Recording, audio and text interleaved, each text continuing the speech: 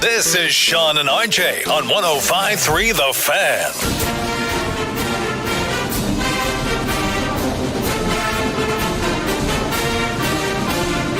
Good morning, Metroplex. Bring it on home. This is the Monday edition live of Sean and RJ. Choppy's out this week on vacation, but we still got Cowboys insider Bobby Roberto Belt for the Union that we've been waiting on for years. Maybe a little bit too late, but it is happening with the breaking news last night. Of course, we start off with it on your home of America's team. Von Miller, Bobby, is finally a Dallas Cowboy.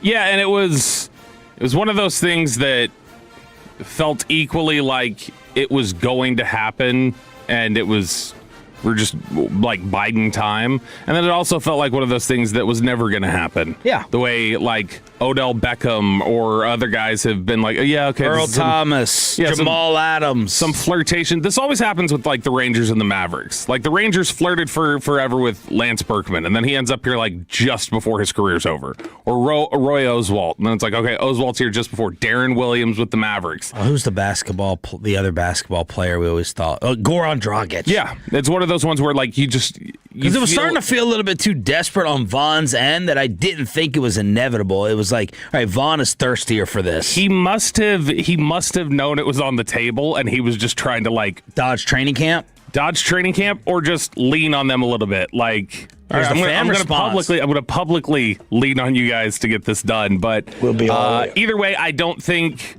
there's much to hate about the idea of him being here.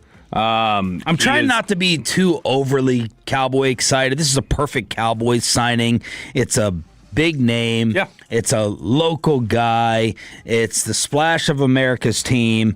But I am excited about it. Yeah, I'm not going crazy about it, but I think it's a nice signing. Don't let you or anybody else today, you or Cowboys fans, don't let anybody try to like talk you out of excitement. It's a Hall of Fame player who's getting a reunion with the hometown team, who is one of the most notable high school or college football players to come out of this state ever. There's like there's a romanticism about it, and he is a legit star. He's not necessarily a great player anymore. He's a good player, and he's not in his prime anymore. But there's no reason to not be excited about it. I remember when Dan Quinn got hired, there were people who were complaining about it. And it's a different kind of context, obviously. But when Dan Quinn got hired, I remember telling people, I was like, if you're upset with this, you just want to be miserable, which is okay. Like, you just own up to wanting to be miserable. Similarly, if you're telling people, calm down, it's just Von Miller, let people be happy and excited that Von Miller's here. And if you're complaining about it, you're probably just miserable. Yeah, I went and did my 5-minute YouTube study. That is undefeated. Of course, the last draft class has not played yet. So we'll see how the 5 minutes actually works. But I was pleasantly surprised. Yeah, I know that he had 9 sacks last year, but I wanted to see it. Yeah. And he's still got speed, and he's still got quickness. And unfortunately, many of the highlights that I watched that were strung together was against our right tackle. Yeah. So there was some damage being done against Terrence Steele, but he was still causing some havoc. He was still causing disruption.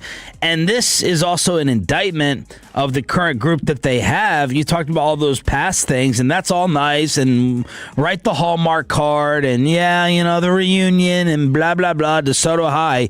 What can he do for you now? And I believe that Von Miller is, and it's an indictment, the best pass rusher on your football team right now. Probably, yeah. If you're just talking about third down, down. It's partially an indictment. It's also not just like we're talking about somebody who doesn't know how to do it. Like, it is still somebody who is a pro at it and understands how to get to the quarterback and has done it for years. Yeah, but he's become a mercenary. Sure. we didn't see a lot of other teams lined up. He wasn't on a roster as of yesterday, and he is 37 years old. I mean, that is an indictment. Yeah, but just like how Jadeveon Clowney, there wasn't like a big line for him last year. He ended up being a good player, and he was your best pass rusher probably. And Choppy and I were fans of Clowney, and I was waiting for I told you so's when Clowney was doing work for the Texans this year to be like, oh, he couldn't play for this team, couldn't play for Christian Parker. For what the Cowboys need, in my opinion, if you tell me I could go ahead and do the swap, I am doing the swap for Vaughn. Well, if you're telling me I can do Gary and Vaughn like as a replacement for what I got from Clowney, then it's like, okay, I'll do that like every day of the week. And this is generally, I think the initial reaction you were seeing yesterday is... It was all excitement on Twitter. I didn't see any shots except outside of the Metroplex. Excitement, but even outside the Metroplex, like Mike Clay from The Athletic, who does some of those like different lists, the tiers lists and things like that. Mike Clay had said, like, if they get cornerback figured out, there's enough like pieces here now that you're starting to think Dallas might be okay on defense. And that's probably a little bit of overexcitement and analysis from the first preseason game, even for people nationally, but it's this weird spot to be in right now where you feel like people outside the Metroplex and national analysts, you almost feel like they're pumping them up too much. Mm-hmm. Like almost like y'all don't know how bad it was here last year, I don't think. Like you missed it, but it's just nice to see a team right now that's not afraid to, whether it be add somebody like Miller over ego or anything else, or see a team that's willing to turn things over as much to the coaching staff as they have. It may not work out, but it at least feels like it's being done the way you're supposed to do it, and we'll see if they're able to achieve that. Was this the move? Was this the Brian Broaddus and Jerry Jones move? I don't think this is what Jerry was talking about when he first said, hey, a significant deal that I talked about with somebody. I think this is the deal that probably guys because I would have to not trust Jerry anymore moving forward. No. I think that he was saying like because of an overhype. So here's how I would look at that Jerry thing in retrospect, and then how I think we largely looked at it initially, which is they were talking about making additions, and in the process of having those discussions, that when it came to him, he goes, look, as an example, I had a conversation with somebody the other day that was about a significant player and about a significant deal. He wasn't saying that was an owner too. Yeah, and Vaughn would not have been attached to an owner. No, unless he was talking to the Raising Cane's owner, and he was like, "Yeah, what have you seen from him?" But when they have those discussions, I think he was using that as, look, like here's an example of what's always bubbling and what's always and what's on the table and things like that. And I think it was drawing a parallel to other guys they were talking about. I think when Steven has talked about adding somebody in recent weeks, like that audio from the blue-white scrimmage we played last Monday, he's talking about Von Miller. Like that's who he's talking about. And so I think whenever they've said, we're looking at adding somebody, we're talking about adding somebody, I think that has been the reference. And Von's made it super painful. Either Vaughn was the most desperate, thirsty loser out there, or they were talking to him and he knew that it was on the table. They were talking to him. That much we were told. I was told in Oxnard. But you hear a lot of different things, right? And you have players try to put that out there to hype it up a little bit. But they were talking to him. I don't know why it dragged out. I'm interested to see what the money is going to be. Hopefully it is next to nothing. Do you have any feel on that? No, I think it is. It's a 1 year deal, Archer says. Yeah, I would assume this is something it's under. I would guess, I'd be surprised if it's under 10. I would think it's probably something closer to what he played for last year. So like 6 to 8 is what I would guess. But it's something where this is also exciting, I would imagine, for the guys you have in your pass rush room. Oh, yeah. Like Ezraku and even Rashawn Gary. I think Quinnen Williams may have written on social media, I get to learn from the GOAT now. People, he is, I saw this effect when... right before COVID, when there was, we were up at Sports Academy, and I was there for Des Bryant going through workouts when he was trying to get back. Wow. And there were these, like, notable names coming up in the draft that were in the weight room above the practice field down there. And I looked up at one point, and there were all these, like, soon-to-be NFL stars and NFL players, and they were standing up against the glass, and they were filming, and they were asking if they were allowed to go downstairs and talk to Des.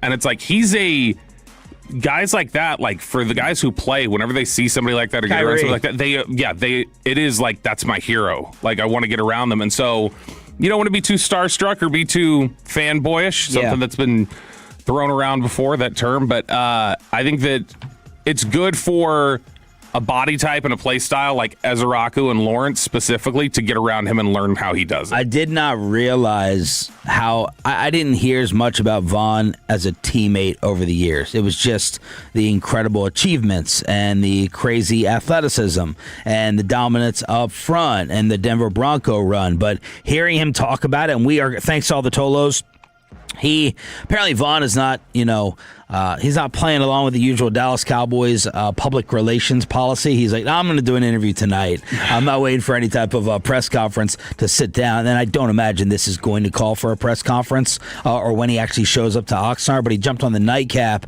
and I was not aware of the teammate and how serious he took himself to be with that. And he's like, I know I'm the best teammate that there's ever been in the National Football League. So everyone falls in love, too, with the mentorship and everything trickling down to, Sam Williams, if he's still around, or Leafau or Ezeraku soaking up the knowledge. Which we'll be honest about this, too, because just to be consistent, we've said it about others.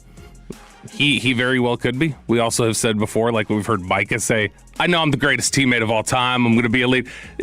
People hype that up a little bit. I do think that Vaughn is somebody who's known as being similar to D, where like the idea of like, I'm going to teach you. If I'm here, I'm going to teach you. He's not one of these gatekeepers like Favre was with Aaron Rodgers. He's going to be a guy who he wants to pass things down. And this is ultimately... And he got some of that from D. Ware, who he immediately FaceTime last time. Vaughn he's got stuff in the queue. He's loaded it up. He's loaded it up to celebrate. He is, it's a good day in terms of, obviously, it's cool for a lot of people that the hometown guy comes home. And he's somebody who came back every offseason. He would do his football camps down in DeSoto every year.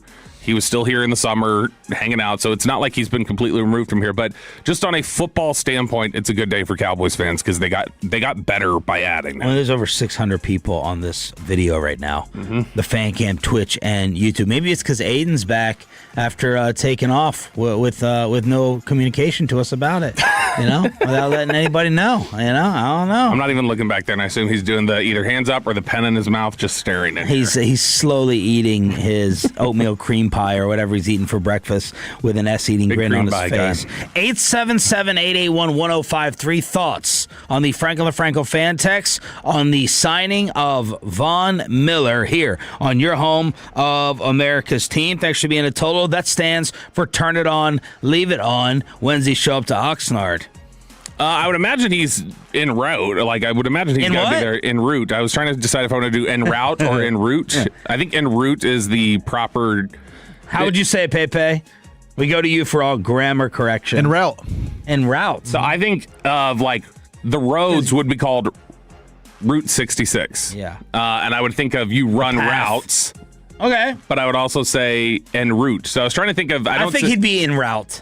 I don't know which one it is. I can't make up my mind because, like I said, I've definitely got route or route in my head for certain applications, but I had not really thought of en route because I always just type it out. But I would imagine he's on his way, regardless of how he says it. All right, let's keep this going. Since we got all the Tolos waking up with us to start off the week. Von Miller's first interview in words as a Dallas Cowboy. And are they not done yet? Because of a cornerback report that came out from friend of the show last night. Let's keep it rolling on your official home of the Dallas Cowboys with Von Miller official next on Sean and Bobby 105.3 The Fan.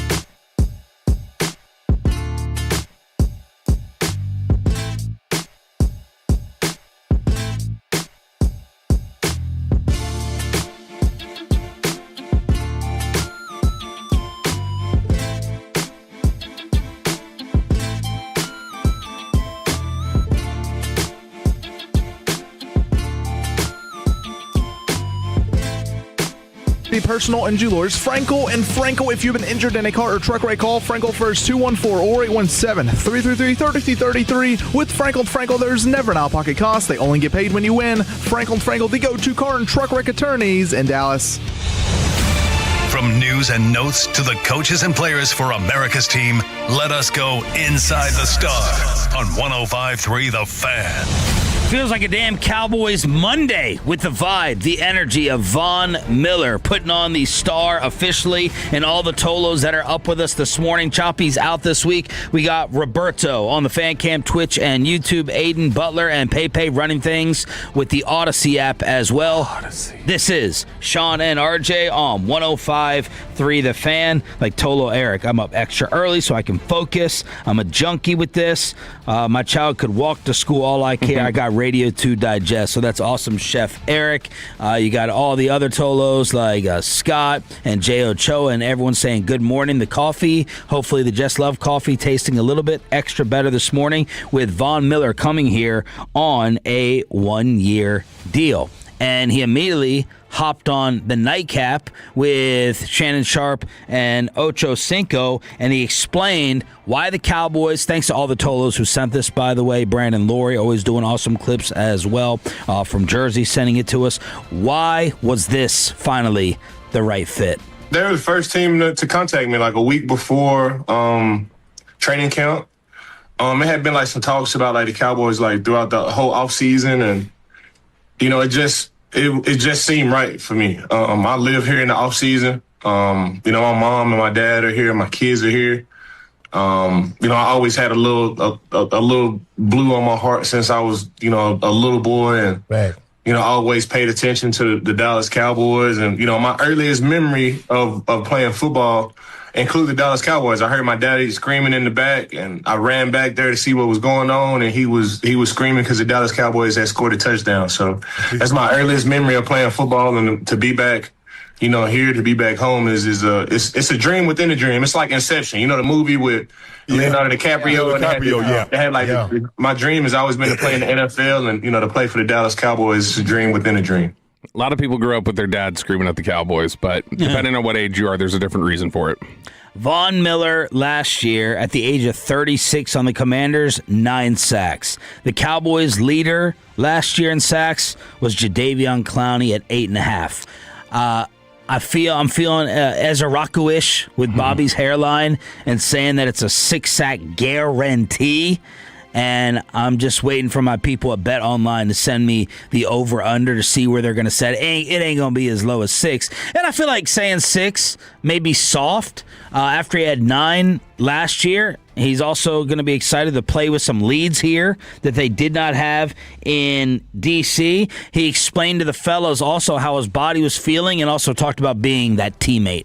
Man, they can say what they want to say about, my on-the-field production. But there's no question about it. I am the best teammate in the history of the National Football League. When it comes to being a great teammate, I just know how to do it. I've been doing it for a long time. I know how to bring the guys together. I know how to win my guys, over. Every team that I've ever been on is not a guy in that locker room that'll say, anything bad about me. And that's what I care about. The guys that I work with. And I'll be able to do that here with the Dallas Cowboys. They can say what they want to say. I'm worth, 10 to 13 plays a game. I can win 10 to 13 plays a game, and that's with me not even stepping on the football field. Right. It's just the type of knowledge of the game that I know, and to be able to get the guys to play around me to a level that they wouldn't normally play at. And that has nothing to do with the type of skill that I can bring on the football field. So being a great teammate, knowledge of the game, that's 10 to 13 plays a game, and then I can still walk into 8 to 10 sacks now.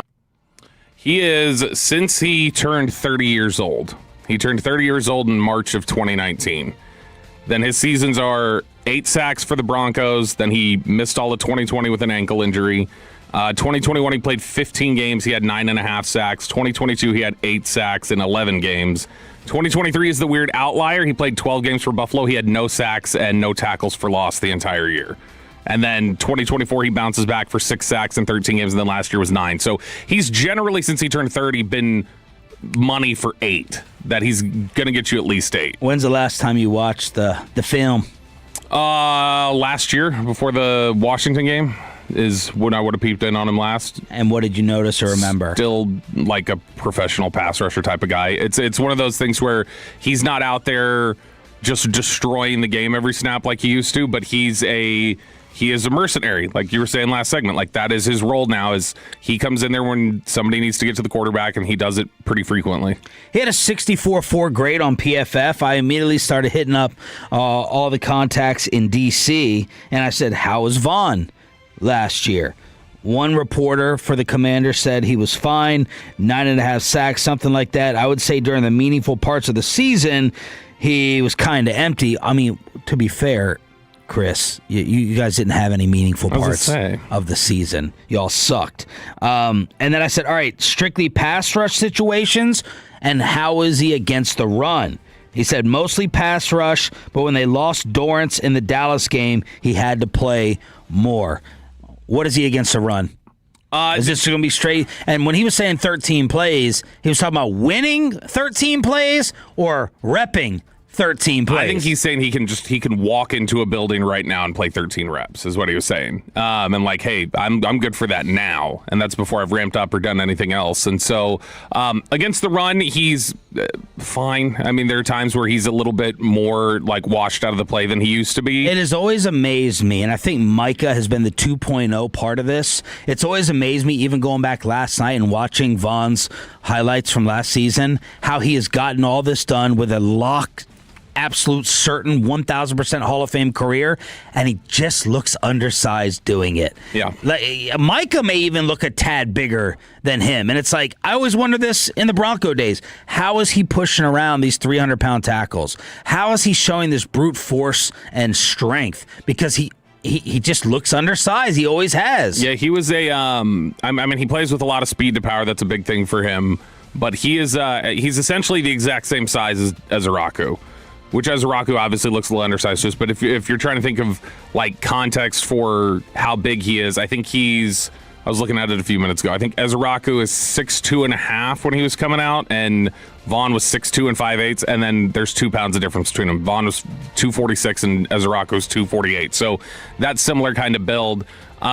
Vaughn was a really good run defender early in his career. It's just the older he's gotten and the more he's used to kind of just pin his ears back and go, he's become a little bit more of a guy who you can wash out of a play, but not a black hole. Pepe, what are the Tolos saying on the Franco fan text? A lot of S words, Sean. Not the one that Bobby uses in Oxnard, but Super Bowl bound. 469-214, all saying Super Bowl bound. Dallas Cowboys. 817, 9 sacks and a leader. I'm stoked. Best rusher on the team. 254, a little negative. This is a waste of money for Dallas. Explain this, please. 956, is Max Crosby out of the play for now? Good questions. I'll start off with the whole waste of money. Explain this. He's automatically your best pass rusher. How much money is a waste of money? Like before we even know what it is, what's a waste of money? That again just sounds like you kind of want to be miserable.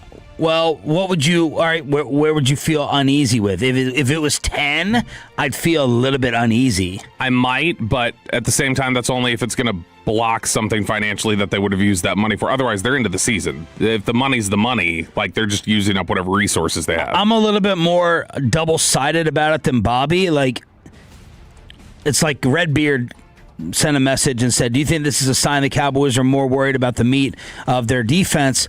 To me, and I was going to ask you this, Bobby, did something happen in the game the other night that pushed them over the edge with this? Vaughn said they were the first team to contact me. Again, we were told in Oxnard before the Seahawks game that they were talking, but this does make me worry a little bit more about Donovan Ezeraku.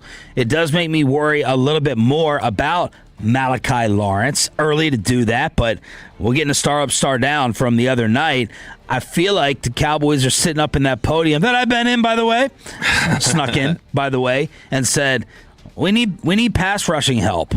And I felt that before the season. I think a lot of people felt that before the season, so that's why I say this is also an indictment. It is not a great thing. It's not a great thing when your best pass rusher is in there for spot duty and he's close to 40. But it's a positive signing. I'm excited about it. I'm optimistic about it. And I think that this is 7 sacks as a floor for him. But I do worry at some point in time in the season, we're saying, all right, it's not enough pass rush, especially when Vaughn starts to get worn down at the midway point or after. Yeah, I think that there's definitely, it's a level of concern. Like, they don't just get Von Miller just cuz, and the fact that somebody can walk off the field or walk off the street and be your best pass rusher is a bad sign, typically. I don't think that means he's going to be their best player, like, at the position. I think Rashawn Gary is the best player. He's just not the best pure pass rusher. Yeah. But, you know, when you look at it and say he's somebody who, I think they got to Oxnard. The Cowboys have a long history of doing this. They get to training camp. They have a sense of how they feel about something, and then they let themselves see a couple practices, and then they determine, all right, we need to change this. We need to do this different. You can go back through the history. Malik Hooker was signed this way. Anthony Barr was signed this way. Jadeveon Clowney was signed this way. Clowney got a little bit further into the process, obviously. But no, I think Von Miller is less about Seattle, more about just what they've seen in Oxnard from the pass rushers, which is like they just don't think there's enough juice. Yeah. It's not any sort of like a, man, if we feel like we're just not capable, because like he said, they reached out to him about a week before training camp, and then they've let the practices play out, kind of gotten a sense of it, and went, okay, let's go ahead and make the move. But man, it's hard to say that right now, and they've clearly not felt great about their pass rush group because they tried to acquire Crosby, they got Gary, they drafted somebody in the first round. Like, there's clearly something they're trying to fix there, but it's hard to look at it and say that whatever money they spent would be wasteful on making, like, getting the guy who would be the best pass rusher in their group. I'm trying to emotionally divorce myself yet again with the relationship that has never come to fruition with Max Crosby. That feels like another Von Miller type Cowboy union that needs to happen. Throw that into the collection in the mix. What do you say to the Tolo who goes, all right, does that end any Max thoughts or dream? No, I don't think this would prevent them from getting Max if they wanted to go get Max. It's just it's a fact that right now I don't think there's anybody looking to get a deal done. Like, I don't think the Raiders are moving him right now. I think a lot of teams want to just kind of see how things shake out before they make a move. So right now, Dallas needs somebody still. The response to this next story and rumor is diametrically opposed to the Von Miller reaction. Jeremy Fowler, friend of the show, says, in addition to Von, the Cowboys have explored cornerback help via free agency. One name to watch is Adoree Jackson, who was with Christian Parker in Philadelphia. Jackson has interest from a few teams, though. And a lot of responses that I saw were like, hell no, absolutely not. No to Adoree Jackson. Don't ruin my Von Miller buzz. Yeah, Adoree Jackson would make me much more concerned about the corner room. Like, is this the one that we said favors were already being done for? That was the line you heard when he came in for a visit was just to kind of get him on the waiver wire or get a visit out there. He's somebody who, if he's being brought in here to do anything else other than just be depth, like he would be brought in here to take snaps, that would be concerning to me about the corner room, especially given how... Like maybe a Kalen Carson replacement. That level. Yeah, I mean, in theory, I think that... We ain't talking about over Revel or Durant. I cannot imagine. Downs is one of your top four corners right now. Downs, Durant, Revel, Bland. If you're telling me, like, you need him to come in here and take snaps of any amount, then that's concerning to me, because that means there's something really wrong. Which you don't think I don't think is that's what the case. If they brought him in here, I would assume it's just he's here as a depth piece in case somebody gets hurt. But if they're talking about he'd be here to get reps, that'd be concerning. We're excited. We're positive. We're happy. And now we'll go totally opposite of that to talk about what the Texas Rangers did over the weekend next on DFW Sports Station 105.3 The Fan. But let me go ahead and talk to you about...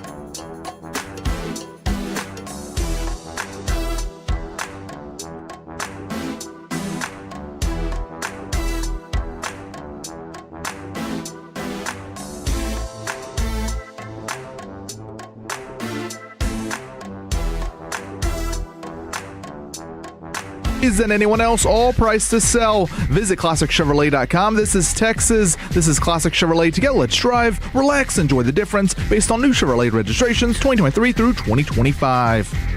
Junis comes set and comes home. And a fly ball to right field. Nimmo retreating, and off it goes. That's a home run. Zach Geloff takes Jacob Junis deep. It's a 2-run shot to the Rangers bullpen in right field.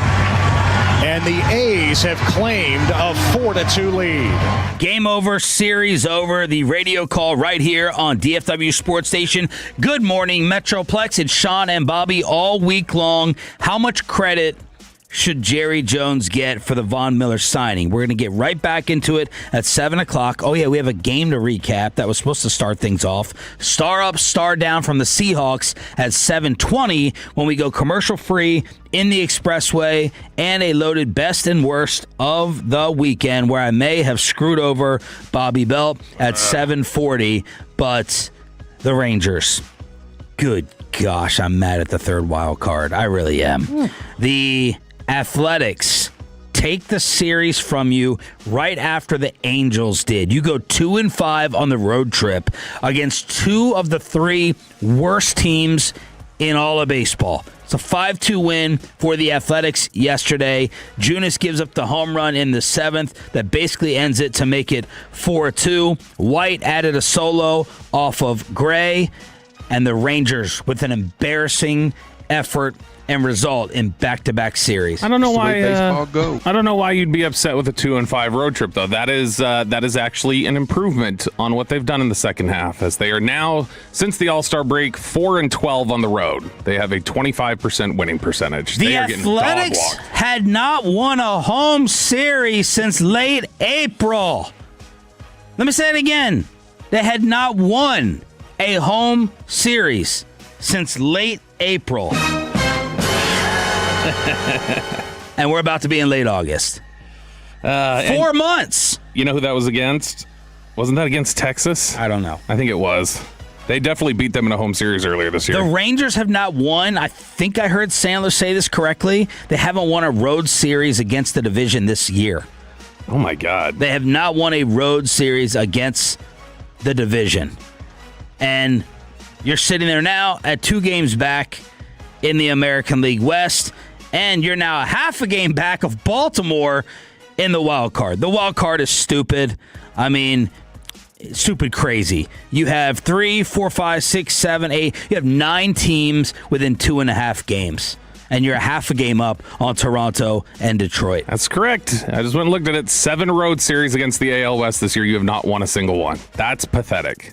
That's a bad baseball team. They can sit there and they can talk about how they're competitive. They're in striking distance. They're a bad team. I think they know. They're a bad team. And this is the thing that, as much as I want to jump on Ray Davis and Chris Young for the things that they do, it's also funny to me that they go out there and they immediately blow the game at the trade deadline when they have 80 errors in one game. They're just like, man, we're just so focused. You guys didn't believe in us. Your fault. It's your fault they didn't believe in you. You have been bad this year. Yep. And you just are. They are such a mess. It's infuriating. They are, from this time last year, they have allowed 100 more runs than they did through this many games last year. They are just not a good baseball team. As bad as things were last year, offensively they were awful. Pitching was great. Offense is a little better. I think they've scored 5 more runs this year through as many games as they did last year. But you've allowed 100 more. You're not good enough. And Old Yeller it, please. Bring it back, G-Bag. Please, Old Yeller it, please. I don't know. I don't know what there is to be super optimistic about for next year. I don't know what makes somebody think they're going to be ready to go next year, though. They just need a reset here. Well, there's not going to be a next year. Well, there's that, too. Rocker walked 5 on Friday. They lost 8-3. Kumar allowed 3 runs on 4 hits. And he hit someone as well while striking out 3 over 5 innings. Ended it with the no decision. He threw just 47 of 94 pitches for strikes while setting a new season high in walks. The base runners in August, it's just too many. He's allowed 21 hits and 9 walks, over 13 1/3 over his last 3 outings. Y'all, 21 hits and 9 walks over his last 13 innings, and that's led to 12 runs. They did finally stop the losing streak out of respect for Jaden Daniels at 4 when they get the win on Saturday. Right there was a breaking point. I actually stopped my Saturday night and made sure no one bugged me when they were down 3-0. And I said, this is it. This is the absolute collapse. This is when everyone loses their minds. Everyone who's still listening or watching are still invested. And this is the breaking point. I know Choppy's going to say it was when DeGrom got hurt the other day. That may very well be true. But they're down 3-0 after losing the opener. And then Wyatt Langford saves things with the go-ahead 2-run shot in the 6th. That was a bomb. That was a missile he hit out. He left everything. That was, I'm trying to see, I was just now trying to look up what the exact distance on that one was, but I mean, that looked like that had to be well over 400. He hit it back to Oakland as Chris. Actually, hang on, let me make my ass disappear and say it to do a Chris Berman impersonation. But that right there, Bobby, I was like, oh man, right here, 3-0. And it felt like a final nail was about to get dropped on you. 22nd comeback of the year. Mackenzie Gore, 5 2/3, allowed 3 runs on 8 hits. There was a couple points in times in this series where I looked up, I'm like, all right, there'd be a no-hit after 4. I'm waiting for the 4th inning to conclude to try to reverse Shanks it and say Rangers are getting no hit. And then yesterday, of course, they lose the series. The official distance on that Wyatt Langford home run was what? I was thinking 435, 440, something like that. Is it farther? 420. This is where you can give me all the science you want. I'm going to be anti-science when it comes to the StatCast home run tracker. I just don't believe the distances they put on these things. So they're off today. I mean, they have to feel absolutely defeated. They just have to. They could say whatever they want.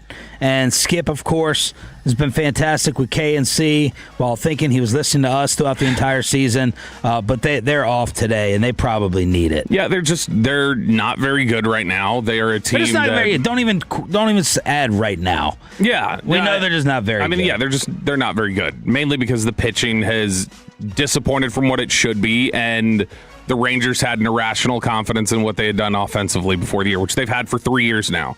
They have been negligent in the way that they've built the offense and just said, well, this will be good enough. And it's the bleakest outlook, I think, right now of the 4 teams in the Metroplex. It's got to be. We're not doing that topic right now. We don't have enough time. I'm just saying. 6. In their last 6 games, I think they've scored 14 runs. Last 6 games, 14 runs, but everyone wanted to shift everything over to the bullpen as if you needed a freaking finishing piece. That's all they could afford. They're broke. Their budget has been for 3 years. Their whole philosophy has been stick with us. We just got to clear this year, and then we'll have money to spend. And then each year they clear it, and then they have nothing. The Nationals are now coming up next. What have the Nats been doing in the National League East? Laughing at us for taking Mackenzie Gore from him. The Nationals are in 4th place. They're 6 games under, 15 games back. More importantly, what are they doing recently? They've lost 3 in a row, 4-6 in their last 10. The Astros, though, have lost 2 straight in front of you, and the Mariners have won 2 straight behind you to be 3-7 in their last 10. So embarrassing, back-to-back, awful series performances against the Angels and the Athletics. Is this the low point of the season right now today? Feels like it. Yeah, coming off of these series and losing the way you have and just, absolutely spiraling while still somehow managing to just sit right there in the thick of the playoff race. Yeah, that would be it. By the way, yesterday, that prospect you sent over to the Nationals for Mackenzie Gore homered again. So he is now 5 home runs in 14 games. His OPS is 1,017. How old is he? He's 23, I think. Oh. 24. Oh, my. Let's see if Choppy factors that in after he celebrated him. Has been looking good at times with Mackenzie Gore, but with Mackenzie Gore, of course, it's just going to be at times because it's a roller coaster. How can you not be romantic about a roller coaster? What's this?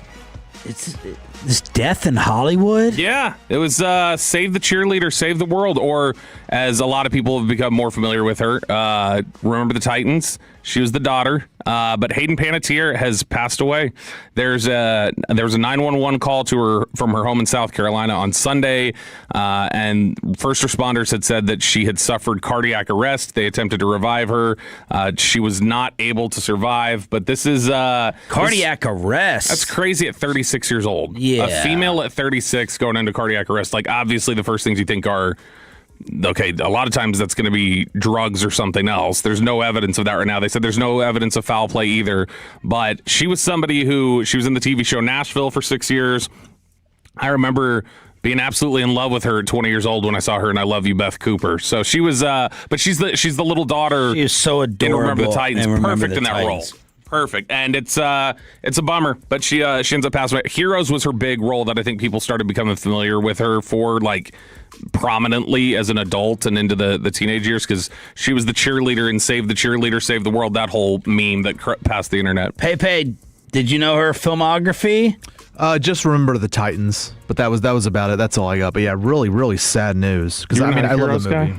No, it was not a Heroes guy. Apologies for a morbid segue, but they held the funeral proceedings for Big Don Nelson, and Dirk was unable to make it. He said he had to be with his parents out of the country, so I don't know if that was concerning whatsoever. Mark Cuban did show up, and Donnie did single him out and say, basically, I know we've had our issues, but truly, Mark, thank you for showing up. But Donnie was up there in his true amazing form with the personality, and he wanted to relive a Big Don moment at the funeral. It was Dell and myself as assistant coaches. He got teed up, as he often did, and what he did was he punted the basketball in the technical, and it went into the balcony. I don't know if I can make the balcony. Dan Hunt, we'll see how my soccer skills are here. What do you think? Huh? In fact, Dell, I think I got $100 I can make the balcony up there. What do you think? All right. Huh? Of course it goes to Steve Nash, the soccer player. All right?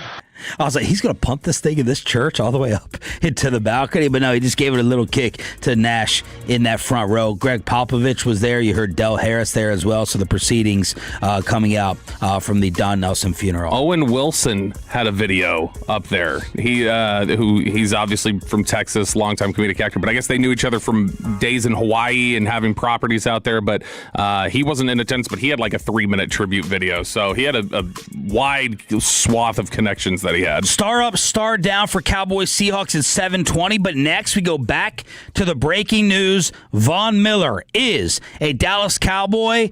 How much credit are you giving Jerry? And is this another sign that things are different? Or nah, you're not giving that much credit? That's next on Sean and Bobby 105.3 The Fan.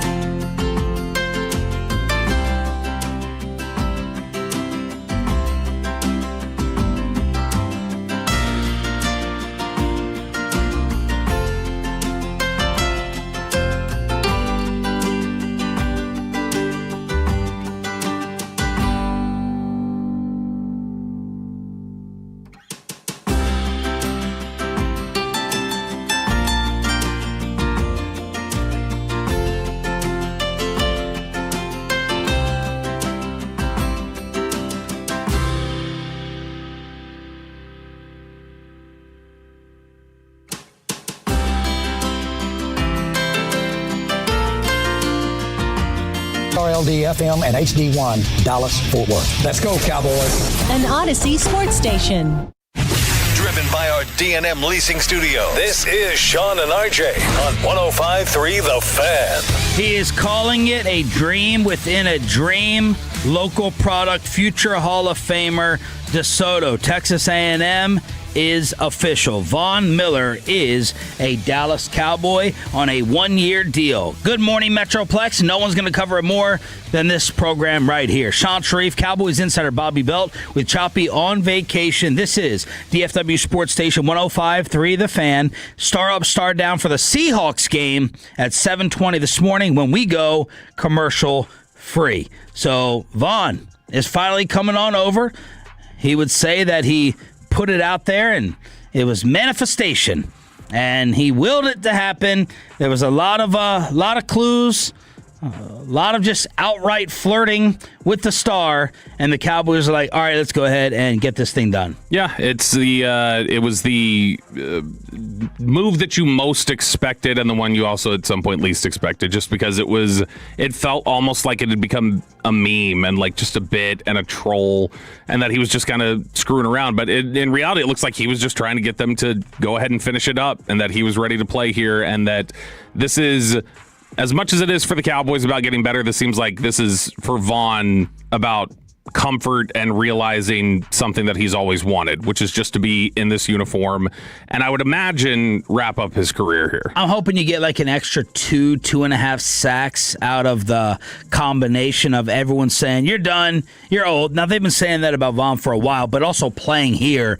in front of his entire family and friends. Hopefully a little bit extra juice for, a sack or two. Yeah, give him a little bit more of an edge. Now, he's somebody who consistently over the last 3 years, these are his snap count percentages his last 3 years in the NFL. 32%, 32%, 36%. He's a third down guy. That's what he does. He comes in on third down. He comes in on passing situations. His job then is to go get the quarterback for them and get them off the field. And he's done it pretty well over the last couple of years. He's done it at a high level throughout his career, but in the last couple of years as an aging player, he's still managed to do it pretty well. I asked Vegas for a favor. I said, I know you guys are going to send out this email later on, but get me the over-under as soon as you can. Please, Jimmy Shapiro, bet online, because I want to lay some money on it. Woo. Last year, he had 9 sacks. Jimmy sent me the over-under in the commercial break, especially for us. What do you think it is, Pepe? You're a gambler. Over under, it's going to be down from 9, obviously. I'll go 5.5. Whoa, 5.5. Bobby, what do you think it is? Probably 6.5. 6.5. It's 6.5. Whoa, Bobby. 6.5. Did you look at another site? No. It's just, I figured that's where they're going to default him. I'm like, get that over.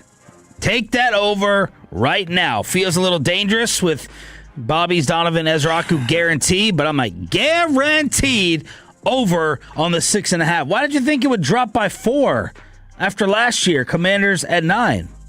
I don't know. I think playtime maybe would be a factor as well. I mean, unless he's guaranteed starting. I mean, I'm sure that played into it. He's guaranteed to be in there knowing they're going to pass the ball, so he doesn't have to really cheat against anything. He can just go straight for it. Yeah, I would feel good about the over. I mean, Bobby guessed 6.5. Mine was just 1 under hit. Yeah, but I was correct. I mean, yeah, you're real far off in gambling terms. Yeah. So it's over under Pathetic, 6. Peyton, really. 6.5 at Bet Online. T. Rainey and others are asking, is this all Christian Parker, or is Jerry really changing? Is this another prop to give to Jerry Jones for this different, aggressive offseason? I mean, no, this is pretty much in line with the way they do things. Because like we mentioned earlier, Hooker, Clowney, Anthony Barr, they were all additions within training camp of like they looked at it and they went, okay, let's go ahead and add to this. So, I mean, that's historically been the MO of Will McClay, Stephen Jones, and Jerry Jones, is to kind of evaluate where things are, determine a position is falling a little short. We need to, fortify this. We need to add to it. And then they go ahead and do it, usually with a veteran who you do know, because all 3 of those players people knew. So I think it's similar, and I think this just kind of much falls in line with the way that they attack the position. It just happens to be a guy that fans have clamored for this whole time. What do you think Choppy would be saying about it this morning? probably dumping on it somehow, and being like, well, I mean, I think he did say a couple weeks ago that he didn't want to add him because he's too old. And it's like, okay, but again, we're talking about what is he doing? Nobody's saying bring him here to be Rashawn Gary or to basically replace Micah and play 90% of the snaps. With where things stand now, if I told you you had to have one, and it was generally the same money amount, would you have taken Vaughn or Wagner? Man. Given the groups that they have right now, too, and where you think they stand.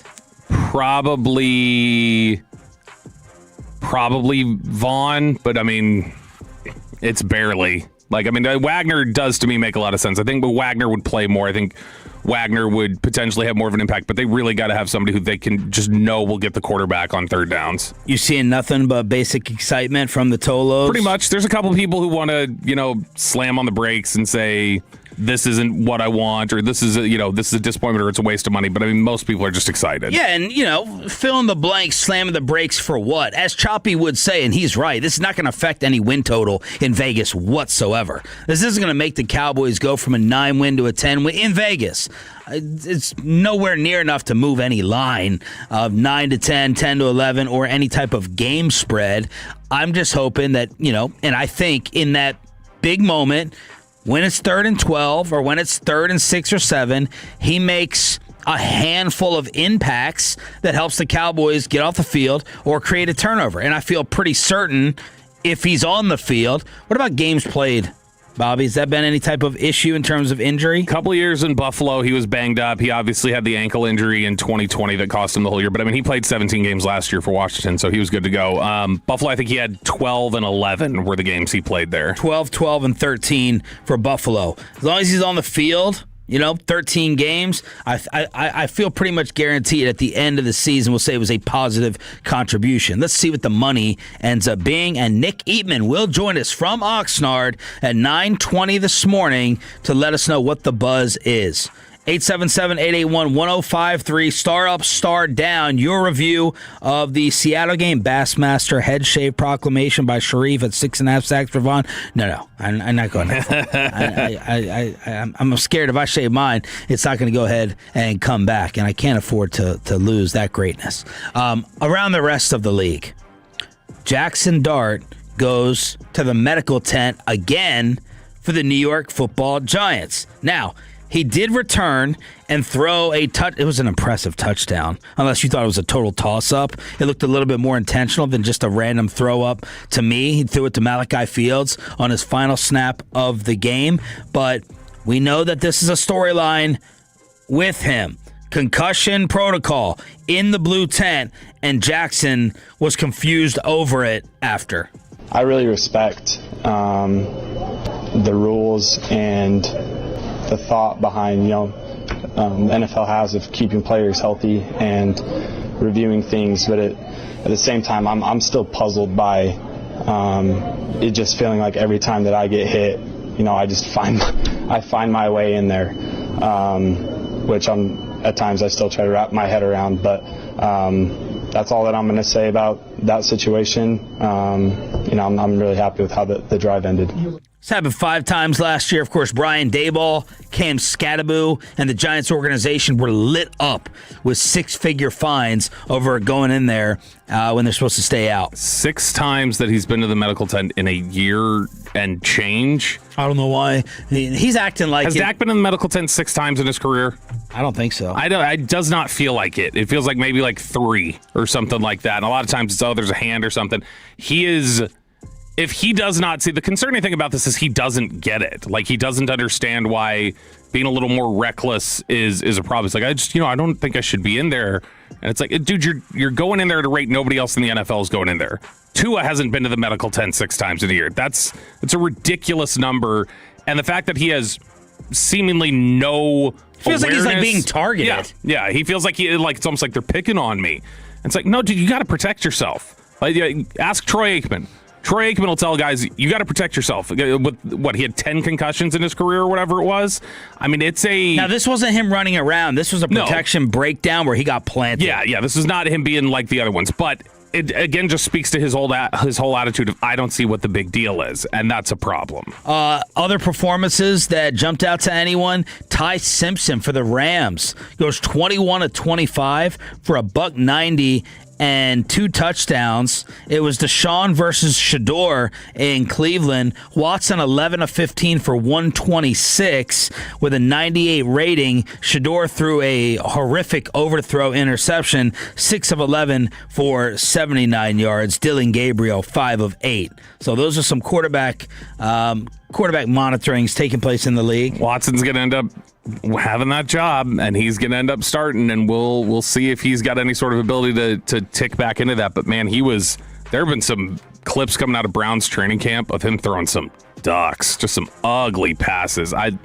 It's the most it's the quickest breakdown or breaking of a quarterback I've ever seen. Anything else jump out to you from the preseason games? No, just the Jaden Daniels stuff. That how much Jaden Daniels has become a villain and universally mocked and hated on at this point. Jamal Adams' career may be over. It's a non-contact. He's already gone for the year. Yeah, and I mean the fact that Jamal Adams had managed to, I don't want to say revive his career. Can you believe this? I didn't realize Vikings. He's 30. He's only just now 30 years old. I could have sworn he was 34. Well, never mind. It may not be the end. But he's somebody who, I mean, the fact that he's managed to kind of revive himself a little bit as a box player and have some success doing that at times has been impressive to me, because I thought for sure his career was pretty much done as soon as he ended up in Seattle and started struggling the way he did. I didn't think that he was going to be able to bounce back. But, yeah, I mean, a disappointment for Minnesota, who's got all their issues right now, and, a Hebron star here locally.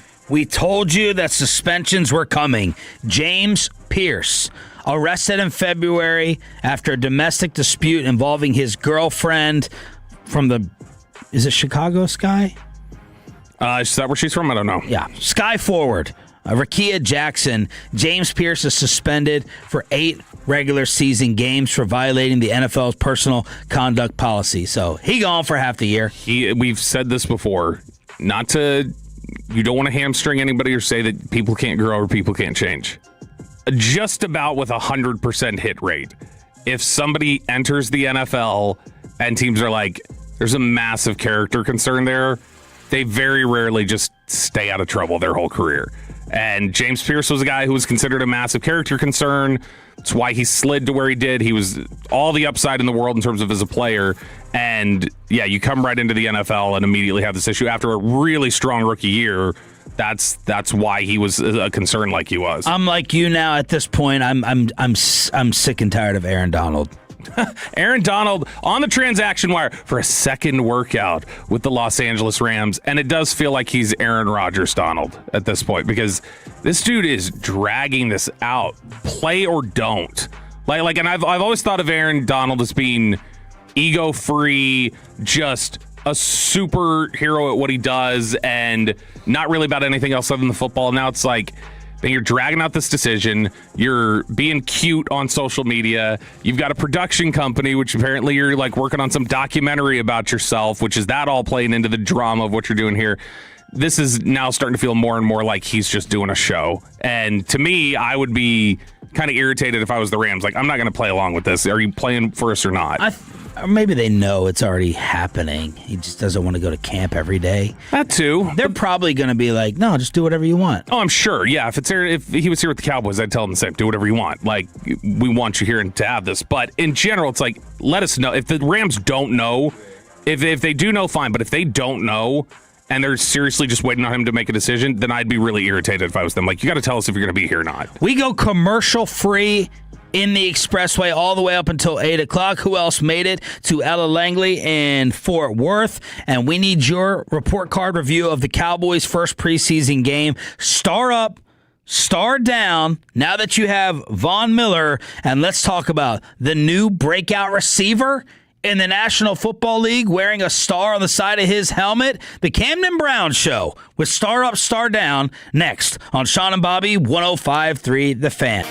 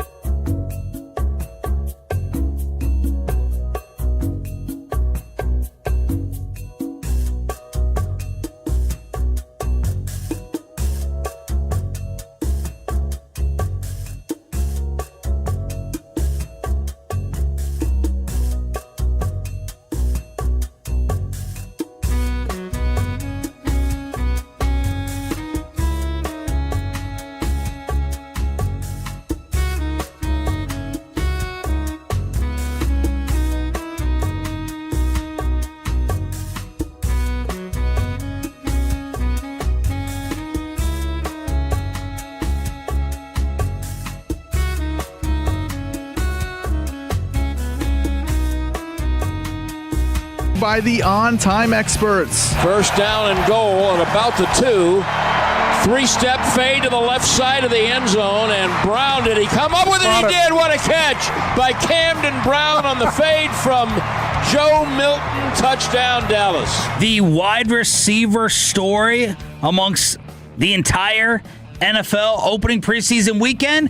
Good morning, Metroplex. Takes a lot to bump a star-up, star-down Cowboys recap on a Monday morning. The Von Miller signing yesterday did that. Von Miller is a Dallas Cowboy, so we spent the first hour plus covering it here with Sean Sharif, Cowboys insider Bobby Bell. Choppy's out this week on vacation, and we're rolling strong, almost 1,000 deep on the fan cam, Twitch, YouTube, and of course, the Odyssey app. Camden Brown, easily the number one story for your Dallas Cowboys in a 17-7 win over the Seattle Seahawks on Saturday. He keeps making plays. Like, it's one of those things where you'll hear a lot about whenever you've got a training camp star or anybody like this. You'll hear the line about, well, does it carry over? Does it carry over into the games? When the pads come on, does it carry over? When the games roll around, does it carry over? There have been so many guys who have had strong camps who lost all of their momentum or lost their spot because they didn't show up in the games. And mainly a receiver. We've been down this road before. Yeah, it's every year. Receiver is such an easy one to fall in love with because they're one-on-ones. One-on-ones will show it off. It's easy to, in the course of an entire training camp, have a couple passes that should have gone stray that, oh man, he happened to make. I've seen 2 really big highlight reel catches from this guy, but it's rare to see somebody come into the NFL and do what he's done in training camp and then step into the games and do what he did in the first game, Camden Brown, which 2 touchdowns, and he got all 3 of those catches on 3 different routes. And 2 difficult touchdowns. Yeah, 2 very difficult touchdowns. The first one, which I'm interested in this, are you viewing Camden Brown or Sam Howell's performance any differently if that wrestling for the ball goes the other way? Probably both. I think I definitely view Howell differently. I think Camden Brown, I'm just like, man, he didn't. Yeah, I'm not as excited. But I think that when I'm watching that back, I was like, that would have been, I would not have dinged him for that nearly as bad as I think it would have dinged Howell, because he had to kind of come back for the ball and fight for it a little bit. But man, it was a wrestling match for the first and one-handed for the second. Ridiculous grab with the second. And I was talking to some people over the weekend, and one of the things that I got as feedback, because I didn't watch Camden Brown at Georgia Southern. He was not on my list of people to study.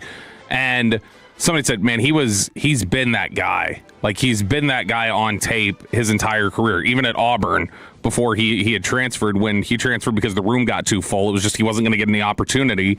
And so he decided to bet on himself a little bit, go to Georgia Southern. But him ending up at Georgia Southern, he apparently had kept that going. And I was told, like, yeah, this is kind of who he's been on tape as well at college. And now it's just carrying over to the NFL. But man, he looks like he's a legit ready to play NFL receiver right now. Now, obviously, you've got to basically scale that to this is preseason or training camp practices. You can't just extrapolate that easily. Yeah. But the way you would expect an NFL receiver to practice in these moments, he has. Like, fans are ready to trust him over Turpin right now. And they always are. I'll be honest, I probably would, just because I would trust a lot of receivers over Turpin. But I mean, what's his skill set, like his fit? Give us a recap and a reminder about the size and what you think the strengths would be. So he's 6'2", he's 205. He is a guy who, I think he was a 4.48 kind of guy in terms of speed, but he's a big physical,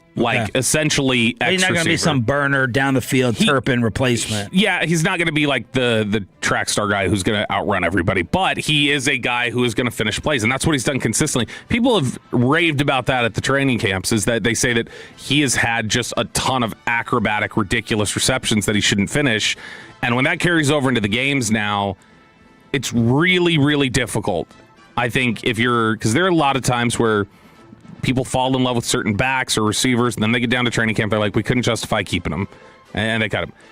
He would be really difficult if he keeps this up to justify for anything other than politics keeping him off the field, where it's like, well, We did give up a fourth for Jonathan Mingo a couple years ago. We can't just let him go now, can we? And so if it's hard to justify it all if this is a true meritocracy that he shouldn't be on this team. Fans would melt down over that if it happened. We still got some weeks to go. Brian Schottenheimer on Camden Brown's 2-touchdown performance. Yeah, I mean, the game's not too big for him. He does that every day in practice. We see it all the time. And, I thought it was a really, really good throw by Sam. Tight coverage, but they trust him. And then, Joe's throw on the fade, he gets blasted. And one-handed catch. But he's been doing that the whole time. And what I love about him is, he does the little things too. You watch him on special teams and one-on-one drills, things like that. He realizes that that's how you make this football team when you've got a receiver room that's filled with George Pickens, CeeDee Lamb, Ryan Flournoy, people like that. That stuff matters. So, really good day, but he's got to keep stacking them like he's been doing. Let's hear from Camden himself. 2 clips. The first clip, you're going to hear what his voice actually sounds like. Second clip may be a little allergy onion alert, so be aware for that. Camden Brown on his performance. I say just waking up every day, having gratitude towards the game. I came from Auburn. I came from Georgia Southern. I done seen it all. Just to be here at this level, just putting it all together and being the best version of myself every day is the main ultimate goal of just life. Sometimes you get knocked down, sometimes you bring up, and shoot, today showed it all. Like, just being undrafted itself, just put a chip on your shoulder. Like, now that I look at it, I'm glad I got undrafted, because you can be the best version of yourself every single day, and you don't feel complacent a little bit. Like, I feel like it put an edge to me, just a little bit more. You know what I'm saying? So I'm very, very highly thankful.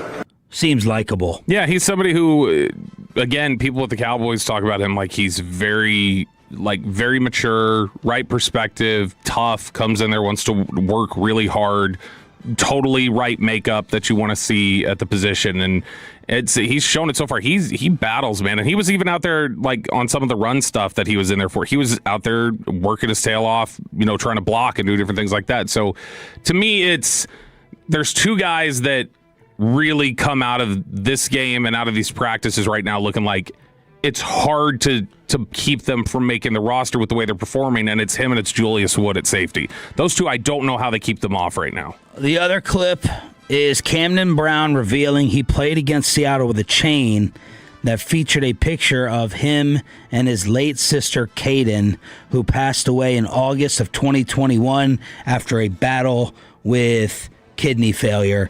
And here's Camden, kind of gut-wrenching and inspirational, talking about his sister after. My little sister right here, she done proved everybody wrong. So that's just who I am. People said she wasn't gonna make it past 3.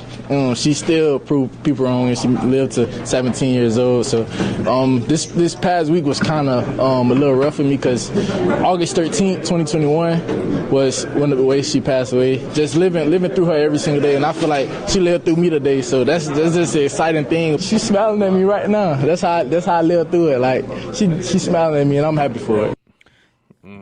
Doing that, going out there the same week that it happened to and showing up the way he has, he's checking every single box right now. And I don't know if this is going to be something that is just kind of a flash and it goes away. Who knows? Like we've seen with other receivers, it doesn't feel like, though, because of the way he wins. Like, he wins with just excellent body control and great hands, and it's reminding me a little bit of, the way we started seeing Jalen Brooks really stand out in some of these things, and then he ended up making the roster and getting some opportunity. He's doing it at an even higher level, but that's the way that Jalen Brooks managed to stay on this team and hook a job when a lot of people didn't think he was going to be able to. Star up, star down. If you're new to the show and the station, every single Cowboys Monday or the day after they play, it's basically your Cowboys report card. Who you giving the props to? Who do you need to see more from? Who are you disappointed with? This is Brian Schottenheimer. Actually, you know what? Let's just go... Let's get the locker room clip, because he was hyped up after this W over the Seahawks. This was Shoddy, DallasCowboys.com, in the locker room. Everybody up, everybody up, everybody up! Hey, let's talk about a couple things. Number 1, that was a great team effort win, man. Outstanding. Hey, how about the second half defense? I think it was 4 3 or 4 and outs. Hey, and then we gave them the ball on like the 5-yard line, and y'all still kept them out. Outstanding. Okay? Offensively, we were 73% on third down. Hey, and Cam Brown had 2 touches. And the best thing was we were able, as a football team, to finish the game on offense in a 4-minute, because no one can stop Joe Milton on a quarterback sneak. Yeah! Nobody can stop Joe Milton. Nobody stops Joe Milton. Now, one thing we got to clean up. Penalties, okay? This is going to hurt. 11 penalties. 103 yards. Special teams. Penalties. Big play. Muff punt. Okay? That game shouldn't even have been close. But I am proud of you guys. Everybody rolling in there. Everybody playing. Congratulations. Hey, Cam. Hey, Cam. Hey, I appreciate y'all boys for real, though. Hey, we got a flight to catch. Love y'all, bro. Cowboys on me. 1, 2, 3. Cowboys. Okay. They all seem to love him. Shotty pumped up there. The thing that's I hadn't seen the clip until I was driving in this morning. I saw you retweeted it of Sham on the postgame show, but him talking about Camden Brown, and he said, I would have to talk to him. He's like, but I've heard if he's not on this team, you're going to have to explain that to your quarterback. And it's like, man, typically if Dak has said, I like that guy, he needs to be here, or he's earned a spot, they've done that. For Dennis Houston was a big example of that, where Dak had said, he's where he's supposed to be, he should be here. And so, if Dak is lobbying for you now, that may be the biggest hurdle that he would have had. And him performing at the level he did, it's really, really impressive right now, and gives you what you hope is a real diamond in the rough for the receiving core. All right, Bob, let's get to the rest of your star up, star down. Star up in the passing game for Michael Trigg, the tight end from Baylor, who it wasn't like he's running these seam routes and picking up 20 yards, but showed ability to finish some tough physical catches, was, out there not going down very easily. He's somebody who picks up the extra yard. I really like Michael Trigg. That's the guy they gave a big signing bonus to, and they almost every year over the last decade have saved a tight end from their undrafted free agent class. So him being the guy that got all the money, I would not be surprised if Trigg ends up being a guy that can make this roster too. Julius Wood, who I just mentioned, star up for him as well. What was the hype around Trigg when he came out? There's something that he did. So he got, I believe he got, I don't want to do it choppy here and say something that's not true, but I believe he definitely left USC. I believe he was kicked out of USC. Okay. And he ended up playing for Ole Miss and then Baylor. So he had 3 different stops, and there was just some background character concerns. So it wasn't like some athletic freak thing. It was negative. Yeah, it was the fact that he's a guy who, if the discussion about Michael Trigg was that if he didn't have the questions surrounding him that exist from his days at USC, Ole Miss, like all the way up through the NFL, he would have been a guy who was going to be drafted. He was first team All Big 12 last year, second team All Big 12 before that. But I mean, he's a guy who a lot of people think is a legitimate NFL tight end. Julius Woods saved a touchdown after the Holden fumble. Had a special teams play in the first half as well, and that's the stop that the defense and Shotty was going crazy about. After Holden coughed that up, the defense shut it down, and Julius Wood made a big play. He's a Nick Eatman favorite. Nick, I'm sitting there trying to look at Caleb Downs in practice every single play, and Nick's running by. He's like, "You see that safety?" And I was like, "I haven't really noticed Downs do anything." He's like, "I'm talking about Julius. Talking about Julius Wood." I was like, okay, Nick Eatman fan club. He's been the guy that's out there wanting to mix it up in different points. He's gotten some first team reps occasionally on defense with some of the injuries they've had. But he's somebody who, they liked him last year. He had a good preseason last year and had mainly been on the practice squad. But he's somebody right now who, similarly to Camden Brown, I think is earning a spot on the roster. And it's a deep safety room in terms of investment and bodies. But to me, if you're telling me like today I have to pick between Marquise Bell and Julius Wood, I'm taking Julius Wood, and I'm not thinking about it. I'm saying, okay, Marquise Bell, you got to go here. Let's do a good and bad at a certain position where there's star up and then there's star down. Star up is Malik Davis, star down is Jaden Blue. Jaden Blue, I think, he's not giving you right now enough of a reason to say that he should be the guy over Malik Davis. Malik Davis consistently in practices and in games, the few opportunities he's gotten over the last couple of years, he's somebody who does show, I think, NFL vision, little bit of wiggle, maximizes his opportunities. Blue carrying the ball the handful of times he did the other night, I didn't feel like he was maximizing what he had in front of him. It was more than a handful. Went 8 for 19 yards at 2.4 a carry. His longest rush was for 4 yards. Malik Davis went 7 for 39 at 5.6. And Israel, Abanikanda. You don't pronounce the final D on there? No, I did. Abanikanda. No, now you did. 7 for 36, 5.1 a carry. There's certain people who have liked Easy Israel out there, but Jaden Blue, he did have a catch that went for 15 yards, but 2.4 a carry with a long of 4? But there we can go star up for a concept. Star up to the screen in the flare game. Like their ability to block up and pick up yardage on those screens and those kind of, the quick smoke routes or just the swing passes into the backfield. They managed to do that pretty effectively in this game. It doesn't mean that they're going to be able to do that effectively into the regular season, a play that they've struggled with for a few years, but it looked better the other night. Similarly, tackling was much better. They were awful in that first preseason game last year. They had 20 missed tackles last year in the first preseason game, which maybe that should have been an indicator that they don't play very disciplined if they were having all those sort of issues. But that's the biggest thing I think you can say about the way the defense looked the other night. Star up to defense, star up to Christian Parker, star up to their preparation and their ability to bounce back after the first drive, because that is a defense that looked mature at the very least. You don't know if they're all NFL players. You aren't necessarily going to go out there and win with a backup safety all the time or whatever else. But that group of players, they all looked like they've been mature and disciplined and practiced the right way to prepare themselves to show up in that moment. Yeah, your missed tackles tweet kind of blew up. Yeah, so Next Gen Stats, right after the game, I had gone and looked. I was curious to see what it was. They didn't have them listed as a missed tackle. Now, I know some other people were saying, well, there's one that Land, I know, got on, a scramble or something like that. It's I don't know how they counted, but I'm just saying that last year it was 20. This one was 0. And even if it was 1 or 2 or 3 or whatever else it was, that was clearly a much more disciplined defense in the way that they tackle and the way they finish plays. It looked more teach tape than we've seen in years past. 19 last year compared to 0, at least according to Next Gen. And Brian Schottenheimer praised his defense afterwards. Yeah, I mean, the defense's job is to keep people out of the end zone. I mean, that's what we're tasked to do. And, I'm fine winning games 7-3, 10-7. I don't care. But I thought they were terrific. I thought, we were a little sloppy early on. And we gave them some hidden yards with penalties early on. But I thought they really buttoned down, and I thought the pass rush was really good. We let Milroy get out a few times, which he's very athletic. But overall, I was very, very pleased. Anytime you can get 3 and outs and 4 and outs and the red zone stops, that's what you want.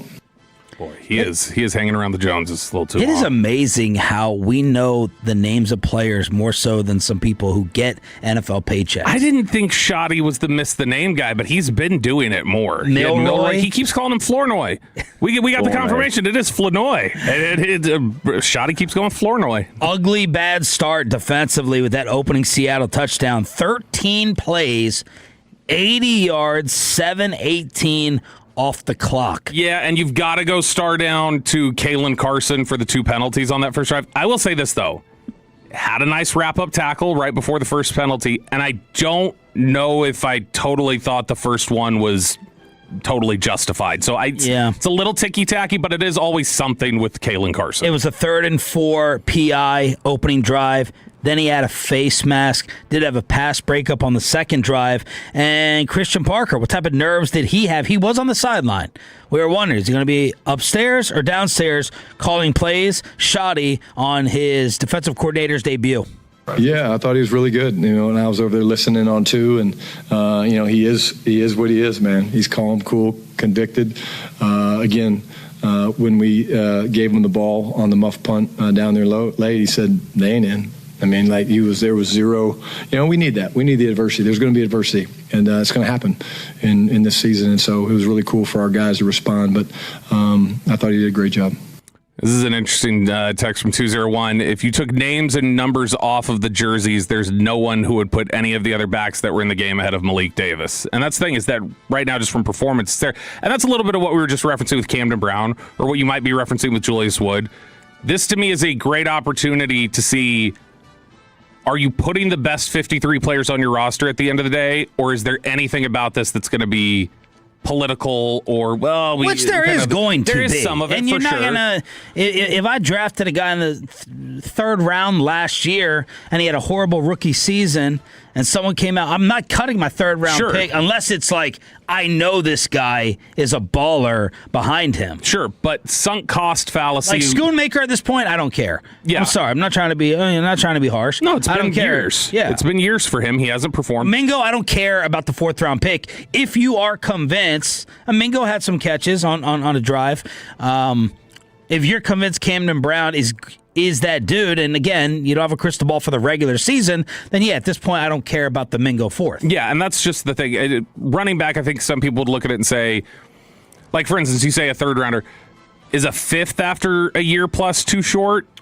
I don't really care about fifths that much. I think that that's one of the things that when you look at that, I know Dak has been a big fan of Malik Davis and thinks he's worked the right way and grown up and matured and done all the things that he needs to do.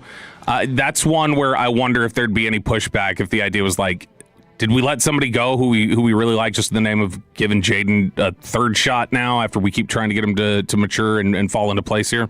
All right, more Cowboys at 8 o'clock with the Von Miller signing and more star ups, star downs on your home for America's team throughout the entire year. This is Sean and Bobby. Choppy out this week on vacation. Did I screw over Bobby's weekend? Ladies and gentlemen, the weekend. I'm having a bad fucking weekend. This is best and worst. Best thing that happened over your weekend and the worst thing at 877-881-1053. 877-881-1053 is the Franklin Franco Injury Attorney text line. Best and worst was my pursuit of Ella Langley tickets in Fort Worth. My wife doesn't show a ton of excitement outwardly. You have to look for the tells and pick up on some of the she's stone cold face a lot of times. RBF, she'd be the first one to tell you. But I knew that she wanted to go to this concert. And I kind of take these things as like a fun challenge for myself sometimes. Mm-hmm. I want to make my wife happy. It's really Corey Major's fault, all of this. Because right before we went to Oxnard, we were talking about leaving the wives at home. And he's like, well, do you do anything for your wife? Does she get to go anywhere? I was like, no. Absolutely not. And that damn Corey Majors just sat in my brain and marinated. It was just lingering around. And I was like, because the big disagreement the big disagreement I always have with my wife is I'm not going to Oxnard to party. No, it's work. It's work. But she says, I get that. You're FaceTiming from the hotel room a lot of times, and you're going to practice and back out there multiple times a day, but you are getting away from the kids. That's a break. And I was like, you know what? That's a decent point. So he said, you can wash the dishes at another house then. So what I decided to do, I said, from here on out, whether it's right before Oxnard or right after, you can have an escape. You go have a staycation somewhere. And I wanted to start with this Ella Langley show. And that was unfortunate from me because of all the tickets I've searched for and all the contacts I've used, I have never had as difficult of a time finding freaking tickets to a show. Not affordable, but like not outrageous tickets. This is by far the number one seed. It was insane. It was crazy. More than Luke Combs was? More than Luke Combs. Joe Trahan hooked me up with Luke Combs. So I told you last week, I don't want to reach out to this person, that person, but like I started feeling the pressure. I was like, I gotta execute this. I gotta get my wife there. She deserves it. And I want the self-gratification. Yeah. It's like Bobby. I want to do it for me. Mm-hmm. Yeah. I have never sent more Wild Fork thank you packages to people where like the job actually did not get done. Joe Trahan got one. My guy Oscar, I hit him up after the show. I decided to put it in hyper mode. And they're like, sorry, man. Like, even the tickets that they sometimes sell, they're gone. It's like they made a mistake and chose too small of an arena. Yeah. Maybe she just wanted to do it in Fort Worth. She's viral. She is everywhere now. Right? Yeah, she's the cheapest seats, Bobby, and like obstructed view. Like they have the balls to sell these things behind the stage. It's like the Bills Stadium, $800, $900 a pop. Nothing else where you could look at the stage, nothing else was cheaper than like $1,300 a piece. Nothing. It was insane. I was like, I don't know what to do. Have you been to Dickies? Yeah. It's a great venue. I went to for perform. Monster Truck. Yeah, it's a great venue to perform. And so they set acoustics in there great. It's awesome. It sounds really, really good. Yeah. But that's the other thing is that you get the smaller venue and you get the really tight supply of tickets for it. So nobody could come through for me. Well, here's a tip moving forward for all the Tolos and you guys. And this is just the tip. This is just the tip. Little did I know, my biggest surprise of the year with Tolos so far is the Arlington Police Department and Cowboys security, which Cable got his TV shine the other night. My second is we have every major player in the ticket game in DFW is a Tolo. I'm not joking. I'm not exaggerating. Now, normally I talk about Game Time and all that. If Game Time doesn't have it or they're sold out, 3 or 4 different Tolos. And Tolo Michael, who shows up Just Love Coffee all the time. I'm wearing the hat today. Yeah. I go to Mike. I said, I need a ticket hookup. He goes, there's one guy. And everyone said there's one guy. And he's a Tolo. Jose Luis. Oh, the old Jerry Springer from Telemundo. When we were growing up, Mexican TV had a host called Jose Luis. They would chant, Jose Luis, Jose Luis. It was very much Jerry Springer-like. Yeah, sure. But Jose Luis is like this guy everyone pointed me to.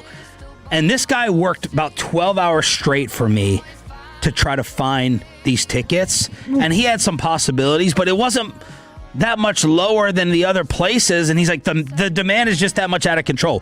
But since he worked 12 straight hours for me, I didn't end up getting my tickets from him. I had to send him Wild Fork. But moving forward, DM me. This guy and 2 or 3 others that were very, very helpful making offers. I got an $800 offer for a floor seat, and I was like, will she go by herself? And I waited and I waited, and I was like, all right, I got you on the floor. You want the good news or the bad news? I got you on the floor, but you're by yourself. She's like, I ain't trying to go that bad. I'm not going by myself in Fort Worth because I said, get a hotel, stay out there. I got the kids throughout the whole day. So I didn't even get the tickets from Jose Luis and the other Tolos, but my man Samir finally came through. Nick and Sam's the GOAT. And it was that night, though. It was like 11 p.m., 1 a.m. I rolled over. I checked the phone. He's like, I got the Ella Langley tickets because she made some credit card commercial to where she dropped the restaurant, and that's where she had to eat whenever she was back in Texas. She just randomly was like, you got to make the reservation with this credit card. So Samir hooked it up, and I said, who are you going to take?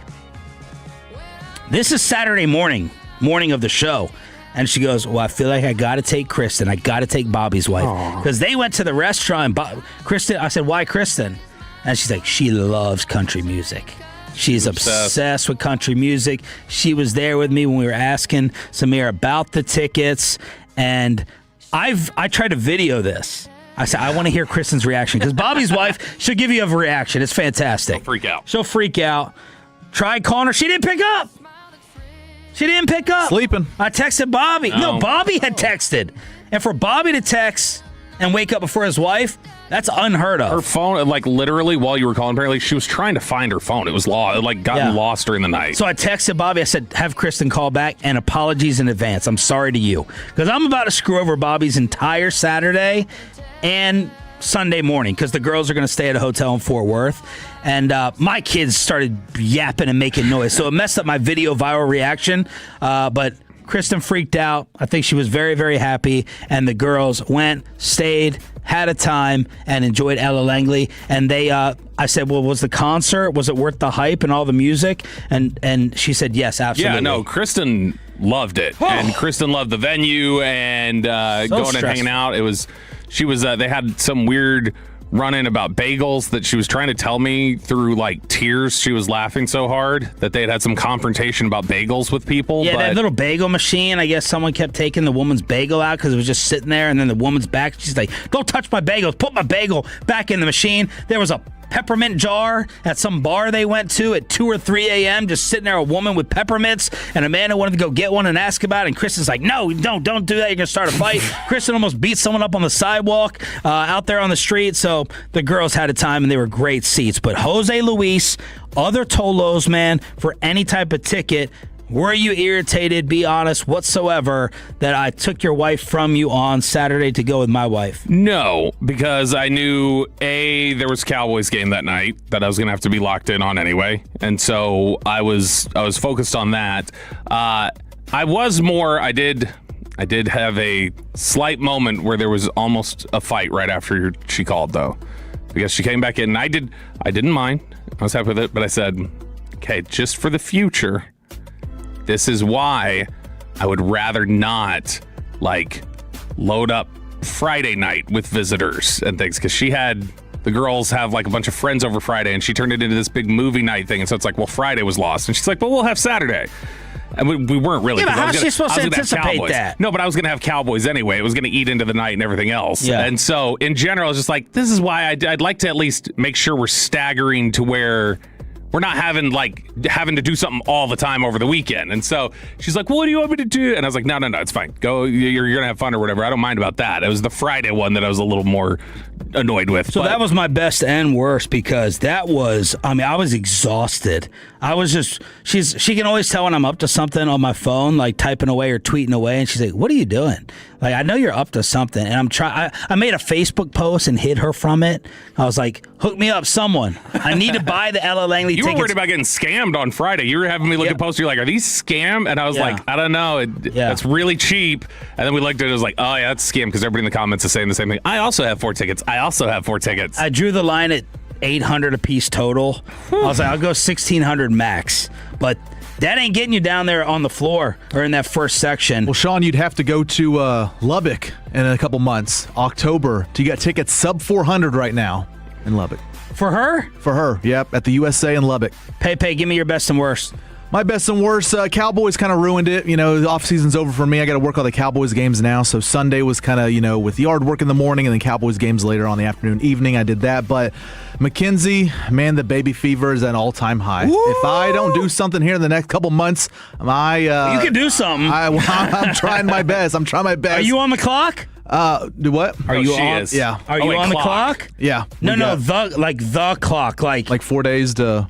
Like she's got it on the schedule when you have to. Oh yeah. She's got the app and everything. Yeah. Oh yeah. Which it's today, so there you go. But yeah. What time? Does it make it feel like work? Does it take some of the fun out of it for you? No, because I enjoy it. Yeah, that's good. I mean, it's good you fun. enjoy that. It's still fun to me, and so it's like, okay, it's gonna happen. So what's giving her you guys just got married. Yes, but it's the whole, well, Peyton, you're turning 30 this year. You're getting old, and the swimmers still swim past there. I don't know, and so it's all that. And I did it at 40. She said she had said a couple months ago he was more eager, that he wanted to get started. I believe it. I believe that they're both. I would normally say enjoy your marriage, do your own stuff. Yep. But I feel like I don't want to get all corny and cheesy. I feel like they would be almost like. Oh, yeah, they'd be adoring parents. Adoring. Adoring is a great word for it. That's what I'm telling her. I'm like, hey, every month that goes by and you're not pregnant, we're just saving up that much more money for baby stuff. We're fine, but we have yet another couple. We now have 3 or 4 couples that are expecting babies late this year or early next year. So it's all around us now, and she's like, I want to be next. So it's the friend group. I'm going to pray a lot, do a lot of praying, hoping, but hopefully baby coming soon. Get some oysters. Oh, yeah. Oysters. No Mountain Dew. No. Yeah, the oysters. Is that for real? The Mountain Dew thing? I don't know. I hope not. 'Cause I love Mountain Dew. All right, it's best and worst of the weekend here on DFW Sports Station. Thanks for being a Tolo. Back to the Von Miller signing. Did any of it have to do with the Cowboys rookie defensive end? That's next on DFW Sports Station.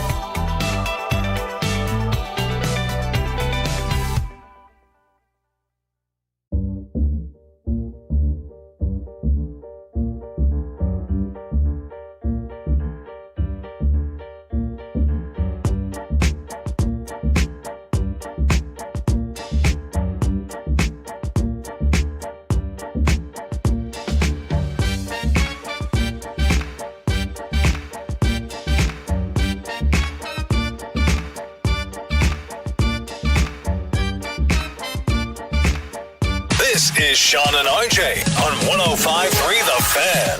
Okay, kids, 4th down and goal at the 1 for the Seattles, who are down by 10 in the 4th quarter. Snap to Milroe, looking, wants to throw, holding, sack! No, he didn't. He got away from the sack, and then he was brought down. Isaiah Land. Was it Isaiah Land? Should have been. Yep. Isaiah Land did have a sack. This is the 8 o'clock hour of Sean and RJ on DFW Sports Station 105.3 The Fan. Your home for Dallas Cowboys football. Choppy is out for the week. We got Cowboys insider Roberto Pepe working all the Cowboy games from here on out, so we have to get to some of his star-ups, star-downs. And Aiden is running the Fan Cam, Twitch, YouTube, and the Odyssey app. Odyssey. We play a defensive highlight because the Cowboys sign a future defensive Hall of Famer, Von Miller. 1-year deal. It is done. And last night, he hopped on the nightcap with Shannon Sharp and Ocho Cinco and explained how it finally happened for the DeSoto and A&M product. They were the first team to contact me like a week before training camp. It had been like some talks about like the Cowboys like throughout the whole offseason, and it just seemed right for me. I live here in the offseason. My mom and my dad are here, my kids are here. I always had a little blue on my heart since I was, a little boy, and right. I always paid attention to the Dallas Cowboys, and my earliest memory of playing football include the Dallas Cowboys. I heard my daddy screaming in the back, and I ran back there to see what was going on, and he was screaming because the Dallas Cowboys had scored a touchdown. So that's my earliest memory of playing football, and to be back, here, to be back home is it's a dream within a dream. It's like Inception, the movie with Leonardo DiCaprio. My dream has always been to play in the NFL, and to play for the Dallas Cowboys is a dream within a dream. And fans are going to eat that up even more. Talking about the childhood memories, Pops being a big fan, always had a little blue in my heart. Gets done later than many of us would have liked it, but here's a guy who had 9 sacks for you. The over-under in Vegas, 9 sacks for the Commanders last year. I think he has 6 as an absolute lock for you this year, playing third down, and he becomes your best pure pass rusher. I hope it's not the case. I hope it's Donovan Ezeraku. I hope that Rashawn Gary reminds Packers fans. I hope that Malachi Lawrence steps up, but I feel like right now, Von Miller is the one I trust the most on third and long after watching some of the highlights and video last night. Yeah, and look, maybe he, you were saying it earlier, maybe he just wanted to be one of these veterans who didn't have to go out there and do training camp practice and just, I'm at the age where I don't want to deal with all that, so I'll wait a little bit till I sign. That was the same thing that Steven had said, in some instances, maybe some of these guys were looking at. They're older veterans, and they'd rather take care of themselves before they get out here and have to go through all the team practices. And so that very well could be some of the delay that was there, too. But again, it's not the norm that you can say we just added somebody who into his 30s every year has essentially been a guarantee for 8 sacks minimum. The fact that you're able to add that is a big deal. That's going to help this team no matter what. Vaughn also speaking on his impact inside the locker room. Man, they can say what they want to say about, my on-the-field production, but there's no question about it. I am the best teammate in the history of the National Football League. When it comes to being a great teammate, I just know how to do it. I've been doing it for a long time. I know how to bring the guys together. I know how to win my guys, over.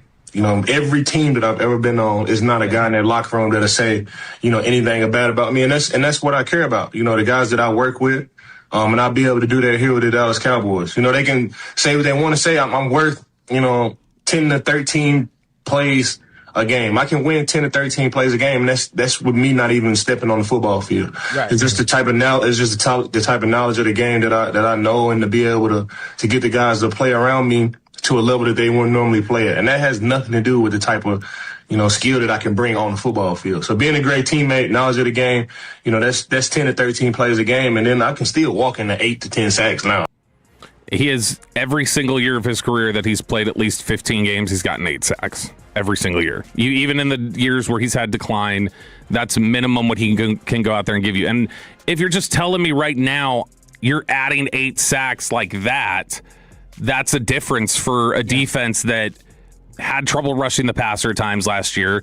Looked like they were a little thin there at training camp. This is a signing that no matter how you cut it or look at it, it improves them. Does it improve them to the extent that some people believe it does? Or, is it like this crazy expectation where now we're Super Bowl contenders, or like, well, now this is such a waste of money? Those are extremes that neither one should be played. And the reality is they're better. And that's all you can really ask for with any move that you make. 877-881-1053 to give us your Von Miller reaction on the Frankel and Frankel injury attorney text line. When does he show up to training camp? How much do we think the money is for? I doubt we see him at all in any preseason action. Or you just let him go out there and cut it loose? Aaron Donald style? Yeah, I mean, I would imagine he's going to show up and he'll start working in very lightly. You remember the Jadeveon Clowney thing, which is obviously different, but the Jadeveon Clowney thing, there was all this mystery about how they were ramping him up and how much he was going to be out there and how much he was going to be able to do. And they were, I think that what you're going to see is Miller probably first he'll show up to camp. Then it'll be like, well, he's just doing some conditioning stuff today. And then it'll be, oh, he's just doing this, but he's not going to do team period. And then I would guess a little bit closer to the season, then you're going to start seeing him really involved in practices and ramping himself up to be ready to play game 1. I think this is an indictment on the group that you have. Now, the Cowboys could come back and say you still need depth. Like John Machota was tweeting about a lot of depth issues for the Cowboys on Saturday against Seattle.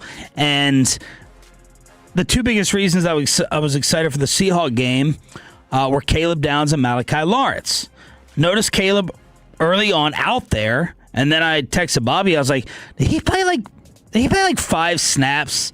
I didn't see him very much. It felt like in the second series moving on. Malachi Lawrence played a lot more snaps. And I believe, he definitely played the first half, and I'm trying to remember if he played into the third quarter. And I'm making this a caveat with a preseason overreaction tagged onto this, but I was hoping, Bobby, after not noticing him at all in Oxnard to see something from Malachi Lawrence out there, and I didn't. He played 16 snaps. 16? 16. He was a little under a third of the snaps. Malachi. Mm-hmm. How many did Downs play? Downs was 6. Okay. So he played 6 plays. Malachi Lawrence there was one instance. Is that even worth it, by the way, to put Caleb out there for 6 snaps? Yeah, like I said, anything, a handful of snaps, just something to get him, his feet wet of, all right, you're out here, and this is game action speed, and this is how we go. And it's because Jeremiah Love is now dealing with a high ankle in Arizona. Yeah, and it's an NFL quarterback that was out there. It's Drew Lock, which is not... He's not a superstar, but that's a quarterback who has shown I can play NFL games. I can start NFL games here. So it gave him 6 plays against a true NFL starting quarterback. Caleb was, when you watch him on defense, he looks very much like he's in command. He wants to be in charge. He was doing a lot of orchestrating. You could see him doing a lot of different things back there, signaling to guys, communicating. Lawrence was pretty anonymous. He did have, on the first drive, I think it was, he got off the snap pretty quickly, and he was able to turn the corner. Ball got released, and then he hit Lock. So he had gotten a quarterback hit there, and he looked like he was, if that play was going to go any longer than just a quick throw, he would have been there. Let's go to ESPN real quick live to hear their coverage of Von signing here. And Dan, I believe the word you used this morning was impactful, Dan Orlovsky. You think this could be an impactful transaction? Situationally impactful. Yeah. This is an offense that's going to score. Likelihood that the defense has the chance to be playing with a lead. That means more pass rush. Von Miller had 9 sacks last year, but under 250 pass rushes. So he's not the Von Miller of 8 years ago, no. But for a defense that has young players on the edge, and Ezeraku and Malachi Lawrence, their first-round pick out of UCF, you now have a guy that has proven it. He's not what he was, but he's still going to be situationally good. If you fast forward to December and we look at the stat sheet for the Dallas Cowboys and Von Miller has 9 sacks, they'll be in the playoffs. Nope. That would be a good thing for their football team. And so I don't want to misrepresent what this is, but situationally, this is impactful? I mean, it's icing, though. And the problem with the Cowboys was last year there was no cake. So, we need to see if they can actually stop the run and play sound defense. Von Miller does nothing for you if you can't do those things. Von Miller at this point is a player that you want to close out important late-season games and get pass rushes and attract the defense. Their defense was not ready for a player like that last year. Good point. Hopefully this year their defense will be. Understood. If you have Kenny Clark and Quinnen Williams, you've got a pretty good, you're pretty stout right up the middle. And now you've got a couple of guys who can rush the passer. You've got the kid, the safety. When Greenberg talks, we got to cut out. What I would say back to Dominique Foxworth is last year the Cowboys didn't need Von Miller in the fourth quarter, a final drive to end things. They needed Von Miller on 3rd and 17 being converted in any quarter. Yeah. There was 3rd and forevers and 3rd down periods where they could not get off the field.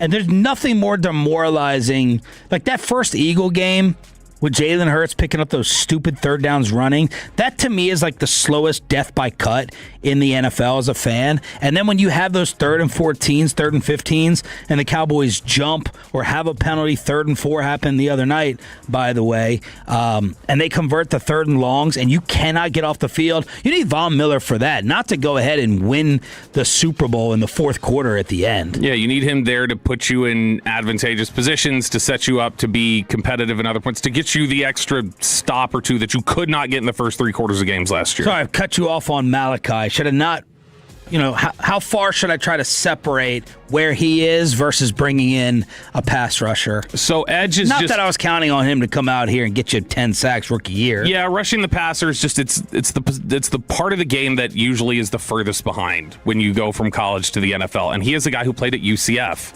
and it's not like he was this big-time pedigree Alabama pass rusher that had been there for 3 years, really contributing at a high level. So there's going to be a learning curve there. He's definitely a little unseasoned, and they're trying to develop something there. So thinking he was going to have this big first-year impact was probably never really likely.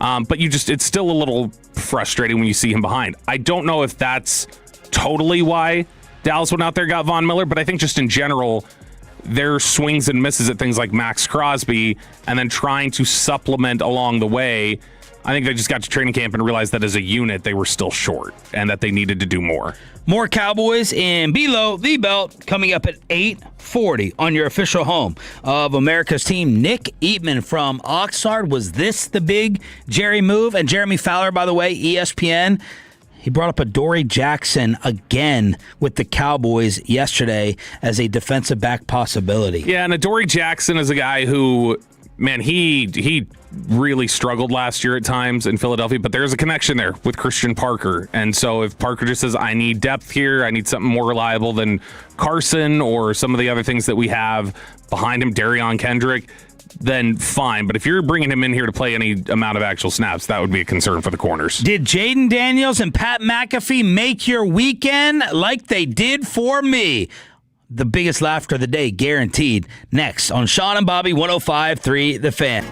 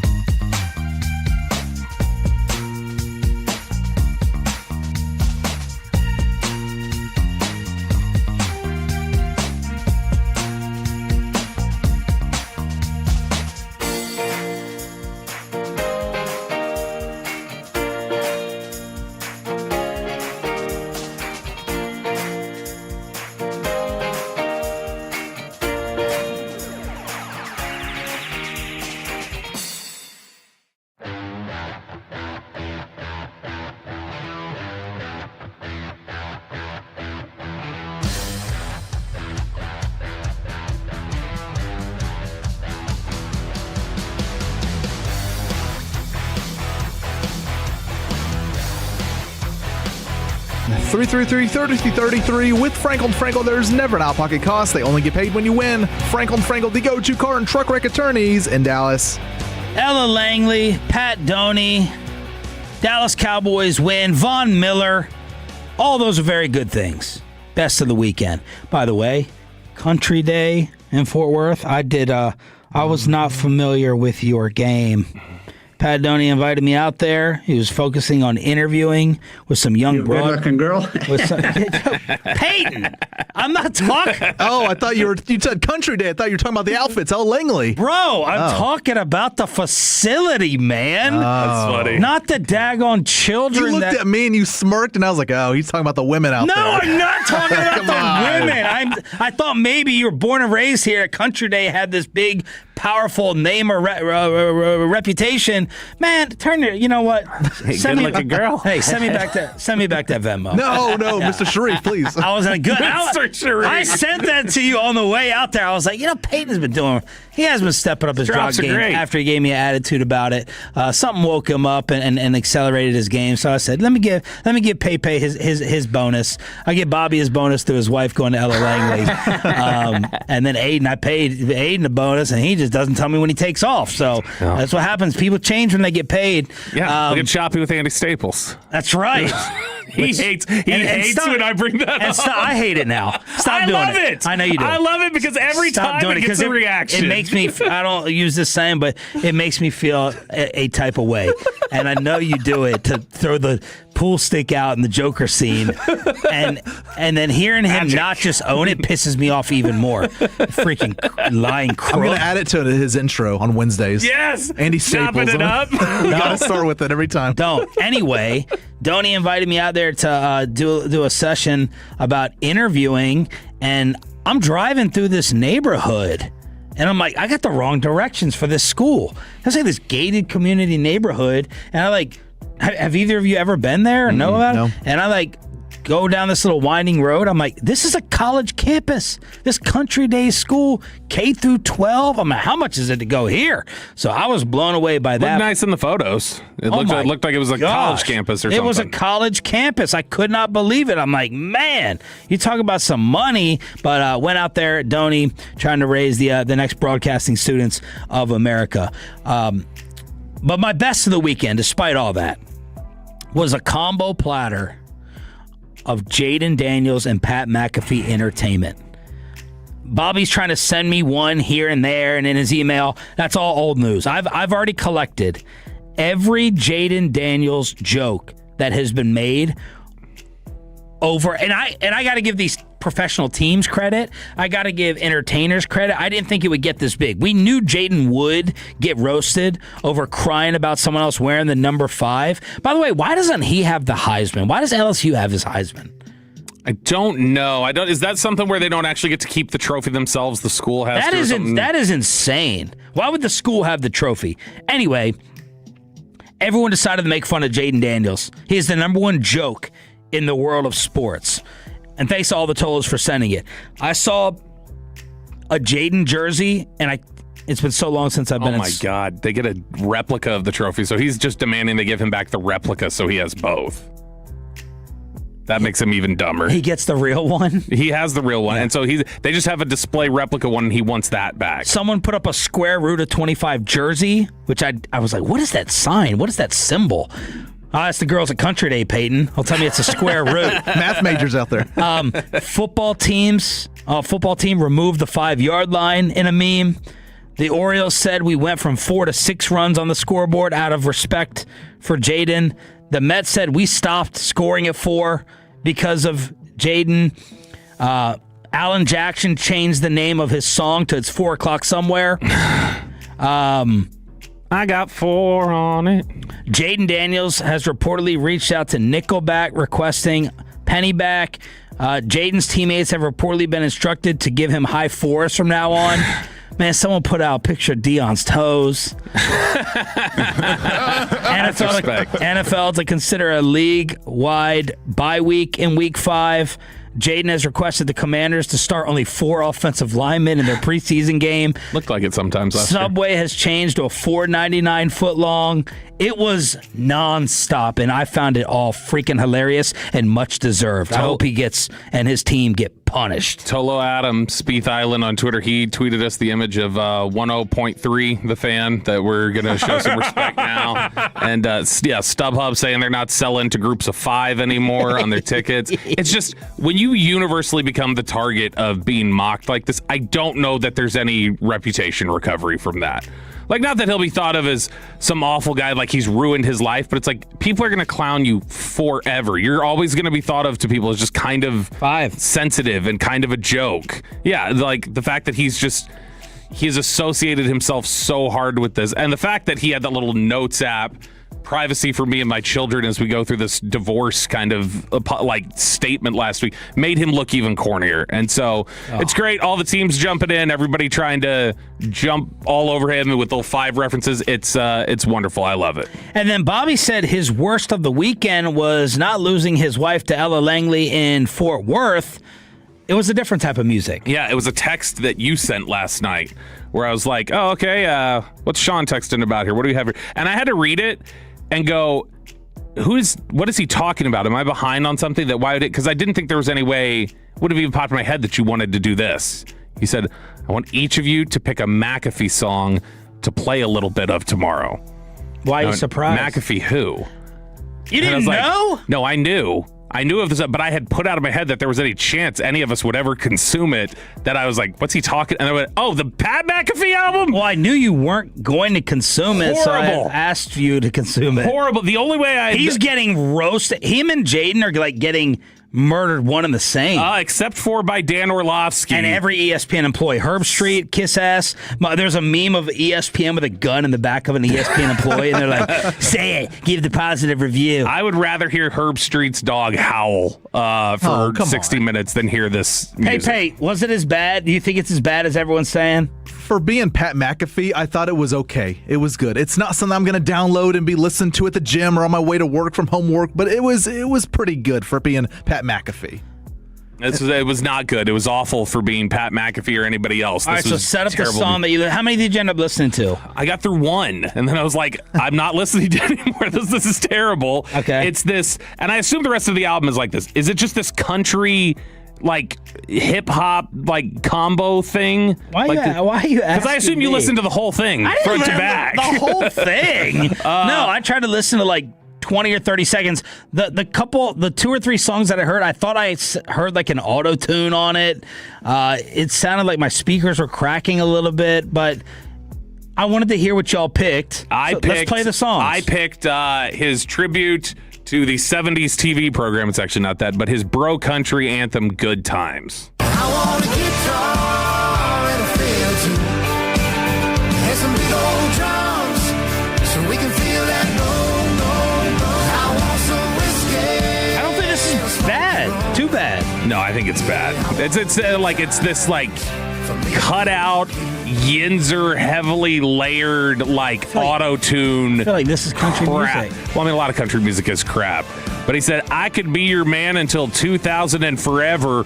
We could be a fairy tale, move to the land of never ever. Yeah, this is awful. This is a terrible song, and it's a terrible album. Some of the lines I saw. You only listen to one song. Yeah, I know. It was awful. I'm saying, but I've seen the quotes of other lyrics here, like the one Orlovsky had sent.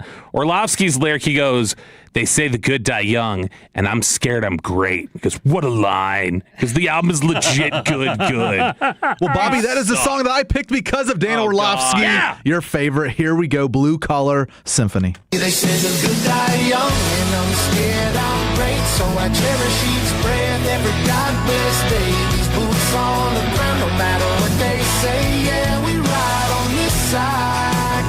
I don't think it sounds as bad as everyone's saying. I'm literally going to make an AI song here in the break that will play when we come back that will be better than this. Well, I don't disagree with that. A country song. Now, again, you and I, we listen to music way different.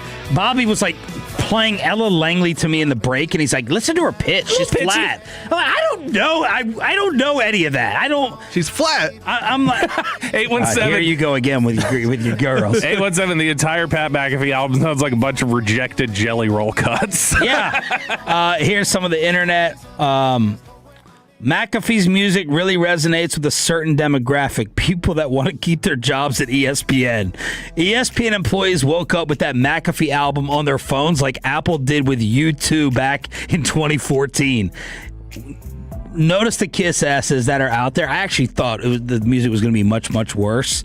Pepe, you thought it would be worse too, right? I did. When I saw, ESPN guys tweet out lyrics, I was like, all right, it's not going to be that great. He probably did this as a bit. That's what I thought it was. But honestly, again, it's not like top tier, but for being Pat McAfee, the guy that doesn't sing, he's just on TV, radio, all that stuff, it was okay. It's more the fact that he was like, I should record this. Well, that's what I want to talk about. My opinion on the whole thing is, someone said I was forced to. I listened to the McAfee album and now I'm divorced. The fan text loves it, by the way, for the most part. Really? Yeah, they think it's good. The thing that's so funny about this is McAfee's title and his motivation. What is it? I'm a diary of a polarizing figure, or like a hated man or something. The diary of a polarizing figure. And he's like, ever since I was young, I was hated. The biggest farce and joke in this whole thing, besides going on game day and getting that natural reaction to the cast that we're so used to, and maybe being MAGA by sitting next to President Trump at an event, Pat McAfee's not a hated figure whatsoever. He was a loved punter. He was loved at Barstool, and his show is obviously loved so much that they're talking about paying him $60 million a year. The reason I don't like McAfee's show is because all this. For every guest and every story and everything they talk about, it's all just positive and roses and you're the best. And that's to their credit why a lot of athletes go on there. They get probably the best guest list nowadays in sports radio, but he's not controversial on his show. He doesn't insult anyone. He's not a hated figure on his show. Pat McAfee suffers from a victim mentality. Mm-hmm. He'll take the one tweet versus the $60 million and he turns that into, he needs to go to therapy for it. He turns that into everyone hates me. Oh my God. I'm such a story bouncing back towards all the haters. Pat McAfee, I think of, especially a show, as one big, lovable round of applause. Yeah, that's it. This just sounds like he's in a bubble of some sort. And he thinks because there's some older ESPN management that probably didn't love the style of his show. Yeah. That now he thinks he's just the bad boy of whatever. I'm just going to be me no matter how much you try to change me. It's the only controversy that happens on that show is Aaron Rodgers. McAfee doesn't insult anyone. He might say something political. and it starts a MAGA war. That's it. I never listen to Pat McAfee for any sports take. Ever. I need to hear some criticism. I need to hear balance. I need to hear someone getting called out. I know he's never going to put an athlete on blast. Everyone is an amazing story, and everyone, props to you. You're the best. He's a kiss ass to every guest, and whatever. It's obviously working, but stop with this whole, ever since I've been born, I was a villain, and I've been hated by so many people. Yeah, there was a College Game Day poll, dude, from people who didn't want any change. Well, since you and Saban went on there. That's it. You were loved in Indy. You're loved at Barstool. You're killing and making all this money. Stop playing the victim card. Thin-skinned. Thin-skinned. He's thin-skinned. It's the Yinzers. It's McCarthy. It's Pat McAfee. It's Yin-skinned. That's what I'm going to start calling it. All right. Your review of the McAfee album, if you listen to any of the songs, and your review of the Cowboy backup quarterback battle. Should QB2 be decided after the Seattle game? Next on The Fan. But let me go ahead and decide.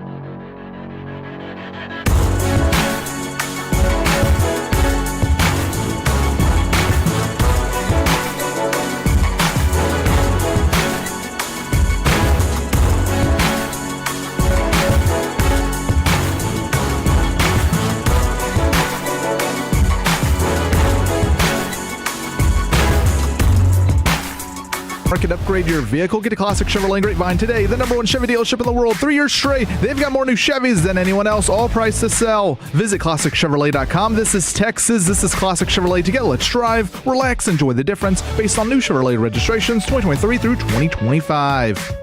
It's an empty gun for Milton at the 50-yard line. Snap is back, stands and zips it over the middle. Caught. Smith at the 45. Smith to the 35. What a nice throw by Milton and a good crisp route by Anthony Smith. The great Bobby Belt. Shoddy and Bobby just talking ball. Don't make me take off my belt. Don't make me take off my belt. We're not. Over to you, Bobby. How can you not be romantic about having 3 starting quarterbacks? 10. Let's talk about it here in Below the Belt, which is sponsored by Window Nation and D&M Leasing after a 17-7, beatdown of the Seattle Seahawks after the first drive. The way Cowboy fans dressed this up afterwards, since it was a win, it was pretty impressive. Yeah. I texted Bobby and I said, "This is brutal." Now it's still why I thought about saying, would the Rangers be even more entertaining than this? But I was like, no, wake up. Smack yourself. I'll get somebody else to ask these questions. But this was a brutally boring game for much of it. But afterwards, Cowboy fans turned this into, that resolve, that Christian Parker, those adjustments, all those tackles that Bobby tweeted about, the defense just shutting things down. Boom, here we go.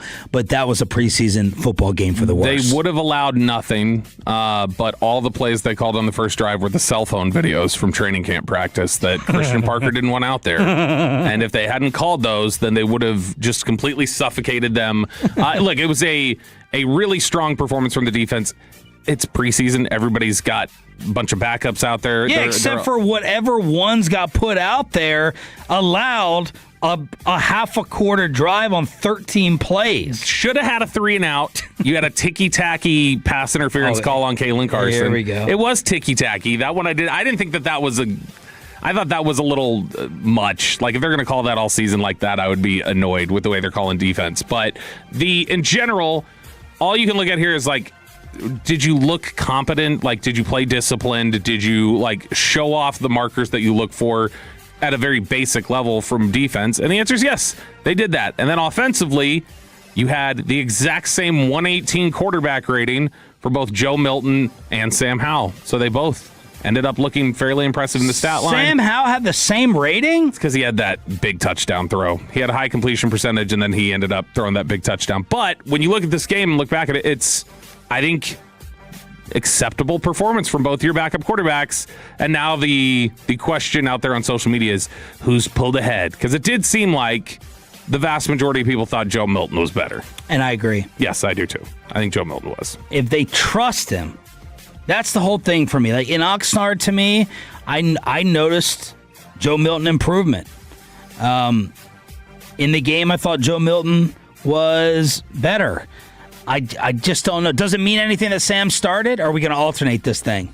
I don't know how much it means that Sam started because they were going to give them equal looks and equal cuts. And so, I mean, even if they weren't to alternate it and he was going to start the next one, I don't know that it would matter a ton. Here's Shoddy on the QB eval. It's hard to speak on quarterbacks, Nick, when you don't watch the film, but I thought both guys functioned outstanding. You know, they both were tasked with going out there and playing against heavy pressure. You know, a Mike McDonald, Aiden Durde, defense is going to be a heavy pressure team, and they brought a bunch of things against us that, not that we weren't prepared for, but that maybe we didn't handle very well, so they were taking some shots, but they just hung in there and made the throws when they had to make them, and they were both very efficient. And that's what we want. We evaluate quarterbacks by a couple things. One, moving the team, scoring points, and then two, protecting the football. And I thought both guys did that. Joe with his legs. I mean, he's pretty much unstoppable on quarterback sneaks. And so it didn't take me long to figure out that I wasn't going to do anything different. I was just going to let him sneak it. And, he's a big, powerful man. But they both played well. Did he do it again? With a mispronunciation? I didn't hear one in there. What was it? Who was it? Didn't hear it? No, who was it? A Mike McDonald, Aiden Durde. Durde. Did we say his name wrong when he was here? So he said both parts wrong. It's Aden Dirty. Okay. So it's not Aiden Durde. Has Dirty has been here with Shoddy, right? Yeah. late in the day. Yeah. I mean, honestly, yeah, that almost sounds a little bit, if anybody ever watches New Girl, it almost sounds like the way Schmidt would say his name. I didn't day. I think Jerry is now at a better clip of announcing the names the right way than Steven or Schottenheimer, at least for 2026. Yeah, and it's not like Schottenheimer. Like, you think that's a name that would cause enough trip-ups for people over the year that he'd be like, yeah, I'm used to people saying the name wrong. I'm going to really lock in on how other people say their names. But he's letting it go a little bit here. Same thing with Quinham. Quinham. Man, that's twice I've heard him say Quinham. I gotta designate some longer radio time for something like this, because if there was a radio tryout and someone came on here and said those names, I don't think that person should be hired. Maybe people all think his name is Dick Fangio whenever Eric does it, like at the Cowboys, because they also think that's his name. Anyway, back to quarterback on the fan text, 877-881-1053. Have you seen enough, and are you deciding yourself who the two should be? It's not going to surprise me if it's Sam Howell, but I'm rooting for it to be Joe Milton. Now, do I think more chaos could happen with Joe? Yes. Choppy will say, if I'm in his old standard line of the unknown. If I'm in a shootout, I want the talented wild card, the wild horse, the wild stallion, so I want Joe Milton. Whereas if I have a good defense, I want Cooper Rush. So right now, I think Joe Milton is the better player. I don't know how much they totally trust him. We'll ask Nick Eatman as well at 920. 214, Sam Howell sucks. 817, Milton now has mid-range touch that he didn't have last season. Sam Howell just finds a way to move the team up the field one way or another. Now, the guy who faced a ton more pressure was Sam Howell. Sam Howell had 14 dropbacks in this game. There were 7 quarterback pressures allowed, so it was about a 50% rate. Now, to be clear, you can be pressured twice on one play. So, like, 2 players can get pressure on you, and that counts as 2. Oh. And so that doesn't necessarily mean he was pressured on half of his dropbacks. It just means that that's what the rate functions as. Yeah, I put Nate Thomas down, Bobby's guy, who he thinks is even with Tyler Guyton. Nope, not what I said. False start, 3rd and 4 opening drive. That's a typical Cowboy brain fart. But I saw John Owning do his rewrite up of the game. By the way, we'll have post-Huck clarity at 7:20 tomorrow. If you're a Cowboy diehard, you will want to get introduced to that segment that Bobby does during the course of the season. But he said it was rough for Nate Thomas. Yeah, I didn't think Drew Shelton was great in this game either when he was out there. And now, it's better than at times what Seattle was rolling out there. Their offensive line was having some trouble, like, protecting. There was a lot of quick pressure that they were allowing. But overall, it could be worse with some of the backups out there than it was. But, I mean, I thought that the guys who really stood out as being a problem, Thomas, who obviously had the penalty and the issues with blocking things up, and then Drew Shelton, who I thought in general was a little too leaky when he was out there. My other star up, star downs, your Cowboys report card, obviously Camden Brown, the wide receiver of the weekend in the NFL. Shamar James, Bobby, you said you wanted to see how Christian Parker was going to bring certain pressures. Shamar had a blitz, and he blew up the run on their first drive. Maris Leafau, who some people think could be gone now that Von Miller is here. Leafau or maybe Sam Williams, are they in trouble? Maris now playing edge versus inside linebacker, tackle for loss in the red zone off of the edge. James Houston with 2 sacks to close the half. I heard someone say James Houston was your best pure pass rusher before you went and got an older Von Miller. And then my down, I'm having a hard time making this special team statement because, again, it's preseason. Are the ones really out there? I wanted to give a star down to the special teams for a Rochelle 52-yard punt return that you allowed in the 3rd. Schottenheimer had said in Oxnard last week, like, we got to be better on special teams. And then I know that guys are trying to make plays, and maybe your special teams coach does tell Trayshawn Holden, make a play, whatever, make the roster. And I don't want to hold their special teams coach.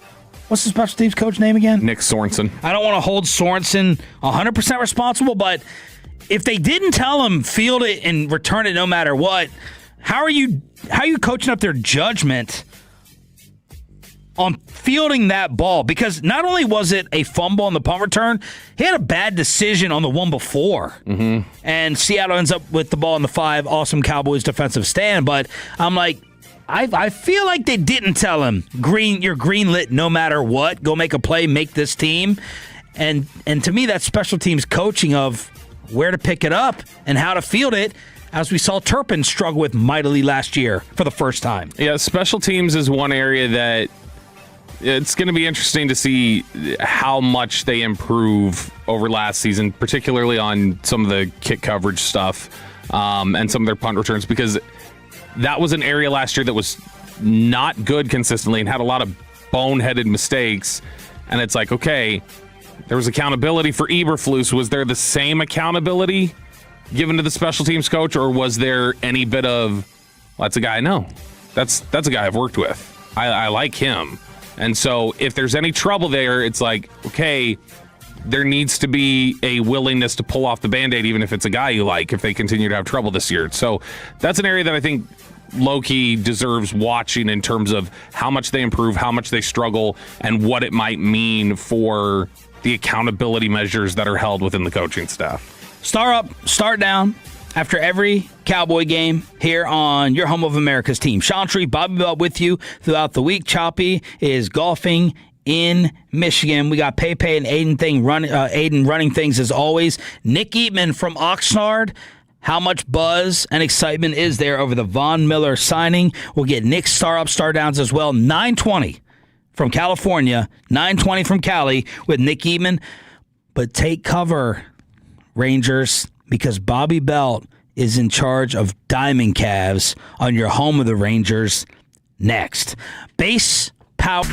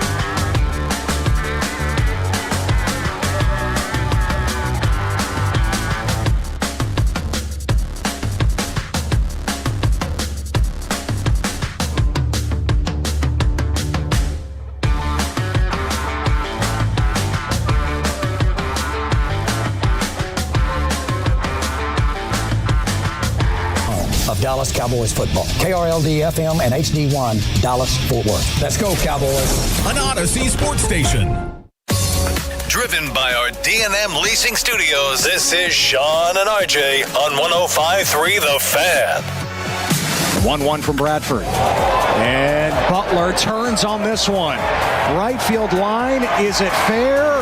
It is. It's gone. And it's another home run for Lawrence Butler against Cody Bradford. Butler's fourth home run in the last 5 games. And the A's grab a 2-1 lead here in the second. You're an idiot and you don't know baseball. Ranger fans, you're not dreaming. How can you not be romantic about baseball? How can you not be romantic about knowing exactly who you are? Let's talk about it in Diamond Calves. John, you go first. 6.8. Ooh, I was going to go 7.9. Okay. Yeah, that's still above what the average is for Chop, which is generally like a 6, right around there. Rangers dropped 2 out of 3 to the Athletics. They have now lost, every series on the road this year in the second half, and they've lost every series this season against the AL West that's been on the road.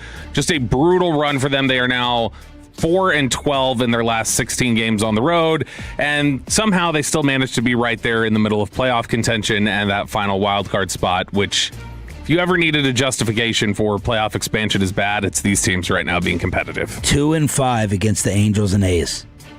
2-5 on the trip. Embarrassing. The just losing record against those two teams heading into these series. They were below 500 against them this year, and then they just dig themselves a bigger hole. Just an awful performance from the Rangers over the weekend. You had the one really great moment with Wyatt Langford hitting the home run to put him ahead. That was awesome. You see the pop there from Wyatt, Saturday. and you managed to win that game. And Berger, I think, has like the most home runs of anyone in Sacramento. Like, since the A's are doing this little temporary thing, Berger has the most home runs. He had 3 hits yesterday and a solo. Props to him, but that still hasn't meant anything for you, especially this year going up against the Angels and the Athletics. Like, it's there's only one other team in contention for the worst in all of Major League Baseball, and then it's like a clear separation. It's those two have 49 wins, and Colorado has 50. And you lost to both. The Athletics are minus 174 on the season. Bobby, it's not close. They have the worst run differential in the entire sport by 63 runs. It might be by 61 runs because Colorado's at minus 113.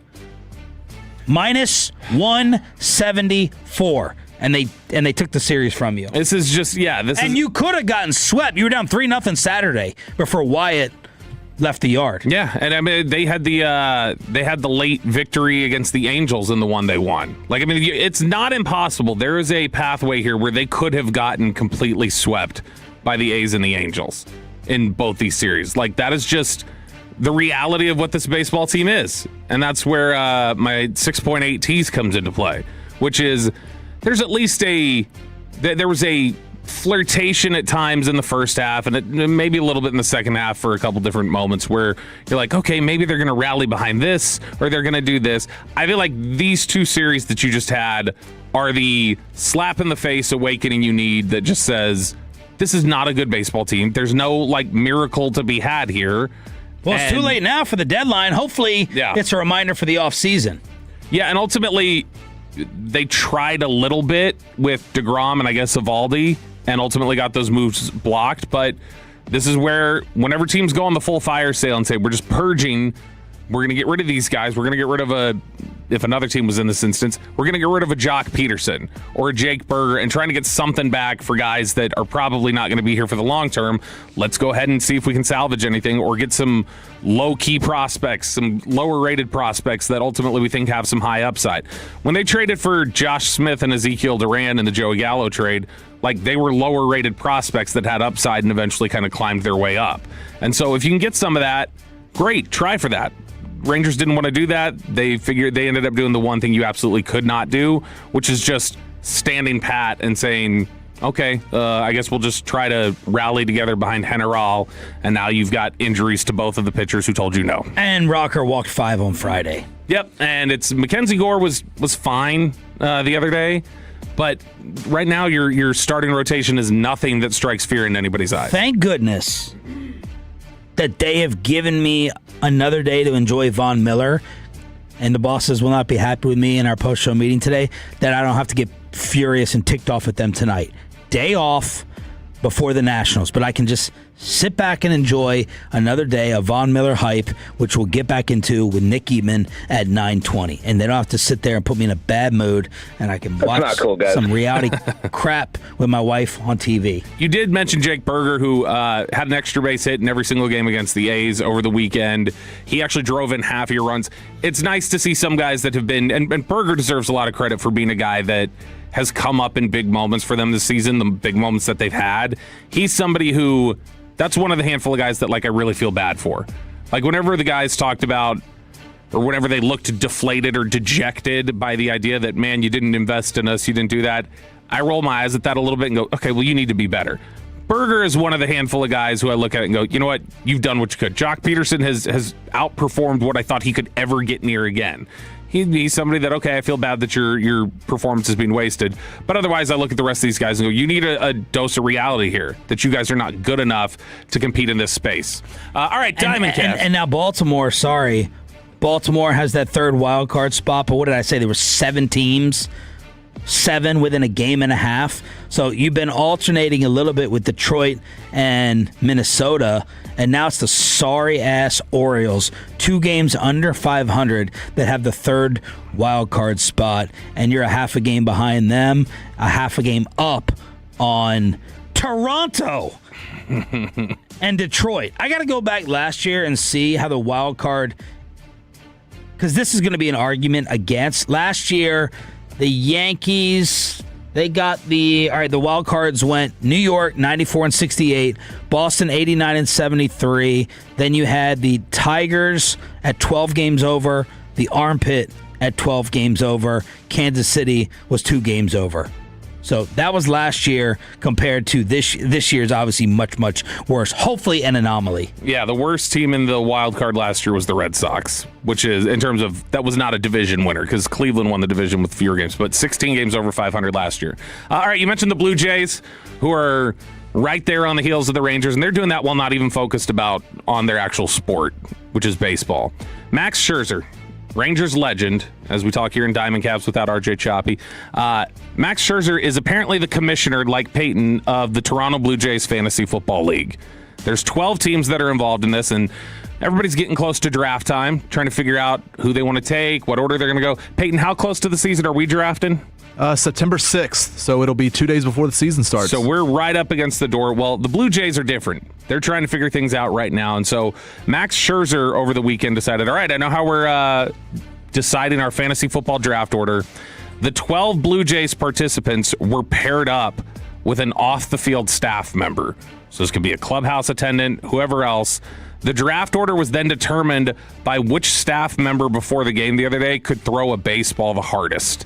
And it was, the manager was back there with his radar gun. He was taking it. John Schneider had the little radar gun there and was taking everybody's things. And they ended up each pitching, and then whoever had the fastest pitch got the first pick, and then so on and so forth. This is cool. I like this. This is a fun way to get people involved. What won? Didn't say who would won here. Speed. It didn't say here who won. Now, I know I would beat everyone in accuracy over here like I do the football contest every year. Well, I will not say I would win on the radar gun. I would think Corey, I would think Choppy, maybe Lucius. How about Fred and what he did over the weekend? Fred cranking out 15 reps on the bench at 225, which is, and then when I send it to Chop's like, oh my gosh, that's suicide grip. And he went and commented on the Instagram post and said, you doing this with a suicide grip, bro? It was, I'm telling you, we were out in California, and I mentioned something about, Fred, there's some old video of him doing 18 reps on the bench at 225. Because at first, Choppy was trying to downplay. He's like, Fred's just radio strong, okay? Let's relax. Radio strong. And I said that, and the arousal on Chop's face when he found out there were 18 reps. He goes, that's pretty good. Fred can do 18. Like, I've never He seen. always has to crap on someone else, like Fish. He has Fish on testosterone. Like he got Fish on steroids. Yeah, exactly. That's unnatural. But man, now he's, like I said, he's seeing the grip. That's how you get Choppy aroused, to show him a man in the gym. I got a couple diamond calves in replacement for Choppy out this week golfing in Michigan. By the way, 90 miles per hour from the assistant pitching coach. Whoa! Yeah. But that's not a pitching coach. That feels like cheating. Baseball history. Swing, drive, well hit right. Suzuki back. It is gone. It is gone. It is gone. 3 homers for Baez. Major League history at Wrigley Field. Cards TV, 23-year-old Joshua Baez becomes the first player to hit a home run in each of his first 3 at-bats in the bigs. He's called up from AAA Memphis before the game, had 30 family members in attendance at Wrigley. That's crazy. 4th-ranked prospect in the card system, number 93 overall, according to Kylie McDaniel, and he was bombing in the minors as well. He was leading AAA with 34 home runs, 4 multi-homer games, and this kid hits 3 home runs in his first freaking 3 at-bats. Second-round pick in the 2021 MLB draft, and yeah, like you said, somebody who's shown some pop. The 4th-ranked prospect that would come up and knock that out, 3 home runs and have that many family members in attendance. I always think back. Whenever I think of debuts and home runs or anything else, I always think of the one Gallo hit with his family in attendance. I was there. And that was like such a cool moment. And anytime you get the home run as the first hit, it's always a cool moment. But to get 3 of them and to do it against the Cubs and Wrigley, that's going to be hard to top. Skeens start, push back 3 days. They're saying should be fatigue. I'm waiting just for his arm to get snapped and another surgery for it, but hopefully it is just fatigue with everything dropping. And then Mizorowski against the Dodgers, 1 run on 5 hits in 6 innings, 4-1 win over LA, improving to 12-5. The ERA is now at a 1.75, 13th start this season, allowing 1 or 0 runs. And it's a couple things there. One, I saw some people on Twitter over the weekend. I didn't see the Mizorowski start, but I saw somebody say, like, the way he made Shohei Ohtani look like just a double-A batter up there, the way that he was working him, it's insane. But not to be too glum and not to be too pessimistic, but we have mentioned the list of, like, the big strikeout guys. You just mentioned Skeens there. Does Mizorowski similarly feel to you like that's going to run out pretry quick? Yeah, but run out and then respond. I don't think Skeens is done. Yeah. We just got to have a long pit stop. Yeah, because I can't remember if did we make the analogy on the air about chicken pox? Yes. Or was that? Yeah, but I mean, that's the way it feels almost, of just like, get it out of the way now. Speaking of that, I wanted to do some homework on the passing of Tommy John. 4-time All-Star. And yes, his career overshadowed by a surgery. He won 288 career games. I think Choppy kind of brought this up before he went. And this surgery prolonged his career for 14 more years. He died Saturday at the age of 83. He had consecutive 20-win seasons for the Yankees. My whole thing is, man, I'd be bitter if I was this surgeon. Dr. Frank Jobe is the one who did the procedure, and for the rest of the time, it's going to be referred to as Tommy John. And I was like, all right, how did this go about? The injury, career ending considered. He was 31. He went through the UCL reconstruction, and then he continued to go ahead and pitch a long time.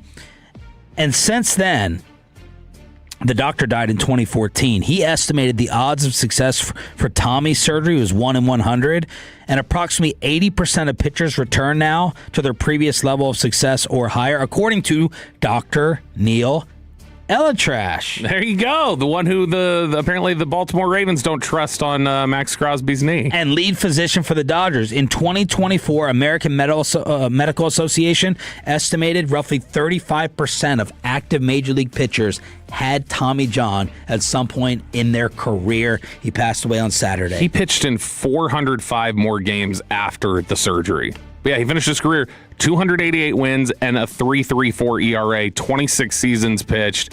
It is, there's something about baseball, I guess, to where they just it gets co-opted by the player, because a bunch of people didn't realize Lou Gehrig's disease had the name before he got it, and then there's Tommy John surgery. But man, he has a lasting legacy and is kind of the poster child for being able to rally and save your career. Diamond Cavs on your home for Rangers baseball, off tonight, starting with the Nats tomorrow on DFW Sports Station. Let's head on out to Oxnard. How much excitement, how much buzz now that Von Miller is officially a Cowboy and his star up, star down from the Seahawks game. Nick Eatman, DallasCowboys.com after this. We know there are very few businesses who are willing to acknowledge any mistakes. Oh, no, everything is perfect. And I want to tell a little story about Wild Fork Foods from over the weekend. My guy Nick in Virginia got a prime...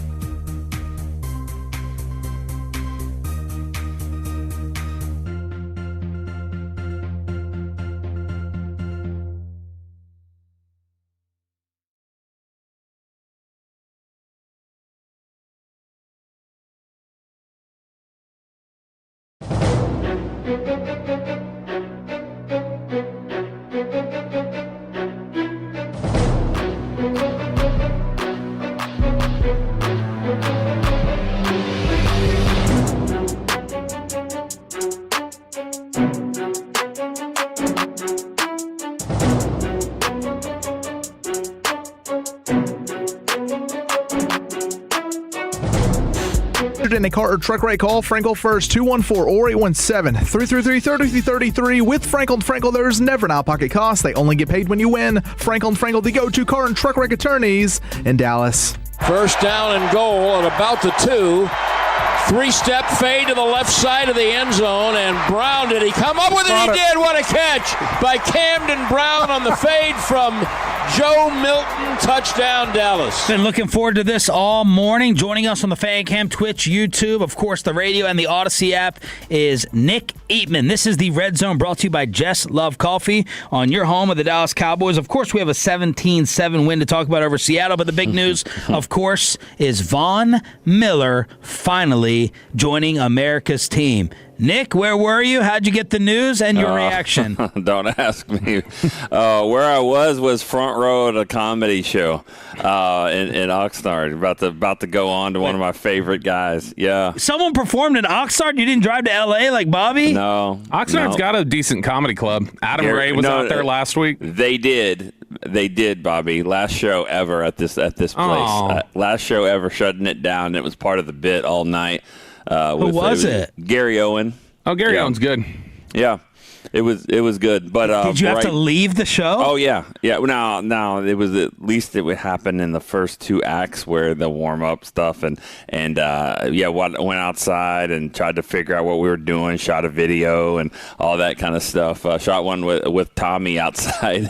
we were outside of the comedy club, but the good thing about it is that we were prepared, because this isn't a surprising news. You guys even. I remember talking to you guys here in this tent about that's who your guest was, that when we're talking about local and veteran and experienced and all that. So this isn't a surprising move, really. It just never seems to happen at the most ideal time. But as for this, who cares about that? Well, the Cowboys were trying to figure out, how does this guy help them? And I just looking at his stats, I mean, he's not what he once was, but he's still pretty good. He's still pretty good for the role that he has. I'm pretty excited about it.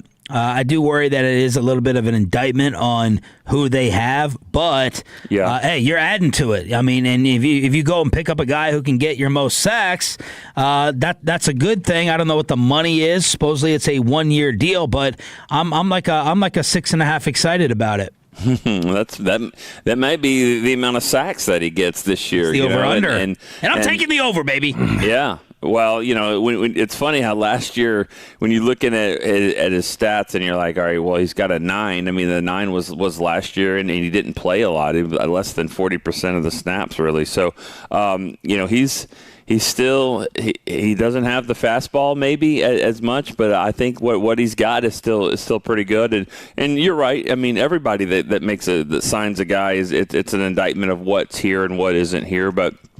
You start looking at the depth chart and who this kind of been, who this hurts probably. And but I think that some of those guys got an opportunity to play the other night and, didn't look as great as they wanted to. And, I'm sure Von Miller had a circle date in mind, last week of training camp. I mean, like, it happens a lot. We've seen it a lot with guys, even guys holding out, like, all right, this is about the time I'll get up and let's do this. Nick Eatman, brought to you by the WinStar World Casino and Resort. Proud to be the casino of the Dallas Cowboys. Please game responsibly. Here on Sean and Bobby. Choppy out for the week. You guys have a schedule in terms of arrival, any participation? I would not imagine there's going to be any type of presser. You guys know anything about when Von lands? Still a little early for those things. I could have maybe done some calling around on that, but from what I was told is that he will sign soon. So I would imagine that was yesterday. So the signing part, the physical, those type of things, getting him on the field, getting him acclimated. I bet he's with our athletic trainers probably I would think even this whole week. So. To me, he'll practice. I'm sure when to get back to Frisco, but I bet you he plays when the first game against the Giants. Nick, there's a lot of speculation or has been about who the Cowboys might be looking at in terms of picking up edge rush help and some of the stuff from the opening press conference. Is this the move for them? And you say, all right, we're settled, we're in place, or do you think it's just, all right, this is good for now, but we're still keeping our eyes on some of the things that are out there on the market? I think, you know how Steven would answer that. I mean, Steven's obviously going to answer that like we always look at it, 365, all that stuff. Mm-hmm. But I do feel like this is kind of a Seattle Seahawks approach to like last year's pass rushers of just, you might not have the greatest in the game, but you've got a lot of different waves that you're throwing out there. And I think, based off of that, when you just go down the line of what they have with Gary and Ezeraku and now Von Miller now and Malachi Lawrence and then after that, where does Sam Williams fall into that? And I think Leah Fowle and James Houston are the two that definitely are kind of on the other side of it. I don't know if Maris Leah-Fowle is a defensive end. I never have thought that. I didn't like the move. I didn't think it fit. Watching him the other night, it didn't seem like it fit. I know he came off the edge on a play when they didn't block him, and I think Sean, you could go make a play if they don't block you, but when they do block him, tight ends included, it's hard for him to get off the line. So I just have never seen that fit, and I don't know if that's going to be the right role. I think he could be a great special teams player, honestly, but I don't know if that's all they want to do for him. Nick, Vaughn jumped on the Nightcap pod, and he said, I know I'm the best teammate in the history of the sport. And I had not heard a ton about him being that locker room guy. Mm-hmm. Fans love these types of stories, right? Sure. I used to love them until I realized not everyone loved Charles Haley going out there. We just think when Charles Haley goes out to practice, Randy Gregory is going to absorb and they're going to become, the next Charles Haley, or when D. Ware goes out there and Michael Irvin. Who's the last vet that you saw really have a tremendous impact going into the Cowboys locker room and just sharing that knowledge, and you felt like it was that mentorship type role where, through osmosis or just their presence, some of the younger guys benefited and picked up? Is there anyone that you can think of?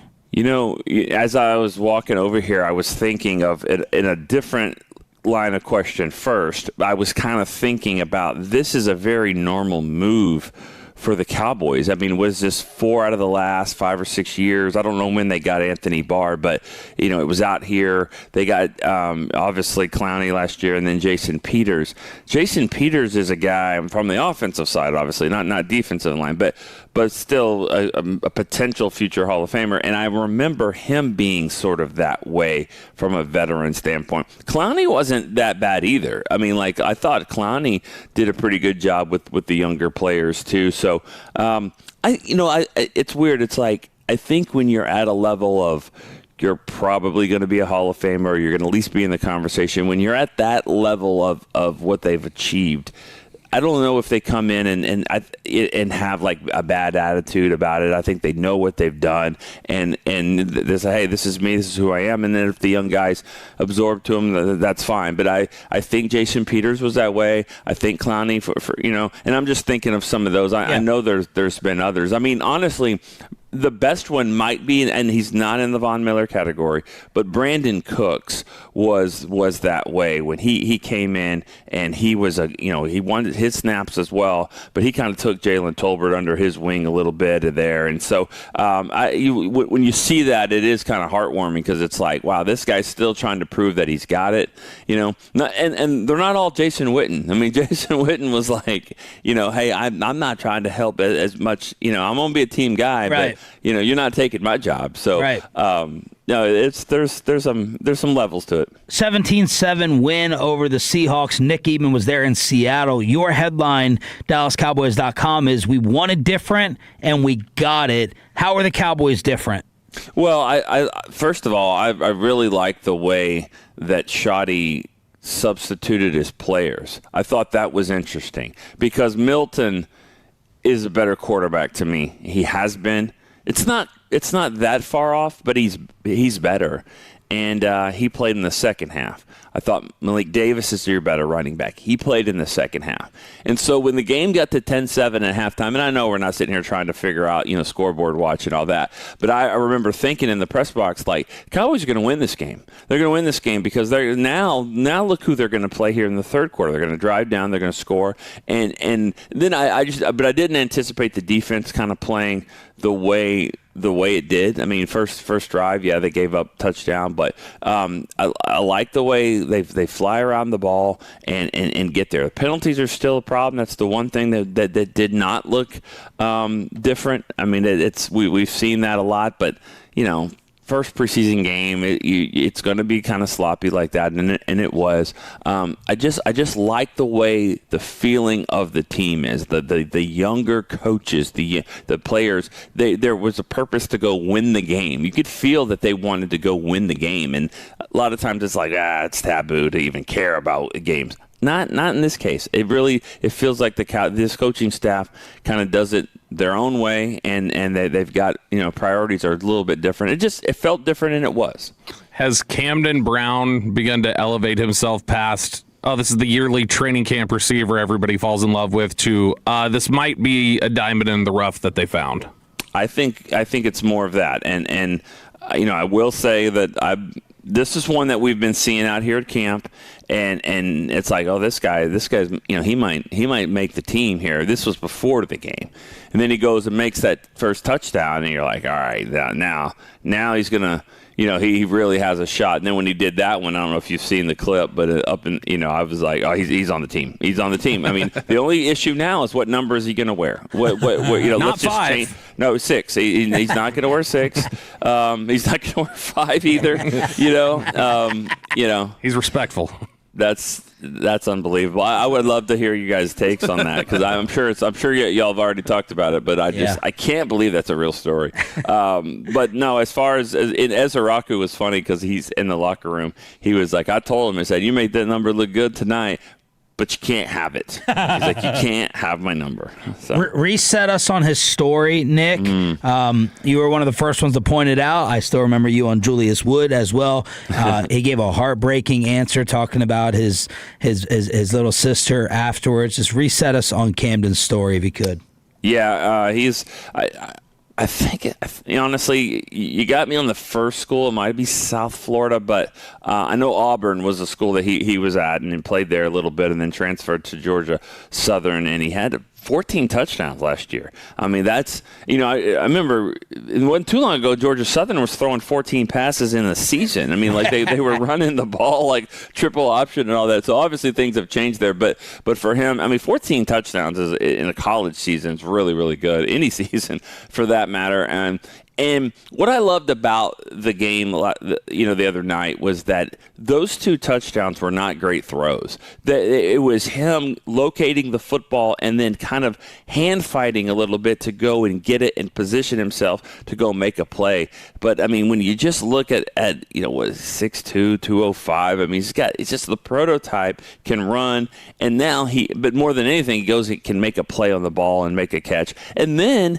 Is it too big for him? I mean, did you see the clip in the locker room, where Shoddy's doing all his ranting and raving and all that, and then he gets Camden Brown up there, and he felt comfortable doing that in front of, this is not his team, he's barely just trying to make the team, but he just seems really comfortable in what he's doing. It's not too big for him, and you love to see it, because there's been Oxnard heroes before. You love to see the guy that takes it from Oxnard, takes it to the game, and now pads are off. Like, I don't know. I don't know if I need to see anything else. I really don't. But he probably will play against the Cardinals, but I'd be good. I think he's on the team. Now, if you're going to play him, though, I think you need to play him in a situation where how's he going to play in the game, and that's special teams.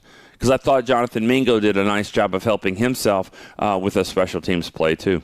Great stuff, brother. We'll be following you for Vaughn details. Thank you. All right. See you guys. Nick Eatman, WinStar World Casino and Resort. Proud to be the casino of the Dallas Cowboys. Please game responsibly. Let's see how hyped up Kevin Hagelin is for his Aggie joining the Cowboys. Crosstalk with KNC is next.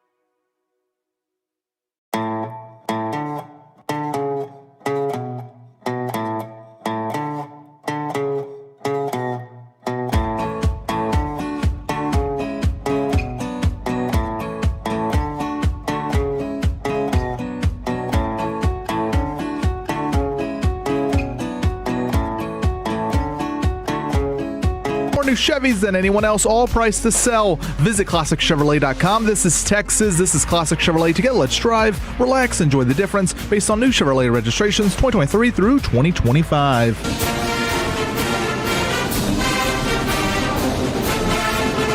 Kevin Hagelin, Corey Majors. Crosstalk with the KNC Masterpiece with Von Miller, a Dallas Cowboy.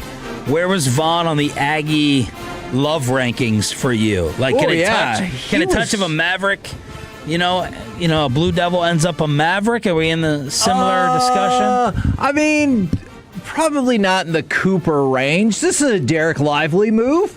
I could see that equivalency. Okay. You hold his legal stuff against him, maybe? No, I probably just hold his... Oh, the cocaine usage? Age. And what? Was that a thing? I think that's allegedly. Oh, okay. Yeah, Chop. I don't think we ever got an answer on that, but, There's a lot. There's Kevin's had to go to rehab a couple times. There's a good amount of legal stuff. Oh, more than just the alleged drug Yeah, there's use? been relationship accusations. Oh, no! That was the most recent. Well, they do say fighting Texas Aggies. Oh, no. Fighting Texas Aggies. All right, so a lively level. Is that because of his age? Yes. But, I mean, I like the signing. I do. Yeah. I just, 37-year-old Von Miller's more durable than 20-year-old Lively, though. That actually might be true. But I like the idea of having him in on third downs, being able to pin his ears back and go. Plus, Corey? I can't imagine they're paying him that much. Where would you be like, oh, that was a little more than I wanted? At this point, I don't care. I really don't. They needed to add talent across the board in that room, and they actually have more talent in that room now. It's going to push probably Leofau out, who doesn't really have a role, and so that's kind of. I'm excited about having a dude that can create pass rush even at his age, and it now kind of it does make sense when Steven sat down with us. And we talked, and Kevin said, hey. Let's break that down, please. Kevin stood up at the end. And this is walk-off conversation, all right? This is walk-off conversation because on air, we asked this, and then afterwards we were saying thanks to Steven, and he stood up, and Kevin goes, hey, Bobby Wagner, do you have interest in him? And he said, he's not that high up on our list. Think more of a local product. So the first thought we had was Vaughn. And then Broadus was sitting about 15 feet away, and he stood up and we said, did you hear that? And he goes, I think they're going to try and get Jordan Brooks. And that's whenever Kevin goes, well, he's from Dallas. And so that kind of made sense. But now this does make sense that when we were talking to him and Kevin asked about Wagner, they were thinking more local product in Von Miller. Do you think this was it can't be because Jerry said I was talking to an owner during the opening presser. Yeah, no, I think those are different things. Yeah. But I think once Steven said that, we kind of zeroed in on Von Miller because we talked about Von Miller the last couple of weeks, kind of in anticipation of that. Plus, this just feels like a Cowboys signing, right? Somebody that you think can be helpful, but also 4 or 5 years ago, you'd have been like, oh, that would have been badass. Mm-hmm. Yeah. Gerald McCoy. Yeah, it's it ended up being wrong, but I remember after the Mavericks went out and got Sean Marion and some others, then Bill Simmons had tweeted, he's like, when you watch the Mavericks this year, you're going to think of it as like having front row seats to a 50 Cent concert. We're going to be like, this would have been cool in 2004. It's okay now. And that's like Von Miller. It would have been way cooler back in the day, but also you probably wouldn't get him. This is the Darren Williams. This is the Roy Oswalt. This is Lance Berkman. You're just finally uniting what people thought was always going to happen. It's happening a little bit later in their career. Because they've been trying to get him for the last 3 years in some way. Yeah. But they just didn't want to pay for him. But you looked pretty good defensively. You've changed directions completely defensively, I think, from what you were last year. So adding something I still think they're one more really good piece away from being a true contender. Adoree Jackson. No, that's not. He said a piece. Yeah, that's depth. But yeah, they're still from being a true contender. I think you can win a playoff game or two. A specific position piece. I have questions at the middle linebacker spot still. I don't know that I trust Overshown to stay healthy all season. When I see it, then I'll believe it. But if something was to happen to him, he can be that star. But if something was to happen to him, where are you at after that? With Justin Barron?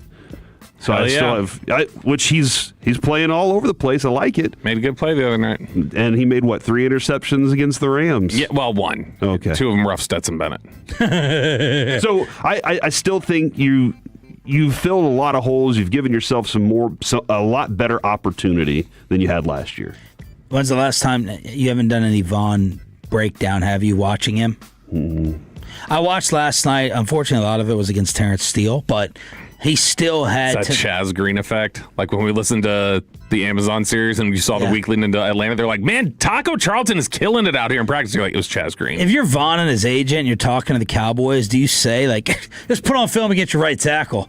Or do you think that wouldn't be a good selling point? Very smart. Well, they love him, right? So Terrence? Yeah, they love Terrence Steele. I do. I still notice that some Vaughn quickness and that surprising strength from him just looking undersized, and he created enough havoc in the pocket to where I would feel good to take the over 6.5 sacks, which BetOnline sent this morning as the line. Is he gonna cause more damage? Is he going to be more difficult to block than Sam Williams or Maris Leafauer? If the answer is yes, then do it. I think so. Go put him out there. Do you think that Christian Parker was like, I still need this off the shopping list? Or do you think that they've always had this? I think they all thought we could stand to add somebody else, but let's just see how these guys develop first. If you had to get one and it was for similar money and you did have to choose between Vaughn and Wagner, who would you have picked? Bobby Wagner. Same for you, Corey. So you were just worried about middle linebacker. Is your mic okay over there, Hagee? Yeah, I don't know. It keeps getting moved, and yeah. Who else? Who sits there from G-Bag? Eric sat there last. He was there over the weekend. Well, but it always falls on Choppy. Like it always. Does Blake sit there, or does Blake? Who's messing up the mic? Because you know Tim's going to write an email. I move that mic every day. Good. I got several emails I'm ready to write back. I move it up Sean and then I turn the mic around. Stop. Be quiet. I'm in a good mood today. I'm a good week. Good week today. Because of the Cowboys? A lot of things. Everything's going good. Sent my wife to the concert she wanted. I looked like the husband hero for a minute. Did you lose her to Ella? I sent her to Ella. Okay, but did you lose her? Like? Oh, it was because of you, as a matter of fact. Oh, why? What'd I do? Because right before we went to Oxnard, you're like, do you do anything for her? You ever sent her to? Yeah, sent her to, as Bob would say, well, I'm not going to say it. I'm in good standing. What did I say? No, you would make a. I know what I said. You would make a wife stereotype. Because Sean said he's out there working. And it's like, yeah, but you still get to be away from the kids. It's like, all right, you can do your job away from the kids, too. You can go wash dishes at someone else's house. See, there you go. I was setting Bobby up. I didn't say that, dear. That was Bobby. It was a joke. But Corey got in my head, and I was like, I guess it is a little unfair. She doesn't get a break away from the kids. So I was like, go and stay in Fort Worth. There you go. Yeah. So give I her said, a night of happiness. Every year, that'll be Peyton tonight. Not with my wife. Every year from now on, you can have, man, Kevin's over here simmering on something. I can't wait for the break. Every year you can go around training camp and you go do a little staycation. It's because of freaking Corey Majors helping my marriage be even better. Yeah, it'll be. Did you learn this at the marriage conference that you covered in the paper that we had in KRC Masterpiece? And where'd you send Adrian? I want to know if you practice what you preach. She was in Tyler this weekend. She's going to Cleveland what did to she visit do with. That you sent her to Tyler? She's got a friend there. She a friend that we used to hang out with up in Cleveland. She's going up to see her in a couple weeks. I'm also taking her to Italy this year. It's actually pronounced Italy. Yeah, 20 years of marriage. What's going on? Are you okay? That would be awesome if any salesperson knew that I worked at this station. Oh my God. Really we have one in our fantasy football league. Really would be great. Hey, well, if you can let him or her know that I work here too, this would be great. Oh, no, just showing the ratings, but just showing the numbers. Oh, yeah. Peyton, that'd be great too. Everyone congratulate Peyton because tonight could be the night that the newest little Russell has been recruited. Yeah, he told us he's flat out, he just flat out exposed their ovulation calendar and said, yeah, today's the day we're supposed to make child. 7:15. 7:15? Don't text me. I'm gonna call you. What at about 7:15. we'll text you at 7:17. Oh. Did you guys have to go through this? Gun to the head? Whatever head. Avery was we decided to step away from any devices or anything, just be like, hey, if it happens, it happens. A choppy drawer. But we weren't trying to have it. And that's when a lot of people have it happen. Yeah, and the so stress of it, let's take a mental break. Yeah. Not a physical one, but Carter she was clock. like, I want another child. We did have a miscarriage in between. But then she was like, I want another one. And so it was one night I was like, all right, I'm going out to hang out with the guys. And she goes, not yet. And I was like, oh my gosh. Yeah. We had 2 weeks before she found out she was pregnant with Laura, had just said like, all right, we're going to not try for now. Like after we had been trying for a little bit. And then she was like, all right, I guess we're just leaving it now. And then it was like 2-3 weeks later, we found out she was pregnant. Look at Kevin. Kevin is seething. Can you give me the initials of the salesperson? That's it. Any of them. Any of them. For the love of God, do your effing job. Oh, Lord. What happened specifically? No, let's talk about This the is commercial. ridiculous. Let's talk about a commercial. Keep Kevin. I got you. We got you. We're going to facilitate. Pepe? Is it like a glass of wine or something, or a cocktail to... Probably a Dr. Pepper before, and then a Gatorade after. All right. The fellows are taking over. We're back tomorrow with Post Hut. I thought it was Post Hut Clarity just from Bobby. It could be from Pepe as well. The KC Masterpiece is next. Sean and RJ Mornings, G-Bag on your ride.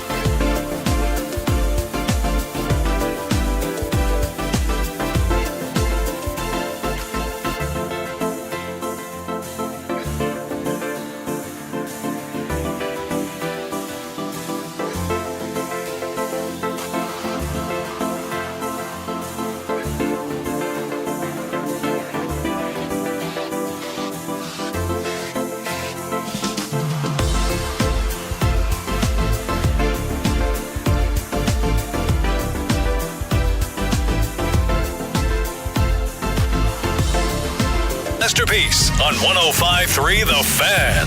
KNC Masterpiece right here on 105.3 The Fan. You got me, Kevin Hageland. You got, oh man, Corey Majors. And the return. I mean, he was only gone for one day. But the return of the famous Alec Medford. It felt like much longer because we missed you so much. Oh. Gentlemen, how the heck you doing today? How the heck is everybody out there in Radio Land? 877-881-1053. Franklin Injury Attorney text line, or the Twitch, or the YouTube. You're a friggin' beast, Kevin. You're a friggin' beast. Woo! Kevin Hageland from the KNC Masterpiece on 105.3 The Fan. You know what?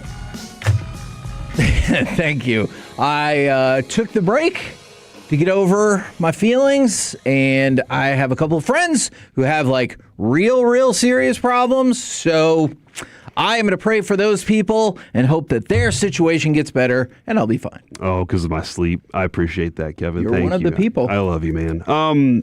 I need you to understand something. We don't have a lot of time to D around today, all right? We're going to win the Super Bowl! Oh, it's going to be so awesome whenever we're at the parade, and we can say we did 2 championship parades, and then we'll be like, what are you doing, Mavs and Stars? Yeah. But yeah, man, right now I think that there's just too much Cowboys to be, telling you about some crazy situation that happened to me over the weekend. Other than the fact that I do think that my son might be a monster at defensive tackle. We'll get to that later. You will be the next Von Miller professional transition. Hey, just leave it. All right. So let's start. We can talk about the game. And by the way, I really hope people get sarcasm before they blow up the text with, I knew you'd be drinking the Jerry Kool-Aid. Remember, I said 9 and 8. So let's talk first about Von Miller. Alec, I feel like we tried our best to break this news like 2.5 weeks ago, that it sure did seem like maybe Von Miller would be coming to Arlington. This feels like a signing that the Cowboys would make, but I also think it's a signing that I like, especially as a third down, one would think, primary pass rusher. Or that's their job primarily, is to be the pass rusher. Yeah. I have no true expectations of him coming in and stopping first down runs a single time. All I have is, hey, man, when we need to make a play in the important moments, you do it. I think this has been decided for a long time. I think during the offseason, they were always like, hey, we're going to make additions to this team. They did. They went and got Jalen Thompson. We love Jalen Thompson. Matter of fact, Alec, I was listening to Chris Long over the weekend, who played up in Philly. And he was like, listen, the Cowboys, I just want to take some thoughts on them real quick. First thought, he said what we've been saying all season. If they can be a top 20 defense, that'll be really good. Yeah. If they can be a top 10 to 15 defense, you better watch out for this team. So we've been saying that the entire time, and I think they can be a top 15 defense by the end of the year. Then he said they went out and added Jalen Thompson. I love Jalen Thompson. Thank you. That's another one. That's another addition that we... Friend of the family. Yeah, friend of the family right there. And then he threw the line out that I just loved. And he was like, every time I sit down and... hold on. Then he said, Caleb Downs, I think, is the only Ring of Honor, and he's talking about the NFL Ring of Honor, candidate out of this entire draft class, is what he said, based on what he watched at Ohio State. So that's positive. And then he goes, every time I sit down and watch Tyler Smith, it's film. Like it is the way you teach somebody to destroy somebody in front of them. So he's like, I'm not trying to get too hyped up about him because it's so easy to get hyped up about the Cowboys. But they have done a very good job of rebuilding their defense in the offseason, adding a defensive coordinator that he really has a lot of respect for because he played for the Eagles. He knows him. So he has some thoughts on him. And then you got to see what they did this weekend. Now, did this weekend change their minds and go, we got to go add Von Miller now? No, camp is wrapping up. And this was always the time they were going to add a Harold Landry. Or was it Harold Landry that we got a while back? Jadeveon Clowney. You add this guy after camp's over because he doesn't want to camp. Oh, yeah. And then then what does it do too? It adds some juice in the room because there are some guys in there now that realize they don't have their job and it's not going to be easy and they got to compete. Sorry, Maris. And then there are some other guys in there that are like, hold on, I can learn from him. Right. Ezraku can learn and get better from working with him. Oh, my gosh. Can I tell you? You're right. As much as I appreciate on the field, is there any part of you that thinks potentially off the field could be the more valuable part? Yeah. I mean, it's the discussions of, hold on, why'd you do that? And hey, come here. Here's what did you see this? Right. All those little things. Now, I don't know if Von Miller's in teacher mode. Maybe he's not. That's a fair point. Maybe he is, and maybe he's willing to come in and show this kid how to get to that next level as well as being part of it. Being part of that rotation that's going to go do something. I'm not saying this changes them, but it does give you a legitimate guy that knows how to play pass rush. Sure. And that's an important thing. And just like we talk about whenever you make a trade in baseball season, or whenever they made a trade with the Stars, or rewarding the team, they showed us that they can be a better defense. We'll show them that we believe in them enough to go add more pieces to this thing to make it better. Now, trickle-down effect, maybe it's Maris Leofau, perhaps Sam Williams. Maybe those two are competing for a spot. I've actually come around to the point where I think, especially if you look at the game on Saturday, that James Houston is probably sitting pretty good, depending on how the next couple of weeks go. But yeah, he's actually currently your best pure pass rusher, isn't he? Aside from Von Miller. Hey, I feel like I was ahead of the game with that. Yeah, you absolutely were. Who needs Micah Parsons? Exactly. But do you think it comes down to Leofau or Sam Williams, or do you think maybe the impact is somewhere else? Because a lot of times I feel like we talk about roster decisions as in they're one for one, just in a specific position group, and that's not necessarily how it goes. Like when we did our overreaction to reality last week about, fourth running back versus sixth wide receiver or whatever. But I have to admit, I immediately think that Maris Leofau or Sam Williams, one of those people, will now no longer make this team, which means you'll be getting rid of a second-day draft pick, which is not ideal. Yeah, I mean that's part of business, Sure. I'm trying to think here, Kevin. Did this move tell you that they are not completely sold on Malachi Lawrence being ready yet? Okay. And that they don't have time this season to wait on him to develop? So I think this is gonna be what I'm gonna stick with. But I don't begrudge anybody who has that opinion. I'm not saying that's wrong.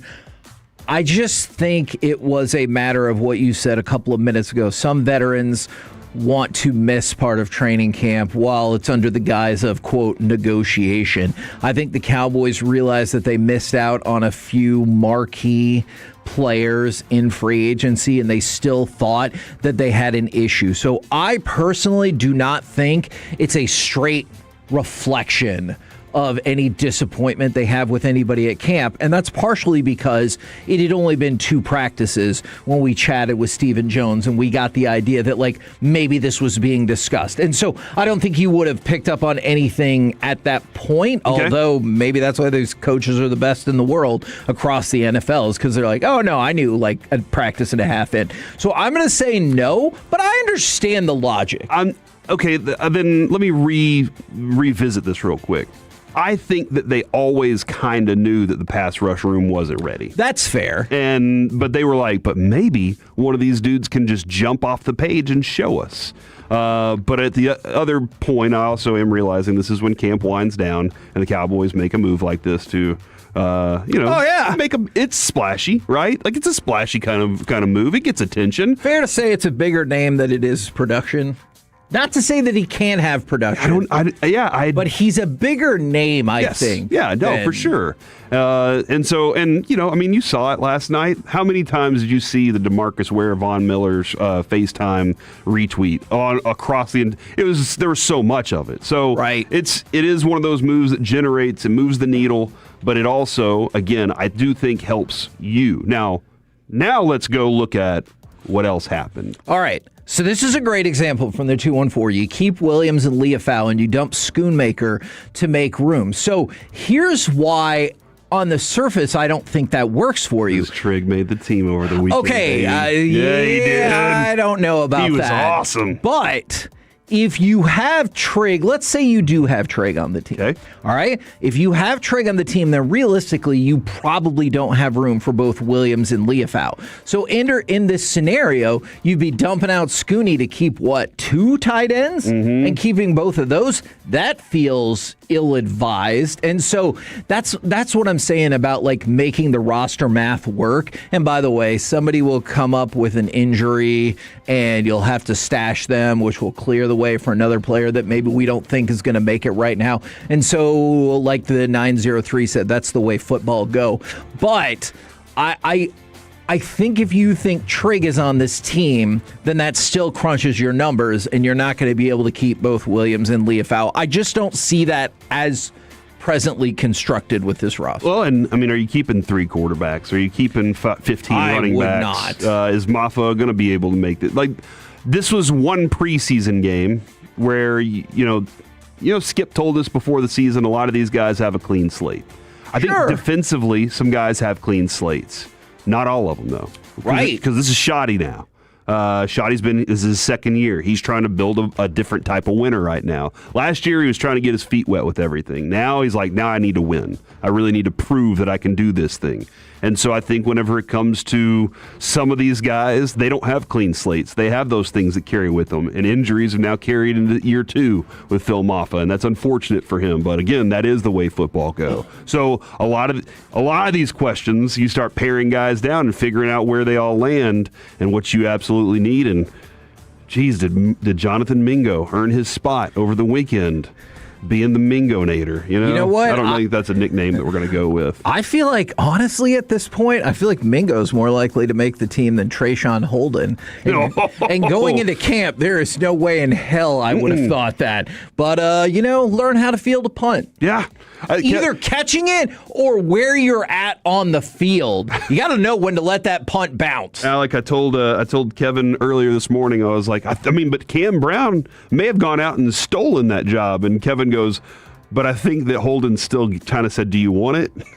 with the hey. Am I being too harsh on that? I think he might have been holding out the job for him and just saying, please. I love it, dude. Sorry, buddy. I love it. No, I think this weekend was, you got to see everything you really needed to see this weekend, except for I want to see Tyler Guyton competing. I know we need to figure out what we're doing at backup tackle, right. But maybe he's good and we don't need to worry about anything. But other than that, you got to see the defense go out there and get punched in the mouth and then respond, and they were responsive. Felt like they got a good, calm voice in their ear from Christian Parker with his approach and the way he goes about it.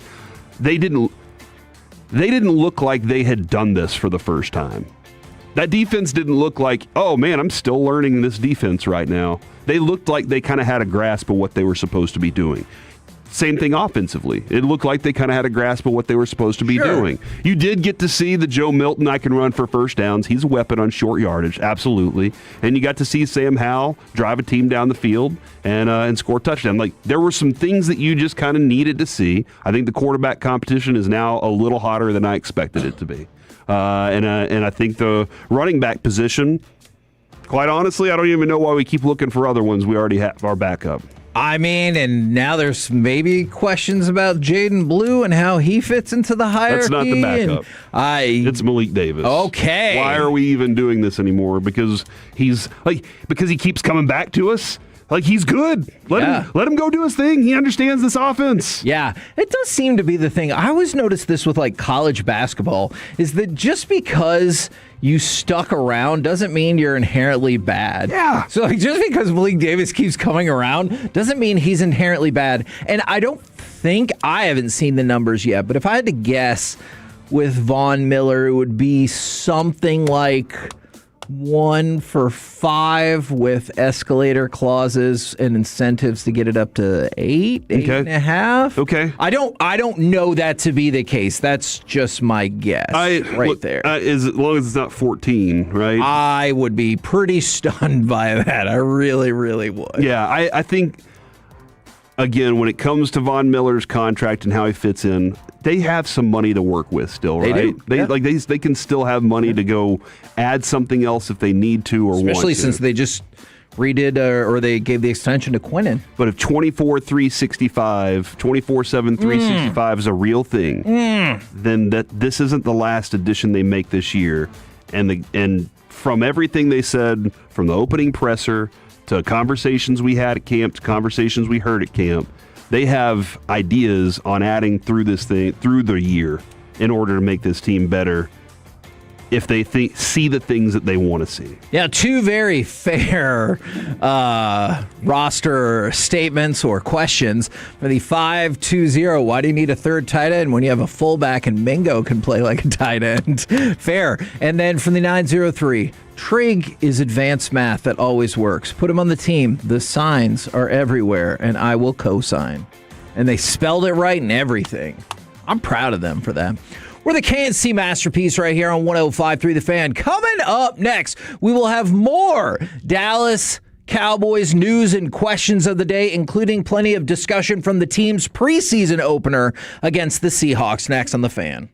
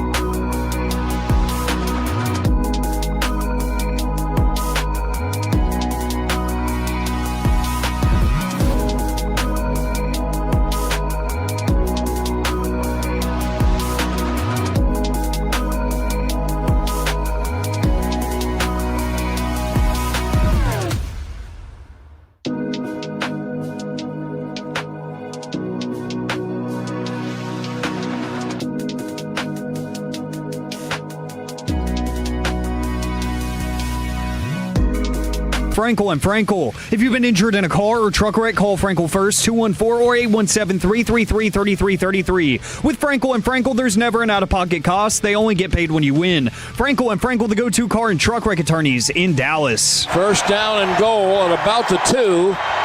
Three-step fade to the left side of the end zone, and Brown, did he come up with it? He did. What a catch by Camden Brown on the fade from Joe Milton. Touchdown, Dallas. What was more impressive to you? The Camden Brown catch or the fact that Joe Milton threw a fade? That's probably rude, but he was like, I can throw this 80 miles an hour.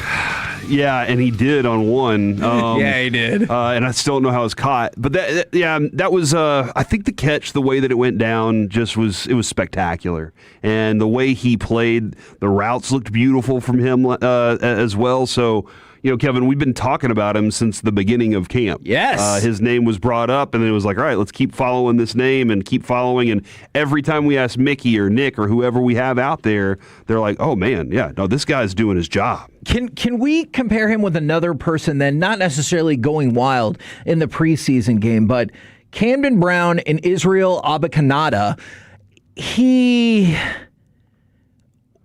those two look like two players that you're like, well, you can't make this team. Uh-huh. And then the beauty of training camp is, and I'm not saying that Abani Konda, sorry I said it wrong the first time, is going to make this team, but there are two players that are like, the hell, I can't make this team. Mm-hmm. And kind of feels like Camden Brown's in, right? I think he's in. Well, all right, so maybe I'm misguided. I'm trying to figure out the numbers game right now. The numbers game is the key. Okay, so you're going to have at least CD and George are in. You think? You know what? Hot take. Yes. Ryan Flanoy. That's how you say it, right? That kid's going to make it. Flornay. I like him a lot, and I feel like he's... So now you got 3. Turpin's in. Turpin's in because of special teams, and Jaden Blue is not stealing that job from him. So you'll take a minimum of 5. All right, so that means there's 1 spot available. It's possible there's 2 spots available, but I would probably default to there's 1 spot available. Anthony Smith didn't do anything to tell me he belongs on this team other than he caught the 85-mile-an-hour pass, I do believe. Which is impressive. But he also, right before that, ran the wrong route or gave up. I don't know what it was, but I was like, and then he was pointing at himself. So that was tough. Trayshawn Holden, you just killed on this thing. And do you think I'm totally off about that? No. Okay. But I just want to make sure. And Valdez Scantling provided what I've seen out of him most of his career. So I will say that there's still more games to be played. There's still more of these. There's 2 more preseason games. We have a joint practice against the Saints where we will not cover any of the Saints. All right? Whoever that was that texted in and they said, please talk about the Saints. Do you really want me to talk about the Saints? I'll talk about Alvin Kamara and Kellen Moore. Okay. Is that okay? And I'm just joking. How Shuck looks better than I ever thought he would be. But so you still have time to go out there and go, I didn't do good enough. But I'll tell you this, Camden Brown does that for the next 3 games. You can't deny it. Absolutely. So that's the thing is this was... What was it that Jared told us? Kennedy Landry told us this too when it came to Cam Colley. Hey, look, you've been doing great in spring training, but what happens when you get sent down? Right.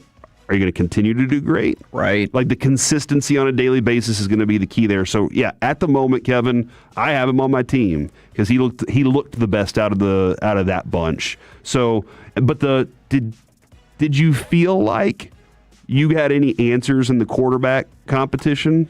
No, I thought they were equivalent, equivalent-ish. Mm-hmm. So I just need someone to stand out because of these numbers reasons. Like somebody was just talking about Jonathan Mingo. Okay. And that could be the deal. And these are the comparisons we like to make. I get it. It might seem like Jonathan Mingo or Marquez Valdez Scantling, but is it really Jonathan Mingo or Sam Howell? You know, like kind of what I'm saying. there. And so I think Camden Brown at this moment is wide receiver 5 and Jonathan Mingo is wide receiver 6. But I don't know that they're going to take 6 wide receivers. And so where are you going to draw that from? Because if you keep 3 quarterbacks, whether you're like, hey, I gave up stuff for both of them, or whether you think they're equally good or whatever, I don't know. But that is going to cost you I'm going to stick with equally good. No. I'm smiling because the Cowboys have now had a history, 2 or 3 years in a row, of the last day dudes get injured and go on the injury list for an hour and a half. 100%. They have manipulated their rosters in such a smart way to be able to keep guys around that you didn't expect them to keep around. Well, and that's the other thing, and I know Mickey knows all about this. We can talk about that with him at noon as well, is you start to do the math of not who do you want on your team more, Joe Milton, Camden Brown, or Jonathan Mingo, but who's going to float through waivers. Right. And go on your practice squad, and then you can elevate up and down however you want. So it might seem counterintuitive, but in some cases, you're like, let's keep the slightly worse player or the slightly less desirable for the rest of the NFL player, because then we can float. And then we can float through some other people. And so it kind of feels like backwards just a little bit, but I'm intrigued to see how that plays out. Jonathan Mingo has had a better camp than I anticipated by far. He is firmly in the mix to actually make this team. But it did feel like Camden Brown was kind of Camden Brown and the defense felt like they were the biggest talking points for people after the game. Does that seem fair? Yes. Okay. Absolutely. With special teams flub being a big factor too, right? Because not everything was perfect. And quite honestly, Kevin, the offense sputtered. The defense's start. The offense didn't start well. Sam Howell eventually led them on a drive, and I thought the second half offense was good. But they didn't score 40, which I'm not saying they had to go out there, but. Sure. Even Schottenheimer said some really positive things, but some things we definitely need to clean up. And as a coach, you kind of like those things. But defensively, you came out and gave up what is a 15-play drive to get that ended in a touchdown. So let's talk about that, because that, unfortunately, to another person who will see what their future looks like, that felt like the Kalen Carson drive. I think you're right. Yeah, whether it was penalties or just flat out kind of lacking on your coverage, in the opening drive, you give up you said it, 15 plays, 80 yards, something along those lines. You give up the touchdown. The next 7 drives, you give up a total of 76 yards and 3 empty red zone trips. So you got to feel stoked about that after the fact, but let's zero in on Kalen Carson here. You said you think I'm right. That was a brutal start to that game for him. Bland, Durant, Revel, are all on this team. Correct. Aside from that, wide open for anybody that wants to take the job. Yeah. Come in here and please. I know if you, in the grand scheme of things, Downs is kind of listed as your nickelback, but we'll see how he plays, dude. And by the way, 8 plays out of him, and that was the plan. And I wanted to see more because... Did you even hear him afterwards? He was like, gee whiz, that was fun. Let's get back out there, which is like, he didn't exactly say it like that, but that's more or less what he said. Guys. Yeah, and I loved it. So he was Spider-Man. He was Tom Holland Spider-Man, where it's just like, everything's so chipper. I really liked it. But those 3 are they're locks for the spot. And then you have 1 or 2 other spots left. And these guys have to be... they have to be capable of adding on special teams too. Yeah. Devin Moore might have a leg up right now based on the way Kalen Carson looked. I would think. I know that we've discussed the physical nature and wanting to play physical, but it also comes down to playing smart. Knowing what is in front of you helps you play physical while not drawing penalties. Right. Knowing that the guy is going to make this cut here because of where he's lined up on this hash and this number, all those things help you. You have to be as heady of a player as you are physical to get away with the physicality. The right places of your hand placement. Those things all matter so much. Now, somebody just texted in Adoree Jackson. I know that when Adoree was brought in, the conversation was that was a way to kind of get him some buzz as a, hey, Christian Parker likes you. We owe you a little bit. We'll give you an opportunity. If we show interest, somebody else out there might show interest. I don't know that that's necessarily the case right now because maybe they are looking at Kalen Carson and saying, that wasn't good enough, see you later. Yeah. But there are some other names. Dude, I'll tell you this. I know he's like a tweener guy. I still love me some Regh Stewart. I still love watching him play some football. So I think there's still a lot of decisions to be made there, but he didn't do himself any favors this weekend. All right. Is there anybody else coming out of this game? And I just want to make this clear because you pointed it out to me when you see the articles is people are stoked about the defense and then they'll be like, but it was also preseason. And you're like, right. I read at least 6 articles, columnists and all the things, Alec, that I was like, every single lead started with the Cowboys did this, won their first preseason game since Dak's second year. First time in 9 years they won their first preseason game. Obviously, they had to add Lumen Field because you have to give a location. Right. This is how you write a lead. Who, what, when, where, why. Sure. Put it all in the first sentence. And then came now let's not hang any banners yet, guys. I'm not saying, with every single one of those guys, I'm not saying this. But we'll get there. Hopefully, we'll see what happens. But guys, they went up there and did their job. Like that was the last sentence. Was they did what they were supposed to do. Well, and doesn't that go back to the burden or nonsense that is low expectations? Mm-hmm. Like when we talked about in training camp, how awesome it was to see them get organized and know the play, and people are like, "You're drinking the Kool-Aid," and I was like, really? Yeah. Because I said they knew the play? That doesn't feel super high. And so, that's the same thing with this one is it was a great first step because your defense didn't look like an abject train wreck like it has in previous joint practices and preseason games. So if you think that's drinking the Kool-Aid, okay, fine. Aside from TJ Bass, I would have liked our offensive line to be a little bit better. I don't think that Blue got any favors out of the offensive line, nor did Maffa. But then by the time Malik Davis got in, he's just good. So I like Malik Davis. I cannot wait for Barham to get in. Barham. I just hope that they don't rush a groin injury too soon. Right. Because they want to see him. But I just can't wait to see that dude actually in this defense because I think he's going to fly around and hurt some people in a good way. But Justin Barron's fine to watch. I love watching Justin Barron run out there and do his thing. It was nice to see Shamar James cut in there and do a couple things here and there. But when it came to Malachi Lawrence, Kevin, there was some good and there was some bad. Right. And that's just part of the learning curve with a rookie. As Raku learned pretty quickly last year, how fast can Malachi learn? I think that's what we're hoping for is it seemed like Schottenheimer would say every day, every week with Malachi, you see a little bit better. You see he's learned from something or he's getting a little bit better. Well, how far away from good is he? Sure. How far away from being NFL caliber outside right linebacker or defensive line, that combo guy, how far away is he? They know.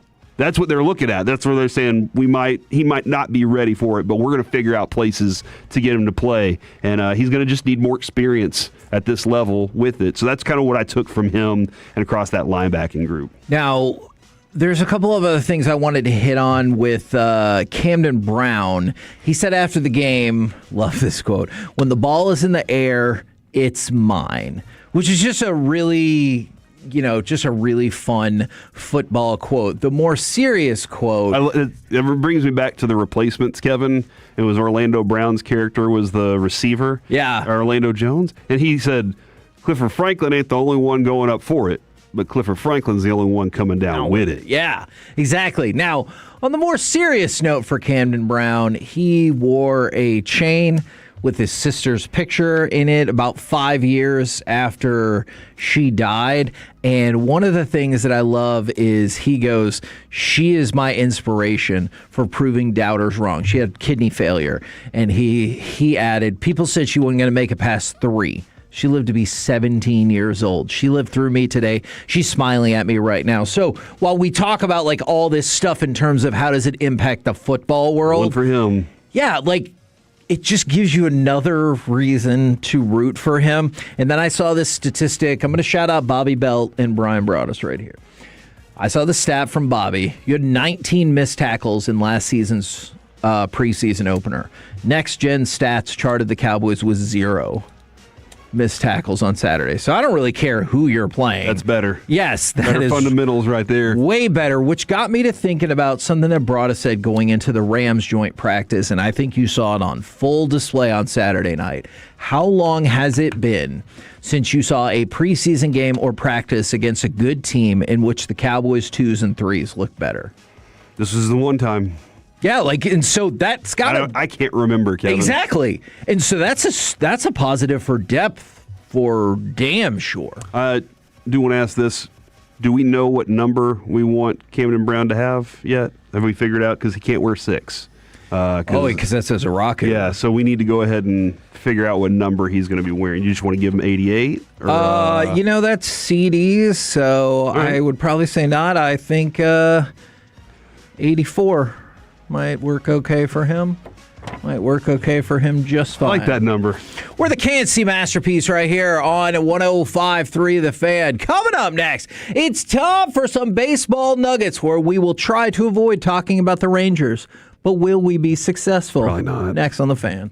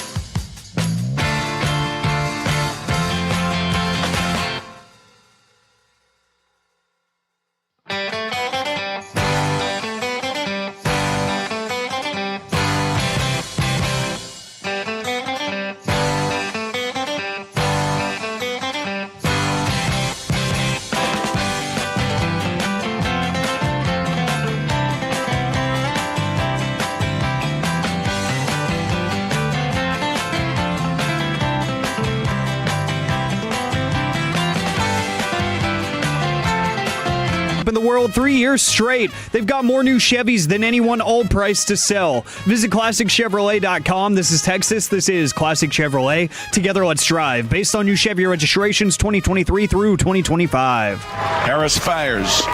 Swing and a miss by Peterson, and the ball game's over. Harris comes on and picks up his 12th save of the year with a 1-2-3 ninth inning. Final score of 5-2 A's. KNC Masterpiece right here on a 105.3 The Fan, 877-881-1053. Franklin Injury Attorney text line if you want to get involved in the conversation at any point, or the Twitch, or the YouTube. It's time for, well, this could be a tough edition of Baseball Nuggets. Kevin, I do have something to tell you. Might have been a box turtle. Today's a great day. Rangers aren't playing. We kind of need that's true to not have them at the moment, just for a day. For the love of God, did they need a break? Good night. This was a miserable weekend. It really was. Hey, but it's not like it's like the first home series that the A's have won in like 4 months. Oh, really? Oh my gosh, I feel like you're being sarcastic. Yeah, that's a good instinct. All right, we'll talk more about the Rangers later in the show, but here's the key number I feel like you need to know.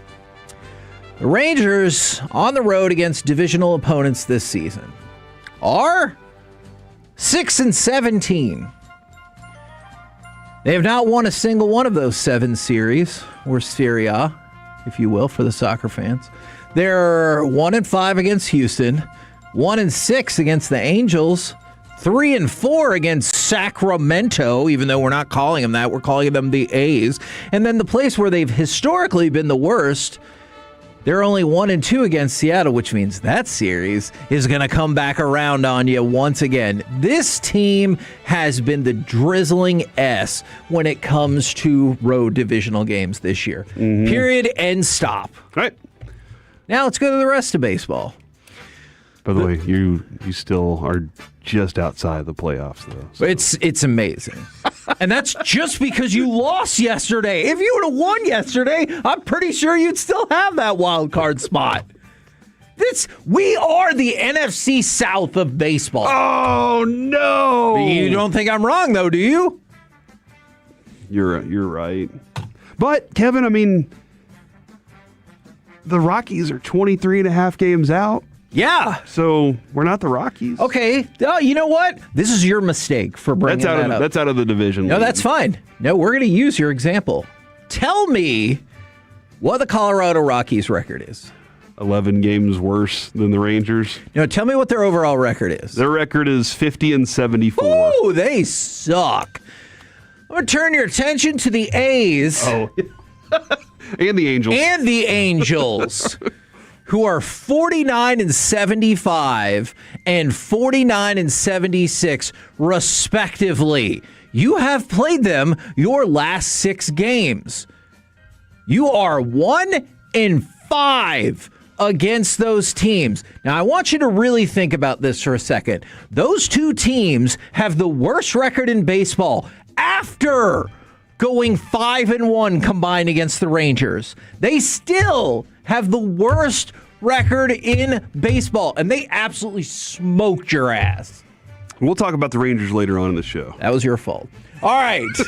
Well, I mean, it's the Rangers' fault, but you know. Yeah. All right. So, do you want me to just get to more sad news straight away? I can keep talking about some bad things the Rangers, like their bullpen right now. Yeah, don't worry. It'll come back around. It really will. Just let the callers take that one over. Actually, you know what? This is one of the few times when I get East Coast radio. Uh-huh. Usually I think East Coast radio is as bad as the Rangers have been on the road against the AL West, and you remember what I said about that.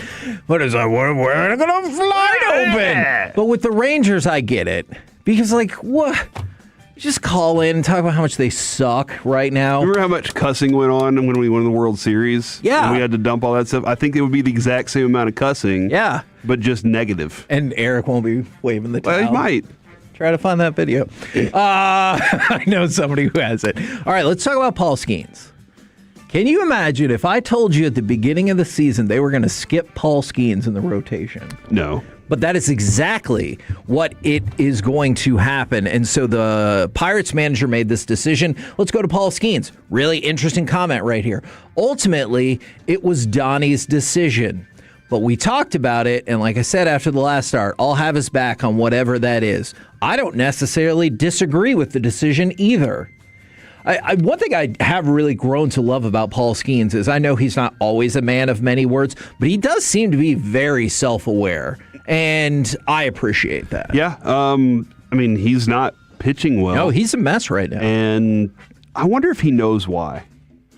You know, this is what I always like. You hate the most whenever you aren't capable of doing something, but you're like, I just can't figure out what's wrong. Yes. I wonder if he knows what's wrong, and he's like, I just am trying to make it through the end of the season. And didn't the Pirates go by at the deadline to try and, add a little something to this thing? So I wonder if he's just like, something is wrong, and I can't fix it right now. One of the things he talked about after the last start is he's just had way too many long innings, and that's hurt his velo. And I appreciate that. And that might be true to a certain extent, but we're all trying to avoid the main concern, right, is that you're going to find out that Paul Skeens is going to miss the rest of this year in 2027. I'm not saying that's eminently going to happen, but I think that's what everyone is concerned about when they see that velo dip, right? Oh, for sure. Yeah, 1,000%.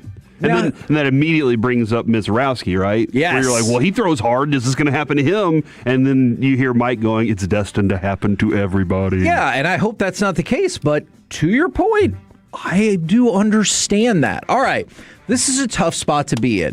The managers for the Arizona Diamondbacks, Houston Astros, and Seattle Mariners. Bob Nightingale from USA Today is already reporting that all three of those managers likely must qualify for the postseason or they will be fired. Oh. The Mariners one I get a little bit more just because they're coming off such an amazing season. And they love firing managers. They do. The Diamondbacks feel like, I don't know, I think it feels like they have overachieved. They're third in a very crappy division. Their division is excellent. I don't know. They got two teams that are 22.5 and 23.5 games out. Yeah, so do the Rangers. And the Rangers' best team is 1 game over 500. The NL West best team is 23 games over 500. And the back-to-back defending champion. Yeah, I still don't understand how. Is the Dodgers lost 2 in a row? And they're still 7 games up on the division? Yeah, I mean, look at the Diamondbacks. And plus 136. Yeah, the Diamondbacks just lost. They're 5-5 in their last 10 and in third place in their division. They would lead this division by 3 games. These are all factual statements. But yeah, that's got to be kind of a bummer. Hey, if you miss the playoffs, you're fired. Yeah, no, you don't want that.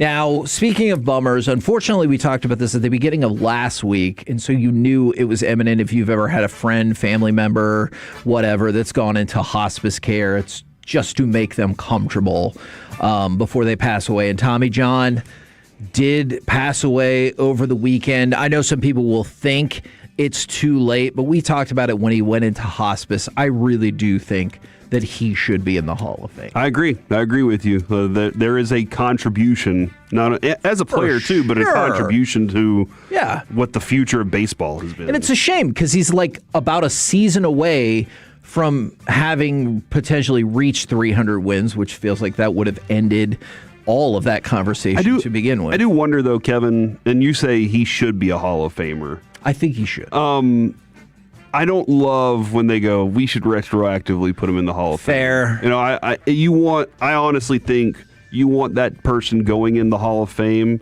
cognizant of mine. Yes. So that they can enjoy that experience because of what they put their bodies through and their minds through to get for the game. Like, it's heartbreaking when Roger Craig was up on the stage and he was like, I have developed dementia. Mm-hmm. And so you're like, okay, so y'all just barely got at a time when, thank goodness, he was still able to talk about. Wanted to see what you think about this. Max Scherzer had a unique way of setting up the Blue Jays fantasy football draft. Scherzer paired off 12 Blue Jays participants with an on-field staff member, and the draft order is going to be decided by which staff member could throw the hardest. I like this. And so you throw the hardest, your team goes first, second, etc. Yeah, this is fun. We might not all have access to a multitude of radar guns and a ballpark and everything like that, but if you did, this is pretty neat, This is right? a really fun experience. Absolutely. I wish DeGrom would do this. For himself or for the Rangers? For the Rangers. Okay, I was just... For the Rangers media. Okay. Oh, man. Because he loves them so much. Who do you think? Go ahead and text in. 877-881-1053. Frankel Injury Attorney text line. Which Rangers beat reporter do you think would secure you the number one spot? Jared doesn't count, right? Yeah, you could put Jared and Mike in there. Oh, Mike can't throw hard anymore. Oh, man. He knows that. Do you think Jared can throw faster than Mike? I don't know. Okay. But Mike is like, he even said, he was like, he had surgery after he pitched to me because he'd screwed up his, was it his shoulder or his back so much? Something he was like that, he had surgery. I put him out of commission.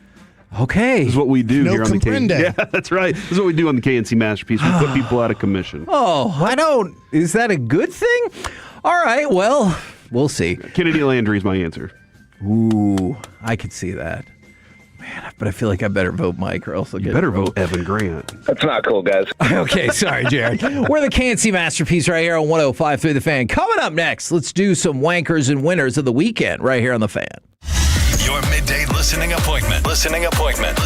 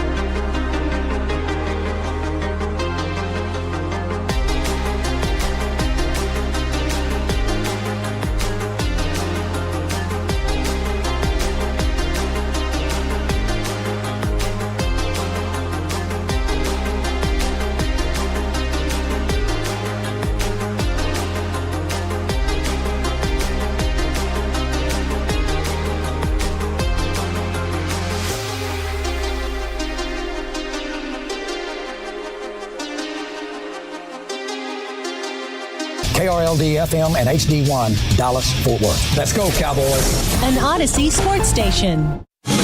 Driven by our D&M Leasing Studios, it's the KNC Masterpiece on 105.3 The Fan. KNC Masterpiece right here on 105.3 The Fan. We got wankers and winners of the weekend coming up, but we didn't quite hit the contract exactly, but we were close.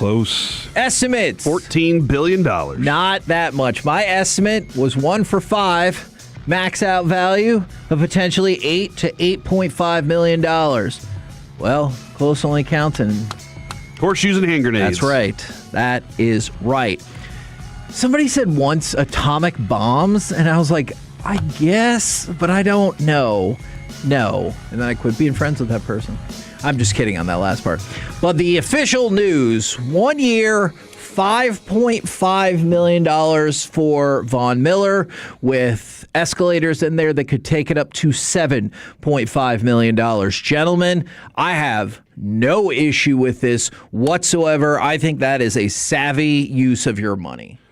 Yeah, absolutely. And they still have funds left over to go. Indeed, they do. This is one of those where, again, we feel like this was kind of already not necessarily agreed upon a long time ago, but I think works. I think they did their due diligence on a lot of levels, Kevin. Whenever we were in camp and we saw the knee doctor show up, Dr. Cooper, I think they were doing due diligence on Max Crosby. And they were like, the value is, he was like, look, here's the real deal. And you take that information however you want. And the Cowboys said it's going to be more expensive than this. And is this enough to get us where we want to go? I think this is nice. This is a nice addition. It's a nice touch to the team that they've added to all offseason long. Right.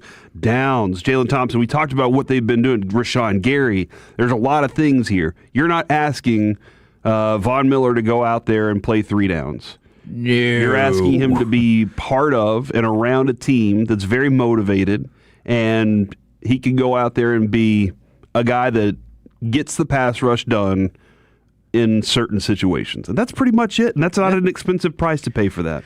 No, I agree with all of that 100%. Now, winners and wankers of the weekend, would you like to start with the winners or the winners? wankers? Let's go winners, Kevin. All right, let's go with the winners. And can you give me cut number 13, because we had history made in Major League Baseball. Swing, drive, well hit right. Suzuki back. It is gone. It is gone. It is gone. 3 homers for Baez. Major League history at Wrigley Field. Joshua Baez there have been more than 25,000 players in Major League Baseball in almost the last 150 years, since the 1880s. No major leaguer ever had hit 3 home runs in their first 3 plate appearances. Never happened, ever. Even when Dead Ball Johnson was throwing it to Scooter McGee. Both of those guys were fantastic. It didn't happen even then. You know what I got nervous about? When I said Dead Ball Johnson, I did not have another fake name for the other side of that. And I was like, you better think quick. I'm just glad that you didn't make it plural, Yes. Do you know I have a card of a T206 of Mordecai Three Finger Brown? He's also from around that time. Okay. They mentioned him in an episode of The Simpsons, and so that's why I, of course, wanted to go get that. But never happened before. Would you like me to tell you the betting thing or wait? Dude, absolutely. This betting thing is insane. All right. Now, Alec, I can't tell if they were just using this number for an emphasis or these were real numbers. But I saw something that if you would have bet like $100, maybe even $1,000 on this to happen, you would have won $7.4 trillion. Trillion! And I thought, first of all, that can't be right. And then I thought, well, Major League Baseball has been going for almost 150 years and it's never happened. Now that I think about it, that totally makes sense. Then another person was like, yeah, well, who's going to pay that out? Fine. Then it's going to be Kevin Presents Caesars. Like, that's what it's going to be if you can't put pay it those out. odds out there if you couldn't pay me my money. Exactly. But at the casino, there, of course, you dumbass, I'll take your money. That's never going to happen. Don't you mark that. But it did happen. And congratulations to Joshua Baez, who had a robust OPS of 3.750 after his first game. Is that good? That is the greatest OPS I've ever seen. It's all right. I love that quote of the Rangers might not have he was like, I want to be the next Mike Trout. I want to be the face of the league one day. Good start. That's a way to make an impact and make an entrance. Kevin, I just got this from Alec. Oh. The San Francisco Giants are calling up left-hander Matt Tugboat Wilkinson. And I just wanted to say Tugboat on radio. Yes! That person is from the 1890s. There is no way. Or maybe the 1980s or 90s wrestling character. Tugboats are awesome, though. Yeah. What's his... Matt Tugboat Wilkinson? Mm-hmm. Please tell me he's like 45 and has a big beard and stuff and that beer gut. Yeah, yes. That is exactly what I was picturing in my head. He was a 10th round pick out of junior college, so I'm guessing he's not 45. Well, he could be 45, junior college. Yeah.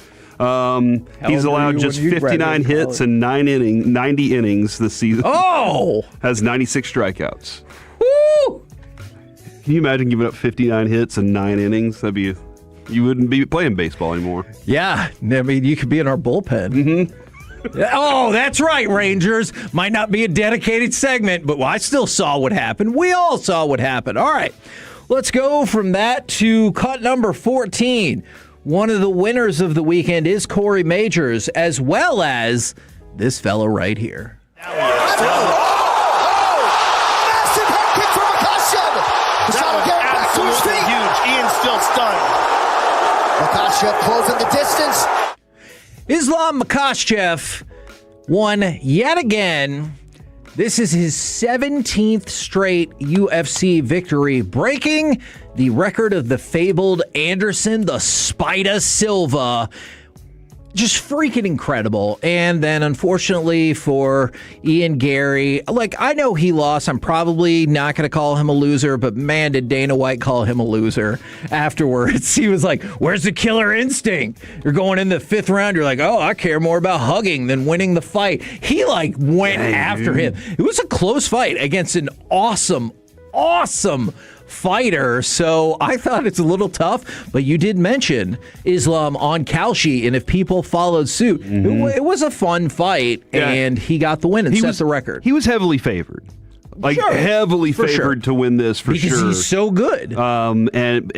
Kevin, did you like this card that much? I felt like a lot of people walked away from this saying it was a little boring. Yeah, that's fair. But that was a good battle. Especially if you go back 1 or 2 when there were 9 straight stoppages. That's a tough bar to hold up to. So maybe while he was winning and I was winning, UFC lost a little bit. I mean, look, and here's the thing about the UFC that's a little tricky, because some would argue that the WWE has done this to a certain extent with ESPN, or when they went to the WWE network at the time.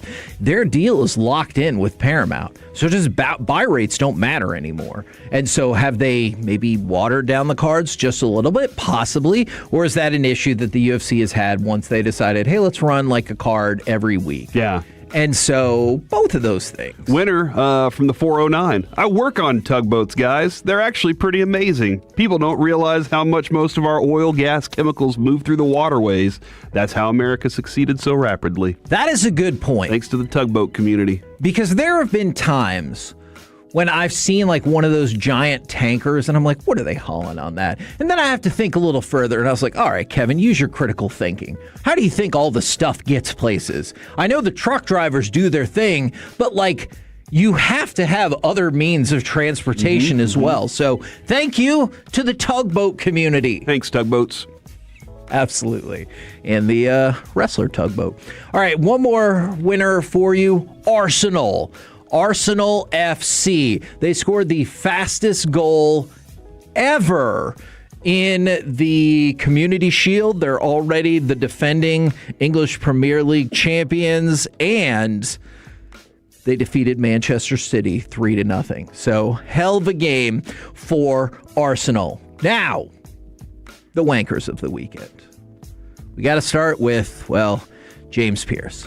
James Pierce, the Falcons' edge rusher, has been suspended 8 games by the NFL for violation of course, their omnipresent personal conduct policy. We've talked a lot about the off-field issues that he had in the offseason, and so he got suspended 8 games right there. But if you're the Falcons, I don't know if you knew how many games it was going to be, but you had to be prepped for a pretty serious suspension, right? Yeah.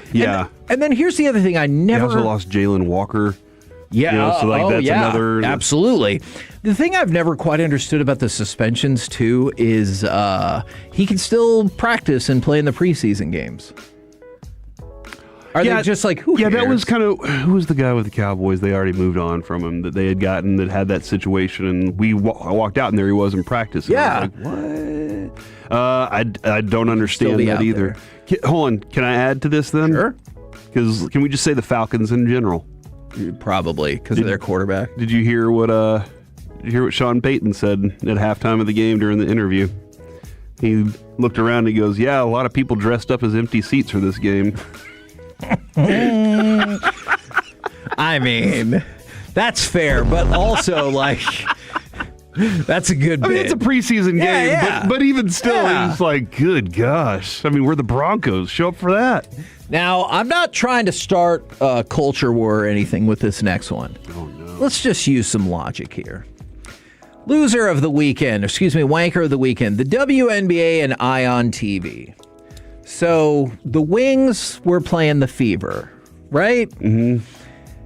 And it was Paige Beckers and the Dallas Wings face off against Lexi Hull in the Indiana Fever. See, you're right.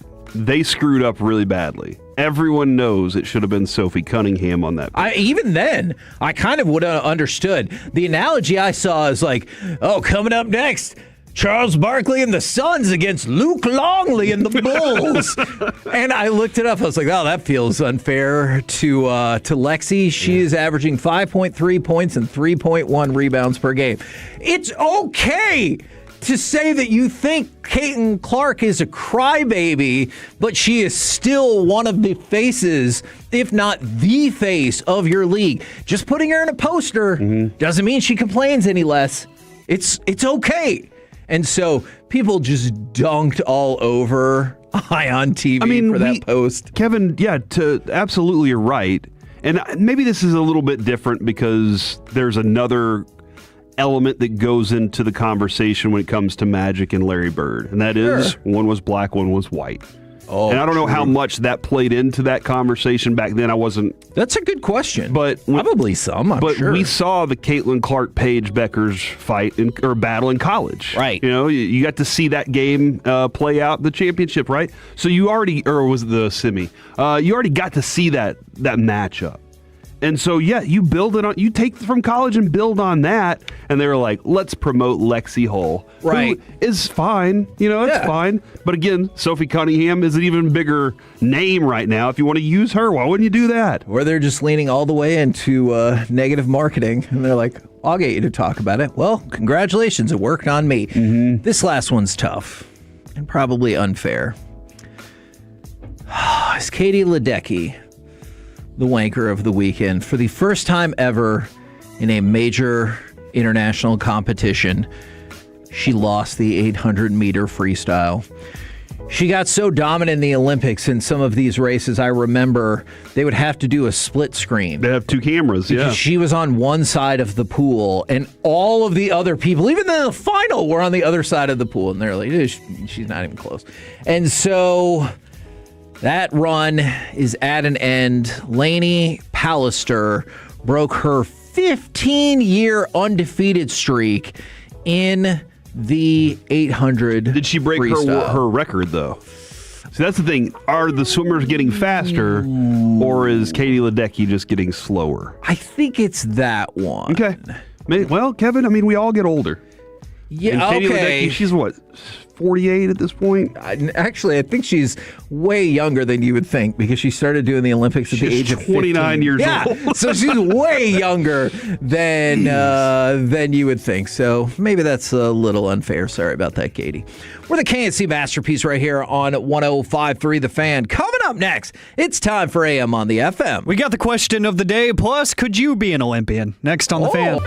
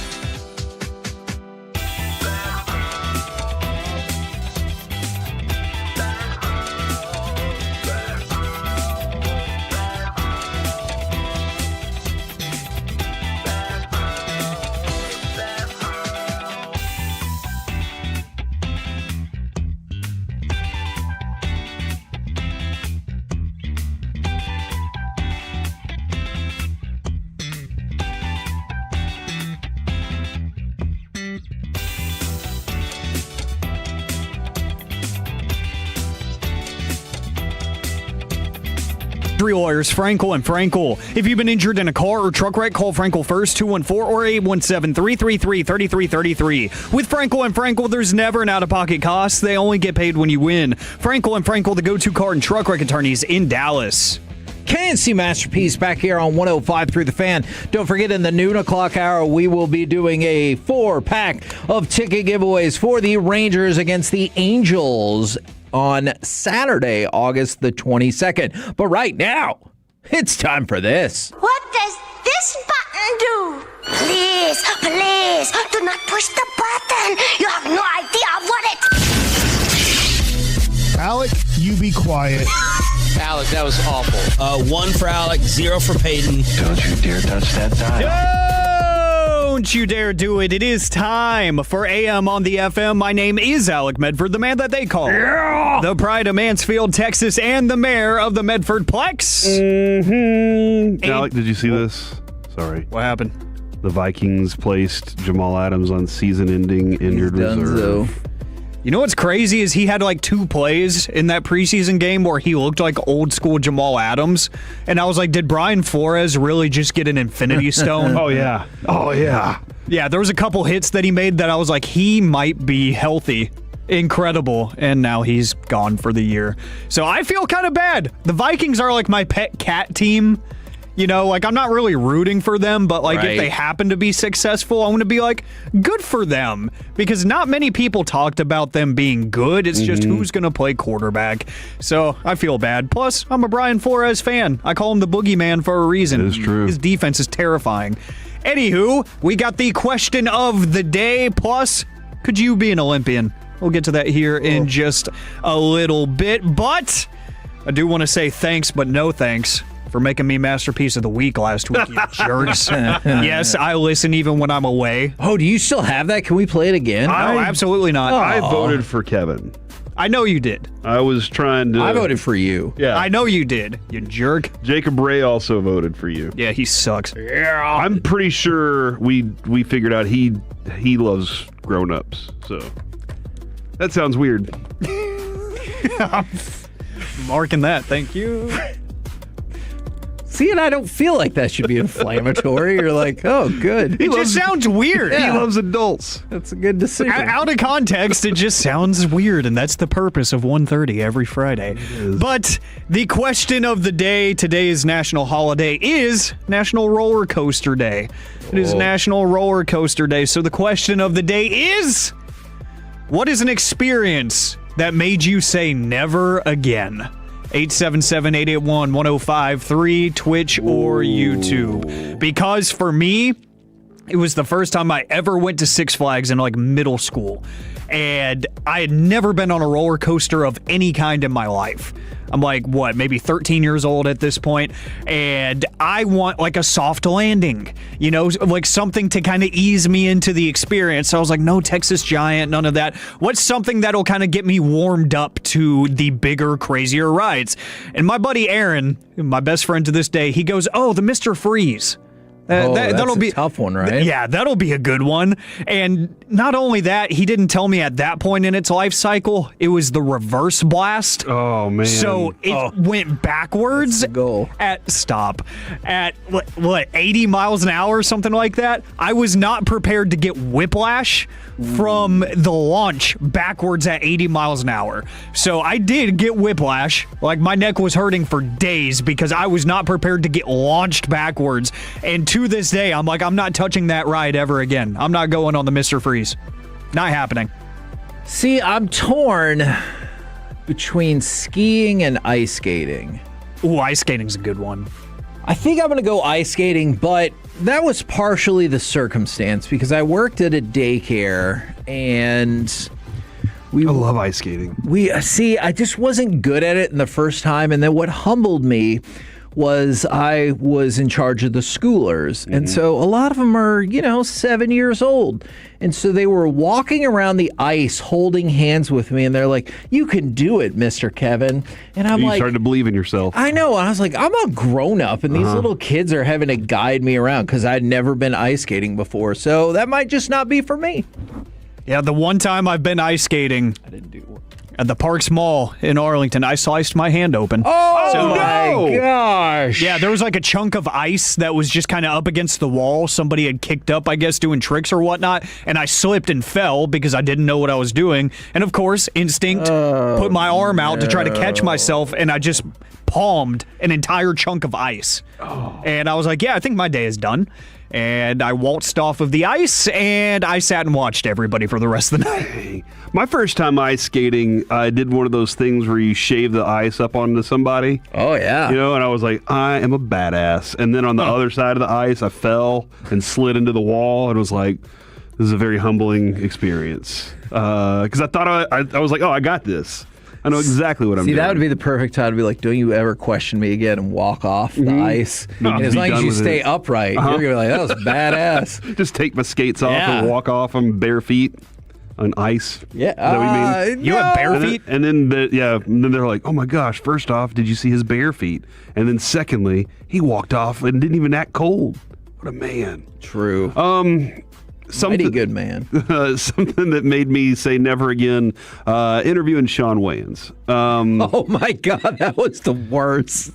It was. I don't. Sometimes comedians love, like, they're like, hey, let's just do my stuff. I'll just do. You could throw an intro to one of their jokes, and they're like, got it, bam, and they deliver. There was no way. We couldn't get that dude. He didn't even act like he wanted to be here. Okay, I'm going to give you an example. I am going to be at the Improv tonight. This is the Wayans example. Oh, okay. I was like, okay, for awesome. a comedy set, and I have a brand new book coming out. Plus, I've made lots of great very funny movies in the past. Ask me a question. Let's see. So, what brought you out here? Are you excited for your set at the Improv tonight? You'll have to come check it out. See what kind of humor I like to do. I got a question about the book. Yeah. Can you tell me a little more about the book? Yeah, absolutely. Best way to learn more about the book, you should buy it when it comes out. And hey, that was man, a bad question, but even still, doing scary movie, right? And he's like, yeah, I try not to focus on the past. I try to focus on what's coming up. And you're like, okay, like tonight at the Improv, yeah. Like, what's the vibe? Oh, you got to check it out and find out. You'll see. And I was like, what the hell is happening? I get early. it. You don't want to read 4 chapters of your book and give it all away, but you can't be like, oh, man, I got this one anecdote. The Scary Movie 3, you're going to love it. Anna Faris was there, and you're like, oh, that sounds fun. No. If you want to know about the book, buy the book. You want to know about the show, go to the show. You want to know about my past movies? Tough S. It was the worst. It was It's so bad. It was 8 minutes.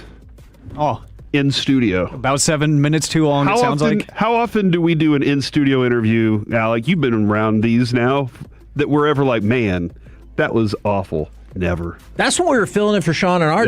Yeah, we had to talk back to Troy and be like, hey, we can cut him loose, right? Because we were supposed to do 2 segments, and I was like, there is no For the 913. That interview was the first time I ever listened to this show 2 days after moving to Dallas. That interview was absolutely wild, and I've been hooked ever since.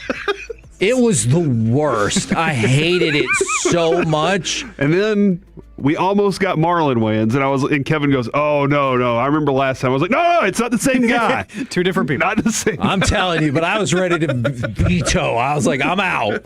And they're like, "It's a different guy." Okay. I have an interview that was like that. It was in high school radio, and it was with a current DFW media member. Oh, I'll let you guess. Me? No. Oh, it wasn't anybody here. Oh, it's actually quite the opposite. My guess is going to be Chuck Cooperstein. No. I did interview Chuck in high school, and he was great to me. I had Mark Followill. We had Derek Holland on like 14 times because he was the most famous person in our phones. Dale Hansen? Close. Oh. We did have Dale.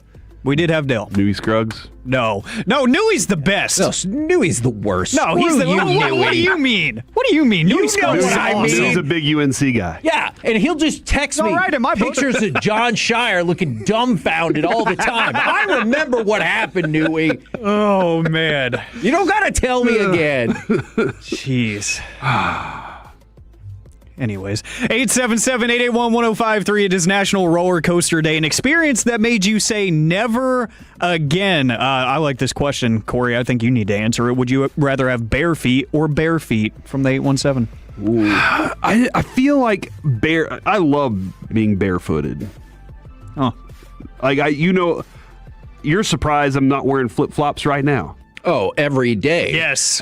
Tim one day told me that I can't. He was like, "Why are your toes exposed?" And I was like, because I love the world. I don't know. I don't. What is going on? Okay, What? 877-881-1053. My kid's this way too. He's always like, "Oh man, I can't go in there because my toes are out." And I'm like, "What's the big deal with your toes being out? We were born with our toes out." It's maybe it's that one moment when he was in Colorado. He was a baby. Hold on. No, pause. So you were born with your ding-dong hanging out, too. You don't think you should be able to do that, do you? If it wasn't for Eve, then yes. Well, that's a fair counterpoint. Mm-hmm. You know my answer on that one. It's all her fault. I'll have fig leaves. Maybe it's that one time when Avery was a baby and he was in the little car seat in the shopping cart, and this lady walked up and goes, "Oh, I see Fritos," and then she reached in our basket and grabbed his toe, and I was like, "Why did you just touch my son? I don't know you. I thought we had a bag of Fritos in there." Oh, I did too. But she was talking about his feet, and I was like, "Don't do that. That is weird. Yeah. Don't touch somebody's child." That feels like the Cowboys defense organizing in the right spot for a play. It's a very low bar that we should be able to achieve. Yeah. So, but I don't understand why people are so weird about their toes being out. Let me know why. Do you kind of feel are you a toes before hose guy? Oh my gosh. I had to stop myself from laughing. I could hear it. I was about to laugh, and I was like, "You better not." That's why you got the so bad. I do think it would be cool though to have actual bare feet, but can you imagine you're trying to? Thank you for circling back to the original sexy question with the lady, and then you're in bed, and all of a sudden you're clawing her up. See, I saw this play out once in a bar. So this bear walked into a bar, and the bartender's like, "What would you like?" And he said, "I'll have a Crown and Coke." And the bartender goes, "That's great, but why the big paws?" Kind of like why the long face. I got you. You don't have to validate him. Mm-hmm. You really don't. You could just let it be. This is my segment. I'm taking a control. Stop. And from the 480, this sounds painful. I tried surfing in Hawaii, wiped out into the rocks, so I said never again. Oh, man. When we went to Florida, Jess's aunt got me a present, and it was surfing lessons. Nice. Oh. And I had to pretend like I was excited about that. Oh, did you go? No. Well, it was a fake present. Because that's their bit. She's like, "I'm just kidding. You don't have to do that." Because Jess had told him that my worst nightmare would be to go surfing or something like that. Gotcha. But I sold it. I surfed in Galveston when I was younger. Nice. Were you worried about falling into the water? I was worried about the jetty. The what? The jetty. You know what the jetties?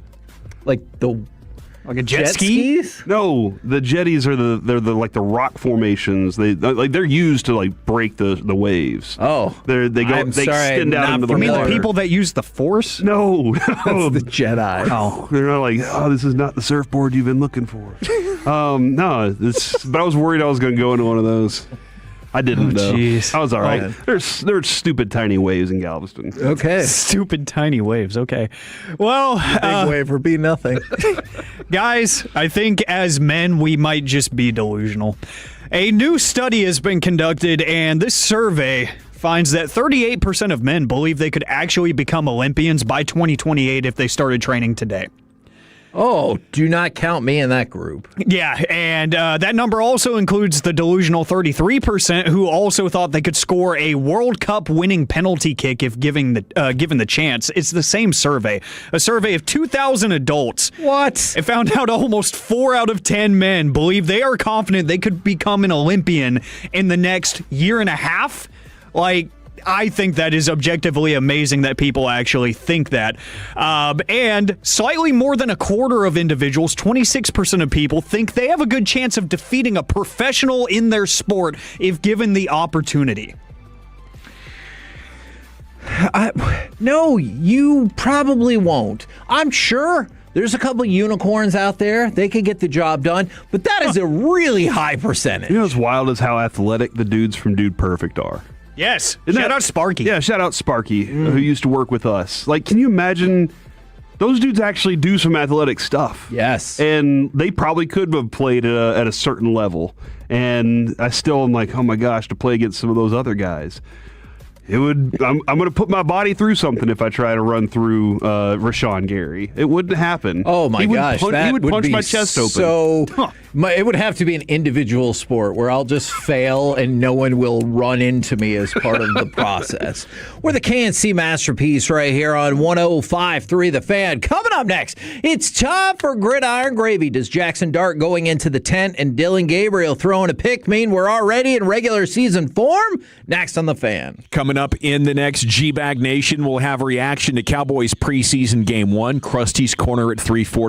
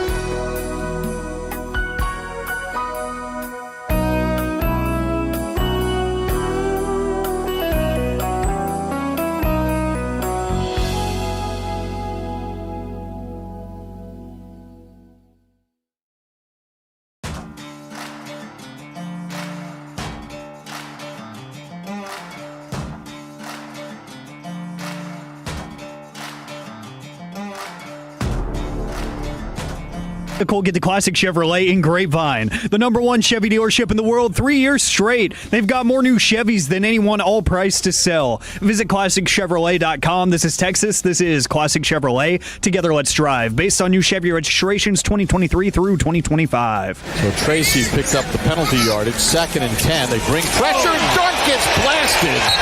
He takes a big shot.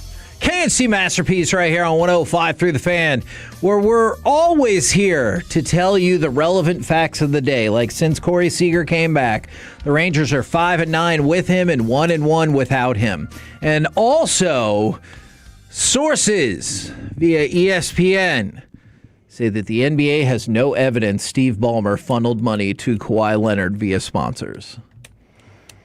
Does that mean they have evidence that he funneled it to him in a different way? Or that's a good question. That feels like a very specific headline. Yeah, and But I appreciate the work. I mean, I'm kind of curious, like, the NBA did its own investigation then. Was this a third party? Actually, you know what? I guess so. Okay. It sounds like people, and this is concerning, right? It sounds like people in the NBA leak this information to the reporters. Not sounds like, they definitely did. And, like, that's probably not what you want if you're the NBA, right? Probably not, for sure. So, hey, we're doing this secret investigation. Don't tell anybody about it. So we're going to continue to track this, or is it done now? I guess once they release their findings, then he'll officially be allowed to go for the Raptors. Exactly. I can't wait. Yeah, can't wait indeed. Right now. For him to play 28 games. Hey, he was good last year. All right. To go around the entire NFL and dip into some gridiron gravy. Dip it and slip. Well, Jackson Dart did not slip, but man, he got smashed into the turf and had to go to the blue tent. Now, there's an interesting kind of argument happening on this front. Jackson Dart made 5 trips to the blue medical tent in a 10-game span last year. 5. It's like one of our commercials. And then 1 game into this season, a preseason game at that, he makes a trip to the medical tent. And so it seems problematic. But then Jackson Dart said this in the postgame. I really respect the rules and the thought behind the NFL in keeping players healthy. At the same time, I'm still puzzled by just feeling like every time I get hit, I find my way in there, which at times I'm trying to wrap my head around. So he's saying, I do not agree with the protocol of how frequently he's been in the tent, and that's going to dog him as being injury prone, even if he goes back out to the field and he thinks he was fine to begin with. You know, somebody said don't use baseball things to talk about football, but I'm about to do it again. Oh, no. One of the things Mike talks about is like the education that the players in baseball get from what other dudes have done in the past, right? Yes. When it comes to their union. And the NFL's union has been weak for a long time. Sure. And the worst one, right? Yeah. And this is just another, in my opinion, moment when not quite understanding what's gone on in the past is relevant to a young player like that. Yeah. Now, he also gets destroyed on most of these moments. And he got destroyed on that play. You're right. Quite honestly, when you saw him laying on the ground, you were probably going, he needs to be looked at. Yeah. And I did think that. And that's how they treat these guys. Now it is, if you get hit, you need to get looked at, especially if you get up wobbly, because the information is damning to the NFL. Yep. And they don't want to pay another lawsuit out. So they're going to do everything they can to cover their ass to make sure that you don't have signs of concussion, that you will then play further and then maybe make your injury even worse, which then can also lead to more CTE. So, like, this is the reason that they're doing it. It's not about you being injury prone or whatever there. It's about them covering their own butts.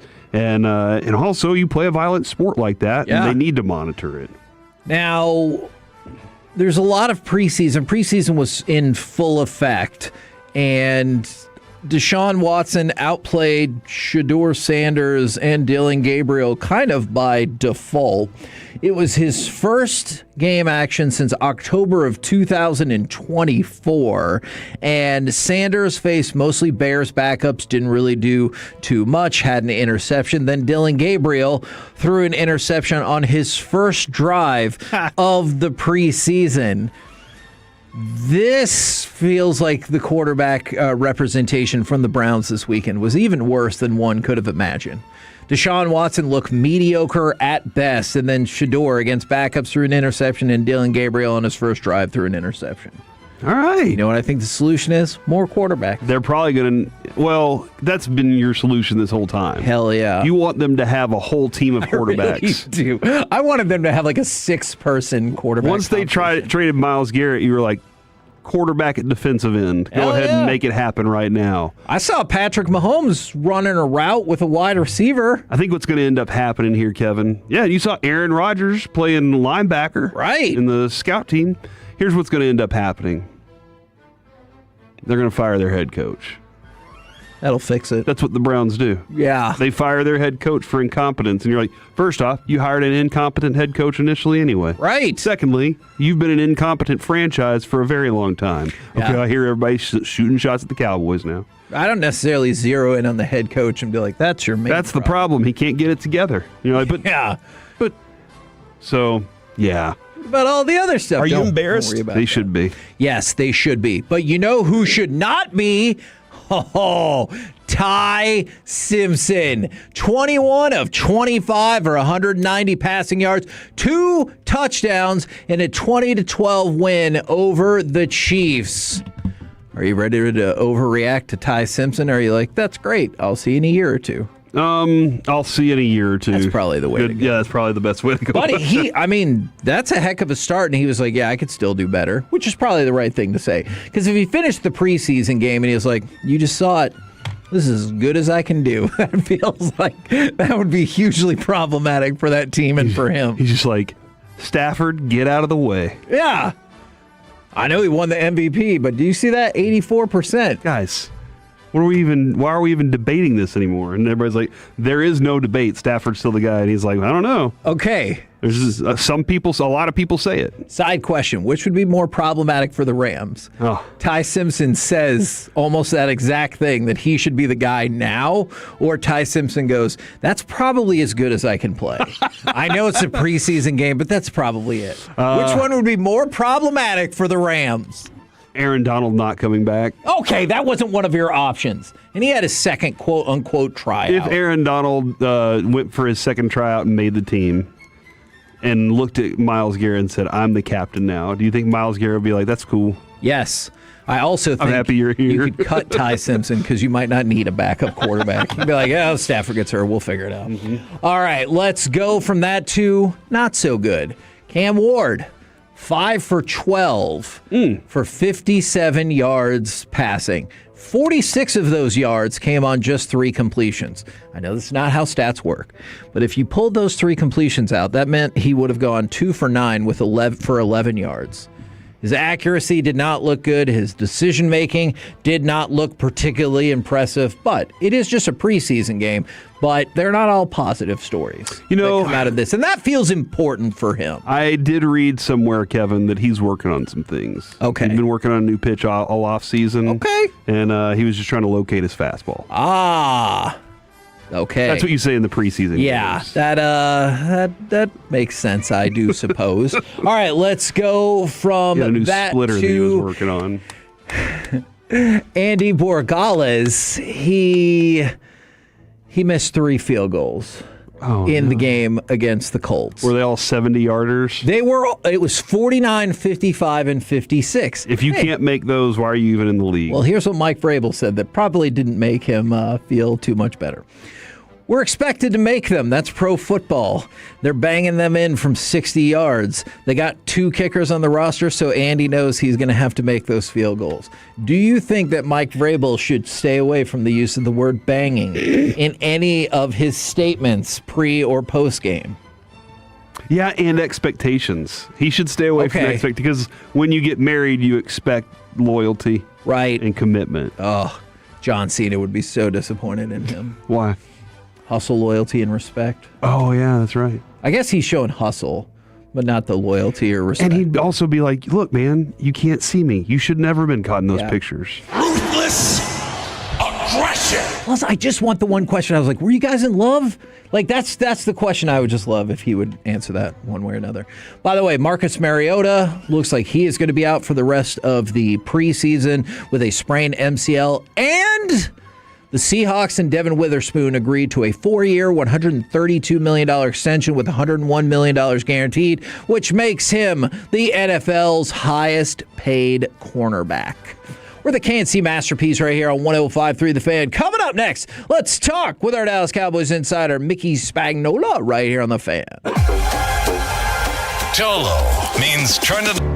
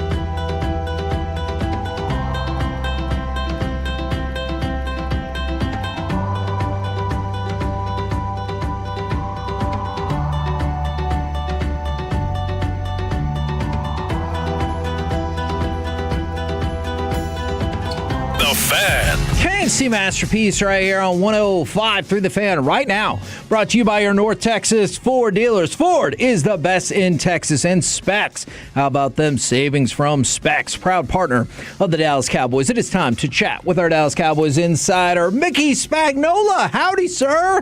How are you guys this fine week? We're doing well because how long has it been since you could say we're going to the Super Bowl after the first preseason game? Mickey. Or how long has it been since you felt like you could look at the 2s and 3s of a good team and be like, the Cowboys are better?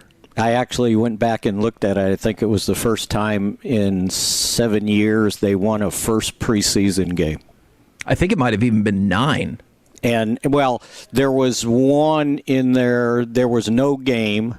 Oh, yeah. I get what you're saying. Right. Gotcha. And I was like, all right, my seconds and thirds are better than your seconds and thirds, right? Exactly. And can you tell everybody, maybe they figured it out, maybe they didn't. Why is that so important? Well, I think that just to get off to a good start, when they lose all those games, you sit there and you minimize it and say, oh, well, I mean, what's the meaning? We lost a preseason game. Well, I think that, coaches will tell you anytime you play something, you want to win. Doesn't matter the level of talent you have on the field, you would like to win.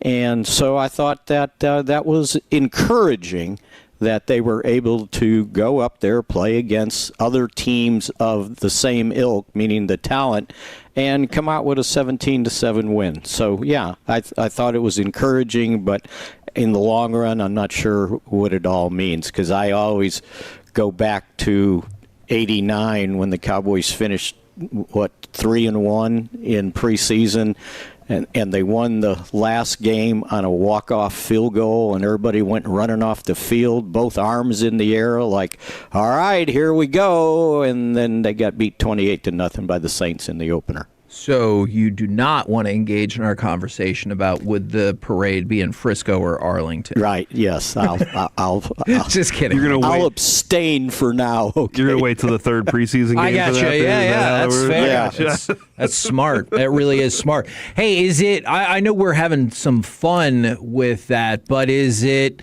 fair to say that not only is Camden Brown not necessarily just fighting for a roster spot, it feels like he controls his own destiny for the roster at this point. Oh, I absolutely agree with you. The fact that, we saw similar here in training camp to the point where, he'd been asked to do interviews. I know I had, it might have been losing track of time, a week and a half ago, he was doing something with Nate Newton, and then when he finished, it was just me and him talking, and very interesting guy, very sharp, and then he goes and kind of continues to play well, and then you see what he did in the game with the fact that he catches 3 passes, 62 yards, 2 of them for somewhat spectacular touchdowns. Oh, yeah. I would agree because completely. The first one should have been interference. I don't know how the guy ate his flag on that one after calling those little hands things on Kalen Carson. And I would say if we were sitting here going, all right, who's the 5th receiver? I think he's got both hands up in the air, and now it's like, can someone force a 6th one? Because I just don't think you can sneak that guy through waivers to get him on the practice squad at this point. You mentioned Kalen Carson. It did feel like it was a rough first drive for him. Yeah. And then, and I also thought it was a rough first drive for the officiating, too. It was like, come on, what are we doing? And it's a preseason game. He put the hands on the guy's chest. It's not like he yanked him down or anything. And then they let that go in the end zone with Cam Brown where the guy mugged him, and he was able to still come down with the catch. But the second one, the one-handed, left-handed, right? That was amazing. And let's give Joe Milton credit for throwing a pretty nice fade pass, right? Too. And I thought So it might have been third quarter. He threw it was during his touchdown drive, I believe. He threw that kind of medium depth crossing pattern for 23 yards and a first down. It was third and whatever. Was that to Smith or Trigg? Yeah, it was Smith. Okay, it was right. Smith. You're right. And the pressure was coming on both sides, and he stayed in the pocket to throw the football instead of taking off and running at the first sign of danger. And he threw a laser across the middle and led the guy, right? I called it the best pass he's thrown in training camp, and it might have been his best performance for the guy. Now, I don't know that this solidifies anything because you got to see more. Can you do it again? But at least he wasn't pulling the ball down and running all the time. I would rather him throw an interception, especially in practices, than to pull the ball down and run. Find out what you can fit in and what you can't.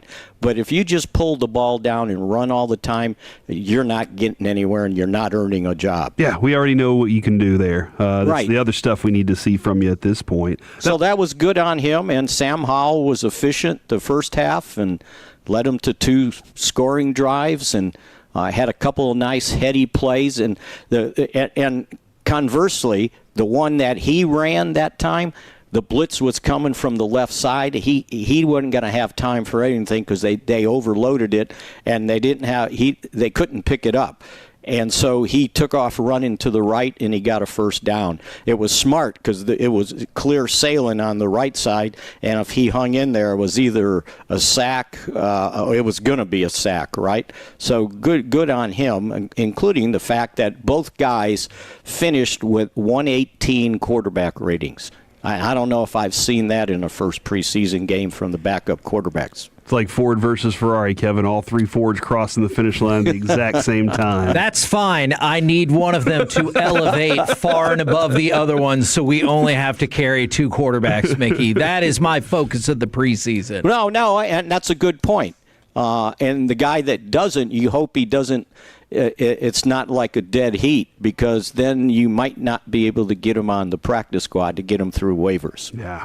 I'm kind of curious your thoughts on how the offensive line performed, because there were some spots that were, even Shoddy said a little leaky here and there. Oh, quite leaky. Yeah. I thought the third line performed better than the second line.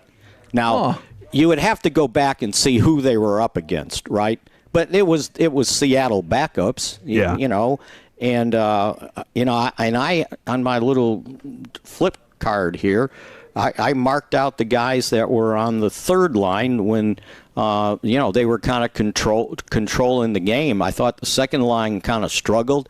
Nate Thomas didn't do himself any favors in that feels like game. that's been the story of camp, doesn't it? I know, and I'm not sure what's going on with him, or, it's like he doesn't finish blocks. He sets up, and it looks like, okay, you got it, and then he falls off, and I've seen it happen too many times. And, at one point when they were out there, maybe in the second quarter, they subbed him out. It wasn't like the whole line subbed out. They subbed him out. And so, he better get going. Otherwise, I don't know who the backup swing tackle is or if he's on this roster right now. That's going to be tough. Because you would not go with Shelton this early? I think that might be somewhat of a reach to a fourth-round draft choice and say, okay, you know enough that you can either play right side or left side, right? Yeah. No, that might be a reach. So I think you would have to keep your eye. I said that. Who was I talking to? It was Isaiah. I said, well, you're going to have to look and see what's out there in free agency. And he goes, there's not enough tackles to go around on every team. There's not going to be one sitting there just for you, right? Yeah. And I said, good point. Right? Yeah, absolutely. Well, but based on that, then, did you feel like you got a fair enough look at the running backs in this type of situation? Not initially. There was nowhere to go for Jaden Blue. There was just no running room whatsoever. And I think that's what made me think, well, the third line, at least it looked like they were opening up some holes for Malik Davis and Izzy. But that first half, it was hard running. I think Schottenheimer said it at halftime, right? He goes, we got to do a better job controlling the line of scrimmage. And he was exactly right, especially in the running game. And he actually pointed it out that it was somewhat unfair because there was nothing there early running the football. And I promise I am keeping that in mind. This is partially based on, thoughts about training camp and stuff. Is there any way you could envision a world in which Izzy makes this roster and Jaden Blue does not? I do not. Darn.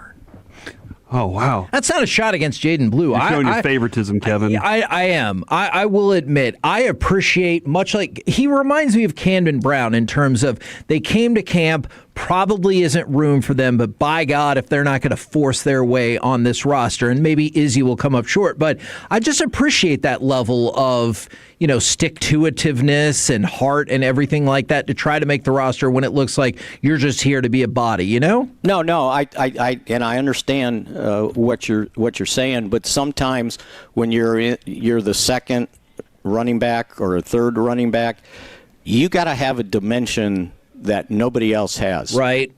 And, Izzy is a nice running back, but how much difference is there between him and, say, Malik Davis? They're kind of the same guy, right?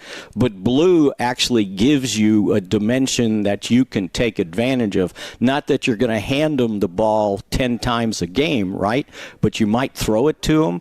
You might do a sweep around with him, and from a special team standpoint, he gives you a dimension that nobody else on this team has. That speed is serious, and you've got to keep working with it and try to take advantage of it. That's what separates him for me. Not the fact that he was a fourth-round draft choice. Yeah, I hear Just you. the fact he has that dimension. That was that one play. He got a little screen to the area, one off on the flats. It was a screen because he had an offensive lineman out in front of him, but they weren't as fast as him.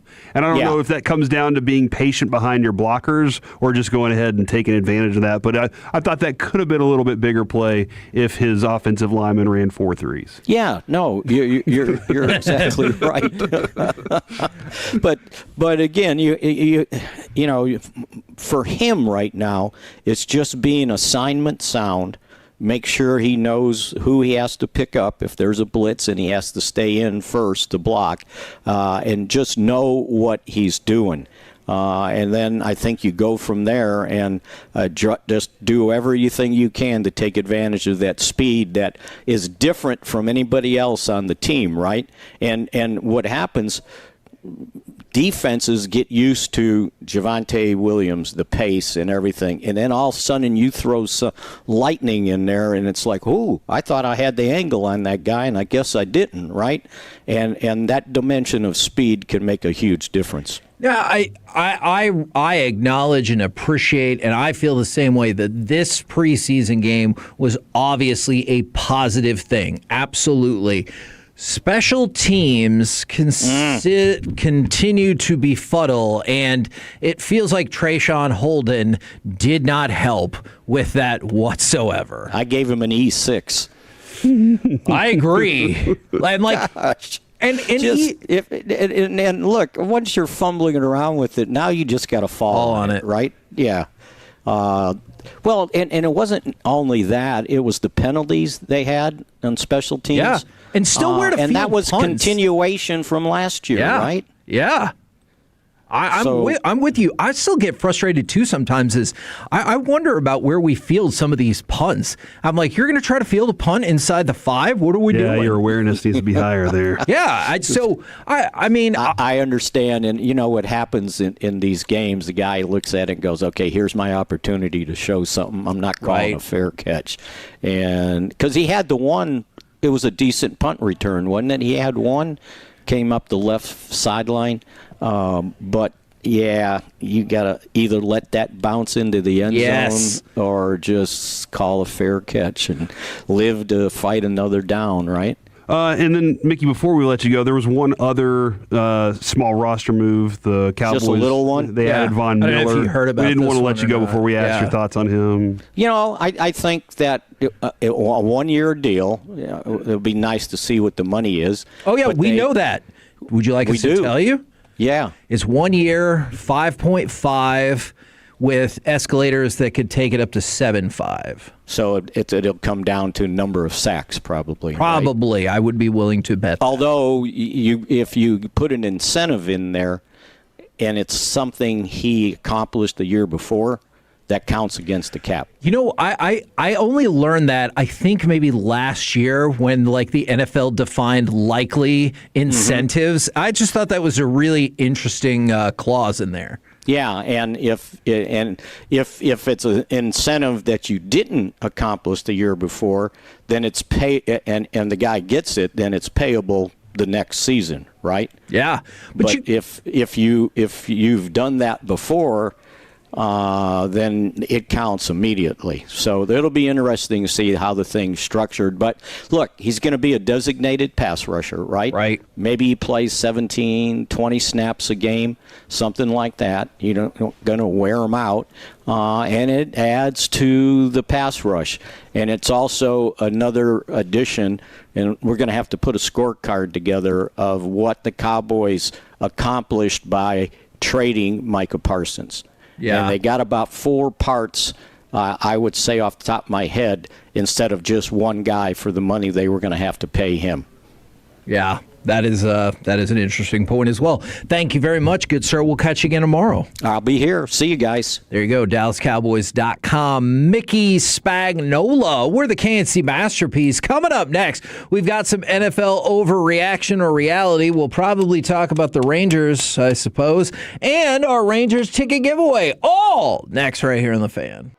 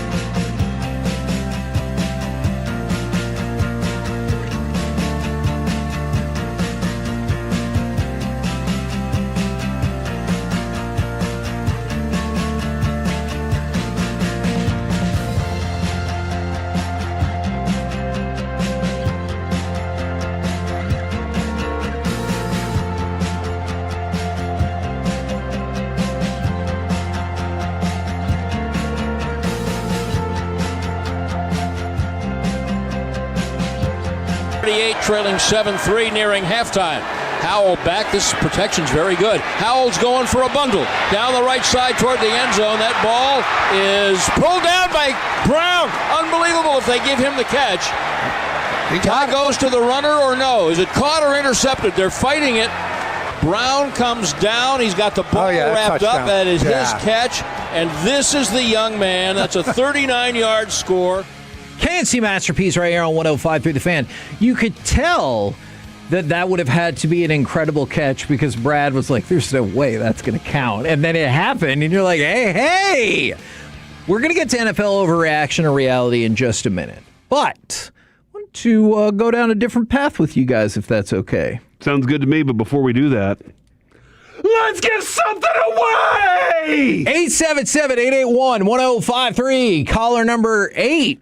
That sounds like a good number to me. We'll win a 4-pack of tickets to go see the Rangers play the Angels on Saturday at Globe Life Field. The first 10,000 fans at Globe Life Field for Rangers Angels will receive a 1996 Rangers team baseball card button-down presented by Coca-Cola. Visit Rangers.com to buy your tickets, or you can win them for free right now, and we'll be doing this giveaway all week long. 877-881-1053. I always forget that when I do that right here, that means that Alec has to talk on the phone, which means that he can't participate, and I don't like that. Well, you know what? Let's go to him first. That's why I have a buffer for this. Let's go for buffing.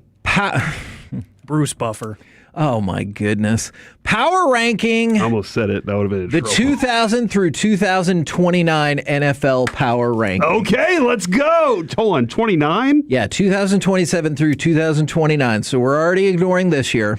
We're skipping forward to the next 3 years after that. Jeez. ESPN has put together a comprehensive ranking on all of this. You know how we like to do it. Who do you think is set up the worst in the next 3 to 4 years of the NFL? I mean, it feels like the Browns are going to be in that conversation. Oh, you fool. Oh. The Browns are 28th. Okay, I am foolish for that. By the way, it factors in overall roster, excluding quarterback, coaching, and front office. I think, Kevin, that the Dolphins are down near the bottom of this list. Well, at 32, probably. In your face, they're only 31. But Malik Willis is on a 3-year deal. Well, look, that's not good. And remember, when you get those, you have to keep them. You do not. Oh, okay. But remember, there's one other team that while they may beat us like a drum, they're not very good. Are we playing them in the preseason this weekend? The Arizona Cardinals. The Arizona Cardinals. They got Jeremiah Love and Carson Beck. You know, we'll get to Jeremiah Love in just a second. The Arizona Cardinals, 3 years into the future, 3 to 4 seasons. They're last. Followed by Miami. Followed by the Steelers. Oh, in your face, Drew Aller. Yeah, Drew Aller looks great. Their quarterback is ranked last. And that feels like a reflection on Drew Aller because Aaron Rodgers not playing all that time. Then the Jets, then the Browns. So what you notice is it sure does look like a lot of the bottom of the NFL right now, except for the Pittsburgh Steelers. Now, do you want to go to the top or the Cowboys, or at the Cowboys near the top? let's go to the top 5. Let's go top 5. All right, top 5. Who would be your top 5 NFL future power rankings for 2027 through 2029? I mean, the Cowboys do have Caleb Downs. That's a good point. I'm trying to think of. I think the Broncos, and they have a lot of young talent on that team right now. The Denver Broncos, number 4 on this list. Something for you to consider. Ranking overall roster, excluding quarterback, tied for 2nd. Quarterback, 17th. I think it feels like they have a lot of young defensive players kind of in or around their prime. I thought it was jarring to see the difference between overall roster and their quarterback. Yeah, that's a big gap. That defense carried them. That defense gave them an almost chance to be in the Super Bowl with Stiddy. Right. And Bo Nix being 17 and not 68 is that big of a difference right there. I think after the way that he played this weekend and the fact that he didn't come out and say, guys, it's time for Stafford to move on, that I think that the way that they don't care about draft picks and they'll just trade for star players, I think they're always in good hands. Los Angeles Rams are 5th. Overall roster excluding quarterback, 5th. Huh? Quarterback, 24th. Okay. Coaching, hold on, number 1. So the future of quarterbacking is 20. They think Ty Simpson sucks. I don't know. He doesn't. All right, so. But their front office was what? Their front office is 6, and their coach is 1. Yeah. So, 6, 1, 5, and 24. It's a good combination right there. The 5. Huh? All right. So the top 5 goes like this. Seahawks. Oh, they're 1? They're number 1. Okay. Roster excluding quarterback, 1. Quarterback, 16. So very similar to the Broncos. Gotcha. The Eagles, 2nd. All right. Which is interesting. Front office, number 1. Coaching, 15. What about quarterback? In your face, Nick Sirianni. Quarterback, 14. Overall roster excluding quarterback, tied for 2nd. Okay. So, with the Broncos. Yes. All right. Then the Lions are 3rd. The Broncos are 4th. And the Rams are 5th. You said the Eagles front office was 1? The Eagles front office was 1. I get it. Yeah. Go Birds. Okay. Oh, all right. You definitely get it. All right. So, which could be a compliment. Where would you put the Cowboys in the future power rankings of 2027 through 2029? Kevin, I hate to say it. Do it. I hate to say I told you so. But if they're not in the top 5 and they're not in the bottom 5. That's true. I think I have to put them somewhere in the middle of the pack. Alec, do you have more faith in your Dallas Cowboys, or will you also default to logic and reason for your selection of where they go? I'll go a little bit better than middle of the pack, and I will say 13. That was stupid, Alec. I really feel like I gave you a tip right there. Wow. You know how these lists go. They are You can go ahead right and mark that, by the way. in the middle. Number 16 on the list. Dude, it's just so accurate with the Cowboys, isn't it? I'll tell you this. They think Shoddy sucks and that Dak is going to be good for a long time. Overall, at least 3 years. But that's 4 years in the future. That is a long time. Overall roster, excluding quarterback, 18th. Quarterback, 8th. There we go! Coaching, 22nd. And front office, well, I think this is fitting, given where the Cowboys are. They are also number 16. So right dab in the middle. So for the future of the Cowboys, in the middle, just like a lot of people think they're present. Which kind of gets you in the playoffs. It could. At 16, like there's what? You're on the cusp. 91 teams make the playoffs in the NFL. 14. And 14 teams. And I don't know how many of these are AFC and how many are NFC. Ooh, you know what? To be fair, I also did not do that breakdown, so I'll have to get back to you. It's all right. Don't worry about it. That's a future thing. But yeah, man, you're almost a playoff team. And that's kind of how you're 8th in the NFC. That's how the Cowboys have been, right? For years now, is they're kind of teetering on whether or not any given year they're a playoff team. And even when they are a playoff team, it's kind of like, but are they a good playoff team? Ooh. Question mark. I just noticed quarterback ranking for the Packers, 7. For the Bears, 9. So we'll start overreaction to reality with this. You would rather have Jordan Love for the next 4 years than Caleb Williams for the next 4 years. I would not. I wouldn't either. Especially paired up with Ben Johnson. I just think that's a big part of it. I give so much credit to Ben. What did you say the coaches were on LaFleur versus Ben Johnson? Because I know that Ben Johnson is 5. Ooh, wow. Matt LaFleur is 11. Yeah, so I would take that combination still. Now, obviously, Caleb still has to prove it.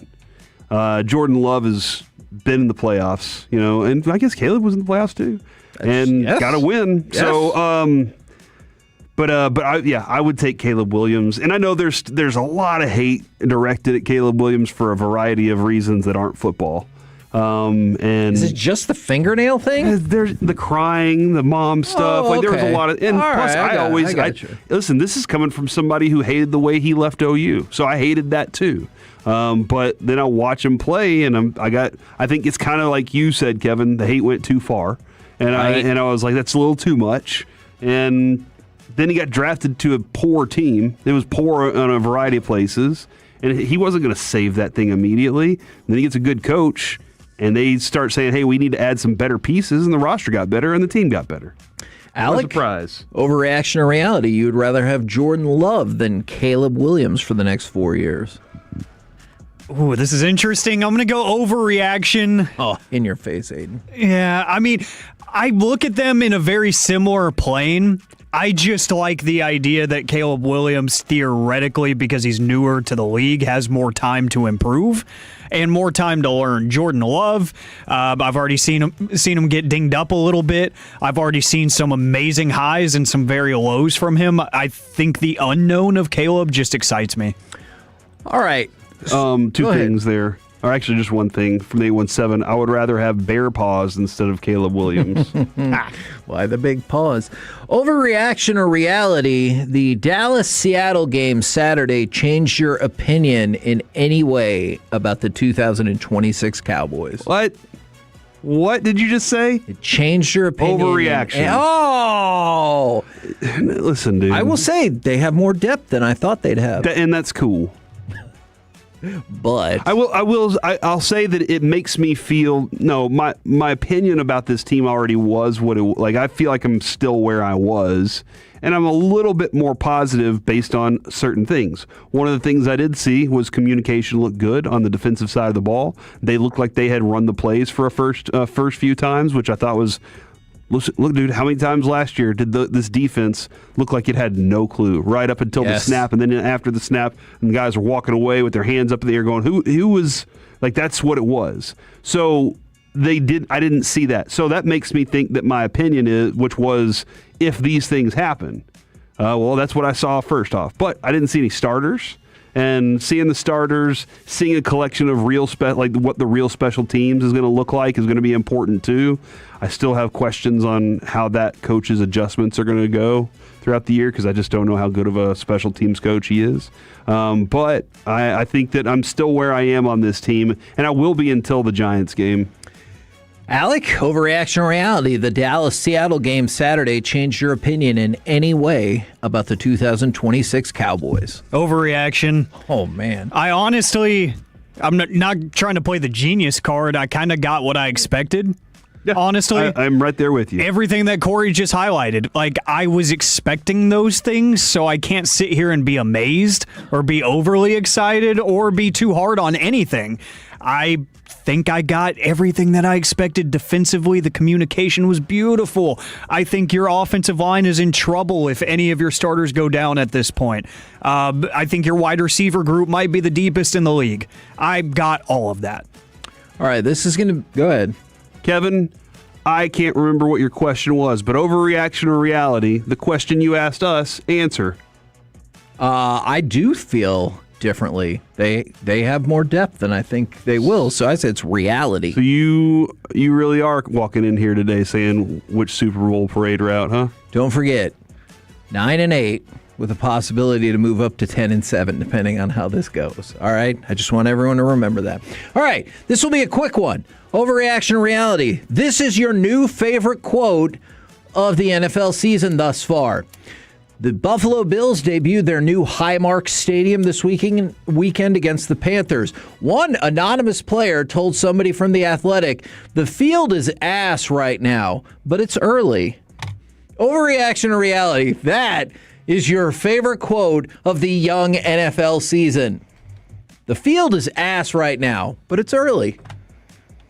No. Overreaction. My favorite quote still is, they got to go through us. Oh, yeah, that's a good one. I think it was Mac Wilson with the Cardinals. And, like, he said that. He wasn't kidding. Not ironically. No. And it's one of the most ironically hilarious quotes in the history of the NFL. All right. So as hot ass is funny, this is not. Alec, your thoughts about either the question or anything that Corey just said? It's intriguing. Did he just say hot ass? Okay, so I did write that in as one of the misses over the weekend, Kevin, and I wrote Bill's field is hot ass. And so that's why I said that, because I did not read the quote. This is like your fan flash. It'll be a hot fart. What is going on in there? I say reality, Kevin, because that's the exact same thing that I say when I show up to a bar at like 9 o'clock instead of 10:30. Oh, okay. Yeah. But it's early. All right, I like that. It's early, but the field's still ass. All right, so some consideration for this next one.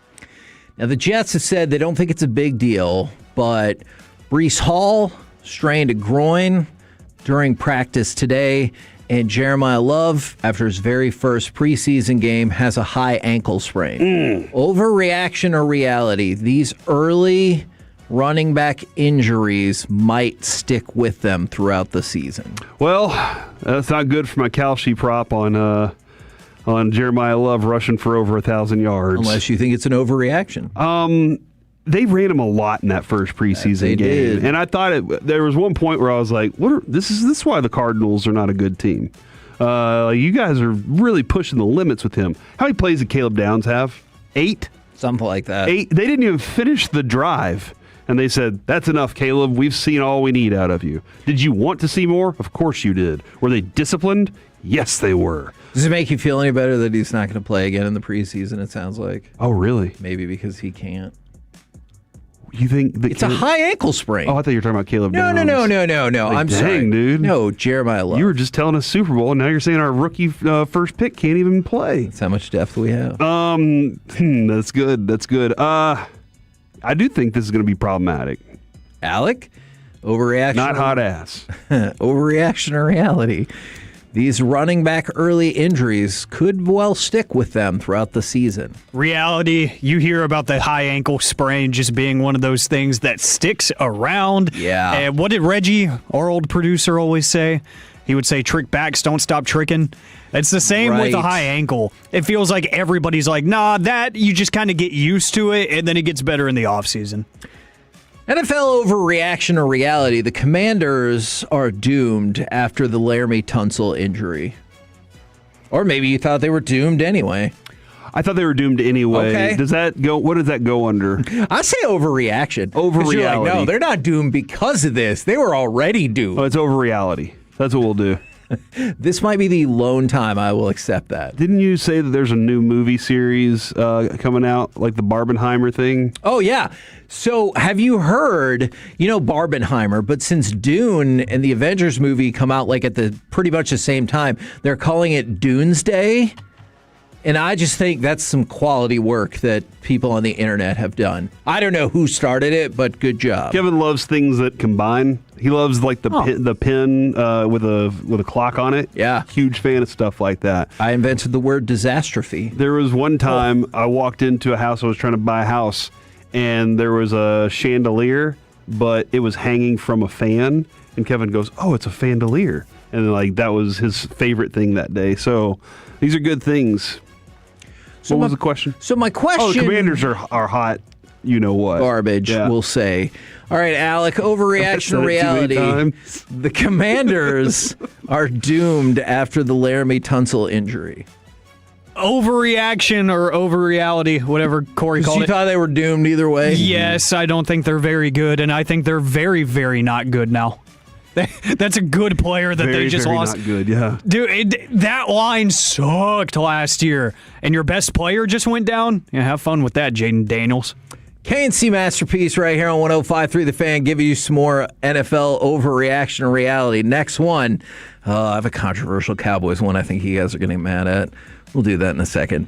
Overreaction or reality. You agree with Dan Campbell and think head coaches should get a monitor to see all the angles, especially for replay. So he's complaining about that. He was like, I want a monitor to walk around and actually watch the game while we're watching that game, while you guys are watching that game, so we can see all the little things. And I kind of think he has a point. This is interesting. I agree. In baseball, they always turn around and go to the expert that's watching, right? So that they can make this call. In football, they also go up to somebody that's supposed to be the expert up there, and they say, yeah, go ahead and throw the red flag on this one. But wouldn't you feel a lot better if you had something that you could, in the palm of your hand, 100%, and you can just look down and be like, dude, this is the third time. I'm saying this, but this is the third time I've seen this, not in real time, but in slow-mo, that you've gotten this thing wrong. So we got to come up with some better balance on this. I think he's right. I think that's a reality, if that's the proper answer. It is. Alec, overreaction or reality. You agree with Dan Campbell and think head coaches should get a monitor to see all the angles. Reality. I think it's just smart because then it probably cuts out some of the unnecessary whining and moaning from the coaches because they can actually see something 2 or 3 times and be like, no, my eyes aren't deceiving me. I'm actually seeing this missed call, what have you. But it would be interesting because I feel like the purpose right now of having somebody up in the box making those calls is to take something off of the head coach's plate. So I wonder how many coaches would be like, yes, let me go full Christopher Nolan and have a replay monitor wrapped around my neck so I can just complain about every little missed call. Kevin, 3 different people at least have texted in a similar form to the joke of Tunsil went down so that they would only have 4 linemen as not to offend Jaden Daniels. Did you even see 5 starting linemen? Gene Simmons beefing those first pitches, and he took 4 of them, and he's like, I stopped at 4 out of respect. And I was like, no, you were just bad at this. You don't get. Hey, don't forget tomorrow. Oh, man. 2:20, the drawing to see which fan host will throw out the first pitch at the August 31st Rangers game. Get your tickets right now, hopefully to support us. Did you hear Dawson the other day talking about, working out on his throwing and everything? He wants it. That's great. A motivated general is dangerous. Oh, well, yeah, I feel like I could walk out there and throw a pitch anytime. I've thrown a baseball pretty much my whole life, so I'm still very confident in this. Now we get to this. And it's very important that you hear the first part of this overreaction or reality. Right. Overreaction or reality. He is a very good player. But Ryan Flanoy has drifted into a bit of overrated territory. I almost cussed at you just now. Oh! I don't... He's listed as underrated by SB Nation. Other people have said he gives the Cowboys the best trio of wide receivers in the league. 475 yards and 4 touchdowns last year. I get it. But has overreaction or reality, Ryan Flanoy has drifted a bit into overrated territory. I think it's I'll get somebody else to ask these questions. Yeah, I think it's a good point, Jerry. Somebody last night asked if signing Von Miller was one of the notes that Jerry took from me when he goes, I'll make sure to jot that down. I was like, no, that's a different conversation. That is a really great moment in history, though, when Jerry said that. And you know what? I think he did. I think there were some things, Kevin, that you said that he was like, you know what? That actually sounds reasonable. I'll take that under advisement, which you always said to your kid. That's right. Which always meant what? It's probably a no. The kids knew, but I would trick it up a little bit instead of saying maybe. Take that under advisement. He is, I think Pickens and CeeDee Lamb give them a great trio. Right. In addition to Flanoy. I think that's the thing, is not a lot of teams have a 1-2 like that. Maybe the Bengals. But Flanoy's very good. And I think he could be a number 2 receiver on this team if Pickens wasn't here.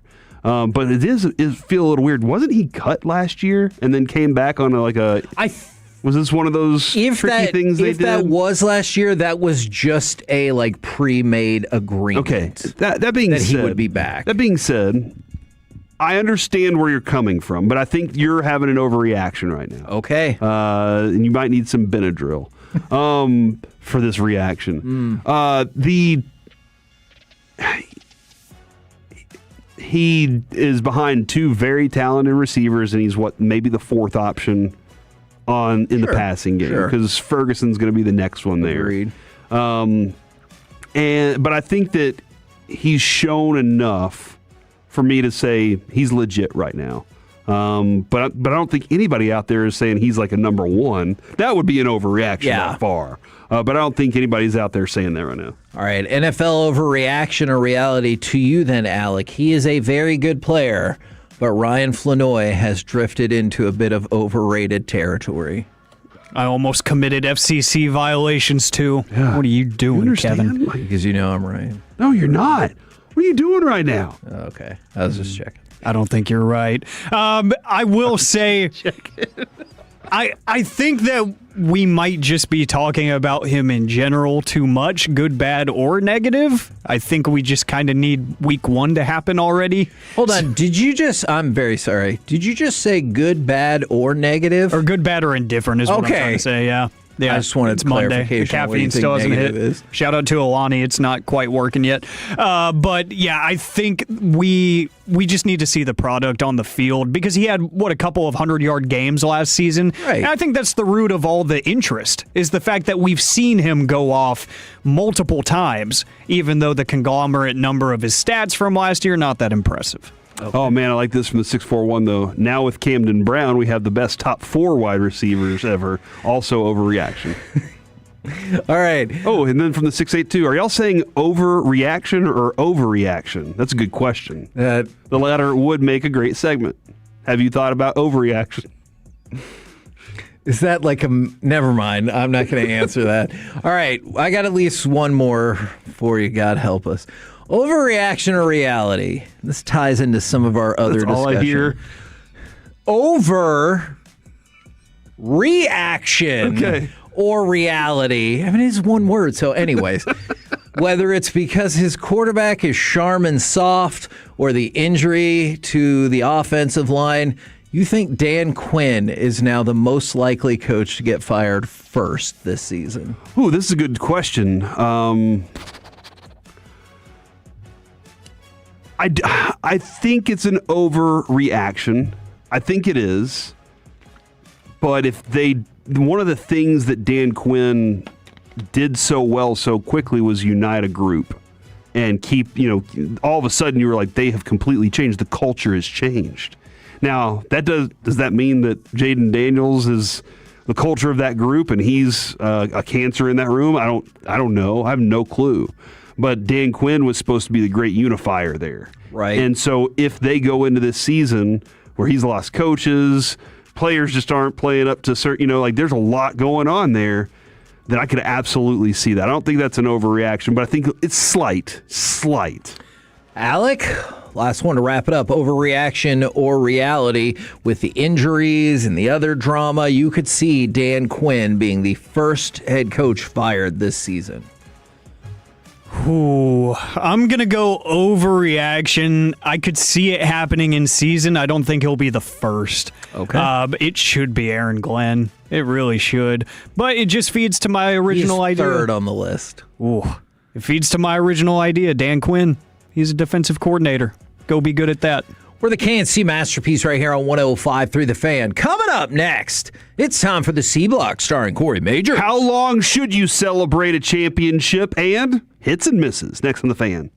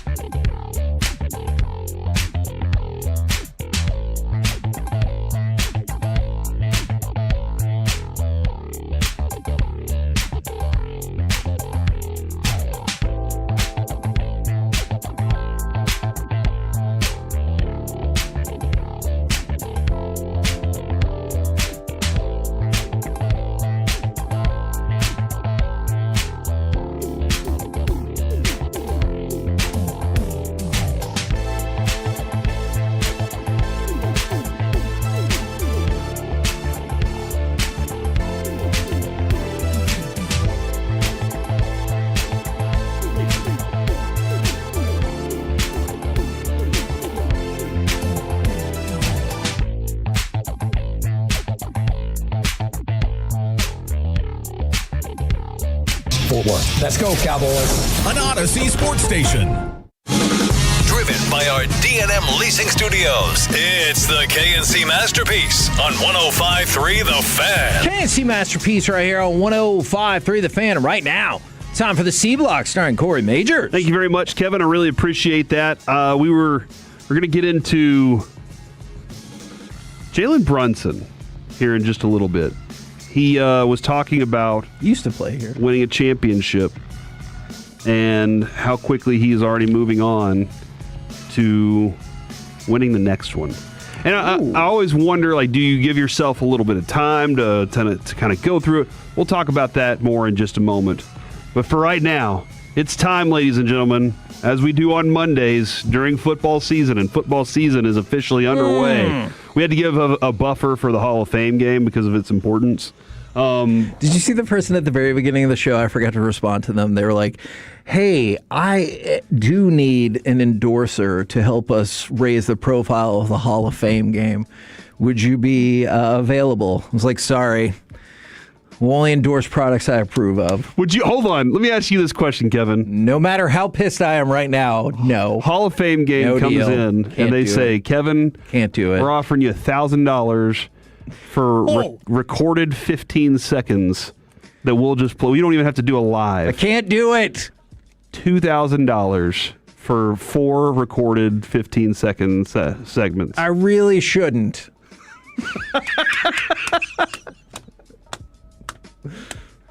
Oh, once you say I really shouldn't is whenever your lips meet. That's what's going to happen. Really shouldn't. I shouldn't be doing this. Now you're making. Do you think I'd be able to do a sarcastic commercial? Hey, set your DVRs if you're a loser. It's time for. No, I'm just kidding. Jeez. I don't know, dude. Have you ever heard? I'm just kidding. Undisputed. Look, who am I to call a loser? I set my DVR for wrestling and cartoons, so I'm not in a position to say anyone is watching the wrong thing. All right, but before we get into the Jalen Brunson discussion, ladies and gentlemen, it's time for hits and misses. Would you like the hits or the misses from the weekend? Give me the hits. All right, let's go with the hits. Honorable mention, Spider-Man. I saw Spider-Man, whatever the name of this one is, over the weekend. Brand New Day? Sounds good to me. Yes, it is. What? And 2 things. Kevin, you said that one character was very similar to his other character on another show. Yeah, I didn't love that casting. That was just about my only real issue with it. I hope this isn't a spoiler, but I think Sadie Sink played Vecna from Stranger Things. So I didn't think that was much of a reach for something that she's already kind of done in life. She's been around that enough to kind of know. That's all I'm going to say about it, though. That being said, I liked it. I want to see it again. I've watched all the Spider-Man movies probably 3 times at least. Okay. And like the Tom Holland group is my favorite. Agreed. Much like I think Daniel Craig's at the top of my list of the Bonds. Ooh, yeah, I would agree with that too. I just for the record, I still need to like go back and watch a lot of the older Bond movies, so I have more limited knowledge there. I've seen all of the Spider-Mans. Yeah, I enjoy it. I enjoyed all of it. So, honorable mention, hit of the weekend. From the 682, we can discuss it. AP poll released, but for college football, since you mentioned it is football season tomorrow, return of the Tuesday tailgate. All right. I will say this, the theater that I went to, I'm not a huge fan of right now. So maybe is it bad seats? Might be a little out of date at this point, considering I don't go to other theaters though.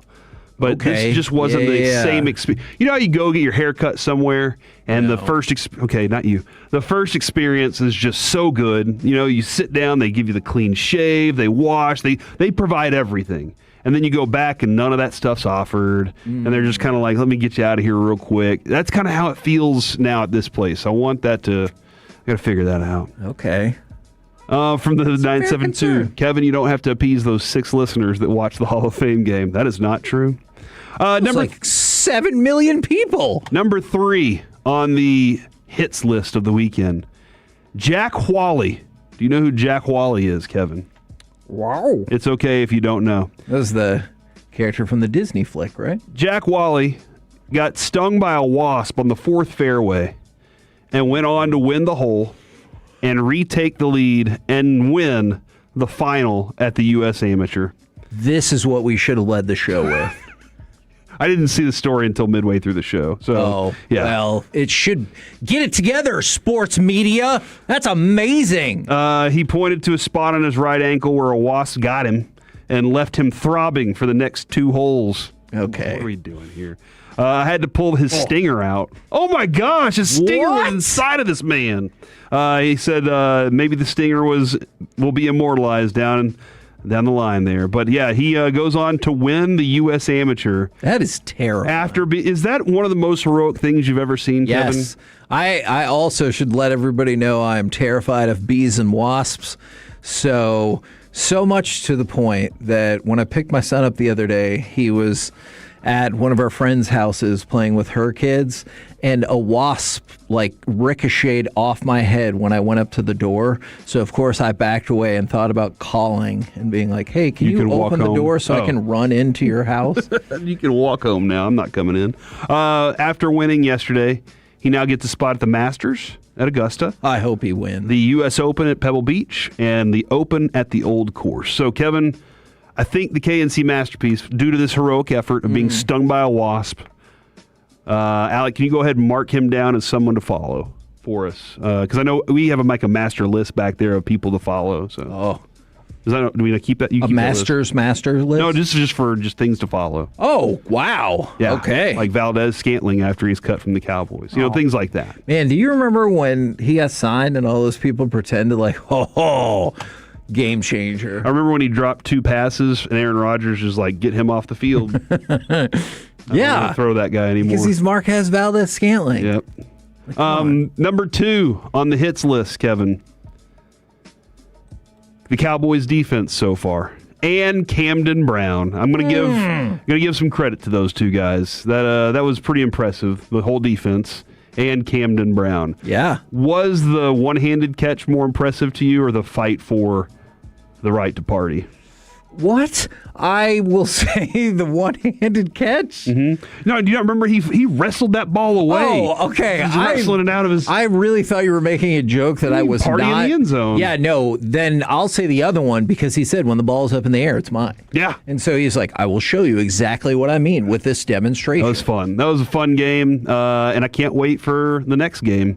And I also can't wait for the one after that, and then the real football season to begin. And tomorrow, another joint practice. With the Saints. That's right. Where we will cover Alvin Kamara for that one Saints fan. Okay. Deal? Kevin, and then this is hit number 1, Von Miller. I think this is a big hit.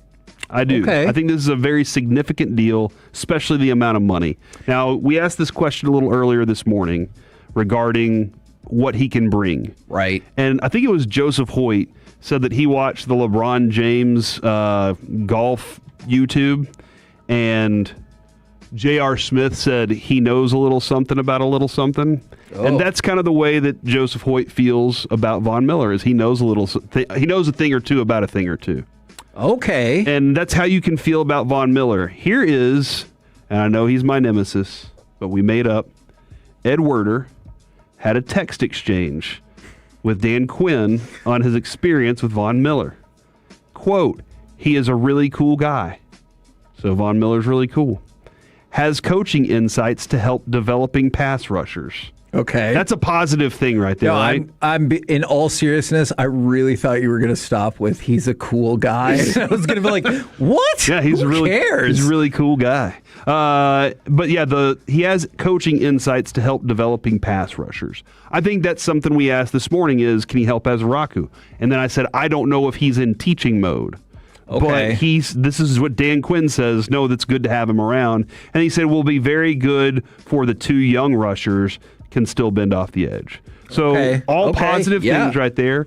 And if a Von Miller can sit there and tell Azaraku and Malachi Lawrence, hey, this is how I do it, or watch this, or these things, iron sharpens iron, and then iron is also sharpened as well. Look, I think this is a simple deal, like you were saying. I think you got it right. Mm-hmm. Like you were saying with the money, it's a 1-year, $5.5 million deal. If he maxes out his incentives, it'll go up to $7.5 million. And I am willing to bet you, having not seen the specific breakdown for those incentives yet, all Cowboys fans will want him to hit that 7.5, because that probably means that you got a heck of a value. And if it doesn't work out, it's $5.5 million. You gave Sam Howell $2.5 million. He might not even make the team. Now we go to the misses, ladies and gentlemen. Honorable mention: the X-Men added Adam Driver as Sinister. That's Mr. Sinister. Now you might think to yourself, why is that a miss? It's not, but they're probably going to get Rogue wrong again. They get Rogue wrong every time, no matter who they cast. What about the cartoon? I know that's the only time they've ever gotten it right, Kevin. The only time. I know they just added the new girl from that made like $20,000 doing Obsession. She was very good. And she was good in the role where she was a psycho. But Rogue has a very specific way that she talks to you. Yes. And it makes you fall in love. And that's why she was always so good. She wasn't gentle and soft. She was kind of rough on you, you know? And her and Gambit together were the best. I do like them together. And so they're going to get Rogue wrong again and screw everything up. Oh. And that's going to make me not like the movie because they got Rogue wrong again. Unless she delivers. Good luck. Have you been watching X-Men 97? I watched the first season of it. Okay. Well, the second season's all the way out now. Was the giant Gambit, or was there a giant dude in the first season? I can't remember. I mean, Gambit is in it. I don't want to give anything away. Gambit so much. Second season is good. Number 3, all misses. All other running backs except for Malik Davis. None of you were good. Malik Davis is the best. Yeah. You might as well start now. Do you think he's the second? I think he should be. And I know they're going to give every chance they can to Jaden Blue. But Malik Davis has proven time and time again that he can play in this offense. He and Shoddy has said time and time again, we run the ball where I go. So knowing that you have Javonte, and I think Malik Davis can be a bruiser, but he can also be one of those dudes that hits a hole and is gone. So I think that there's a lot of work to do there. Okay. Thank you for covering X-Men rather than college football. Much appreciated from your Tolos. You're welcome. Oh, man. Somebody also said Rogue has to be thick. There were 3 C's there, I believe. Yeah, I need to go back and look into the 2 versus 3C. Number 2 thing. Canada is trying to take football from us, Kevin. Did you see the U.S. women's flag football team lost in the World Championships to Canada? I did. Now, the men did win. Hell in the flag football championship, but the women have lost. And this is now stunting the growth of flag football for women in America. All right. Now, I have good news for you. Since we're hosting the Olympics, we still get in. This is just, dude. Oh, so we'll lose in the round of 16 again, huh? Oh, man. No, I hear you on that, but you do still get in, so that's good. But I'm with you. Let's win these things. Yeah, come on. Let's get better women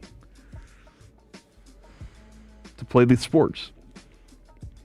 Yeah, that's an unfortunate break. Or practice harder, ladies. Right. And number 1. Oh, man, that felt like a really condescending ladies right there. Ooh. Kevin, the Ion picture thing definitely was a miss of the weekend. Okay. However, the Wings also lost again. Now, they won 6 straight a while back and looked like a real contender for this thing. They have now lost, 7 out of their last 10? This is the real miss of the weekend. Yeah. You had an opportunity with one of the biggest names coming into the city to play against you, and you say, hey, we got this, and you lost. Stop me if you've heard this before. It was a road game. But stop me if you've heard this before. They were winning going into the fourth quarter. And then kind of feels lost. like the Rangers bullpen. Yeah, I think I need to go back and count up all the games. I believe the Wings might have been outscored in the fourth quarter for 8 straight games now. Their closeout is awful. And I know people like to pick on Enrique, and I totally get that. But just in the basketball context. But it doesn't all fall on her. Your defense is falling apart in the fourth quarter, especially in the post. Page is going to have to demand the ball some more, and obviously AZ's been out for a while. So you're right on all of that. Fever are coming on Thursday. AAC? AAC. Okay. So that's going to be that one. Let's go to Jalen Brunson, ladies and gentlemen, for the question of the day. That's not the way that works. This is Jalen Brunson talking about how quickly you should move on from a championship. Everyone talks about the emotion of winning it right when it happens, right when literally as the buzzer goes off. The rest of the evening, the celebrations in the locker room, everything. You hear about that, but no one tells you how long people could really celebrate for. The entire city, I feel like, has been celebrating since that day. And another thing people don't tell you is that you have to find your own way to flip the switch and to figure out what's next. You can't just, unless you're retiring, which I don't plan on retiring. But we'll be glad to hear that. But no one tells you the time and day when to turn the switch and start focusing on the next one. You're not there yet? Are you there? I'm there. You are? I've been there for a while. Mm-hmm. Since when? Probably she'll say like a week after. I'll truly say, yeah. I'll truly say when I had surgery is when it clicked for me. On the Things No One Tells You pod, he said he had his surgery, and once he had his surgery, he changed his mind about celebrating any further, and it's now time to win the next one. And I feel like that's what the great ones do. Yeah. The great ones are like, great, I have one of those, let's get another. Yeah. And that was, Dirk even proved that whenever they won the Western Conference Finals, and then he threw the trophy in the laundry. He was like, that's awesome, we've done that. Yeah. I would like another one, please. So he says not long. You don't celebrate it for too long, because if you celebrate it for too long, you're not going to be back. No, you're right. And and I mean this in the most positive way, that feels like the level of craziness that you have to keep achieving. Yes, exactly. Almost psycho. Yes. Ambition. We're the KNC Masterpiece right here on 105.3 The Fan. Coming up next, we'll talk a little bit of college football, but also I think we've put it off as long as we can, recapping another Rangers bummer weekend that was. Next on The Fan. The perfect mix of sports and laughs.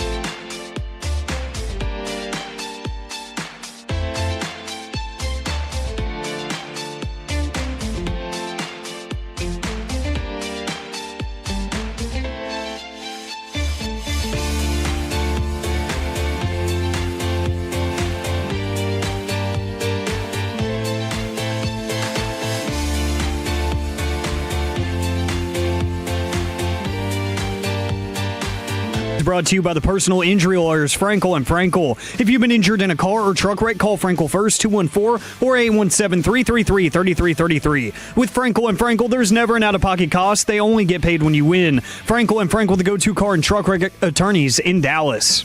In the bottom of the 6th, here's a swing and a drive from Butler. Deep to center. Carter retreats, and that one is over the wall. It's another home run for the A's. And Lawrence Butler has doubled the Athletics' lead. It's now 5-3. And another bummer of a weekend for the Texas Rangers. We will talk about them, I guess, in just a minute. You don't want to, do you? Not really. I mean,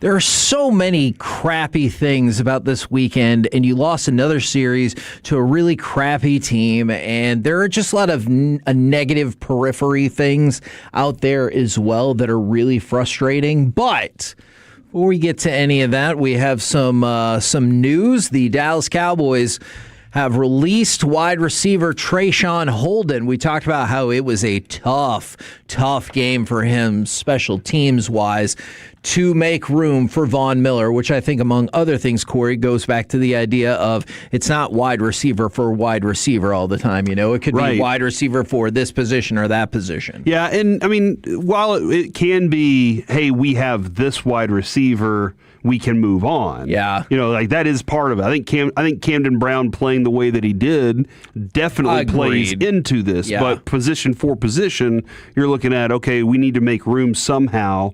Now that we have Camden Brown here, we can probably go ahead and make a cut for him. Now, that being said, it also doesn't mean defensive end for defensive end, outside linebacker for outside linebacker, because Leofau is still on this team. Yeah. So, or for now at least. I still think the fact is for Leofau, he has to be a special teams ace, and that's going to be his way to make this team. And then they're going to figure out how to, a way for him to be a tweener, where you kind of have some really good opportunities for him, even though he's not special at anything at that position that he's currently at right now. Yeah. No, I'm.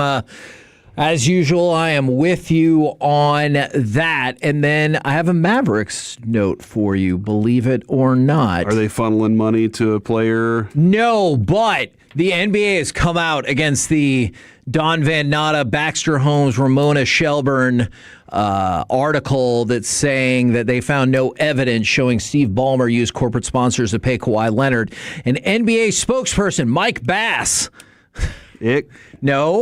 said that ESPN's story, quote, contains numerous and significant inaccuracies. The league has yet to complete its full investigation. Oh, man. And then they said the results in this matter will be made clear once the investigation is concluded. Now, I don't believe any questions were asked and it was just a statement, because you would wonder if somebody was like, yeah, but when is that going to be? Mm-hmm. I got a question for you, Kevin. Your phone rings, you're running a business, your phone rings and the guy goes, hello, this is Don Van Natta. I would like to, I just assume this is how he talks. Yeah. I would like to visit your facility. Are you thinking you're done? Like once you hang up, you're like, I would say I would like a pre-interview first. And if he just asks lots of questions about like worker safety, I'd be like, oh crap, we're in trouble. Van Natta's got us. We're going down. He already knows. He's just getting ready to put the pieces together. Man, this is your fault for making me think this way now. If he calls people and he's like, well, it's going to be a good day for you, Van Natta. This is Don. And I just like the idea that he's doing NPR voice bits and everything. But the person who got the Cooper Flag debut patch auto, bounties galore on it, he has politely told the Mavericks that he will not be taking them up on the bounty, and then added, this is a real quote, I mean, yeah, it's cool, but it's not to me. I mean, it's fair, but I'm an Atlanta Braves fan, So... You got him being a huge Steelers fan and a Braves fan. Oh, crap. I didn't even think Kevin was really rooting for DeGrom to be a Brave. That no trade. You really wanted that trade. Looking back, don't we all wish that he would have waived that no trade and we could have just torn this thing down? Salute that general, right? Okay. I totally understand where he's coming from. Also, did you see the report that PJ Washington is like, no, I just talked to Ujiri. I'm going to be a Maverick. Okay. I mean, look, I did not understand that he's had a couple long talks. Okay, it is the trio of him, Daniel Gafford, and then drafting of Merez, that all three of those in cooperation. I don't totally see the need for all three of them, but I mean, I like PJ Washington. I really do. All right, let's go to the Rangers, I guess. Do you want to talk about the games or the other things surrounding them? I don't know what the other things are. Okay. Is this one of those they're not having a certain night or? No. Okay. No, I'm not here to talk about that. All right. So Jacob deGrom got good news. Okay, good. But he is unlikely to make his next start, as we all predicted. Specifically, let's go to our buddy Skip. Will Jacob deGrom make his next start? I guess it's possible. I don't know how realistic it is, but I think it's always possible. We haven't ruled it out completely. That does not sound very optimistic. He was supposed to pitch on Wednesday. So they like that it doesn't look like a bigger issue that we were all afraid it would be, but he's going to miss at least one start. And let's be fair. Does this not feel like, when you see the chart of like, you are here in your Cowboys fandom, you are here in your Rangers injury update. The news is better than we thought. Into the next step of he might miss a little time, but nothing too serious. The next step is players going on the injured list. That is how this feels like it always goes. Yeah, when it last few years. I feel like wasn't DeGrom's situation like he didn't touch a baseball? He's still not allowed to touch a baseball. And then after that, he'll maybe be able to play some catch on this next trip and see how things go. So, like, your two pitchers that you are going to need to rely on to be there are unavailable. And Josh Young's going to maybe start running soon. Ooh. Which, great. You know what? If you're gearing up for a playoff run, getting all those guys back at that time would be great. Yeah. Well, if you've made it. I have even better news. You're going to have a lot of free time for that playoff run. All right. Do you remember Brock Porter? I do. He was drafted in conjunction with Kamar Rocker. Correct. We'll take Kamar Rocker as long as we can make sure we get this kid. He's only 23. Because remember, you drafted him right out of high school. So even though it's taken a long time, he has finally been elevated to Double-A Frisco. Let's go. He threw 3 2/3 of scoreless baseball. I'm all about that. Right? Yeah. What are you doing? No, you're right. That's okay. Good. Hold on. No, it's your face that's giving this away. What? Your face is saying something that your mouth is not. He had 5 strikeouts, too. That's awesome. Here, in 3 2/3 innings. There is this one other part. He got shelled, didn't he? No, he didn't give up any runs. All right. He had 6 walks. It's not great. It's not. Anytime you have more walks than strikeouts, it's not good. But he didn't give up any runs? That's true. There you go. So he got out of the jams. He threw 77 pitches in 3 2/3. Not efficient. He threw more balls than he did strikes. Kevin, in the minor leagues, you're working on some things. I don't think you should be working on those things your first start at the next level. You're really trying to locate your fastball early in these things. Well, he can't locate his fastball. That's why they made him into a reliever. Well, so what you're saying is we're still working on developing depth. I don't. Pitching. If you see articles that say Brock Porter moves up to Frisco, throws almost 4 innings of scoreless ball, those are factual things. These are real. Look into it just a little bit more. All right. Let's go through some of the Rangers' other happenings of the weekend on the field. On Friday, they lose. They lost on Friday and Sunday. That Friday game, they're 1 for 5 with runners in scoring position. But let's go beyond runners in scoring position. Let's talk about the bases loaded. Okay. The Rangers are hitting .215 with their bases loaded this season. That's the 5th lowest in Major League Baseball. Okay, that's not good. .215. What do you think is opponent's batting average with the bases loaded against them this season? I'm going to say 375. Man, You are not as far off as Rangers fans would hope. Okay. 330. Dang. That's really good.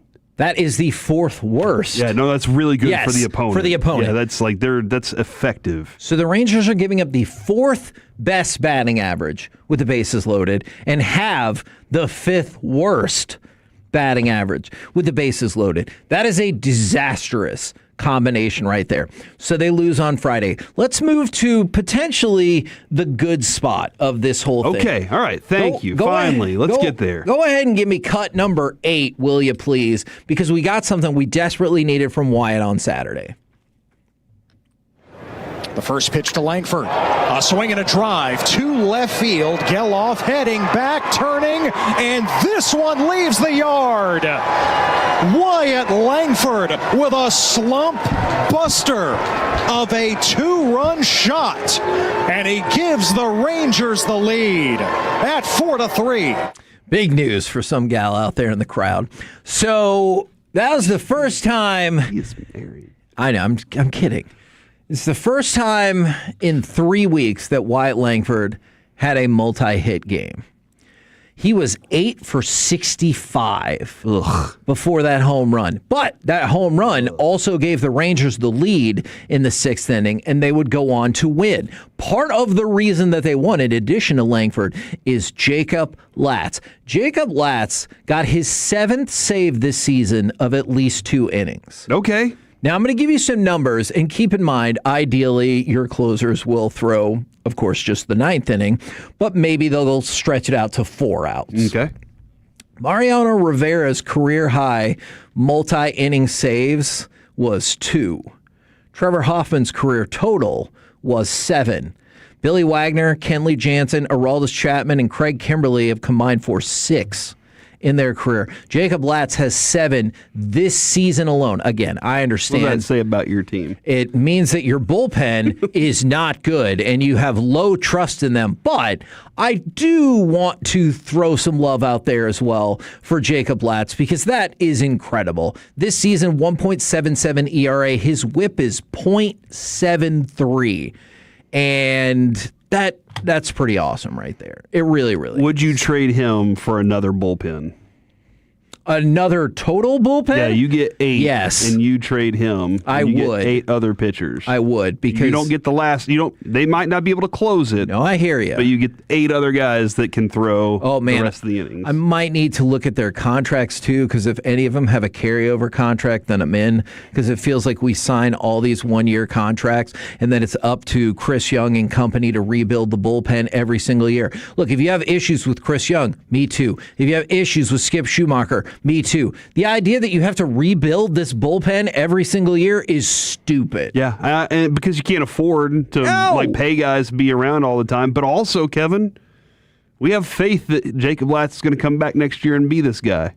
When every other year, bullpen is very unpredictable. Like that happens. So it really is very unpredictable. That is a good point at a time that I did not need more negative news about the Rangers. So it'll be fine. Thank you for that. Hey, they did move up to like 21st in the farm system rankings. They can't lose tonight. That is an excellent point. Hopefully. Everything's going to be fine, Kevin. We're the KNC Masterpiece right Cowboys here are back. on 105.3 The Fan. And speaking of that, let's chit-chat with those fellas from the G-Bag Nation right here on 105.3 The Fan. Coming up Tuesday morning on Sean and RJ, Bobby's post.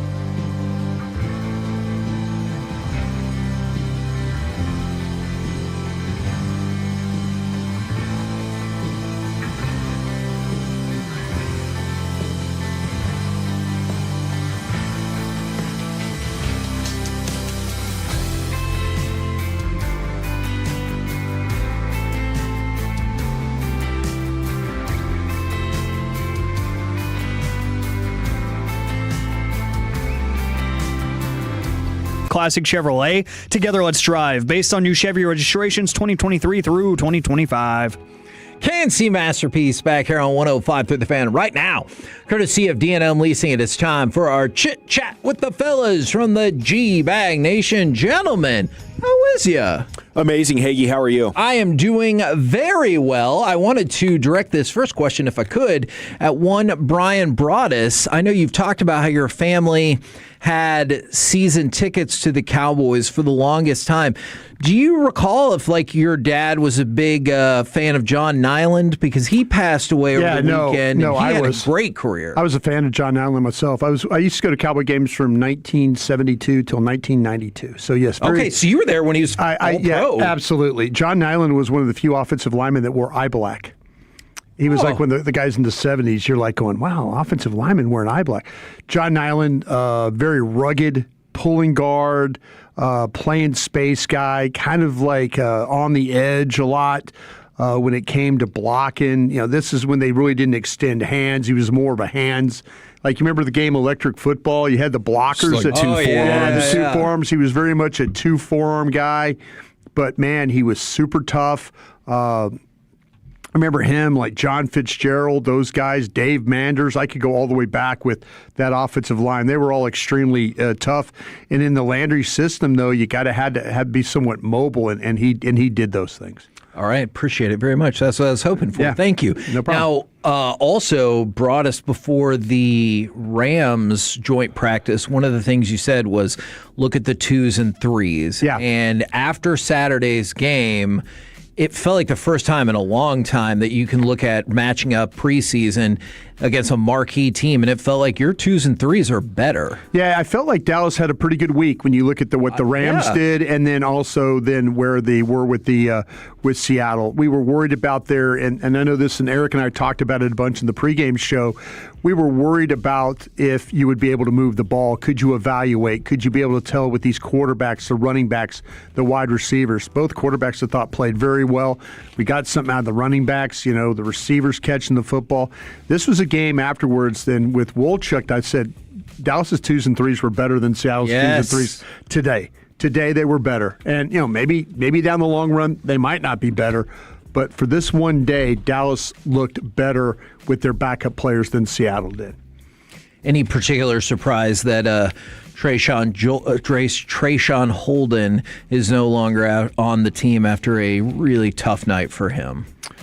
No, I mean, listen, there was a lot of thought about him, and what he did, the whole thing with the fumble and all that stuff was, but listen, he did also save a fumble because they had a fumble I kind of think of who fumbled the ball, but he scooped the ball. Blue. It wasn't blue. I know, but usually somebody fumbled and he scooped it out of bounds is what he did. Yeah. So he had a bad play. He had to play. I mean, if you're sending a message, listen, the way the special teams are, it's guys that they're on the special teams that are not going to be here. I mean, they're looking literally. Yeah. Brown catches a miraculous touchdown, and then he's the R5 on the next thing. Mm-hmm. So what's happened? I'm not saying Brown's not going to be here. What I'm saying is there are guys that are playing these things for the first time, and when you all of a sudden when you take 22 starters out of that, and a lot of these guys are starters, I went back and looked, and you have maybe one or two per position per group that had a starting player on the special team, and then 9 other dudes that aren't going to be here or not going to play those positions. That's why your special teams looks like a bag of ass. And so that's a good way to put it. I mean, and it is, it really is, but if we get to week 2 and it looks like this, it wasn't great last year. It was absolutely not great. Yeah. But I think you have better players. Let's see how, when your better players get in there, how it looks. What do you think about the acquisition of Von Miller? Don't like it at all. Oh, can you tell me more about that? I'm going to talk about it on my show. How about that? I'll let some of these other guys talk about it. Okay. All right. Well, I'm excited. Until Broaddus gives me reason to not be excited about it, I think it was an absolute no-brainer signing. I think one of the things that we've been concerned about with this defense, and there's a list of things for sure, but the pass rush, the overall pass rush, we've all been wondering. Still going to be a problem. Are you going to be able to get home? I guess Von Miller's not going to solve that problem. But he can't make it worse. He could. Okay. What time is that segment, Broadus? I will do it right out of the gate. Dawson's going to fire this thing off, and when you're in your car driving home, I'm going to tell you why I don't think the Von Miller signing is very good. Ooh. And is it also going to mean it's Leafau or Sam Williams? And it's got to be Leafau. I got a quote for you, Kevin, from Stephen Jones to the Dallas Morning News. You can't have enough rushers in this league. It's a long season, and certainly to put him, as Raku, Gary, Malachi, is having a hell of a camp. There's James Houston and Sam Williams, and we've got a good group. Leafau's just he's a special teamer. Not mentioned there. Yep, he's a special teamer. If you have room for him on your roster as only special teams guy, but you feel like he's a dead man walking. Well, Wolchuk and Brad the other night wanted to carry 11 defensive backs.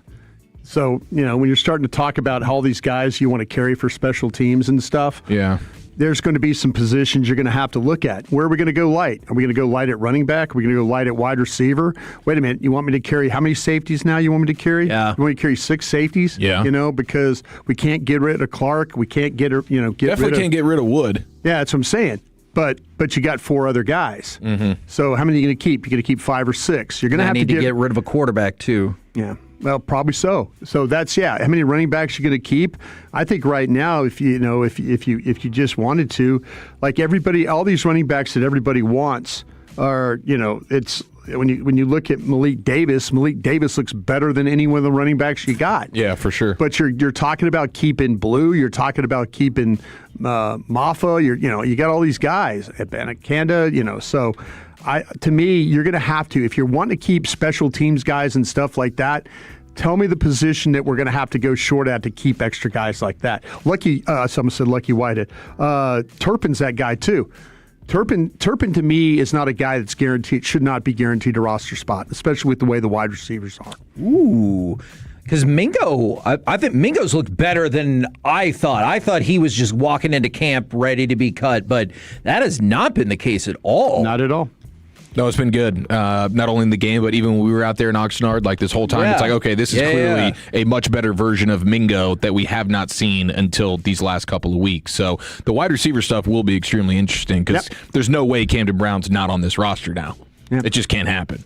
And like I say, you've got 2 safeties that you absolutely, Clark and our other guy there. You don't want Wood. You don't want to get rid of either one of those guys. It sounds like, So you're in a tough situation if you want to carry extra guys at extra positions because you don't have the spots. You're going to have to take it from somewhere else. Are there ever any fist fights in those coaches' rooms? No, not whenever at all. Whenever they're cutting down. And the thing about it is, to keep this guy. Coaches win a lot more of those than the scouts do. That's the tough thing about it. And then your team is terrible by week 3, and everybody reminds like, well, we talked about this before the cut. They always say it's going to be a tough cut. It's going to be players release themselves, but there's 2 or 3 guys that have shown up that don't deserve to be released, and you're probably going to have to do that. Yeah, you mentioned one of them and Izzy. Tom Cable and Randy Hansen fought on the Raiders back in 2009 training camp. I don't know if that was personnel related, but. Not often. Yeah. Was it on the field? He pinned Hansen up against the wall by his neck. Is that how it went? Yeah. It was a hotel fight. Cable's a mean guy. I saw McMahon do that one time too. Tim McMahon. Yeah. With Rowan Kavner? No, it was with Rainer Sabian. Rainer Sabian. Yeah. Okay. Yeah, he did it with him. He just turned and wheeled on him, and boom, right up against the wall. I'm like, Tim, you're grabbing me. So we all got called in. We got reprimanded a little bit. Tim's a taller guy too. He did. He gets his hand and long arms. You're just kind of he snatched like little brother and over there. Oh man, he snatched him. Yeah. Man. So you shouldn't be like, don't get up in my face. I remember when you were in the high school beat, just like me. Yeah, I don't know. Is he in Alabama now? Is he covering Alabama? I think he is. Alabama, Michigan, one of those places. No. Yeah. I think he's big time doing stuff. Good for him. Yeah. What do you guys got coming up on the program today? I mean, it sounds like it's going to be a hell of an opening segment. Sure, Gold as always. Thanks for asking. I think there is a Chief Bryan fight coming up over the Von Miller signing, and then Nick Harris is going to join us at 3:00. Love it. He had some great breakdowns this week. Absolutely. Roll home with the G Bag Nation, and you do not want to tune out from this first segment. We've been the KNC Masterpiece. Make your way back with us tomorrow, 10 a.m. to 2 p.m. right here on 105.3 The Fan.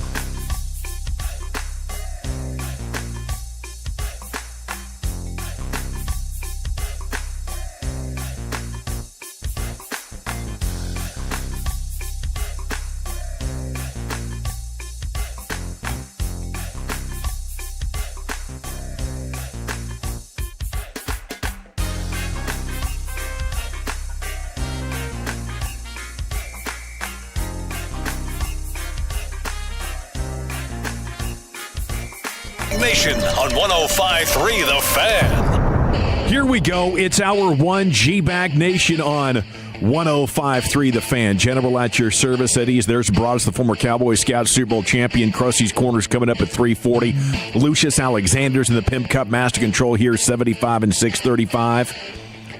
Eric Chiafalo is here. Zach Wolchuk is he's still on assignment, getting moved into the new house, so congrats to him for becoming a first-time homeowner. And I think even a couple of years ahead of schedule for this era. Usually I think people aren't doing that till they're about 40. Yeah. It's 5 years ahead of sked. Statistically speaking, he should still be living at mom and dad's. Right? And so should I. What a crazy world we live in here, and how quickly things have turned. And on that note, we're going to get into some Cowboys conversations as they won a preseason game for the first time in a decade. You can watch us on the internet. Austin Nix is coordinating your video. And a reminder to download that Odyssey app. It'll be your best friend, always on standby when you need it most. Maybe you're in a bad radio area. Maybe you're out of town. You can total out of town better than ever with that Odyssey app. Podcast, instant rewind functionality, the whole bit. Okay, Cowboys signing to discuss, preseason game one to discuss. We do have Rangers to get in. I said Friday, lose this series and I'll lose faith. Am I actually going to follow through on that? You'll find out in a few minutes. But we got to start with Von Miller. What did you not like about it, Brian? Well, I'll tell you what, and if this is a signing to say that Von Miller is going to be a starter or is going to be one of the upper tier guys as far as a rush in for the Dallas Cowboys or an outside linebacker where they're going to play him, this is a bad deal because he is not that guy anymore. If this guy's name was Von Smith, you wouldn't sign him off the tape that he showed last year. You could go back, you could watch him.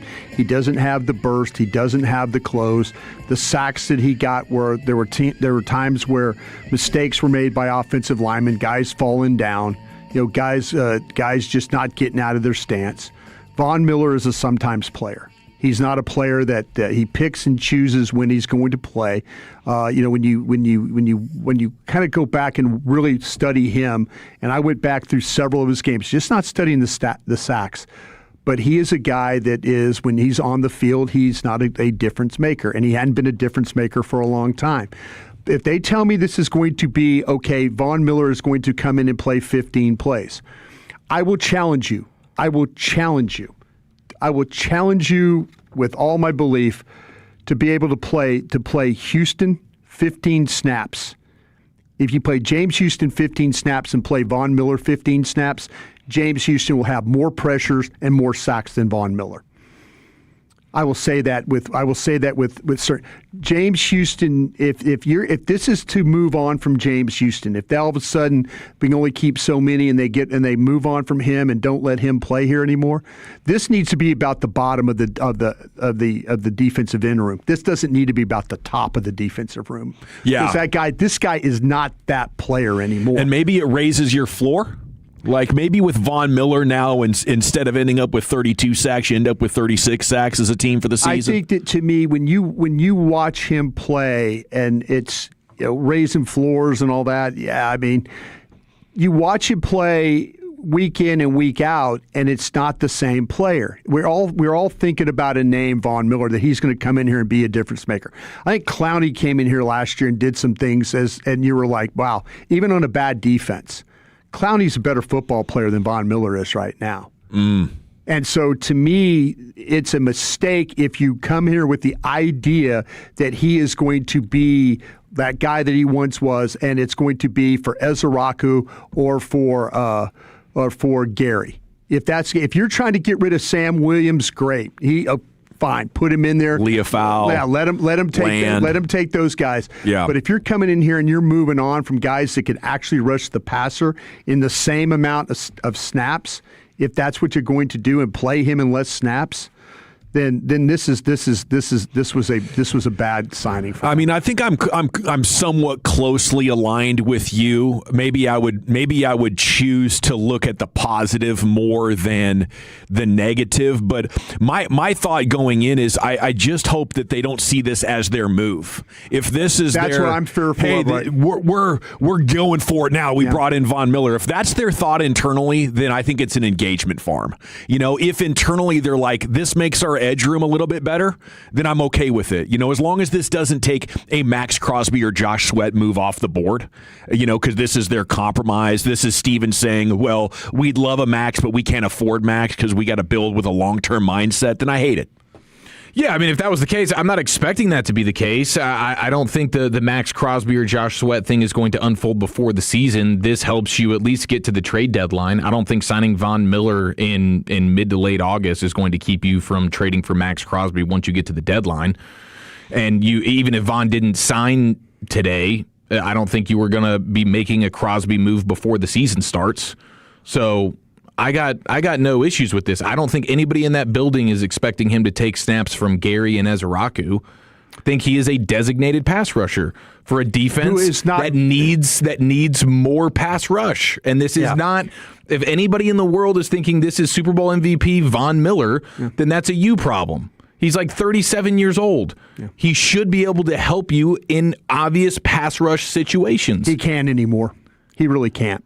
So if you watch him, he just fell into 9 sacks. Eric, I promise you, if you and I sat down and you could pick any one of the 17 games that you watch, and we can watch the sacks, and you could watch how the sacks and like offensive linemen just letting him run free, offensive linemen falling down, offensive linemen not getting out of their stance, J.J. McCarthy stepping up into a pocket when their offensive tackle fell down and Von Miller's in there on the sack, or Von Miller pushing the Raider right tackle right back in the just long arming, and then all of a sudden it's right there, it's a sack.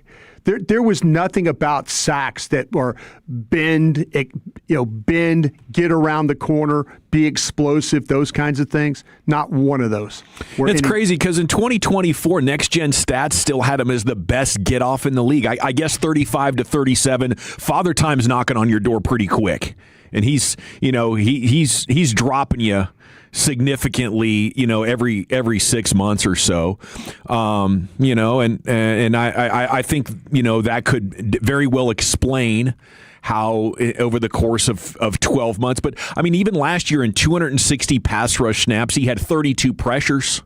That's around a 13-14% pressure rate, which isn't bad. It's probably better than average. Yeah, that's Bradley Chubb. But you're talking about if you're thinking about this guy getting sacked, and they had pressures last year. Dallas Cowboys had pressures with Ezeraku. They had pressures with all these guys. Had a historically bad defense, too. Yeah. It's about sack numbers. It's about getting guys on the ground, though, too, right? We could talk about pressures all day. Got to finish. You got to finish. And this guy now struggles to finish. But if you're thinking about him as like being the bottom guy, and I'm just saying this, I guarantee you if you play James Houston the same amount of snaps, you'll have more pressures and you'll have more sacks. 325, I fully agree with Broadus, although the arrangement appears favorable on paper. He is aging, so I'm going to watch his performance in major matches during the upcoming season. 956, tell Brian to kick rocks. Okay, 903. You're cheering for a name there is what you're doing, 956. You really are. You're just thinking, if you watch the tape, I swear to you, if any scout watched this tape and his name wasn't Von Miller, you wouldn't sign him off the tape I saw. Why do you think they signed him? Do you think their pass rushers they have in camp are so disappointing that they feel like we need somebody who can? I'm going to say this. I think Malachi Lawrence played really well watching the tape the other day. I think Malachi Lawrence, I'm not doing anything to keep Malachi Lawrence from getting on the field. I'm not.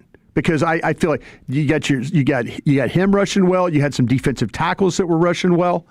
I am not doing anything to get in his way of being a developing pass rusher for you. I'm glad you brought that up about Lawrence because I had the same thought. I'm like, man, this guy seems stronger. He's strong. He's NFL ready. He's strong. He's got a first step. He plays the run at him was really good in this game. The way he's able to extend, play the point of attack. There were things we had questions about him maybe playing the run. But man, he showed up pretty well. I think the first step, the get off, mean, Von Miller wishes he had all the things that kid showed in the game the other day. Do we have numbers on this deal yet for Von Miller? Yeah. It's a $5.5 million deal, and he could make up to $7.5 million with incentives. So it doesn't break the bank. It really feels like a no downside move. You add another guy who is just don't get in the way of the guys that you're going to rely on to rush the passer. That's all I'm saying. Okay, elsewhere from Saturday's game, and if you want to, if you want to chime in, the Franklin Frankel injury attorney text line is open for you at 877-881-1053. 321 says, "Did Broadus watch the Von Miller tape before or after his eye surgery?" Yeah, it was after, and he's watched the tape. I don't think anybody else has watched the tape in this conversation. I'm gonna do that tonight now. I'm going to get over there in my NFL.com, which, by the way, it came down to $79 this year. Pretty good. Really? Yeah, pretty good there. That is great news. Get your film room. Camden Brown was amongst the big stories from the game. 2 touchdowns, very nice touchdowns. What's his outlook here? I think this might be the one that people might accuse me of being a hater on. I just don't think he separates. And I think it's easy to make. I think it was 1.9 yards per separation. 1.9 yards of separation in this game? In this game, yeah. Put him against starting corners. Let's see what it is. Let's see how he fares on both of those touchdowns, which were incredible. But put good corners out there would be my thought. And I don't know that Camden Brown is going to have a successful NFL career. I don't know that he's that much better than Trayshawn Holden, who was cut today. Well, I haven't seen Trayshawn Holden go up in the end zone on a bad ball, clearly covered, and make the play twice. And he's done it throughout camp as well. Yes, every camp he's made one play a day where you kind of felt like that's pretty nice tracking, that's extension, that's bringing the ball down. Yeah, that's concentration. The ball skills are clearly legit. He had defenders draped all over him, and he's making tough grabs. So yeah, will the level of difficulty get cranked up when you're going up against better corners with better ball skills? Absolutely. But I think he's made plays on not just the jobber corners in camp as well. It wasn't like he was just running out there on Triquez Bridges and dominating him all of Oxnard. 2 days ago we got the first report that he had run with the ones. Right. Yeah, but he had also been doing that in the one-on-ones and things like that. Like he still had reps versus the number one-ish corners on this team. Let's not make it about me then. Let's make it about what you guys think about this player Camden Brown, because they were great touchdowns. It's potentially exciting. Yeah. Is he gonna challenge Ryan Flanoy for third receiver stuff? What are we looking at here? See, that's what I'm saying. He might be a guy that's probably an inactive every week, right? Based on the situation and the team that he's on with Lamb, Pickens, Flanoy, Locks, and then Turpin being a guy who's just going to be active at least because of special teams, and we'll see how much they still want to get him involved in the offense. And then it's like, how many receivers are you going to have with the Mingo situation? I think that they're maybe in a bit of a dogfight now with that spot. But yeah, based on the roster that you have, I don't expect Camden Brown to be making plays for you Sunday night at MetLife Stadium in week 1. Mm-hmm. But it seems like you have something here that you certainly want to work with. Yeah. And that's exciting for an undrafted guy who nobody knew 2 weeks ago. At 877-881-1053. Glad to hear Brian Broadus' input on Miller, says the 817. Vaughn got signed to sell jerseys, says the 469. Jerry being a salesman. He was pretty dang good against the run last year, and he produced 9 sacks. At worst he's like an average outside linebacker if you're looking for a guy to play 15 or 20 snaps a game. Yeah, situational. That's what I'm saying. But even as a situational rusher, you are not going to see an explosive player. Man, that's crazy. You're just not. That's not what he is anymore. He can't win on the edge like he once did. He has to try and push you. He has to try and use a spin move. There are plenty of times where you watch him and he disappears during these games. But if he's going to be a situational rusher, you would hope that he would have a burst, some explosiveness, some finish that way. I just don't see it, and I'll be happy to admit if I'm wrong. If he comes in here and plays at a very, very high level, I'll admit it. But I just in watching him play, and I'm sure that some other teams around the league have watched him play too. Guys and gals that now do this for a living. Von Miller was probably not on a lot of teams' radar. So we'll see if Dallas gets something out of it. Okay, FCD winners last night. FC Dallas 2-1. Musa with the tally in the 73rd. They'll visit Salt Lake on Wednesday, currently 5th in the Western Conference after 19 games played, so congrats to them for the dub. Scotty Scheffler won the first tournament of the PGA Tour playoffs, closed with a 4-under 66, won it by 8 shots, takes home $3.6 million, and clinches an additional $23 in bonus money for being number 1 in the FedEx Cup through next week's championship. Nobody can catch him. So that was worth $26.5 million to Scotty Scheffler yesterday. Well, they got 2 more tournaments. They got the BMW, and then they've got which is in Belle Reve, St. Louis, at Belle Reve Country Club in St. Louis, and then they've got the final tournament is at East Lake Country Club in Atlanta. That would be, so they got 2 more of these things. They whittle this thing down to, they go the 50 make it, then they go to 35, and then they got the tour final is what they got. He's like $1 million away from passing Tiger Woods? He's doing well. Yeah, that's the all-time PGA Tour earnings leader. Wow. Hey, Dawson, and he just started winning in 2022. This is a new thing. What's that, Brian? Did you see this from the joint statement from the Mavericks and Dallas Stars that was just announced? No. This comes from our friend Gina Miller, Chief Communications Officer with the Mavs, so I don't think I'm getting ball-sacked here. Dallas Mavs and Dallas Stars have reached an agreement that resolves the outstanding matters between the 2 organizations, American Airlines Center, and will continue to serve at the home of both teams for at least through the 2030 and 31 season. Okay. So they evidently have resolved their issues that they have, and the Mavs and the Stars will be playing at the AAC through 30-31 seasons. Okay, so we have 5 years to say goodbye to the AAC, and the tenants are getting along. Exactly. That was uncomfortable when they were fighting like that, and I blame DeMont, but I'm glad it's been resolved, and both of those teams have pretty good plans for what to do in the future. Last week we got the resolution of the Mark Cuban. Man, when you started talking, I thought maybe we were going to have a development on the Mavs radio situation. I know a lot of people are interested in that, being radio folks out there. It's quite an interesting story. We got the champ on the other side, then Wolchuk's top 10. Chief, where are you taking it? In honor of Wolchuk completing his move-in today, we have the top 10 must-haves in your home. 877-881-1053. That's next in the nation.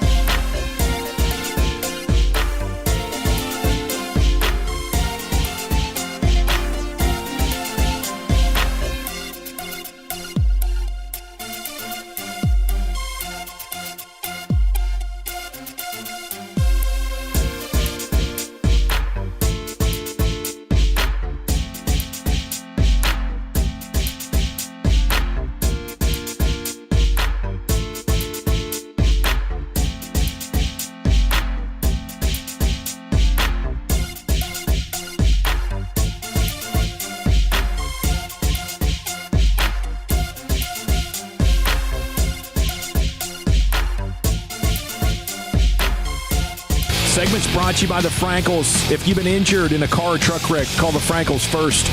214 or 817-333-3333. With Frankel and Frankel, there's never an out-of-pocket cost. They only get paid when you win. The Frankels, the go-to car and truck wreck attorneys in Dallas. Top 10 coming up in just a minute. Let's go into the Pimp Cup. Lucius has the champ. Yeah. I don't care. Our winner and champ of G back in the day so far is AI Broaders from the sick mind of Bobby Bell. From the very sick, sadistic, and twisted mind of Bobby Bell. Shout out to you, sir. This is AI Broaders. He was at the Magic Johnson HIV announcement press conference. And just being Broaders. First of all, let me say excuse me. Sorry, pardon me.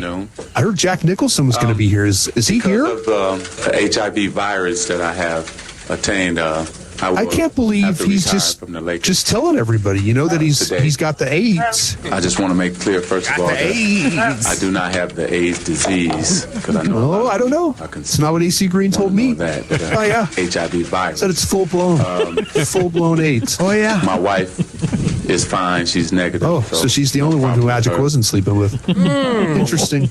I plan on going on living for a long time. Well, he got out just in time, too. This is about to be Drazen Petrovic's league. See me around. I plan on being with the Lakers in the league. Hopefully David will have me. I guess now I get to enjoy some of the other sides of living. No, I don't know. The season and I kind of feel like he was enjoying life too much. Practices. Am I wrong here? Seriously. Stick around 5:30 and see if that clip right there, AI Broaders at Magic Johnson's HIV announcement survives. It's unbelievable, man. 35 years it's been since that announcement. Still going strong. Are we at a place now where getting that is not really the end of the world? No, yeah, we're there, and you don't even have to be like rich and famous. Like I think he was one of the first people to get access to the cocktail to basically give you the regular longevity of life, the full immunity. I think Cat Williams said he had financial AIDS. I think that's what he got. He caught financial AIDS. I believe. Are we at a place now where you'd rather have the AIDS than the ERPs? Oh, wow. Yeah. Because you can suppress. I'm just saying, you can suppress. There's medication everywhere that was like you're undetectable. That's what they broadcast. Unbelievable. But the other one just sticks with you. Yeah. Yeah, I'm flaming up. Not this week. Circle back. Have to deactivate my Tinder account here. Sorry, I made you uncomfortable with that question, Broaders, but it was a genuine curiosity. Yeah, I think you'd rather have it than a lot of stuff. Like, go ahead. I mean, HIV could still get you. That's crazy that we're doing some rathers about that one. That's what I was saying. Would you rather 877? It's wild. I was thinking there's a lot of people that didn't survive very that dark. AIDS stuff. Dystopian, but we're here, man. We are here. Many people diagnosed with full-blown can recover their immune health, manage the condition, and live long lives. But if untreated, you're still done for. Yeah, you're toast. Here's Chief with Wolchuk's Top 10. All righty, congratulations to the Wolchucks. Saw the social photos. You know, when you sign off on the house or whatever, you close on it and you get big like cardboard key. Taking the family pics there. Wolchuk is walking around the living room, just soaking in the high ceilings, and I mean, what a new world he is entering now. And he built that thing too, so he's the first one in. Yeah. It smells of new construction, the faint odor of sawdust and paint. It is a special deal to know that everything that happens in that house is being done for the first time by you and your loved ones. Like that is a special feeling. So I guess they got most of it done. Today's the big day where he's getting the, I don't know if it was the IKEA or the Nebraska. I would like to think it was the Nebraska. I think it went Nebraska. Okay, the Nebraska drop off with all the furniture, and then the big one, the final piece. He says, when this lands on the wall, I know everything is pretty much, we can breathe a sigh of relief here. It's the big screen that he's got in the media room or whatever. So that's what he is awaiting. I don't know if it has taken place yet, but at some point today, the finishing touches of the move will be finalized when it comes to the Wolchuk humble abode. So we have the top 10 must-have items in your home. Now, of course, this could go a multitude of different directions. You could get real practical with this. Yeah. And this list has a lot of practicality on it, but you can get weird here. Text it in. We have somebody's talking about a 12-inch chef knife is a must-have in the house. So we might have a Brian Broaddus level cooksman that is making sure that is one of the things he's got to have. Yeah. Yes. We have the 480 with the 12-inch chef knife, or a really nice decanter for bourbon. Like, these are the first two things that's coming to his mind right now, and I respect that. But yeah, I like it. Where's your air conditioner, bro? Let's assume like 10 things are standard, or many things are standard. Air conditioner, bedroom, dishwasher, bed. There's some all stuff. Those, and those are all going to be on this list here. Yeah, just for the fire record. extinguisher. You got to have the fire extinguisher. Smoke alarms. I love that. Yeah. I love that. A good sucking vacuum. Yes, the vacuum. When I saw it on the list, I was like, huh. And then, well, gotta have that. You got to have it. You got to have the vacuum. Going to need to have a microwave and an air fryer and an oven. Okay. Absolutely. Have you seen the new ovens where it's like air fryer oven situation combined? Have you seen that? Yeah, that's the vibe right now. That sounds magical. Yeah, I'm thinking about it. So it's like a giant air fryer? Yes, it is. Is it also, you got the stovetop? Yes. You're like, dang. Yes, bro. We are really evolving in a big way. I'm about to be a chef, dog. We solved the full-blown issue that Magic had. I can finally cook. And now we have air fryer stove ovens. This is unbelievable. Yeah. So 877-881-1053, what are your must-have items in the home as Wolchuk moves in to his brand new home today? TV trays in the 214, toilet paper in the 903. You do have TV trays come in so strong, bro. It does kind of come on strong. Like this football season, you want to sit there on the couch and watch whatever you want to watch and just crash your meal. Yeah. You gotta have the TV tray. Yeah, because you eat it on the coffee table, just ain't the same, bro. The TV tray is right there in your face. Right. I'm saying this, though. We all lead the league in balancing. We all think we can balance our plates. I mean, I definitely do some of that. The TV trays are like great, but we don't go get those. Oh, I love them. I gotta know, have but them. I don't want to balance. Do you feel like I want to work? I feel like there's always like, oh, we got a TV tray for that. And you're like, nah, I can balance this thing. Don't figure it out. I'll figure it out. Yeah. Like a barbecue, you do it on your knees? Yeah. Okay, I got you. You balance it on, you just hold it up. We always feel like we can balance. Abby thought she could about 3 weeks ago. She's laying down on the couch. I actually made dinner, made her a plate. I'm bringing her food, and she's still so lazy that she's just like, yeah, Dad, hand it to me. So I set it in her hand, and as she's trying to get up from that position, of course, the chicken fettuccine Alfredo just crashes into the couch. Oh. Now into the crevices. Oh, gosh, that's so brutal. So there is a strict no balancing rule going on in my house right now. Are you guys? Yeah. Are you getting some TV trays? We got a coffee table. No balancing rule. Yeah. Sit up, for the love of God. Fettuccine in the couch cushions is so bad, dude. I mean, at least it was the leather couch and not the other one that could have been a lot more difficult to clean up. But 100%. Still really jammed me up. Man, Neighbors is looking good running routes for the Giants, by the way. Looking healthy, huh? Yeah, he's looking healthy there running routes. He's looking better than OBJ, you think? Probably a little bit. 214, urinal. I swear, a urinal. I've never been to a home that had a urinal. I wish I did. That would be kind of a sweet deal. But the urinal backsplash is still something that is tough to overcome. Like, yeah, you're going to need some kind of a regular cleaning schedule or a cleaning lady. Yeah, I'd rather just sit on the commode and get that done. Walk out of there, pain free. Totally sanitary. Totally clean environment. Okay, actually, let's see here. Wolchuk just texted me. What do we got? Oh, he's got the TV trays. Had them since college. Good. Are they kind of rickety since college? He says those are a must-have item. And, he's waiting for the stuff from Nebraska Furniture Mart. So TV trays / rolling trays, by the way. Okay, Probably Kravis get a good gram out of that thing. So he's moving in. This is a fun move-in time where you don't have internet or TV set up, so you plug in like an alarm clock that's got a radio on it, and you're just like moving around, getting moved in while listening to the radio. Yeah, I think so. Even though, I mean, the internet, I want to say he scheduled the internet thing in advance to where he might already have that thing hooked up, ready to rock and roll. He's probably watching the All-22 right now, the Cowboys preseason game, or he's watching Von Miller, and he's texting Broaddus telling him about how Von Miller can actually still play. Good question from the 432. Did Broadus bring the Wingstop ranch that he was going to homemade? Yes, that thing jammed, bro. Did it really? Yes, it did. It is really good. Broadus put his foot in that thing. Wow. Yeah, I want to find some stuff to dip into it right now. Is it like, I had it just from the spoon. Oh my God. You wouldn't be able, you don't think blindfold test you'd be able to tell the difference? Yeah, I would, but it's really, really good though. Okay. Yeah. All right. Nice work, Broadus, coming in here. Gave it a go. How long did that take you? Not long. Just a matter of getting the ingredients together, and then you measure them out, and you kind of make sure they're stirred the right way. Nailed it. Yeah. I love it. Okay, 214 must-have items in your home, courtesy and in honor of Walchuk moving into his brand-new home today. 214 lawnmower. 817 the recliner. Do think a good recliner gotta have that. Is a must-have. Shout out to this 214, the plumbing snake. Oh, the snake. You gotta have that snake, bro. I'm probably plumbing situations will happen. They will happen. They will arise. I'd spent millions. I got a plunger, and that's it. Liquid that's the best I got. Get that snake, man. Yeah.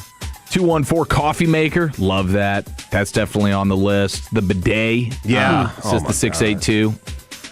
Lucius might have texted that one in. I love the bidet. Getting a lot of love. I squirt that thing before I even get started, just to like give it a little prep. Oh my God. It's the calisthenics before you really get moving.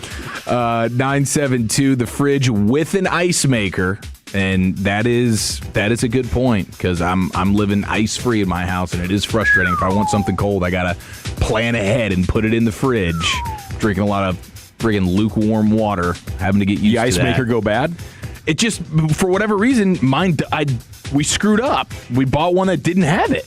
Oh, wow. Like, it doesn't. It's a pretty nice fridge, I would say. I would assume they all have it. I know. That's crazy it doesn't. What year refrigerator did we buy? 1954? I don't know what we bought, but it's backfiring in a big way. So it has no ice maker on it at all. I don't believe so. I mean, but I'll have to maybe ask my wife. Maybe there is some little contraption that she has neglected to mess with, but I don't think we have an ice maker in Aldi's are selling the 4-piece of ices, the big old balls that you put in your drink. Oh, big balls of ice. Yeah, like for like $2 or something like that. $2 something. The ice ball makes everything taste better.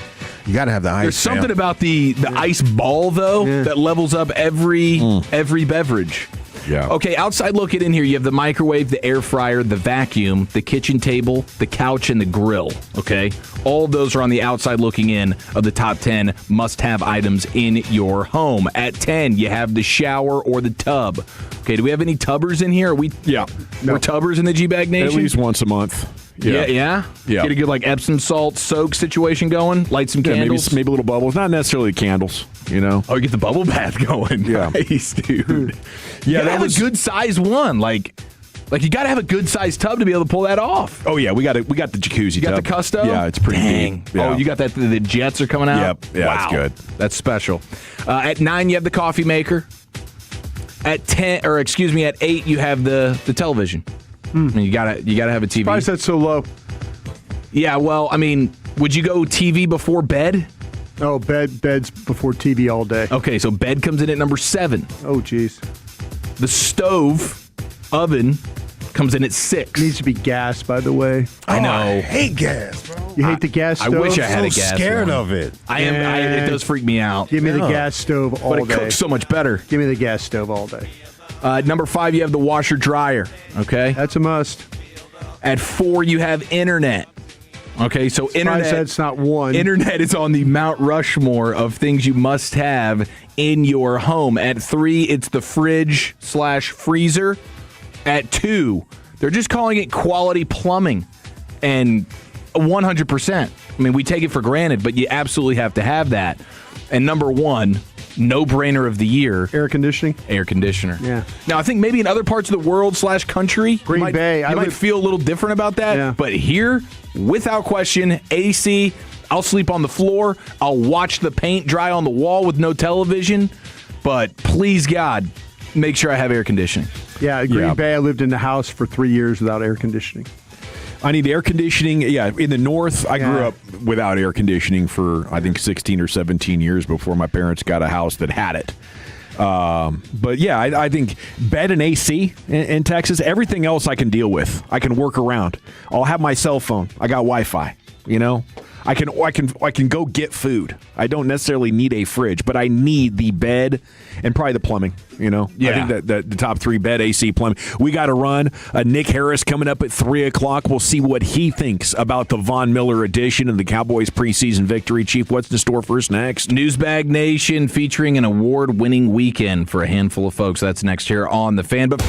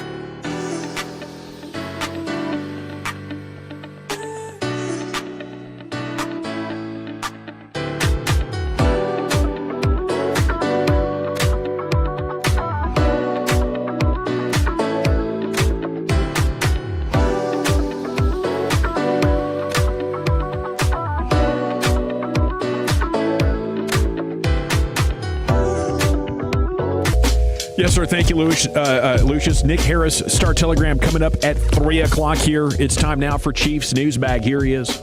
Yes, sir. Plenty to get to right after this.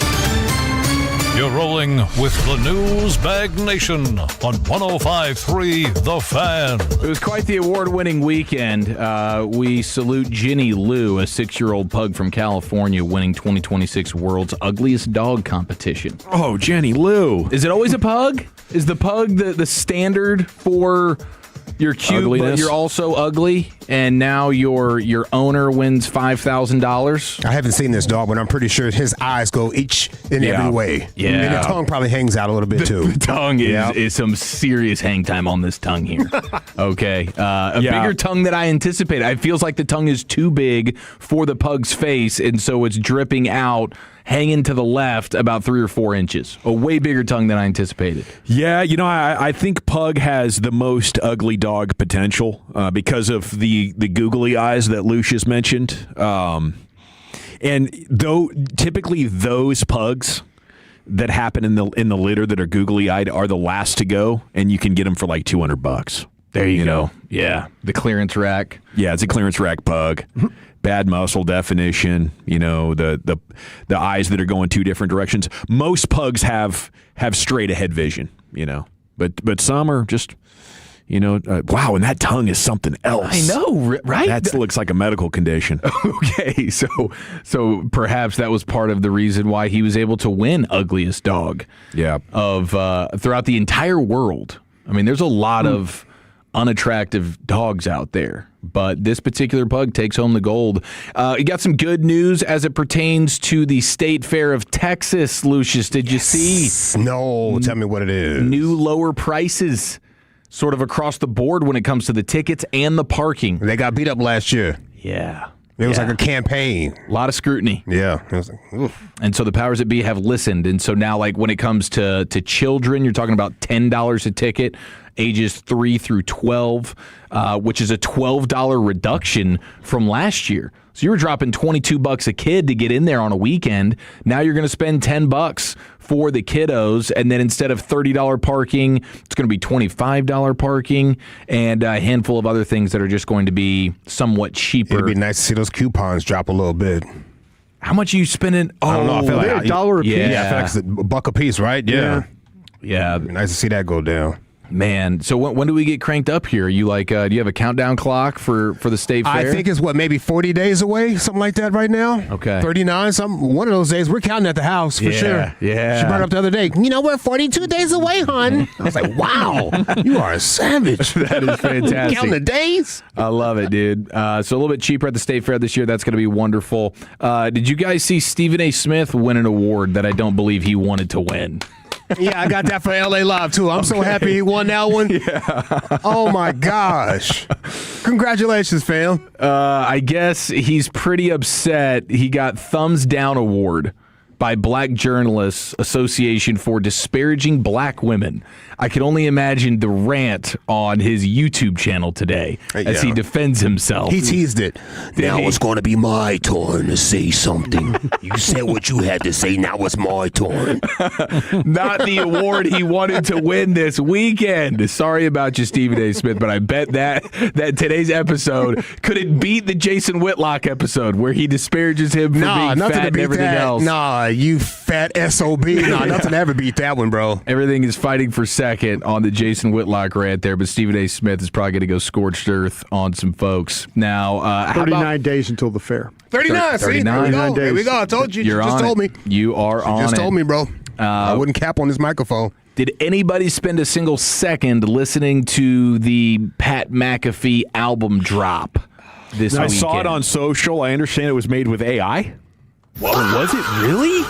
That makes it even more sad and I guess embarrassing. He's getting dragged for it. I really haven't heard it other than Sean and RJ or Sean and Bobby this morning playing a couple of snippets from like 2 of the songs, but it's being, other than ESPN employees, which people are wondering, okay, all of the ESPN people are coming out and feeling like they have to acknowledge it and say positive things about it.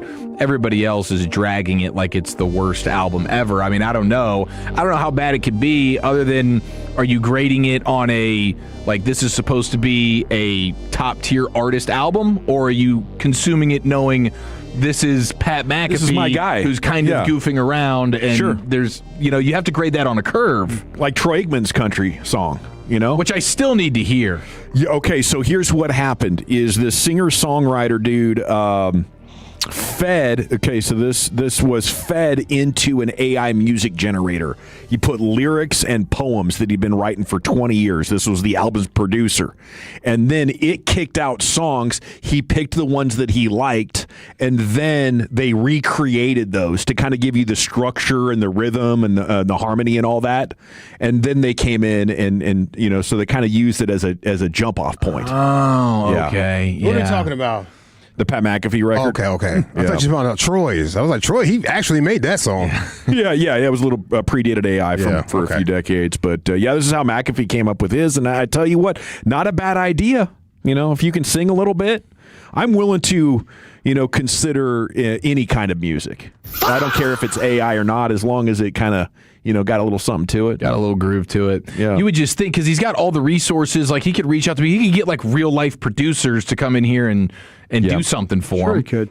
But I guess he just sort of wanted to throw it together a little bit. So he's him and a buddy crushed. probably working, Yeah. Once it's beyond that, now we're going to get all serious. I'm going to lose creative control. At this point, I'm just dorking around with a friend. Yeah, there you go.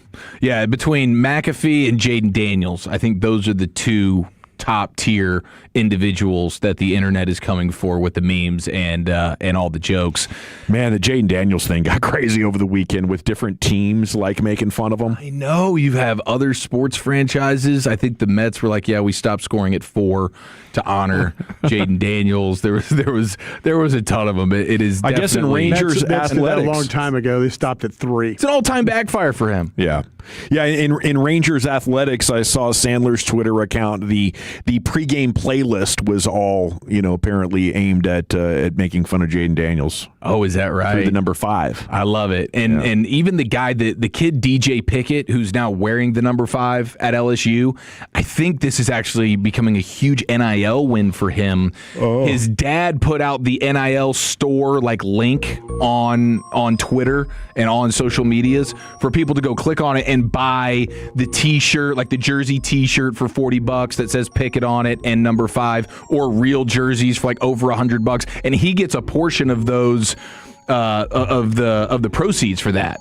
So I think you have such an army now of people that want to dunk on Jaden Daniels that they're willing to go drop $40 on a number 5 LSU shirt that says anything other than Daniels on the back. So this kid DJ Pickett is actually cleaning up right now, and congratulations to him. Man, life comes at you fast, doesn't it? It does. I mean, 13 months ago, Jaden was on top of the world, coming off a Rookie of the Year and a trip to the NFC title game, and now he's the NFL's biggest punchline, getting ready for season number 3. Yeah, it is. It's amazing how quickly it changes, and now he's got no Laramie Tunsil to protect them, and the entire football world is sort of against him. And then we'll close things down in Dawson fashion. R.I.P. to the wonderful actress Hayden Panettiere, dying at the age of 36 years old. That's wild, man. I guess she had some depression and some substance going on in there. They're thinking, cardiac arrest. They're thinking some level of overdose. Could have been an accident. Could have been intentional. Investigation is ongoing. That's sad, man. 36 years old, mother of a 12-year-old daughter, I believe. Yeah. Yeah, really, really unfortunate situation. We got 1 down, 4 to go. Nick Harris steps in. We'll talk Cowboys, Seahawks, Von Miller, and more with Nick next.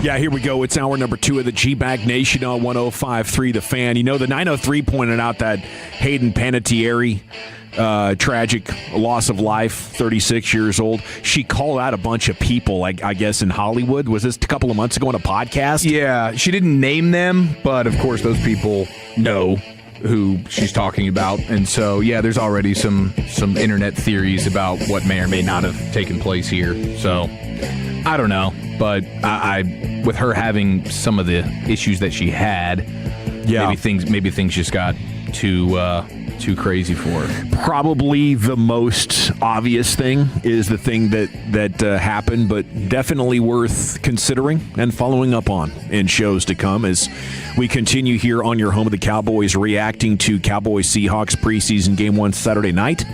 And the Von Miller signing, and so much more. And, of course, now we have a joint practice Cowboys-Saints tomorrow to look forward to. And joining us now to talk more about these things is Nick Harris, Fort Worth Star-Telegram here in the nation. And a good afternoon, sir. How the heck are you? I'm doing fantastic, fellas. I'm sitting in y'all's very lonely tent here in Oxnard that has been vacated, but I am still representing, holding it down. Hey, you can treat that thing like it's yours, for as long as you need it, my man. Appreciate you joining us as always. Can you still smell some of Dawson's remnants back there? It was getting away from him for a while. Ooh. I will say the little baseball beanbag that I was throwing around during the segment is still in here, so it's a little bit of home for me. Let's go. It's good to know. Now, what was your reaction? How do you grade the Von Miller signing?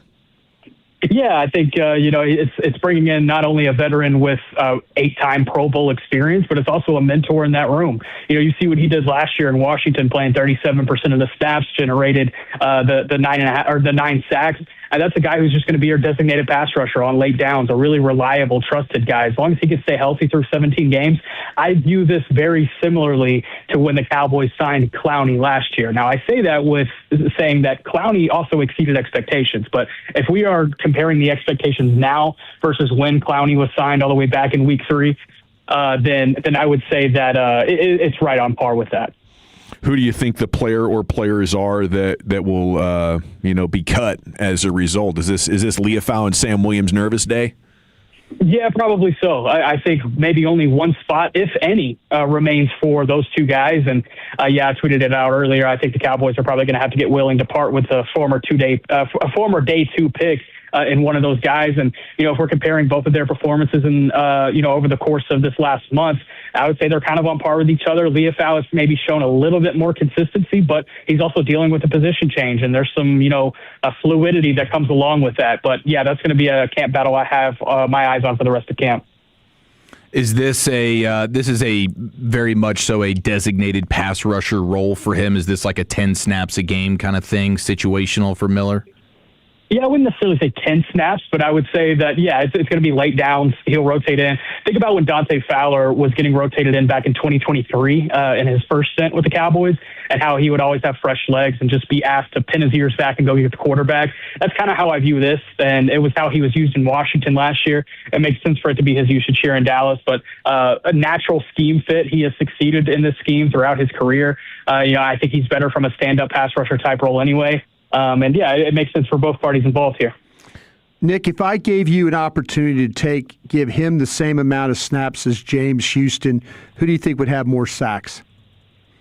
It's funny because I was doing a kind of a study yesterday because Von Miller only played at 37% of snaps last season. I was doing a study on what was the NFL leaders in sacks per snap played. And number 9 was Von Miller. You know who number 8 was? Who was that? James Houston. And it was like by a decimal point. Yeah. So I think they have kind of found, guys who have, similar usage. So I guess the numbers would tell me James Houston. That's what I'll go with, Brian. Well, no, I appreciate you doing the thing, because I kind of feel like, though, that if you did give, and we've seen this with James Houston before, we've seen him, and if you're talking about bringing in a guy as mentorship and all that stuff like that, I don't think he's the same player at all. Von Miller. I just don't. And so to me, if it was to say, if they were to sacrifice James Houston and it comes down to it like, well, we got similar players here, Von Miller and James Houston, I would think then this would be a terrible signing that way. I'm not a big fan of the signing to begin with because I think it's going to cost them. I think it's going to cost them in a way that maybe there's somebody that might get released that actually could help this team. It depends on how you feel about Maris Liufau or Sam Williams. Do you feel like one of them should get a roster spot? No, I don't. But like someone like, say, maybe James Houston is not going to be active every week. Maybe there's somebody that's not going to be in the lineup that can finish plays. Listen, 9 sacks and all that, I get it. I'd like folks to go through and look at the sacks. I think a lot of people are going to go do that and find out. I just think overall when you watch him play, he's just not the same player, and he's not the same player when it comes to rushing the passer with explosiveness and getting off the football and bending the corner and all those things. So it's, to me, I don't see a lot of it's like a little bit of redundancy if you've already got James Houston. Play James Houston more. James Houston would probably would just get, his sack numbers and tackles for losses and all that would probably be more than what he's getting right now. But every time they give him an opportunity, he seems to go out and make plays, and I worry about that now. Yeah, maybe late in the season they saw some, situations where James Houston was not as productive because, he came out early with those 4.5 sacks in the first 10 games or so, and then he wasn't able to really find that production late in the year. So maybe this is a situation where they're able to keep James Houston's legs a bit fresher as the season goes on. Then the guy that I first pointed to, and I was talking about it with a couple of guys on the beat, is like, okay, how does this affect Malachi Lawrence's snap count? He played well the other day for you. I'm not trying to get in his way if I can. Yeah, and so, what does that look like at the end of the day as far as his snaps go? Is he going to be the 4th option at outside linebacker, the 5th? I don't know. And so I think that's something that they're going to have to figure out for the rest of camp as well. Nick Harris, Star Telegram, here with you on The Fan. Seems like the culture stuff, Von Miller is a no doubt about a Hall of Fame guy when it comes to that kind of stuff. I mean, yeah, I think he's going to be a mentor for these guys in the room at the very least. He's seen a lot. He's played in some different organizations, and it's going to give him experience that'll help guys like Donovan Ezeraku, Malachi Lawrence, even a guy like James Houston. So, at the very least, you're going to bring that experience into the room at 37 years old. And, if he's not able to produce on the field, then you at least get that on the back end. How much better is Joe Milton than he was last year? Yeah, I think you've seen. I think you've seen mass improvements in his footwork, and that's certainly helped his throwing mechanics. Put out some things on Twitter last night, just kind of highlighting how the footwork has changed for him. So the big intention of not only Brian Schottenheimer, but quarterbacks coach Steve Shimko, and just having his mechanics start from the ground up. And, there were some throws that he tried to make last year in the preseason that he was able to make on Saturday night in Seattle. And so I think that's a big difference in where his progression has come. But, not to discount Sam Howell, I thought he did his job on Saturday night, despite not having as good of protection as maybe Milton had in the second half. And so I think this is a pretty, if you're the Cowboys, you have to be pretty happy with where this battle is right now coming out of one preseason game, because I think both guys, did their job, passed their test, and now they have 2 more weeks to try to figure it out. Malik Davis, RB2? Man, if you're asking him, yes, right? He's Mr. Undeniable. Oh, we lost Nick Harris here. I think that was maybe a Bluetooth situation, maybe a drop call situation. Jaden Blue or Phil Maffa. Oh, there he's back. Look at that. I thought it was terminal, Nick. Go ahead. Yeah, not sure what happened. Yeah, he's Mr. Undeniable, right? Malik Davis. And even though, again, it's kind of the situation that Milton dealt with as well, even though, Jaden Blue and Phil Maffa maybe didn't get as good of protection as Malik Davis got in the second half, Davis got opportunities and he succeeded with them. And that's all you can do if you're a guy like Malik Davis. But I continue to feel like if Jaden Blue and or Phil Maffa do not show I do not earn trust from the coaching staff for the rest of camp. Yeah. I feel like there's probably an outside acquisition on the table. And, that's not to discount what Malik Davis has done. It's just that they are trying to get younger behind Javonte Williams. They have a 3-year contract that they need to make sure that he lives through. And you only do that by taking, a complimentary back behind him and offsetting some of those touches that he got last season, because he can't take on 283 touches or whatever it was that he did a year ago. He can't do that 3 more seasons. And we saw that toward the end of the year last year. His shoulder started to wear down on him and he power down a little bit. So if you can get that number to around 230, then I think you're in a healthy spot. Nick, you mentioned about Blue and Moffitt. That's the first time I've heard somebody put them together. Is it that way now? It used to be kind of like, yeah, we'll see what happens with Blue, but you've just added Moffitt to the group. So you're saying both these guys need to step up then, right?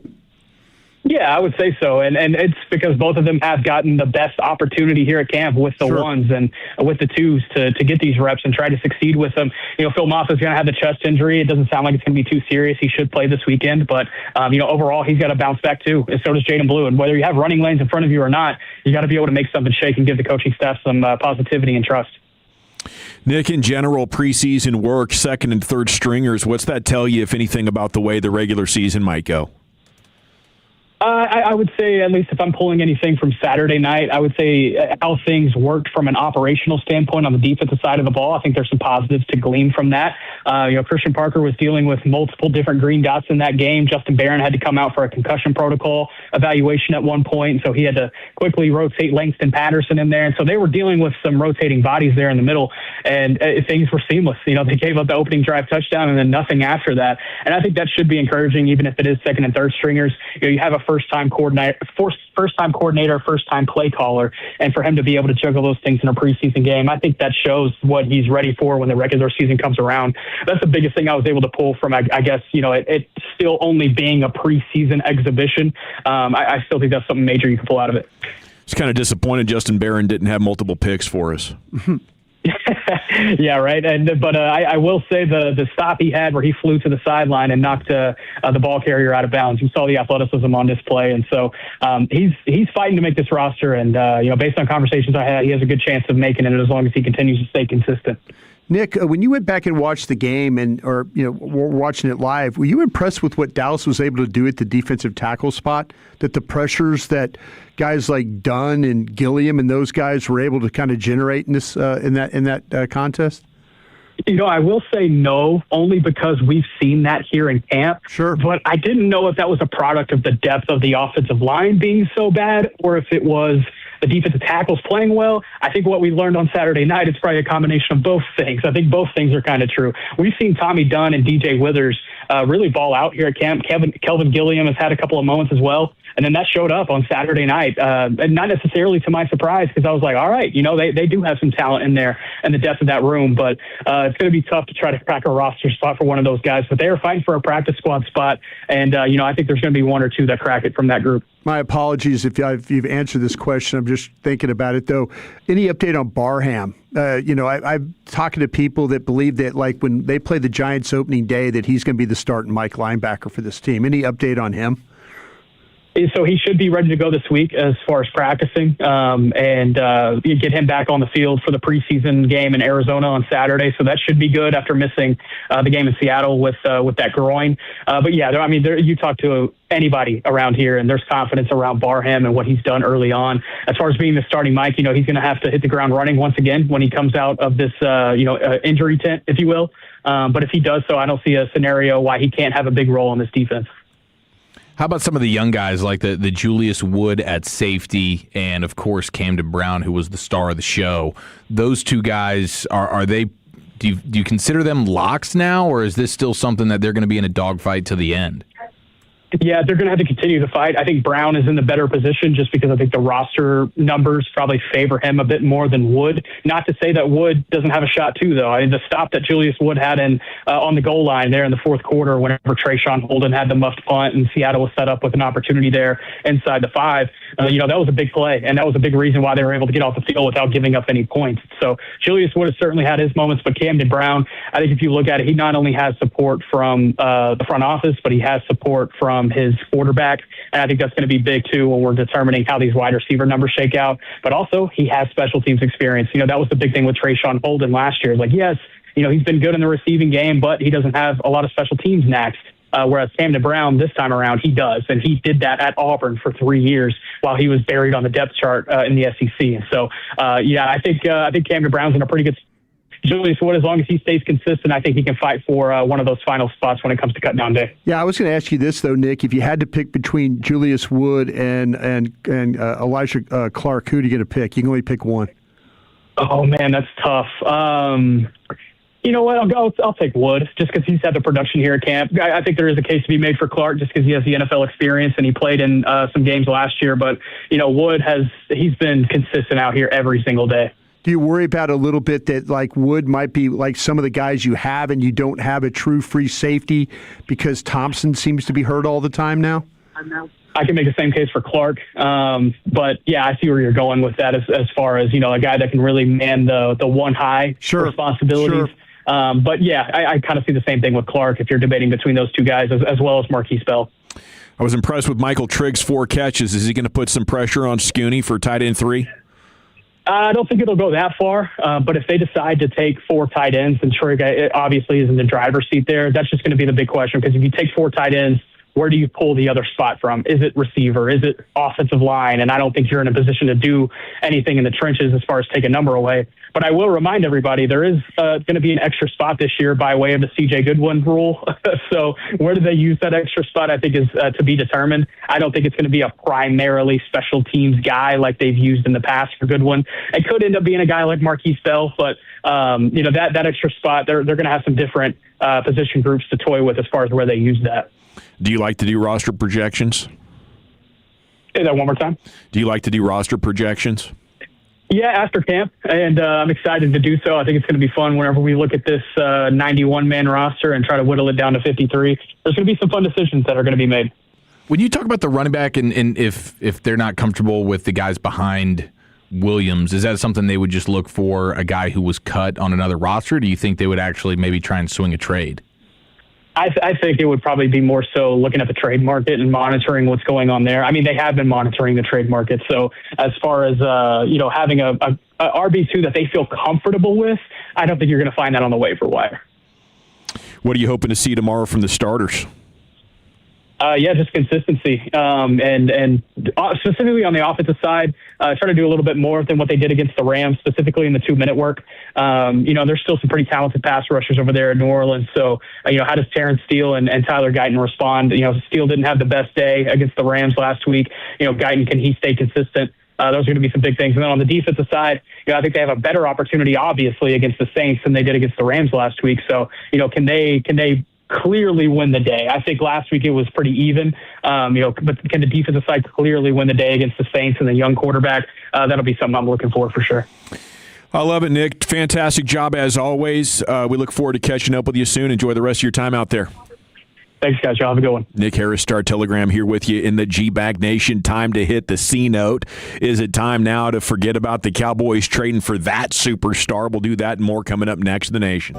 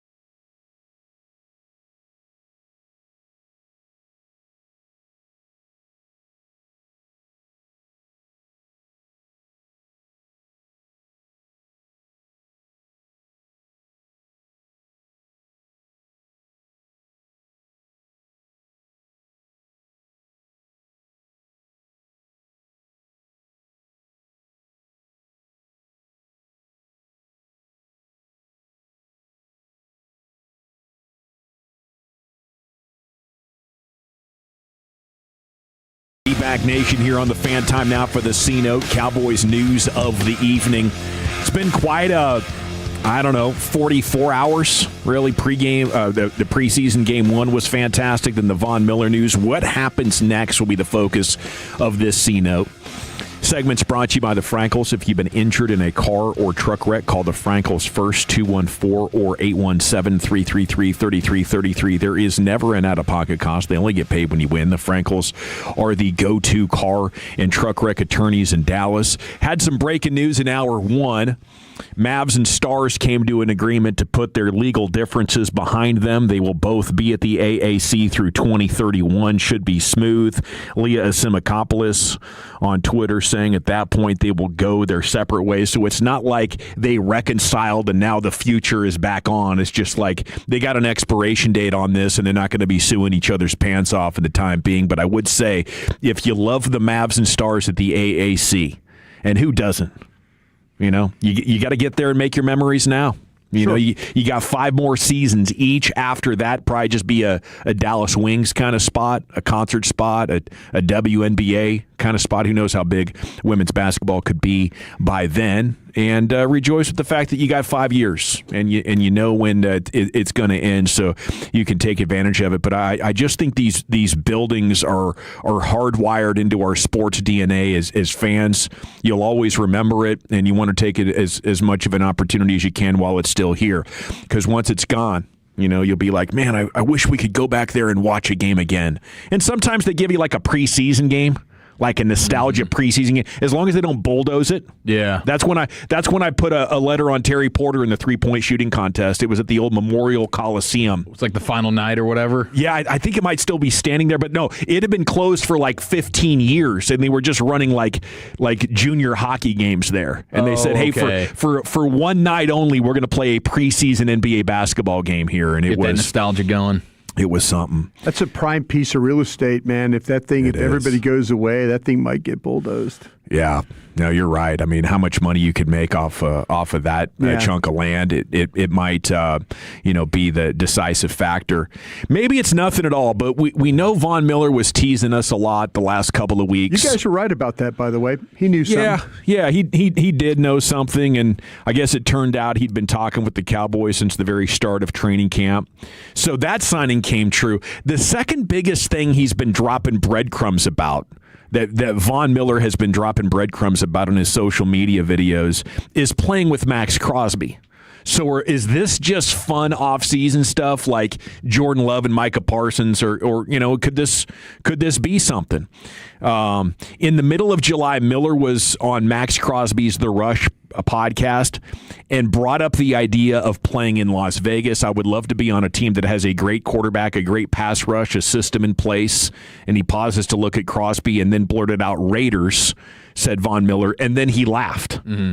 Was that because it was sort of ironic that I would say I'd love to play with a great team with a good quarterback and a good pass rush, and then mention Raiders? Like, they only had one of those 3 things. Mm-hmm. Like Max Crosby's the good pass rush. Last week you had the IG stories where Von posted a gif of himself in a Cowboys uniform, then Dak with the Lombardi asking why not, and then shortly thereafter in the chronology was a photo of Crosby as well. Was that just a standalone Max Crosby appreciation post, or does all of this add up? Von plus Dak plus Max Crosby equals Lombardi would be the, if you're reading the tea leaves, if you're into that kind of thing. So the pattern is established of Von kind of posting things on Instagram that's come to life. In February, Von Miller did call Max Crosby one of his guys. This might just be a bromance, like a pass rusher, buddy cop off season type of deal. But last night, after Von posted about signing with the Cowboys, Crosby, there he was in his Instagram comments with 3 goats, with 3 goat emojis. So, I think the story is still alive. I would just hope that the Cowboys don't see adding Von Miller as crossing off their pass rusher need. And quite possible though. It is possible. Yeah, very possible. Yeah, that seems like a Stephen Jones thing to do. Sure, we added. He talked about all the pass rushers he had. He added Von Miller. Now he's gonna, If he's got anything else left, he's probably looking at a running back, or he's probably looking at maybe a linebacker here. But every indication I'm hearing is that there's a lot of people who believe, and that's why I asked Nick Harris, there's a lot of people who believe that Barham is going to be starting when they get to the Giants game at Mike linebacker. Over Overshown. And Overshown, and likely Overshown playing as the will linebacker. And D. Winters coming off the bench. Yeah, there's people that believe that. That would be so sick if Barham is that good. Yeah, it'd been nice if we could have seen him practice a little bit more. But that's why I asked Nick. Maybe he's not going to be available tomorrow, but how much is he going to play in the final preseason game? I don't think they're going to play anybody. I think it's going to be very much like what you saw. There's going to be guys that played against Seahawks that aren't even going to play against the Saints in that final preseason game. So like this next preseason game versus the Cardinals would be maybe the only real look we get at Barham. If Barham plays in that game and I think does well, then you have something that you could maybe say that's where this thing is going to go. But other than that, if he doesn't play, then there's no way they could start him. Right. No way they could start him at that Mike linebacker spot. There's a lot of people that believe that he is going to be the Mike linebacker of this team going forward. Dan Quinn, Commanders coach, was asked about Von Miller joining the Cowboys at his press conference today. Ed Werder tweeted about it. Quote, he is a really cool guy, has coaching insights to help developing pass rushers, will be very good for the two young rushers, still can bend off that edge. Okay. You calling ball sack on all of that, Broadus? I think the fact if you're bringing him here to be a coach, that's very good. I would say the bending part is false.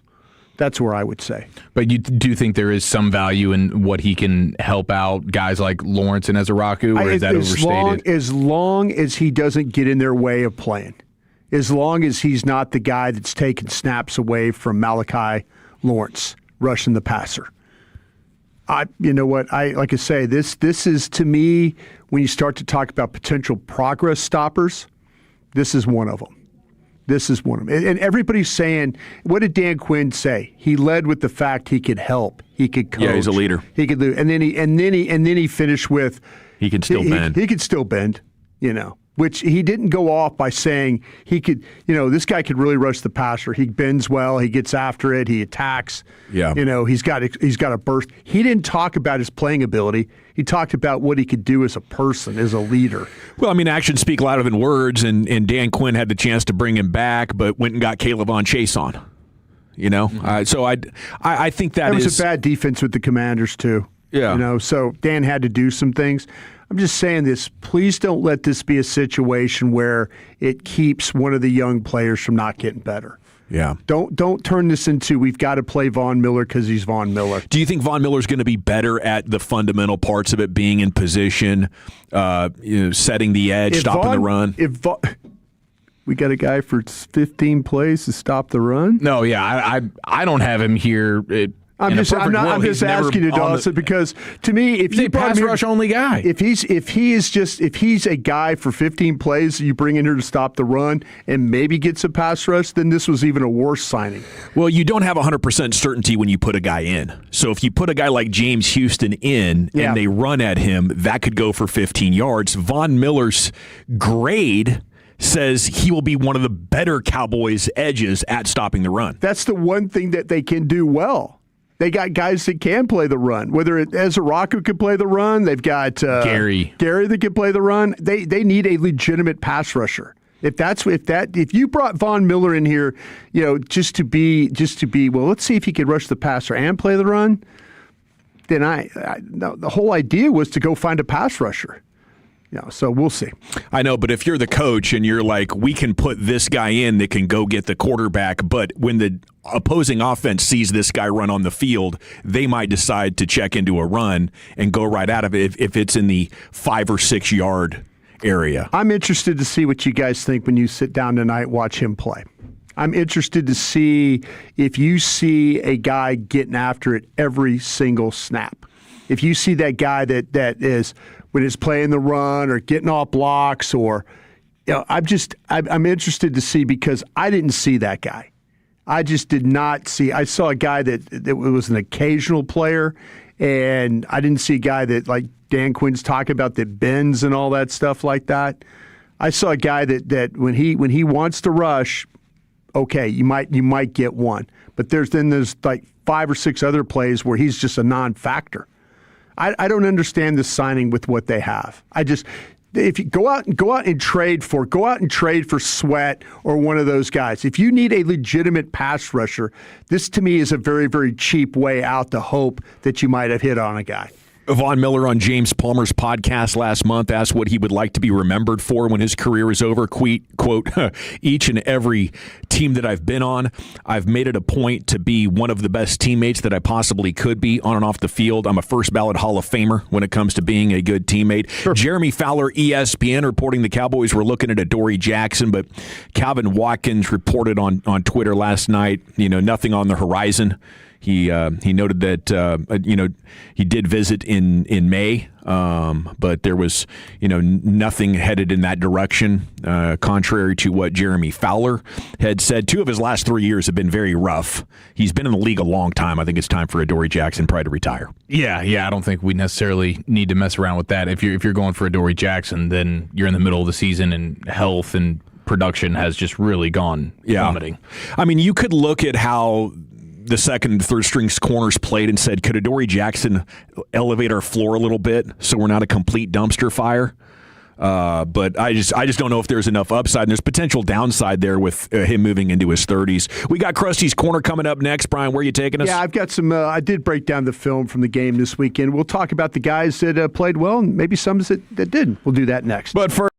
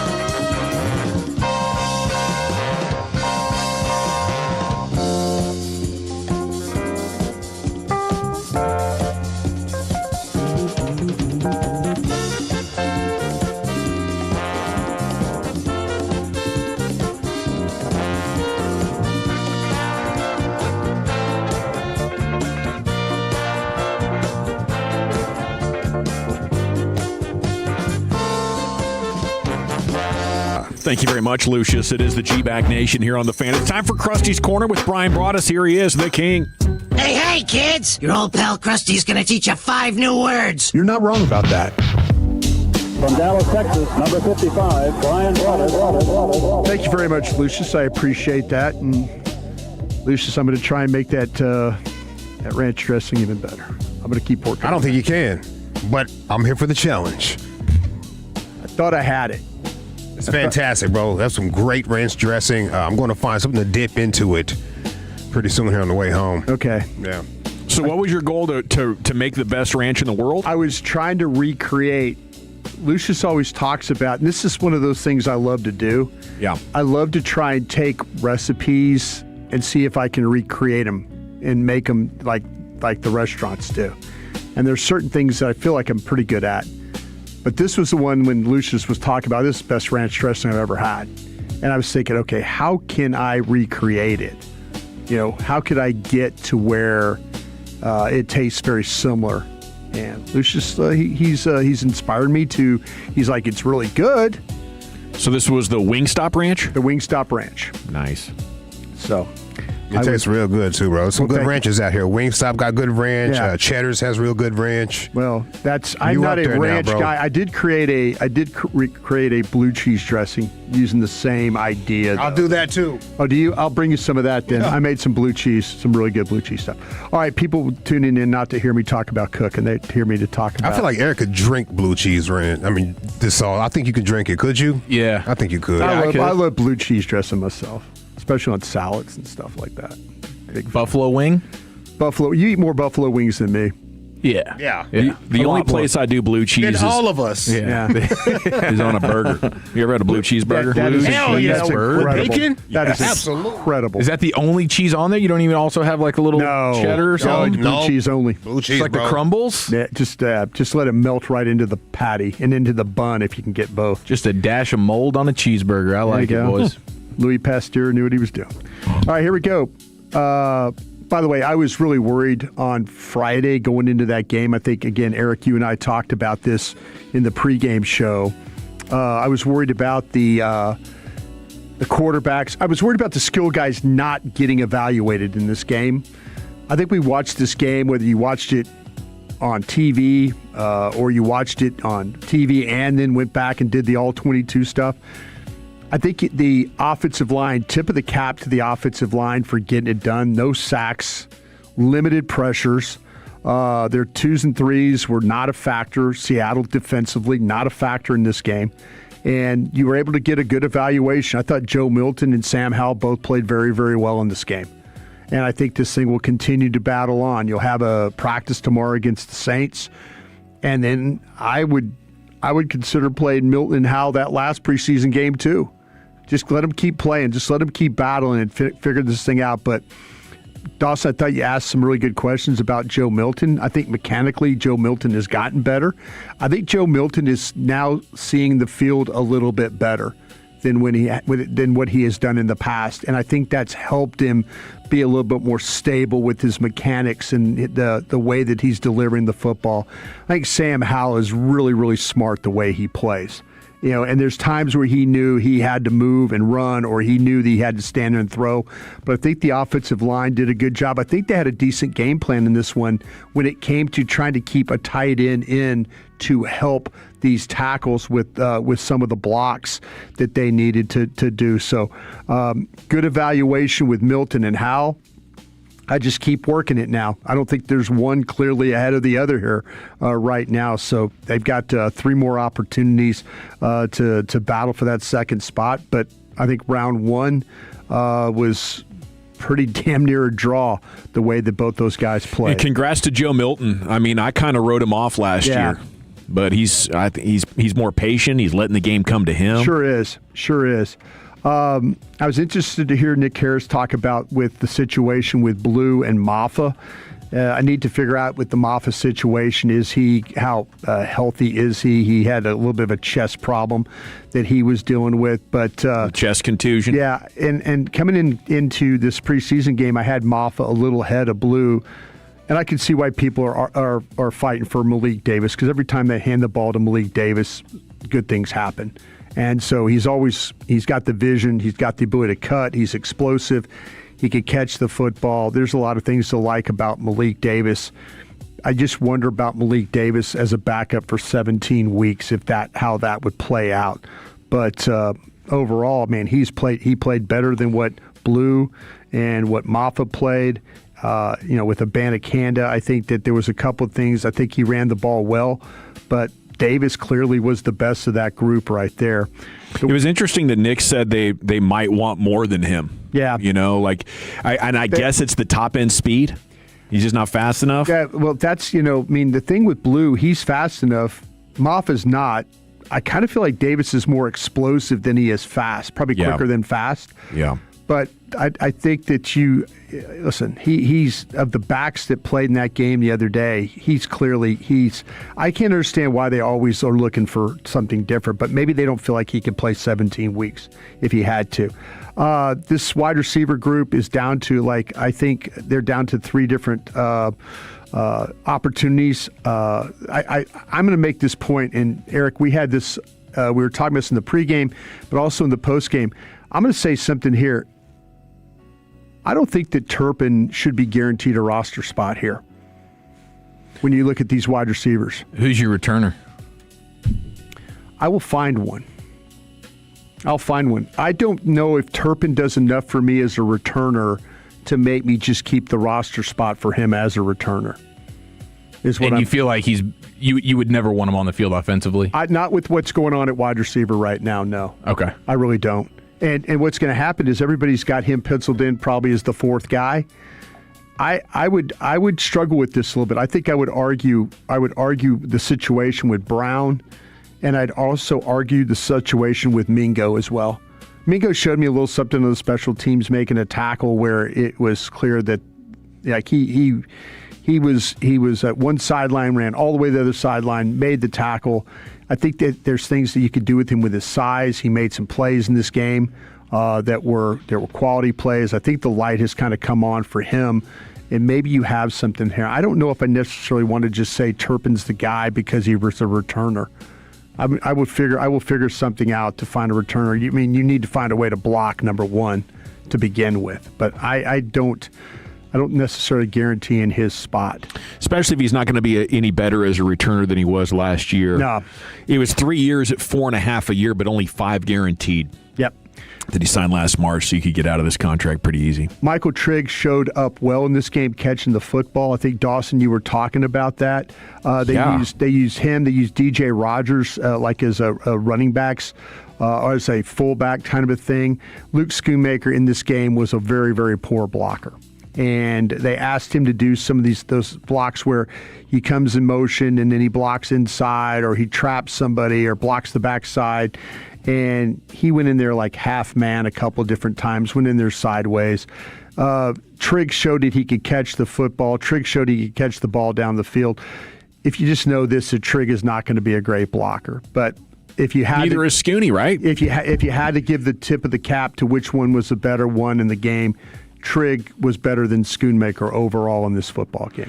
I mean, that's the question I want answered today if I'm cutting down this roster is, can we get away with Trigg? Because the thing that Trigg can do is when you do get into heavy personnel, he can be a legit downfield guy. He's got good speed. He's got hands. And I don't think you have that guy on your entire roster.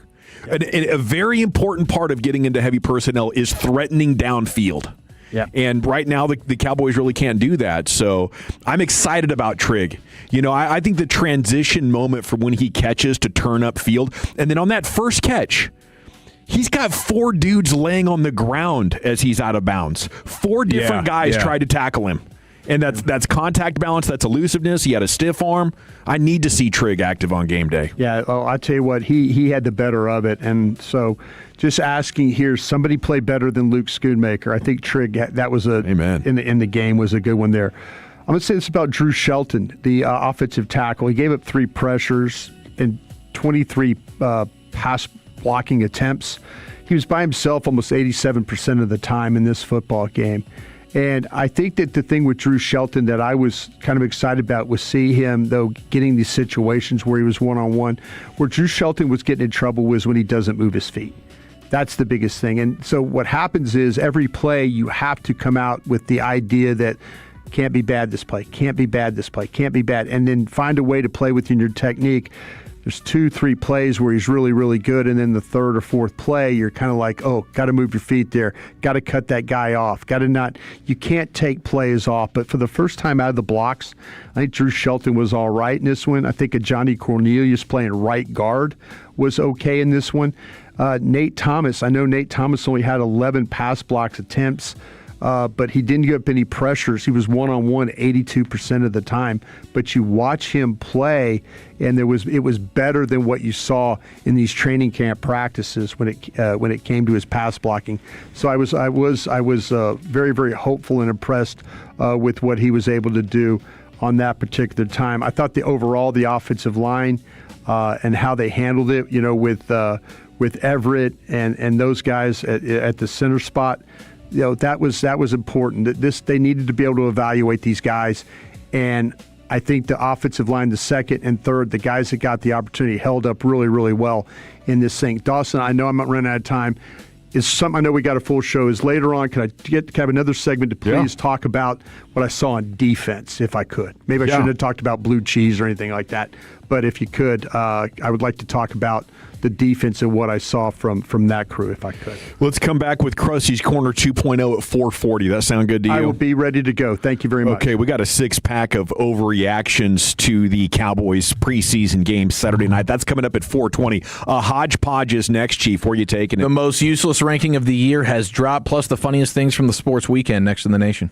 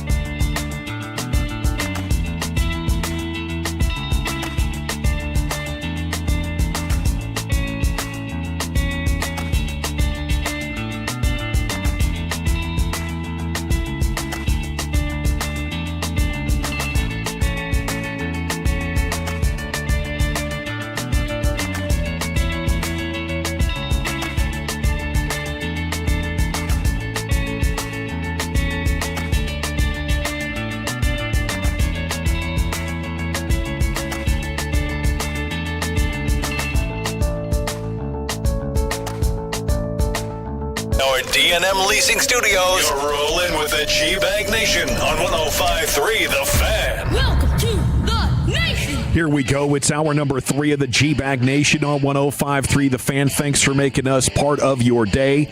It is time now for Eric Chiafalo's Sports Hodgepodge, and here's the Chief. Yeah, I'm fired up, man. We got the list that we've all been awaiting right after this.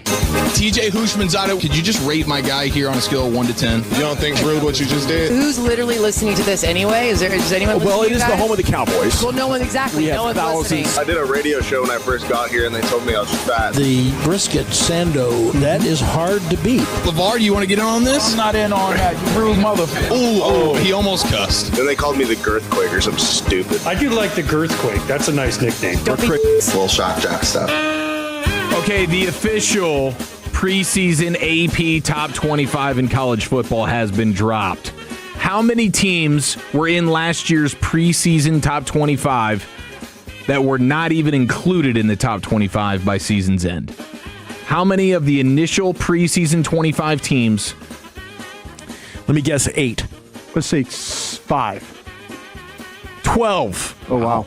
Okay. 12 teams that were in the AP preseason top 25 in college football last year ended the season completely out of it. Penn State, teams? Penn State, Clemson, LSU, Arizona State, There you go, yeah. Illinois, South Carolina, Florida, SMU, Kansas State, Iowa State, Tennessee, Boise State. Wow. Those were all preseason top 25 teams that by season's end could not even crack the top 25 at all. I mean, the preseason poll is pretty much just for conversation, right? Is this meaningless? Is it worthless? I really think it is, especially when you consider the college football playoff and how you're not just basing it off of, oh, well, this is what it was. Yeah. By the time you get towards the end of the season and you're figuring this all out, what you were in the preseason really has nothing to do with where they're going to place you in the college football playoff rankings. Yeah. So, yeah, it is much to do about nothing. And the BCS era and before that, it mattered because how they looked at you, they were biased towards that idea. Exactly. And if you went undefeated, there's no way they're pulling you out, or if you had one loss, they're going to give you the benefit of the doubt. You do have 5 SEC teams in the preseason top 10, and you have 3 Big Ten teams, and then you have Notre Dame, Independent, and Miami ACC. Number 1 is Ohio State. Number 2 is Oregon. Number 3 is Georgia.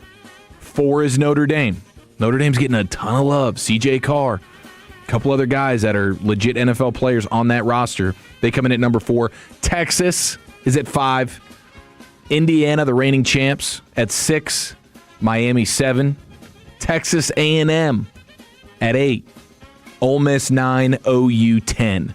With LSU and Texas Tech and Alabama just on the outside looking into the top 10. So that's how it shakes out right there. And you do have some of the Heisman stuff. Arch is getting still all the love in terms of the amount of money and percentage of votes that are coming in, the most bets at BetMGM. Everything is on Arch. It's actually Arch Manning and Notre Dame's C.J. Carr as the co-favorites for Heisman right now. So a lot of preseason love for both of those gentlemen. But the AP poll is officially out, and the Buckeyes get the number 1 nod. It's a tough projection to me, for Heisman. Yeah, to say you played well in a couple of games late last year and now you're going to jump to being the best player in college football, that's huge. That's like saying Shedeur Sanders could be as good as Deshaun Watson. There's no way. That's a projection, That's a hope based on how you feel like things should go. I just don't see it with Arch. I know. You've called him a wide receiver. You will be proven wrong this year. Last year, you were not proven wrong. But we got one more. We got one more opportunity. I mean, I think there's a big opportunity as a dual threat quarterback. Yeah, for sure. I mean, he's got the long speed. Didn't he run like 21 miles an hour, 22 miles an hour? Yeah. Dude can fly. Yeah, he really can. Yeah. I think that surprised a lot of people with just how fast he can get going. But he's going to surprise you with all the other attributes that a good quarterback needs to have this year. I can feel it. I think this is the year for Arch.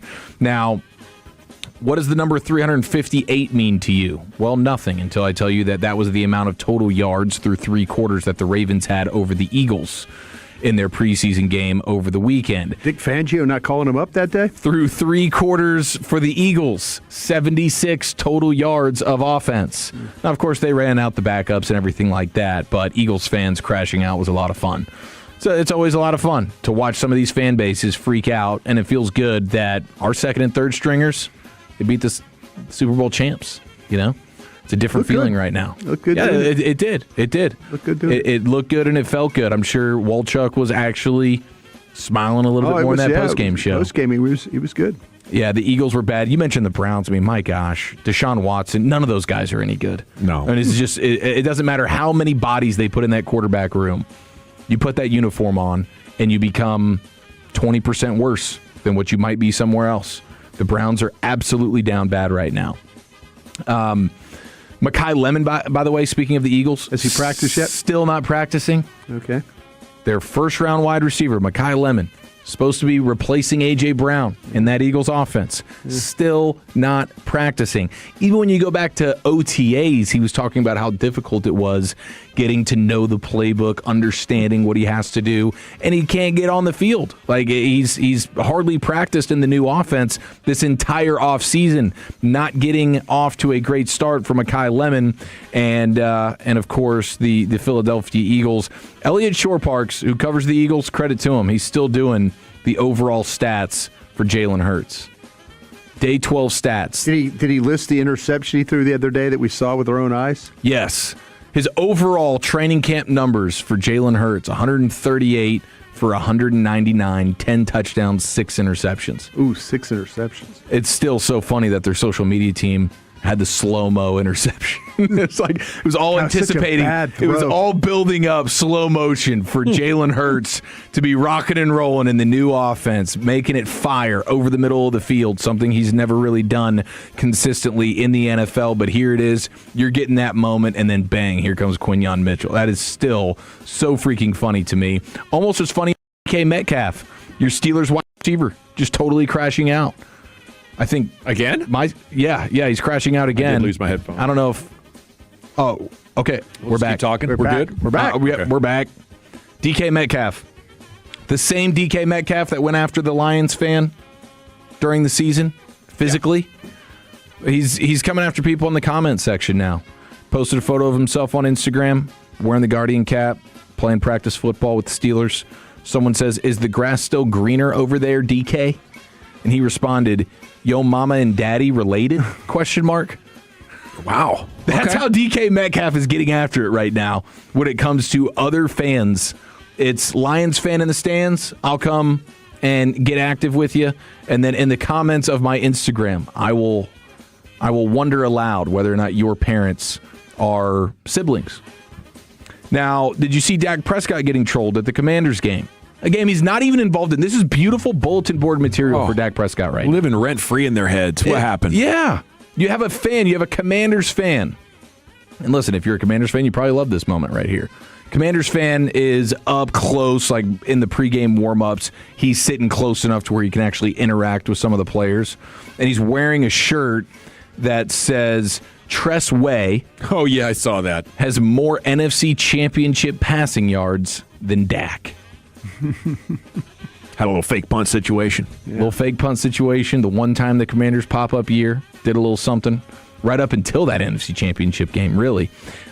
So Dak's living rent-free, and that's some good bulletin board material for him as the Commanders fans continue to lash out. And hopefully it is to their own demise this year. I mean, they need to worry about their own quarterback situation right now. He's still living in the past in college. Cease and desisting, okay? You don't even have a left tackle right now, Commanders fan. Don't worry about what we're doing over here. All right, we're the Gotti offense. You're going to see that firsthand, okay, at FedEx Field. I mean, all they have is hating on the Cowboys. I think if you're a Commanders fan right now. That's pretty much their bread and butter. That's their go-to. Now, I did love this. You know our guy Trent Dilfer, the maker. What's he doing now? He's the maker of you can't lose games in the NFL and still win. Mm-hmm. He fumble farted at UAB when he was the head coach there. So now he's back in the high school ranks. Oh, is he coaching or is he still doing his quarterback clinic stuff. No, he's coaching now for Lipscomb Academy. Oh.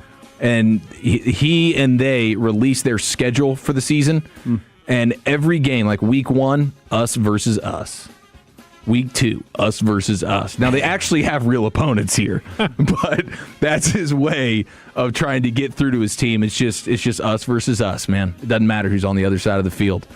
I like that. I like that from Trent Dilfer here. They apparently have a very difficult schedule, and it could be a long season for his football team. My favorite Little League baseball player, maybe my favorite baseball player in all of baseball right now, is the 11-year-old who stands 5'7" and weighs 240 pounds. My goodness. Haas, pitcher and dong hitter. Yeah, well, for first baseman and dong hitter. Okay. Nahoa Carvalho Breed, 11 years old, 5'7", 240 pounds, eats a Snickers before every game. I would say before every bat. A box of Snickers? Yeah. That is like when they put up the graphic for the Little League, when they get up to the plate, they put up all their bio and everything, and then the little fun fact about Naheo is he eats a Snickers before every game. And he's telling the truth when he says that. But he does have some pretty dang good power.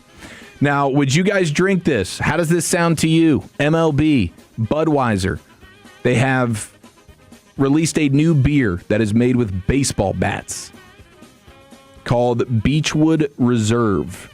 So the wooden barrels are baseball bats. I guess that's what we're doing here. Yeah. They're taking actual baseball bats and making them barrels. And they're making them barrels so that you can feel like you're drinking a baseball beer. So you slice them long way and make like slats that you then bind together? Mm-hmm. That's what it looks like to me as you see the shredded bats in that sort of way there. So you can I'll drink one. Drink some. That's a little performative. You want to know the last Budweiser I had? It was at the parade. It was at the parade. And you had 15 of them. Maybe. I think it was more like 18. It's one of the greatest days of your life. Put down an 18-pack by yourself. Salute to the Tolos who kept those coming. Oh, no. And that guy, that I told you that story, that one guy, he looked at me and goes, Pradas, we're out of beer. I just looked at him, I hugged the guy. That's all I could do. I mean, those people kept me in beer the whole day.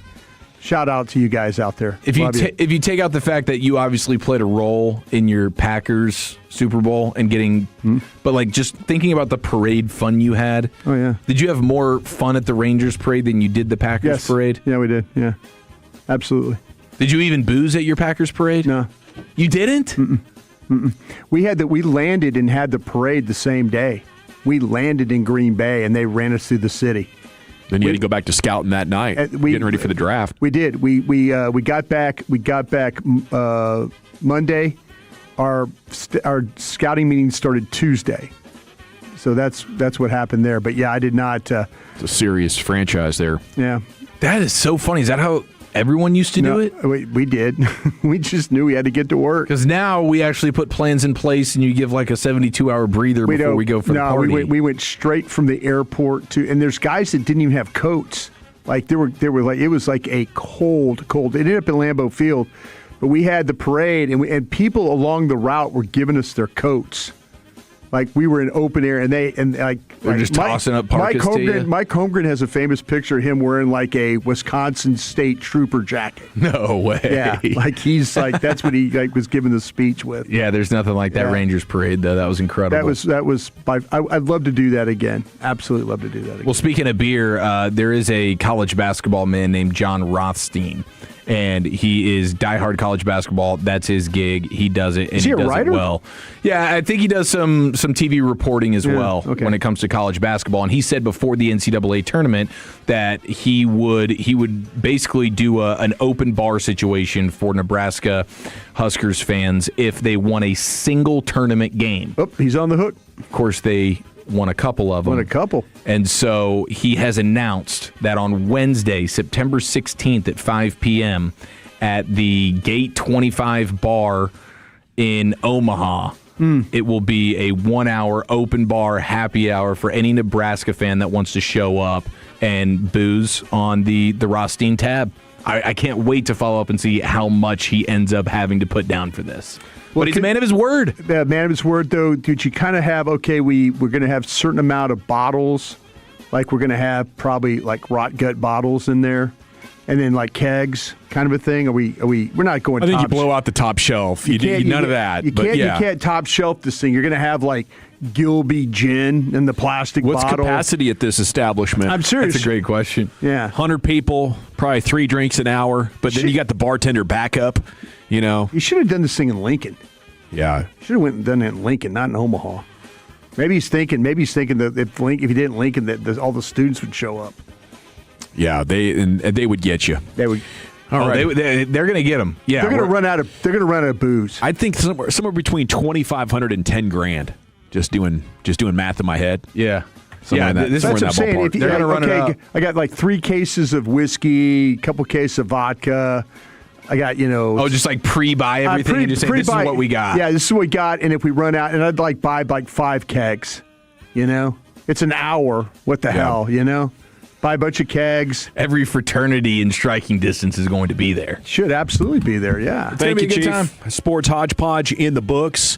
Man, coming up at 6 o'clock, it is the return of 2 Guys, 1 Booth. How about that? Cannot wait for that audio celebration of the Cowboys game day that was. What Von Miller has to say about joining the Cowboys, and is this an overreact or fact coming off of Saturday's preseason victory? That's coming up next, The Fan. Well,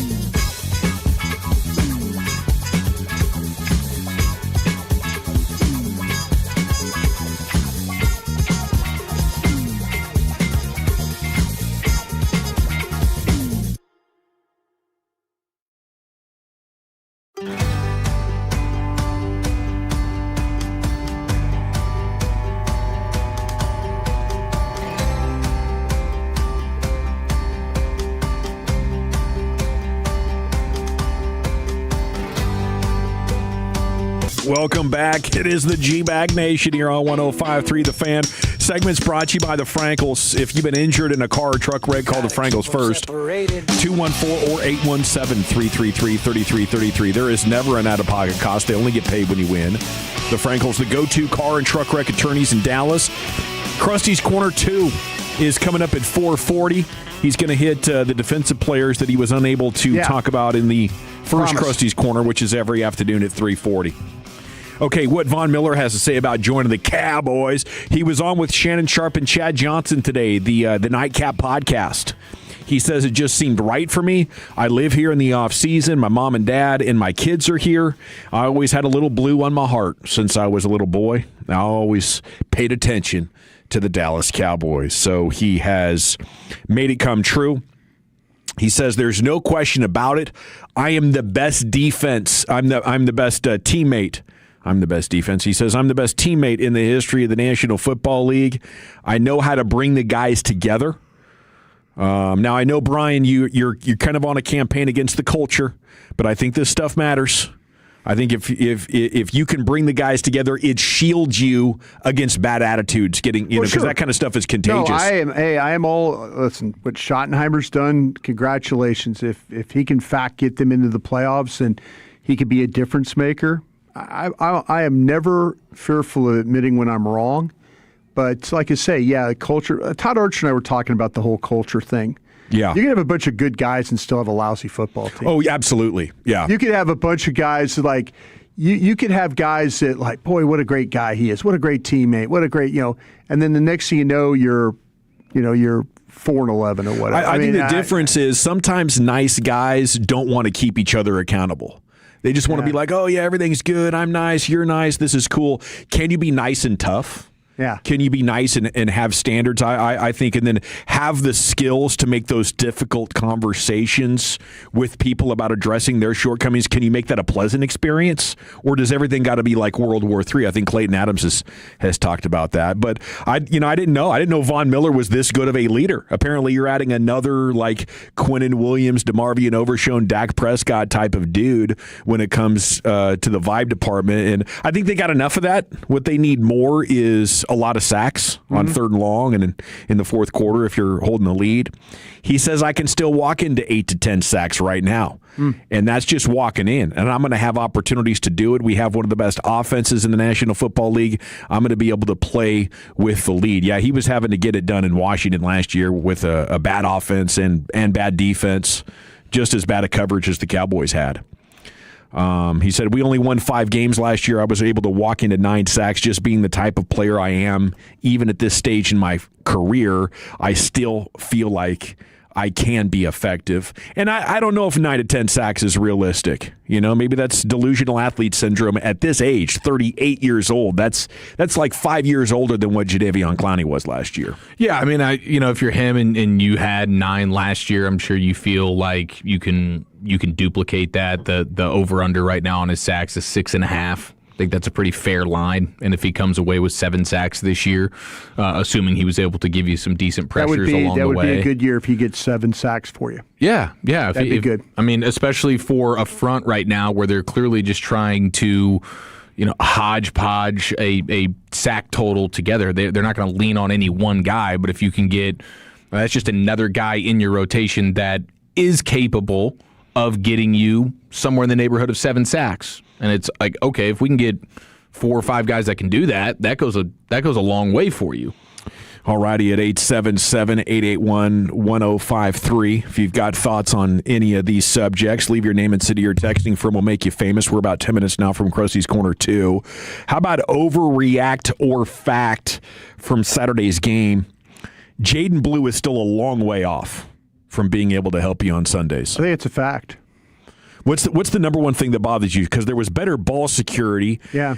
People are pointing at the offensive line not opening holes. I see a player who's in a hurry and doesn't see it. There you go. It's the vision. Yeah, the vision. This is what makes Malik Davis different than any of the other backs. Other than Williams, of course. Williams is your starter. There's no patience with Blue.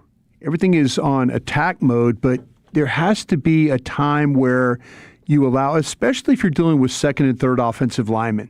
Yeah. You have to be mindful of like, okay, these guys are not going to probably be flush on their guys. There were a couple of times where the offensive line did a really good job with those reach blocks, the scoop blocks, where guys were in position, guys were playing with technique, guys were like kind of helping each other. It was head across, head to the backside hip. Okay, let's push him to the linebacker, and then they were able to make some runs that way where you're kind of like going, damn, okay, this looks like an offensive line. But there's just no patience and no vision right now with the way he runs. That screen play, like I feel like that should have gone to the sideline. Further. He's kind of running. I think that it ends up being a decent play, but I think he gets himself tackled 5 to 10 yards earlier than he should have because he goes in, he's trying to follow the lineman. It's like, dude, you got open space out there to the boundary. Yeah. Just take that and use that speed. Yeah, the vision and the timing of when to do things. That exact moment where you notice a tackler's about to overrun you, and if you cut back the other way and attack the space that he's vacating, there's a huge opportunity there. And I just don't know if that ever corrects itself, and that's probably why he wants to run outside so much and why he is usually more effective in screens, because out there it's not the intricate and the very tight space. Like, I applaud him for trying to keep things between the tackles more on Saturday night, but under 3 yards per attempt, that's tough, and it stinks because the Cowboys need that breakaway speed to become a factor in games, and I just couldn't trust him right now, and that's even without the ball security issues. Yeah, I want to see him a ton versus the Cardinals. Like, get out there and if you have anything, please show it to me in like 3/4 of action.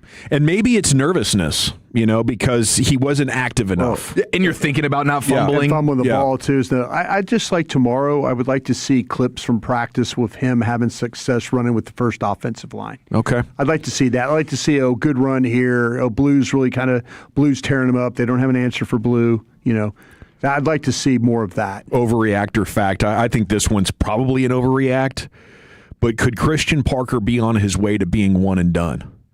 If you go from worst defense in the league to top half of the league, nice job against the Rams. They didn't throw anything at you that you weren't ready for. Then nice job Saturday night against Seattle with your backups. There was Todd Archer and Bobby Belt were on Twitter. There were 19 missed tackles in last year's preseason opener.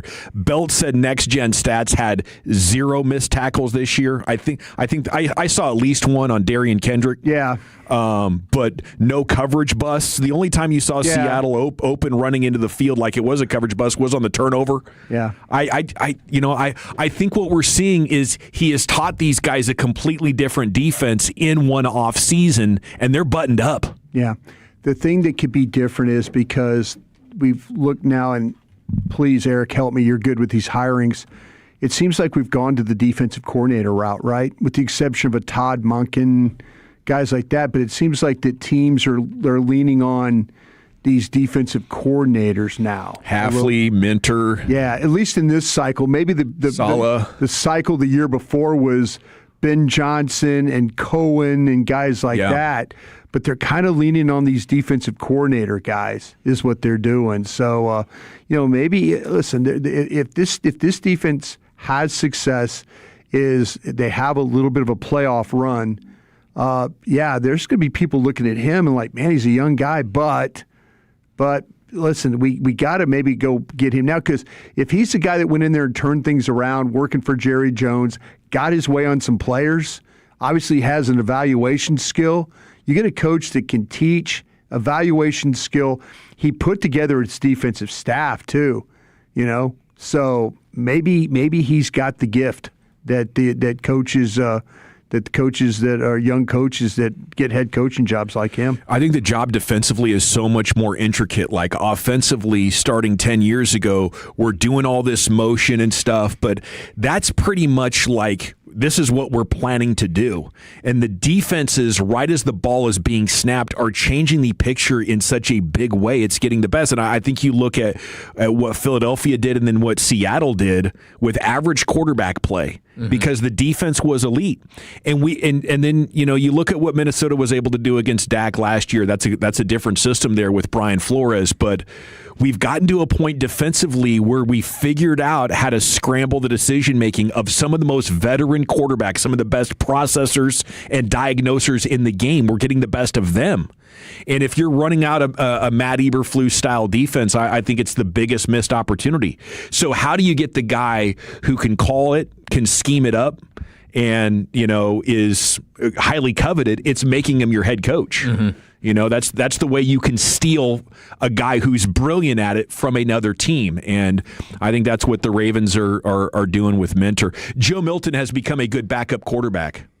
Is that an overreact or a fact? Well, I tell you what, I think Joe Milton is become a guy that could be more competitive as a backup quarterback. Okay. I think there's a time where Joe Milton, putting Joe Milton out there it's feast or famine, but also you're probably going to be picking in the top 5 if he's your quarterback all year long. I think he's developed the ability just in an off season, just working at this, of seeing the field better, kind of understanding that not every play has to be a backyard playground play, that there are reasons to stand there and throw the ball and deliver the ball. I think he has a better understanding of what he needs to do as a passer. He's got the talent, clearly, to throw the ball. He wasn't always accurate. His accuracy looks like it's improved, but I think he's seeing the field better, where before he was just guessing where guys were. And then let me throw this one out to you guys before we get there, before we head to break and get Krusty's Corner 2 coming up here in about 5 minutes. Doesn't it seem like an awful lot to go joint practice Tuesday, preseason game Saturday, back to another joint practice tomorrow? Isn't that asking your guys to do a lot? Well, what he's done is the joint practice tomorrow, all the people that didn't play in the game are playing. That's your starters. The joint practices are for the starters. The depth guys 2 and 3 aren't going to run tomorrow? Depth guys are going to get some opportunity. Okay. Depth guys are going to get some opportunity, but this is really the Saints are in the same ballpark. Okay. The Saints are in the same schedule as you are, and they're having to travel. So basically, this is. I'm sure that Shoddy and Kellen have kind of said, okay, let's tailor it this way. But I think both teams' first offense and defensive guys are going to get the lion's share of the work tomorrow. All right. Well, I'll keep my fingers crossed, and I guess I should trust him. But I do think Shoddy has like a let's work these guys hard, and we'll probably make it through. I don't know if there's enough respect for or enough fear of the potential injury.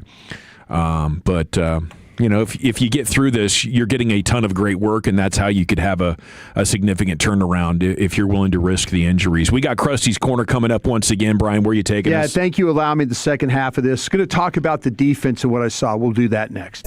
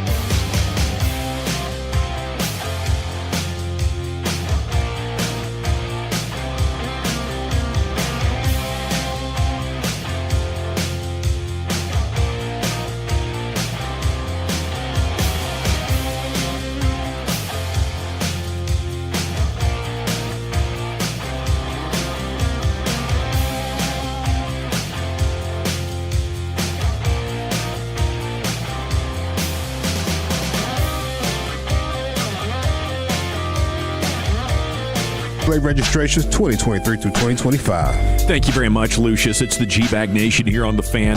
Football's finest coming up at 5 o'clock. We'll hit the Expressway. G-Bag of the Day coming up at 5:30. Here's Broadus with Krusty's Corner 2. Thank you very much. Appreciate that, Dawson. Lucius, real quick, can you do me a huge favor? Oh, yeah. Can you talk about the dog you're trying to get adopted? Absolutely, man. My guy, Blondie. He's over there at the Irvin Animal Shelter right now. What a sweet, sweet puppy. I wish I could put that dog in my house right now. I just don't have enough room. I already have 2 large dogs as it is. But this is a sweet, sweet puppy. And you know, they don't keep them long at these animal shelters. They don't. And this little dude deserves a home. Yeah. He's been spayed Beautiful already. dog. See, he was somebody's dog. Yeah. And they just I think they just let him go. Yeah. Yeah. Well, that's a shame. Not cool, man. So it's the Irving. Yeah, Irving Animal Shelter. All right. Give that dude a new lease on life. Thank you, sir. I appreciate See, it. at least when I got rid of my dogs, I made sure they had a new home to go to. There you go. There's levels to getting but dogs. There's levels. I like what I saw from these defensive linemen in this football game. Backup guys. I know we've kind of been talking about, Kelvin Gilliam, but really haven't talked about Tommy Dunn. Mm-hmm. But I'll tell you what, him, DJ Withers, they got after Seattle pretty good in this football game. Mm-hmm. And we've kind of been wondering, okay, well, behind Williams, behind Clark, who are these guys? I think all these guys showed up in this game, and we haven't really seen anything from Jonathan Bullard. LT Overton actually played pretty well in this football game too. Had some run stuffs, played with some power. I know there was some talk about, well, how's he fit? What's he going to do? Is he going to play as a 4-eye, 5 technique, 3 technique? Where he's going to play? I think he did a pretty good job playing that 4-eye. And so what they were doing was they were kind of lining up in the 1s and the 3s. But they did a really good job with the playing against the run, getting off blocks, keeping gap control. I was pretty impressed. If you want to ask me a group that, say, hey, pick a group that as a whole had a good day, I'd say his defensive tackles did. Did you like any of the pass rush stuff? You know what's funny, and I took this down because when I was watching the tape, I was just curious about this. So Tommy Dunn. And because you actually saw it, I put a star by his name. He had he played 23 snaps, had 2 pressures in the game. Kelvin Gilliam had 20 snaps. He had 3 tackles, 2 run stuffs. So you had guys that were playing on Seattle's side of the line of scrimmage. But I'm thinking gosh dang, I really liked, Dunn. And then also mentioned my guy too, that Withers, because it's like a guy's like, who's this number 59? Because I didn't really notice him that much in practice. Yeah, but he showed up violent as a pass rusher. Was kind of throwing guys aside a little bit. All 3 of those guys. Let's see if they, would get more opportunity with the Saints game or Saints practice, and then Arizona 59, 94, 95. Yeah, 94. Gilliam in Oxnard had a couple of plays. Yeah, he did. Were like, oh, who's this guy?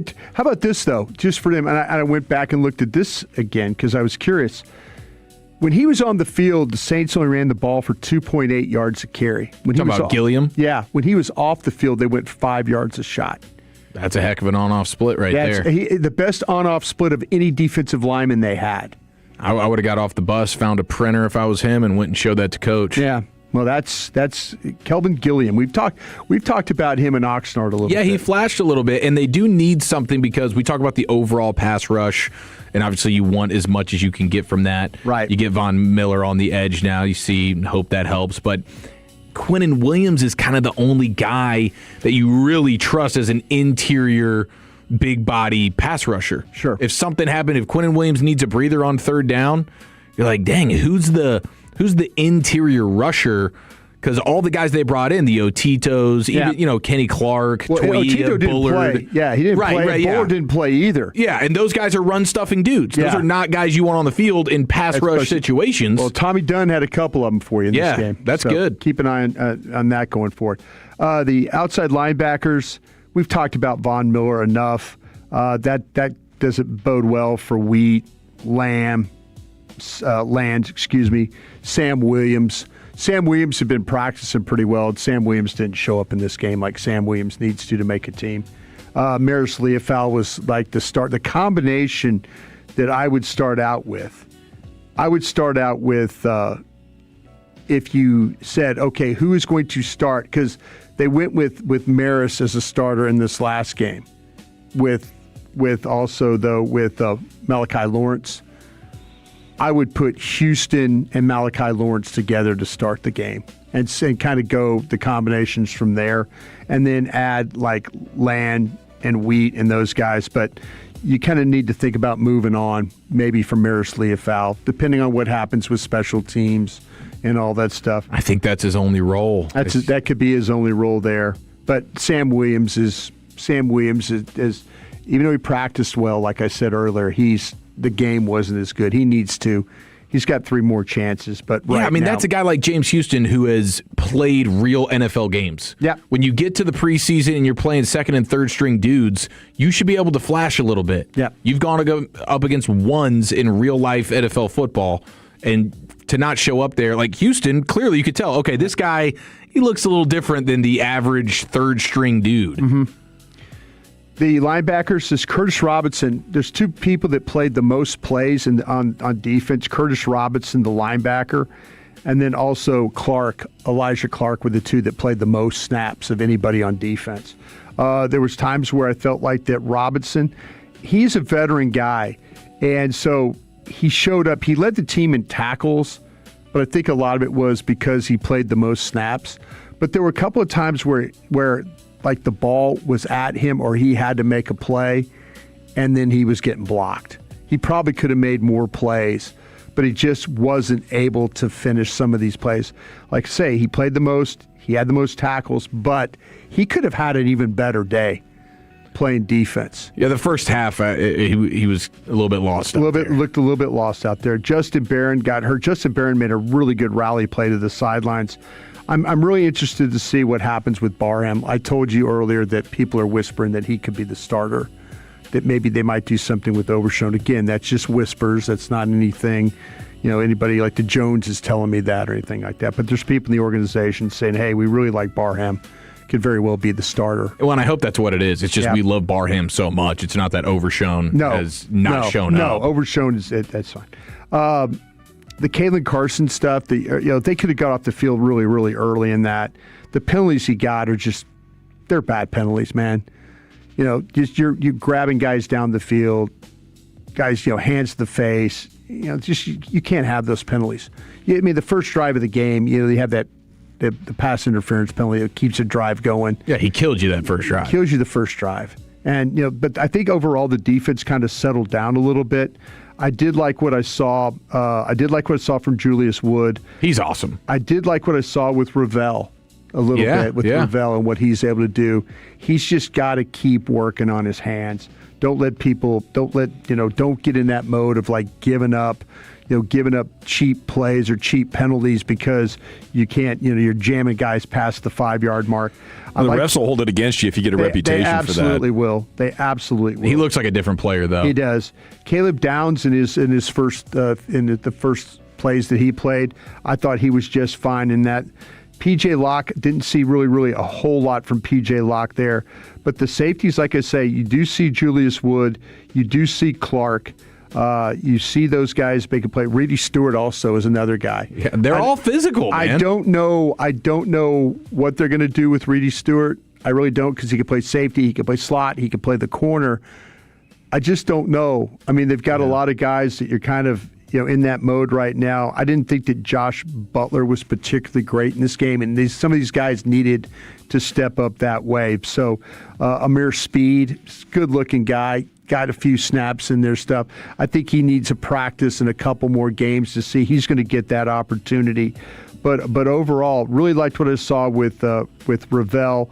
Really liked what I saw with Wood, and really did like what I saw with Downs in the few reps that he got there for the second. Wood stood out a ton, and he's been great in camp, and I love him. Yeah. Was Clark, who played obviously a ton of snaps. Played the most. Him and Robinson played the most snaps of anybody in the game. Was Clark as good as Wood was? Wood was a little bit better there. Wood just flies around. Wood makes a lot. I mean, the thing about it is, though, and I say this with the situation, think about this, that when you're talking about with Wood, he plays a position that he plays down, but he could play back. And I don't know if you want to take Clark. You might want to keep Clark because he could play as that free safety. So is it redundancy of keeping Wood, even though he's making these plays? Clark is more of a true free safety. I got you. So that's if you're worried about Thompson. Could Hooker be that guy? Maybe, that's what you have to kind of think about right now. You don't want Wood being a center fielder kind of I don't dude. think I particularly want Wood being the center fielder if we're playing single high. Could he be a nickel at all? Wood? As a slot? Yeah. I wouldn't put him in the slot. I just think that maybe like as you go single high and put him down like in that role of playing as the linebacker or down in the box area, but the coverage part of it was I would be a little less enthusiastic. I think Clark is a little bit better, has a little bit more feel for that than what Wood would have. Terrific stuff, Brian. Thank you guys for allowing me to come back the second time. Appreciate it. Former Cowboys scout looking at that film every game day, every Cowboys Monday. He breaks it down for you. Sometimes if one segment's not enough, he gets two. Chief, what are we doing next? What Shotty said about the Von Miller signing, plus the good, bad, and ugly of the football weekend next in the nation.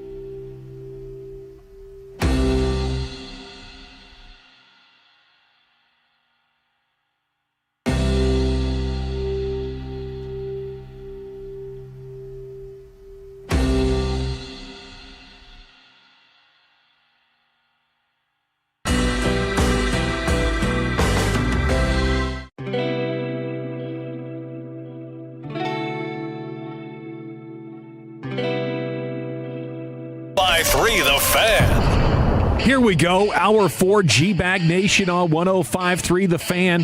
Expressway is coming up in 20 minutes. We'll get you the G-Bag of the day in LA Live. Reacting a lot to Von Miller and the Cowboys preseason opener from Saturday throughout today's show. It's time now for more football in the form of football's finest. Here's the Chief. Yes, sir. It's 5 o'clock in Texas. We football right after this. But at the end of the day, it's about taking it a day by a time, a day and a day, just continuing to do that. You cannot lose games in the NFL and still win.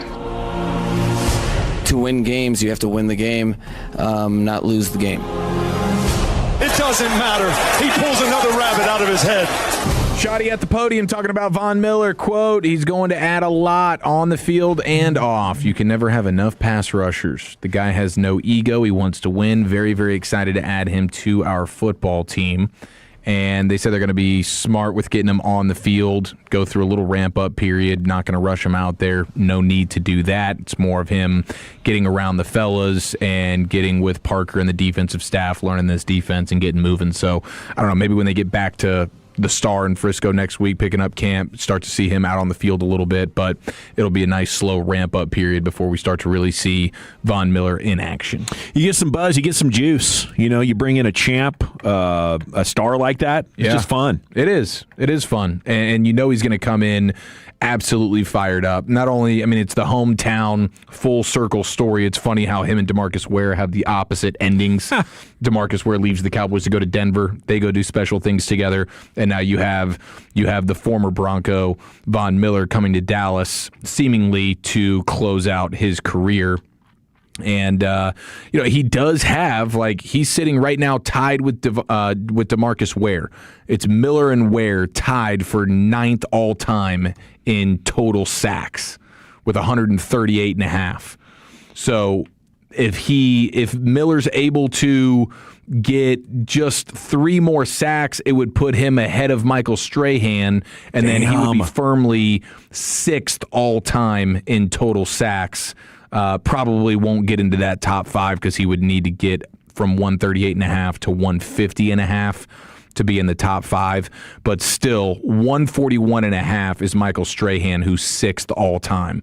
So if he can get when he has his 4th sack, he will be 6th all time. And I do think he's playing for some of that legacy stuff, trying to get as close as he can to the top of the board, even though nobody's touching Bruce Smith right now with 2 hundo. Stoked Von Miller is here. I just hope that, Ezeraku and Lawrence and Houston are so amazing, right, that Von Miller can just be value added like, Tank Lawrence last year with Seattle. Like, man, they added one of the better defensive linemen that you could go get, and it was like he kind of had an anonymous year because you had so much good happening all around him. Yeah. I mean, I don't see any downside to the idea of Miller unless Lawrence and Ezeraku are clearly better and Miller's eating up more snaps.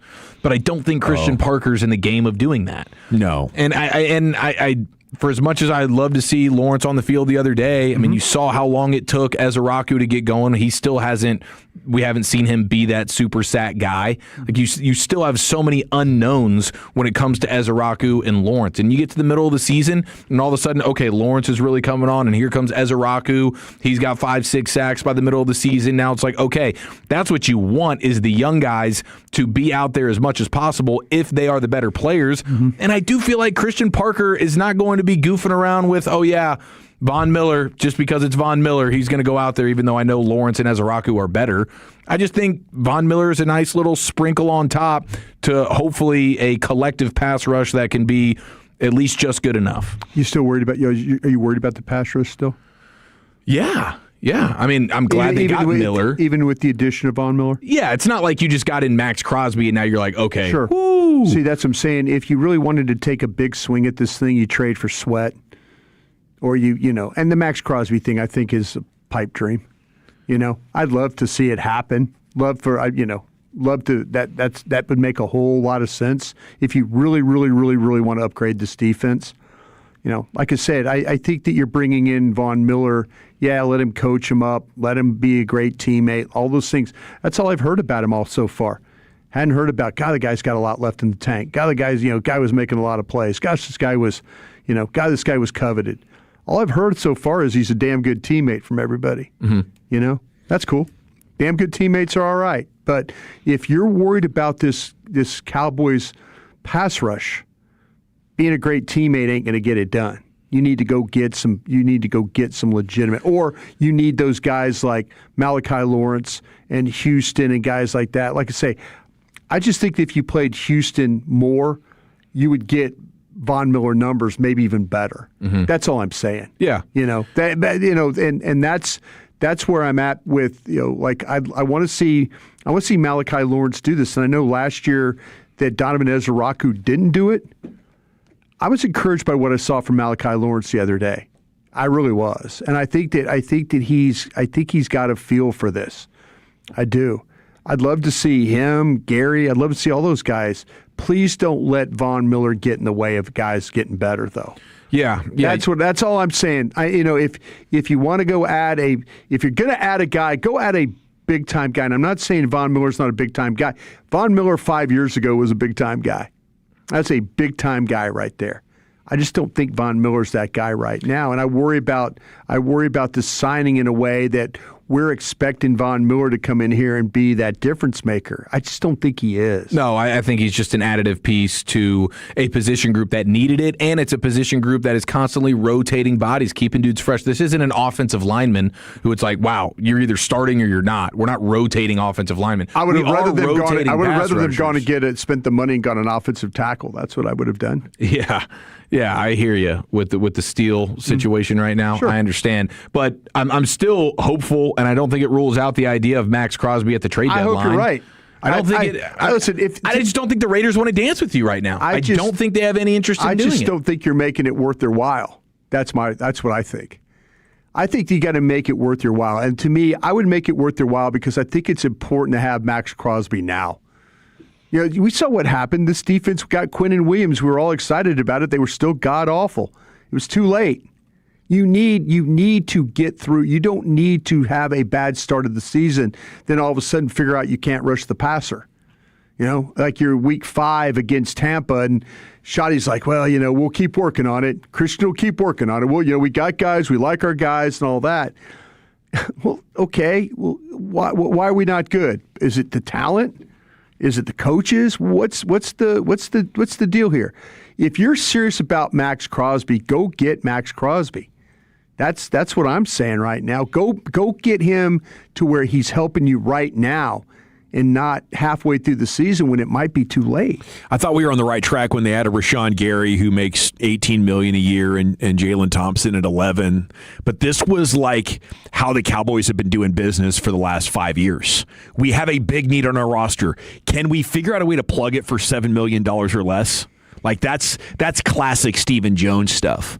And so I'm with you. Like I think Von Miller can be a nice piece of the edge room. Yeah. But if you want to change fundamentally what this defense is, they need to make a much bigger move. Yeah, and you got to pay the price for that. Do you want to overpay for Max Crosby right now? Yeah, I do. Yes. I do. Yeah. Okay. I do, because you know what? I'm encouraged by what I've seen so far. And again, we're talking about practices and we're talking about one preseason. We're actually talking about working against the Rams on Tuesday and working against the Seahawks. I think the Cowboys defense had a damn good week of practice. And I mean the game and then what they did against the Rams. I think it's as good of a week as you could have. If you told me I could add Max Crosby to this thing, I would feel even better about what they're about to do. No doubt about it. And we'll see. Hopefully the deadline stuff can still come to fruition a little bit, and perhaps you play good enough to start the season to earn the right to feel like, yeah, you know what? I am down to overpay for Max Crosby because we are legit here through the first 7-8 weeks of the season. Instead of still trying the guessing game beforehand, you throw 2 first-round picks at the Raiders and you suck anyways. I wouldn't do 2 1s. I'm trying to get it done for a 1 and a 3, 1 and a 2 at most. Yeah, you know, because you're gonna still need some ammo to go get a corner or a linebacker potentially. Yeah, I get it. There's a lot of things we want, but you do got to pay for it. And I don't know that right now. It's like, do I really want to pay 2 first-round picks for Max Crosby? I don't know that I'm interested in that. Let's see what this defense looks like, and then you get to the trade deadline, and the price probably comes down a little bit. I tell you what, dealing with a rental. Steve's probably thinking, man, Max is going to get $32 million coming up. Let's wait 8 weeks and then trade for him, so we'll only have to give him $17 17. Yeah, I could totally see that being the case. All right, elsewhere around the football weekend, you had Jackson Dart. He did throw a nice touchdown pass. I'll give him credit for it. But he also ended up in the blue tent once again. Wow. Okay? The sack that he took versus Minnesota, where nobody knows that the nickel corner is screaming off the edge right there in Dart's face, and he just gets completely clobbered.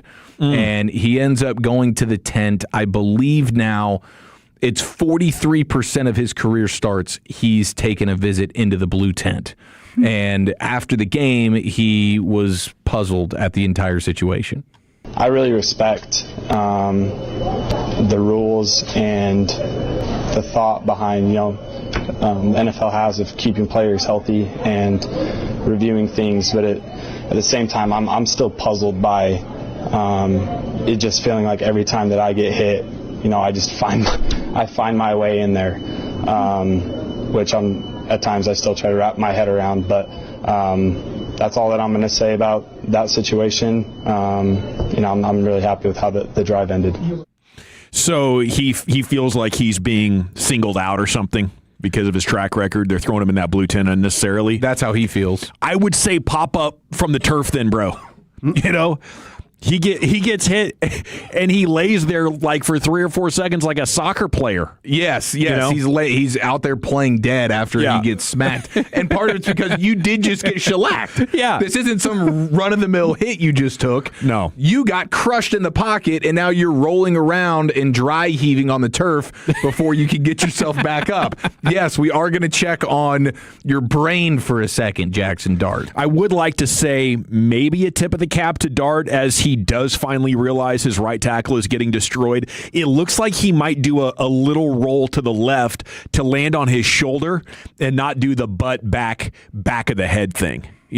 Like there is some self-protecting, maybe some judo rolling in there or something. Learning how to fall, how to take the inevitable hits. Didn't Tua learn how to fall? Yeah, he did, and he sucked this weekend. We'll get to that, but I did like this tweet from Big Content Guy. He said Jackson Dart is trying to get as many concussions as possible so he can communicate better with Cam Scadaboo. That was a pretty good tweet there. Yeah, Tua was absolutely dreadful in his debut with the Falcons, and Falcons fans, we know they can crash out. We've heard some Falcons fans on G-Bag of the Day. Okay, that is a beaten down fan base, and so watching Tua made them sick to their stomach. Oh, you gotta give him that hawk to it. Through 5 passes, 0 attempts traveled even 5 yards in the air. Oof. Wow. All 5 were thrown underneath. He averaged negative .2 air yards. Lowest of any quarterback in a preseason game so far this year. It was a truly awful start. Since Zach Wilson last did it. Zach Wilson was probably the last guy to suck that bad. We did have our guy, though, Kyle Yeomans, making his Ravens debut. How about this for the touchdown call? High snap, Mignogna with time, over the middle, it's Jacoby Lane, caught at the 2, dives for the end zone, and he's in. Jacoby Lane stamps the debut with a touchdown, and the Ravens strike first. Pretty good stuff there from our guy Kyle Yeomans. I would say. Solid call. Sounds like he belongs. Looking forward to TD Tuesday with him in the mix. Ooh, let's go. We have the Bengals rookie, Seahawks Wright, leaving the team to pursue an acting career. Okay. He apparently got an offer that he could not pass up. This guy is a General Hospital. He's a thespian athlete. I don't know what the opportunity is. I don't think it's been revealed yet. But he was a few years ago. Grace or something like that. He was a supporting actor of some sort in the Space Jam LeBron James movie from like 5 years ago. So he's got this in his wheelhouse. And so I guess what's his name? He got a call. Seahawks Wright, Ceyair. Right. So he leaves the Bengals to go pursue his acting career. We'll see. That name ring any bells from your draft studies? Is this a UDFA guy? No. Borderline roster, dude. I'm out of here. I'm grateful he's not playing because it could be very like Puka Nacua if. He goes on to have an unbelievable career. Yeah. So that was a funny one, and then you have the Arizona Cardinals. I mean, they just can't get out of their own way right now. You had Carson Beck dealing with the rib injury after his awesome Hall of Fame game performance. Chase Basantis, the Aggie guard, torn MCL out for the season. Oh, that'll get you for the season. Apparently. I mean, all these Patriots fans are coming out going like, okay, I feel better about Will Campbell now because mid-season he tore his MCL and then came back and played and struggled. But they're like, okay, maybe that's why he sucked so bad because this probably should have been a season-ending injury for him like it is for Basantis. And then Jeremiah Love, of course, their first-round running back, he has the high ankle sprain. And that's usually a 6-week situation. Yeah, that can be tough. Our guy Ryan Paginetti did an analytics study on the high ankle, and it's not only the recovery time, but in the 3 games when you come back, your first 3 games, the average decline in production is significant as well. So it'll get the best out of you for a good 2 months. Okay, we got to run. It's the G-Bag Nation here on 105.3 The Fan. No CY today. Couldn't make it, but he'll join us Wednesday at 4:20. We'll talk with the Rangers president of baseball operations.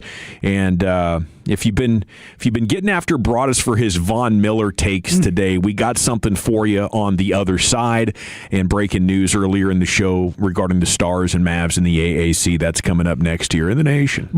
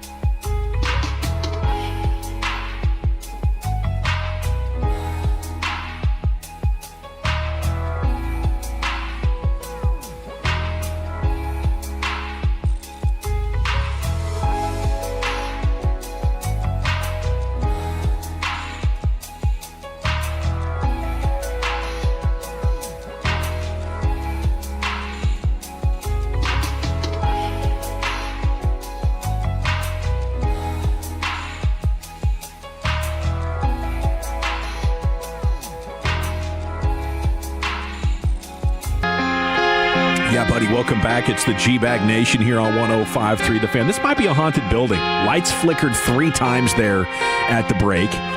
But thanks for hanging with us. The Expressway is brought to you by the On-Time Experts. Let's get you some Cowboys. Shoddy on where they are personnel-wise. Quote, I love our roster. We're a talented roster. Way different than we were last year. But we're not done. Shoddy hit you with the we ain't done yet. How about that? Man, I hope so. It got a little Steven in him. You know, Jerry was talking about how I wouldn't mind giving up some of the future draft picks, cap space to make a significant addition now. And, you know, I like the Von Miller signing, but I don't think that you've given up any of the future, right? This is all present day resources. There was no trade of draft picks. There was no need to backload money. So, I think where Jerry was when camp started, this Von Miller signing should not have satisfied that hunger or that thirst in any way. We go to John Owning. He tweets, I'm a fan of the Von Miller signing, but I find it hilarious how everyone is quoting the 9 sacks from last year, but ignoring the 9.5 pass rush win rate, which is very not good. In addition to 8 total quick pressures, less than 2.5 seconds, we got to be honest and not cherry pick stats. So John Owning, formerly of PFF, I think that's the first media member I've seen other than Broadus kind of, saying, hey, just pump your brakes on the idea of Von Miller being a quick fix for anything. And I would like to say, anybody who's going after Brian today, either on the text or on the Twitter, just remember today. And then when the season starts, if Von Miller is not much help, just come back and apologize to the man. Brian has watched the All-22, and so has John. Yeah, and I appreciate that. But like I said, I'll also admit if Von Miller comes in here and helps you get through the playoffs and all that and is a difference maker, I listen, I've sat in draft rooms and been wrong before. So I'm just trying to be honest here about what I see. There's times I've said guys like, oh, this guy could help us. He could do this. He could do that. And then he doesn't do that. So I could be very well wrong about this one. But I just watching him play, I think that you're buying the name right now. You are absolutely buying the name. And I just don't want it to be a deal where it ends up that you got a couple of young guys that might not be like, oh, so what if you're taking Ezraku out or you're taking Lawrence out in those pass rush situations, It better be because Von Miller has a good matchup or there's something specific. It better be, and like I say, it's, Von Miller's not going to play any special teams, and Von Miller's not going to do, he's going to play a limited amount of reps. And I just don't want him to stand in the way of somebody that could be on this team. It could be a difference maker for this team. That's my only argument. I have no dislike for Von Miller, the person, the player he was. I think going forward, to me, it's a very strange signing when you've got some young guys that they need every single rep that they can get rushing the passer. Stars and Mavs put out a joint statement. They have resolved the dispute regarding the AAC. It will serve as the home of both teams through 2031. Offers for the Cooper Flag 1-of-1 card have gone over $3 million. The dude is getting offers of more than $3 million. He's saying, no, I'm good. I'm more focused on making memories. Now, maybe he knows as a 1-of-1 card, this thing is only going to go up over time. Mm-hmm. And I think he was a pretty significant collector, so maybe he has wealth already established. But, I mean, you would have to have the house totally paid off, the kids' colleges all paid for, your retirement is already locked away with Vanguard or somebody, or your buddies at Trajan Wealth. Yep. You're good. I wouldn't want to risk, something happening that could put that $3 million payday in jeopardy. I know. I wonder if he's waiting for the right auction opportunity where he knows he's going to cash out big there instead of just jumping at the first $3 million offer that's coming. But, yeah, that's crazy. That dude's got a gold mine in his hands. When Wolchuk told us about this a couple of weeks ago, the idea was maybe it could be worth $1 million. This is triple that. It is. Game-worn debut patch in the card, on-card autograph. Obviously, being one of one. You also get 32 years of season tickets to the Mavs in the lower level area, which is about $500 a ticket. You get 2 of those for 32 years. So like 1,200 tickets. 32 years and $3 million? Well, you get one or the other. If you have the card, sold. Yeah. If you have the card, it gets you 32 years of season tickets, plus a game-worn jersey autographed by Flag, plus a personal photo opportunity with Flag, a private VIP tour of the facility, a private basketball experience for you and up to 10 guests. A unique chance to hold the Larry O'Brien Championship Trophy and the Rookie of the Year Trophy, and an all-expense paid road trip, VIP, to see the Mavs play the Celtics, covering airfare, hotel, and game tickets. I mean, maybe he's a Mavs super fan too, and like all of that is for him, once-in-a-lifetime bucket list type of stuff. Alrighty. Reports are the NBA lacks proof that Steve Ballmer circumvented the cap by getting sponsors to pay Kawhi Leonard and other players. So, probably par for the course with billionaires and their lawyers is if you're going to do something illegal, leave no paper trail. Mm-hmm. So now it's like, hey, you got to prove it. And I don't think the NBA wants to assume anything. It's a business partner of theirs, and everybody can tell 2 + 2 = 4.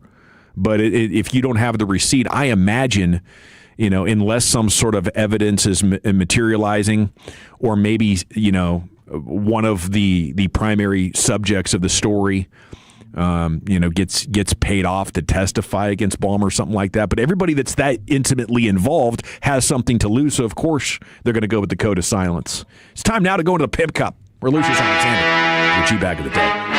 Yeah. G-Bag of the day. We do it every weekday on the Fan 530, fueled by East Dallas Motor Cars, eastdallasmotorcars.com. I knew some good news for Kawhi Leonard was coming around the corner.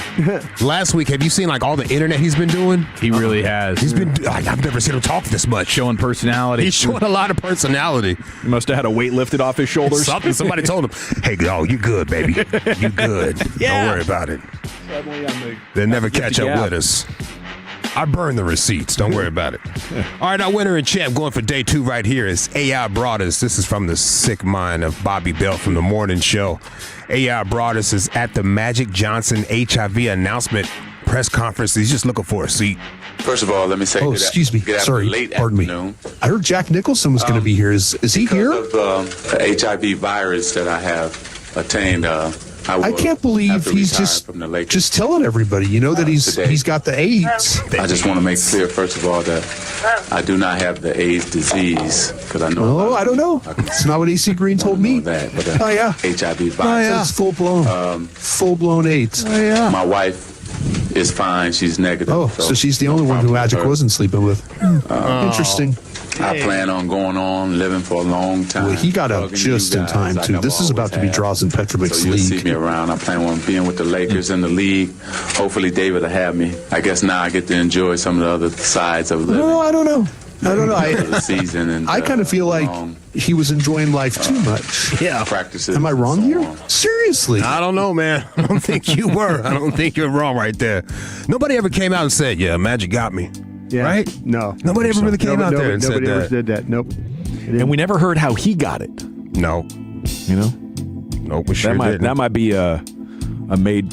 something made for a movie or a tell-all book late in life if he wants to. All right, let's see here. Rumors. Jerry Jones, you guys heard Jerry Jones singing mariachi the other day? I heard about this. I didn't hear it. This is with Ambar Garcia? Yeah.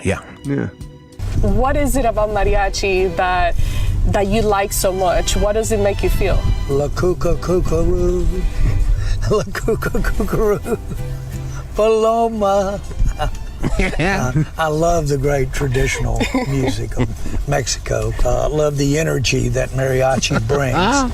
And it just excites me. We cherish our Hispanic fans and our Mexican fans. I want to see Jerry Jones drunk singing mariachi. How much is that going to cost?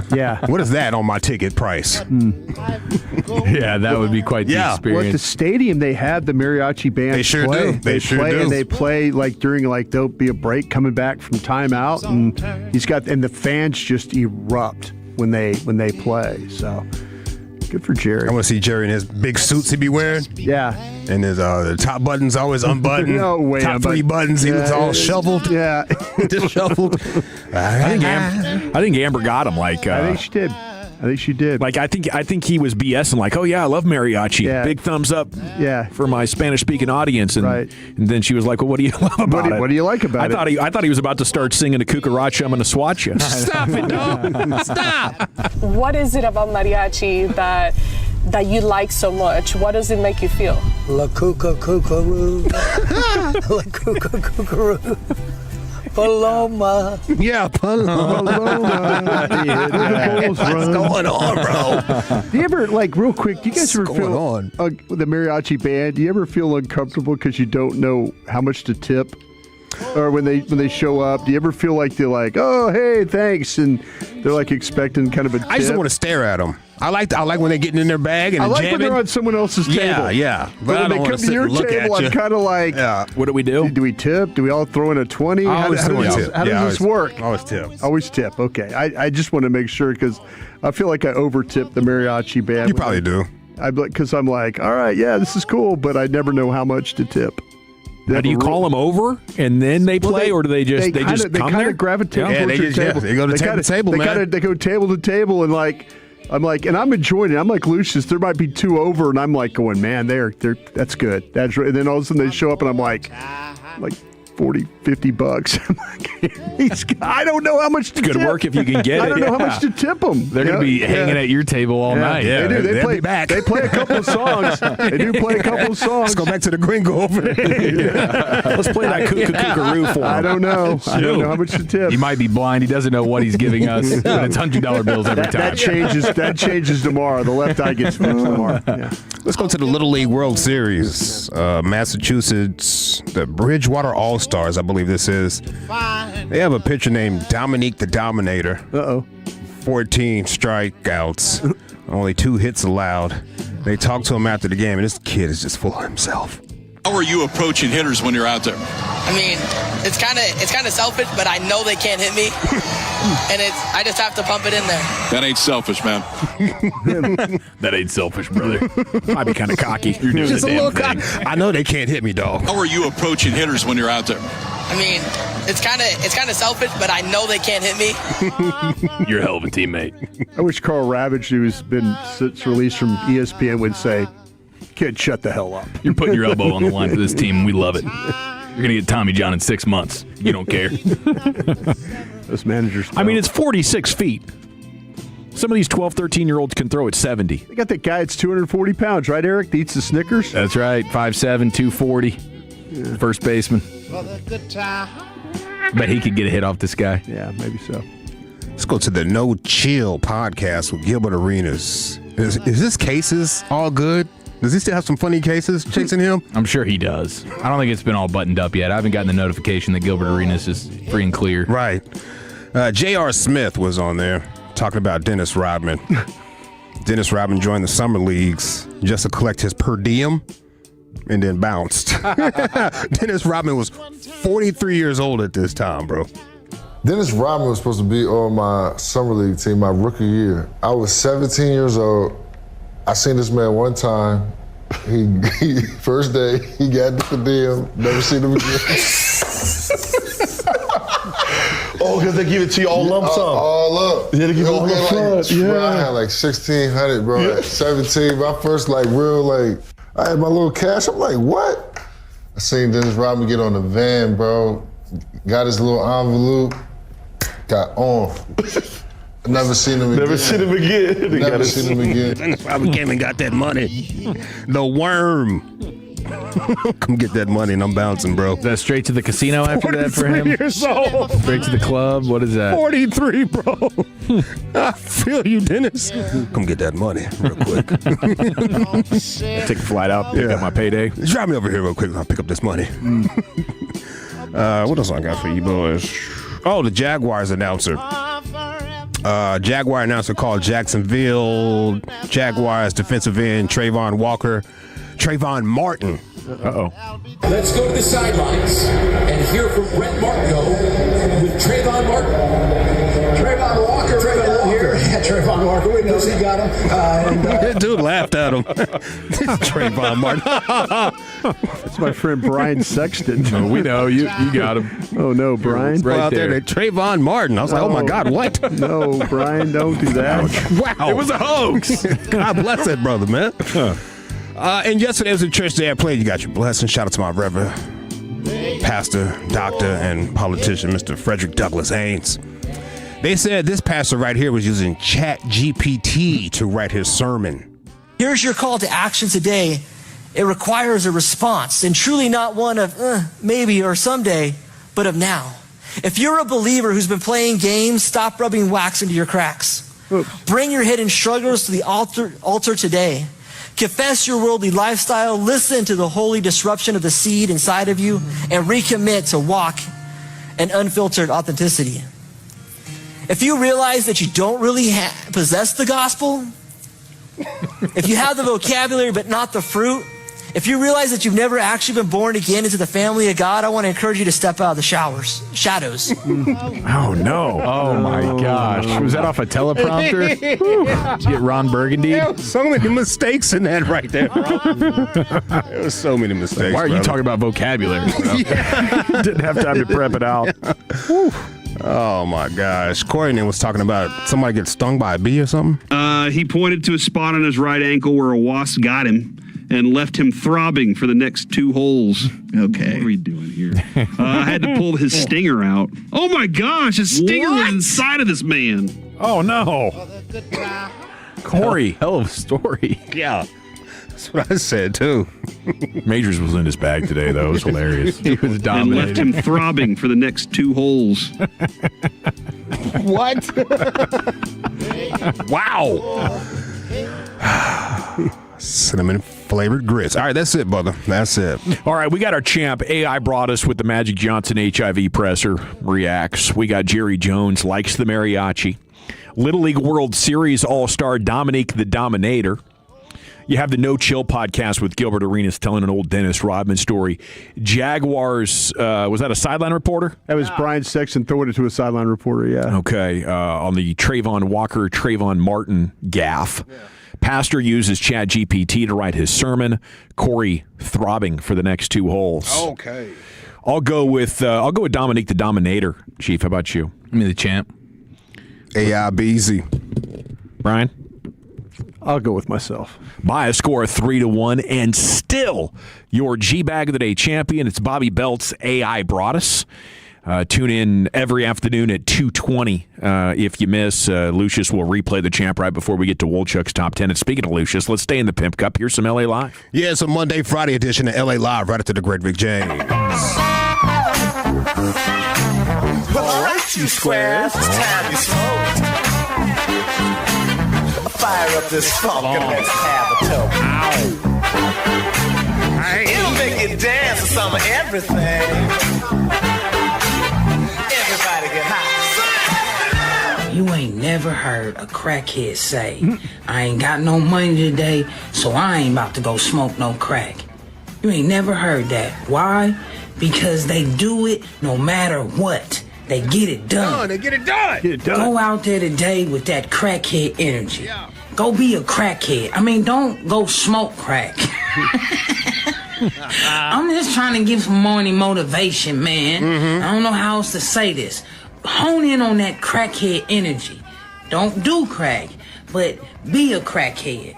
But not a crackhead. Just have a f***ing good day. Yeah, it's Monday, baby. Let's get it started. I had to bring that crackhead energy intro back because it's been lacking for 2 weeks, and so have I. Oh, no. So have I.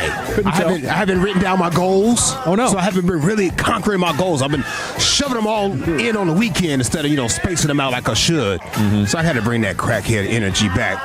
Man, I was all cracked out Saturday morning. Okay. Went to Home Depot, got me a ceiling fan. Okay. Came back and installed the son of a gun. Get out of here. Perfectly. Get out of here. Flipped the switch on in the garage, turned the power back on, flipped it. Perfect, man. Everything worked. Perfect. There you go, bro. No shake? No shake. Wow. Felt accomplished, didn't you? Yep. Feels so good. It did, dude. It set up my whole weekend. Good, bro. Yeah, it feels so good. Hey, this is LA Live for Monday, August 17th, 2026. It is a Monday, Friday edition of LA Live. Welcome at 5!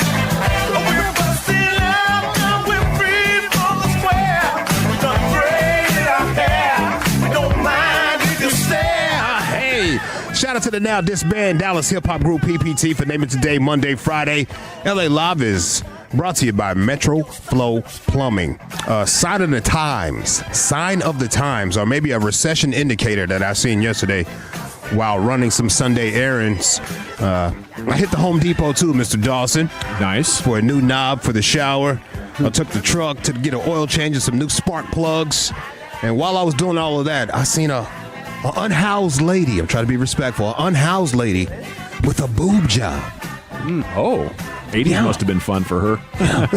An unhoused lady with a boob job. As my old lady called it, a bum with boobs. That's what she said. Oh, my God. It's a bum with boobs. There's a bum with a boob job. Yeah. Might be a recession indicator right there. Because at one point in time, you didn't have to worry about anything. Yeah. You paid 10 G's for those. Not at all. Yeah. And now you out here on the streets begging. So, wow.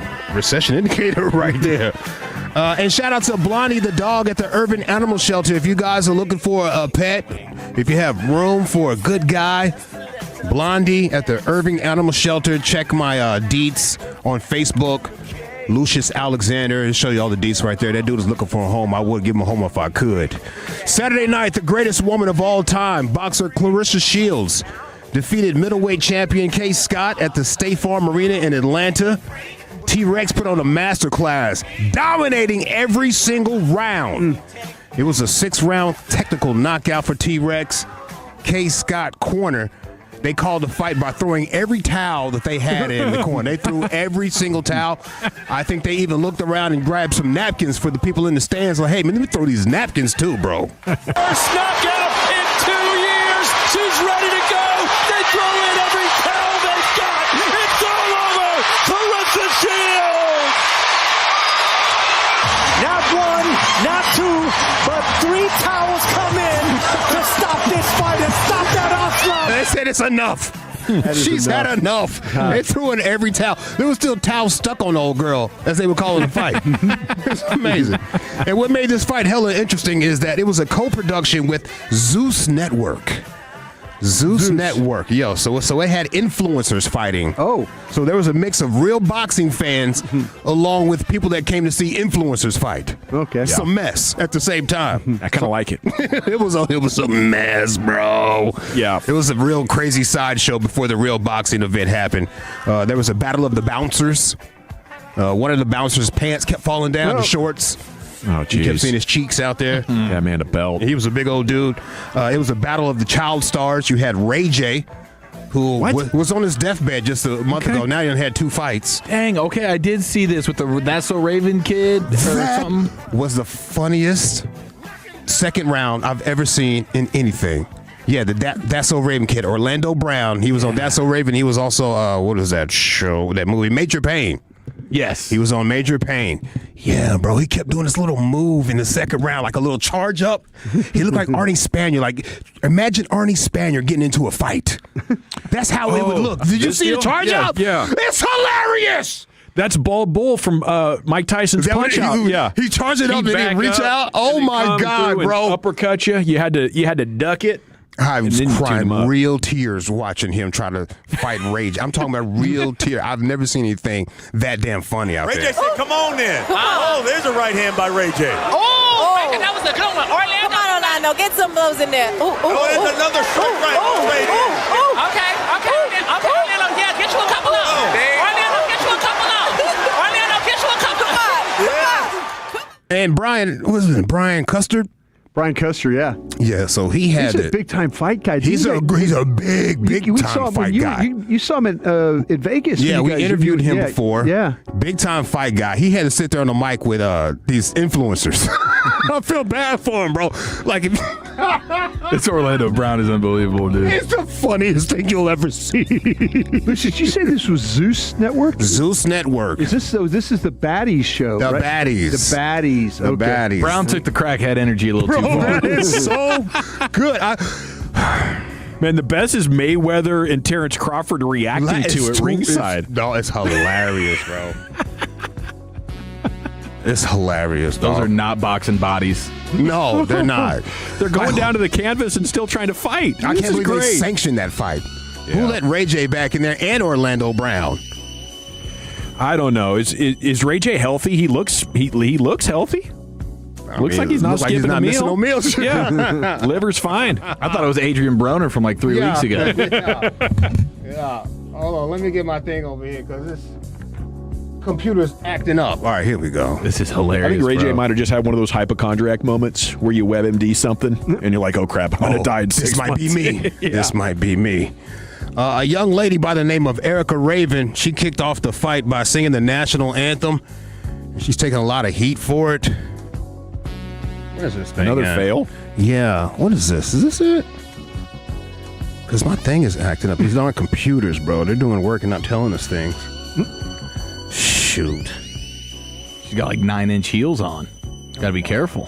So you're walking in the ring there. Come on yourselves real quick to get my cut. I wonder if these people are doing anthem bits now. Like they're trying to outdo each other. Okay, so she really made a mistake. Oh, okay. This was an honest. Yeah, I mean, she claimed that she was messing up in the moment. And she's lucky those heels didn't go right through the canvas. Those are, especially with that. Okay, it's a very talented gal. Okay, here we go. Here she goes.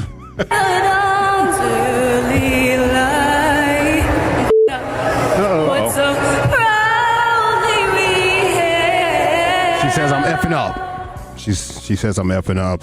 I thought she recovered pretty good at the end of it, but my sister hit me up because she was watching it too. She's like, wow, that was awful. Yeah.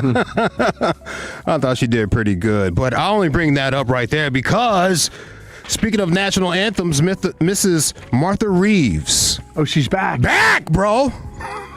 Oh, no, back. really? Back. Mulligan? Back. Web Redemption? Back. Oh, say, can you see by the dawn's early light? Yeah, she's back again. That one right there. She's a rock and roll Hall of Famer, okay? She is a Hall She's of Famer. a rock and roll I'll take Hall your of word Famer, for it. all right?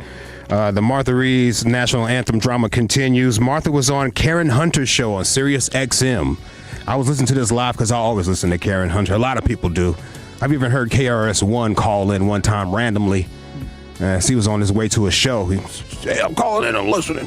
Anyway, Martha Reeves is on Karen Hunter's show, and Karen Hunter asked her about the anthem situation, and Martha Reeves' people ended this call.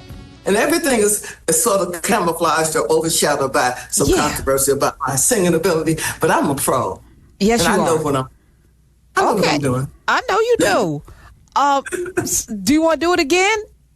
No. Who said no? who is that? I always sing the anthems. I learned them all at Northeastern High School. I know them. America, America, God shed His grace on me. Oh no! Oh. Did they cut her? Who cut her off? What happened? That's so disrespectful. What was that? Spotify? I mean, was that who did that? No, somebody cut her mic. And later on in the show, they revealed that one of the handlers said, no, we're not talking about an anthem anymore. And they cut the interview short right then and there. So if you get Martha Reeves on the show, she wants to talk about her new music and not the anthem.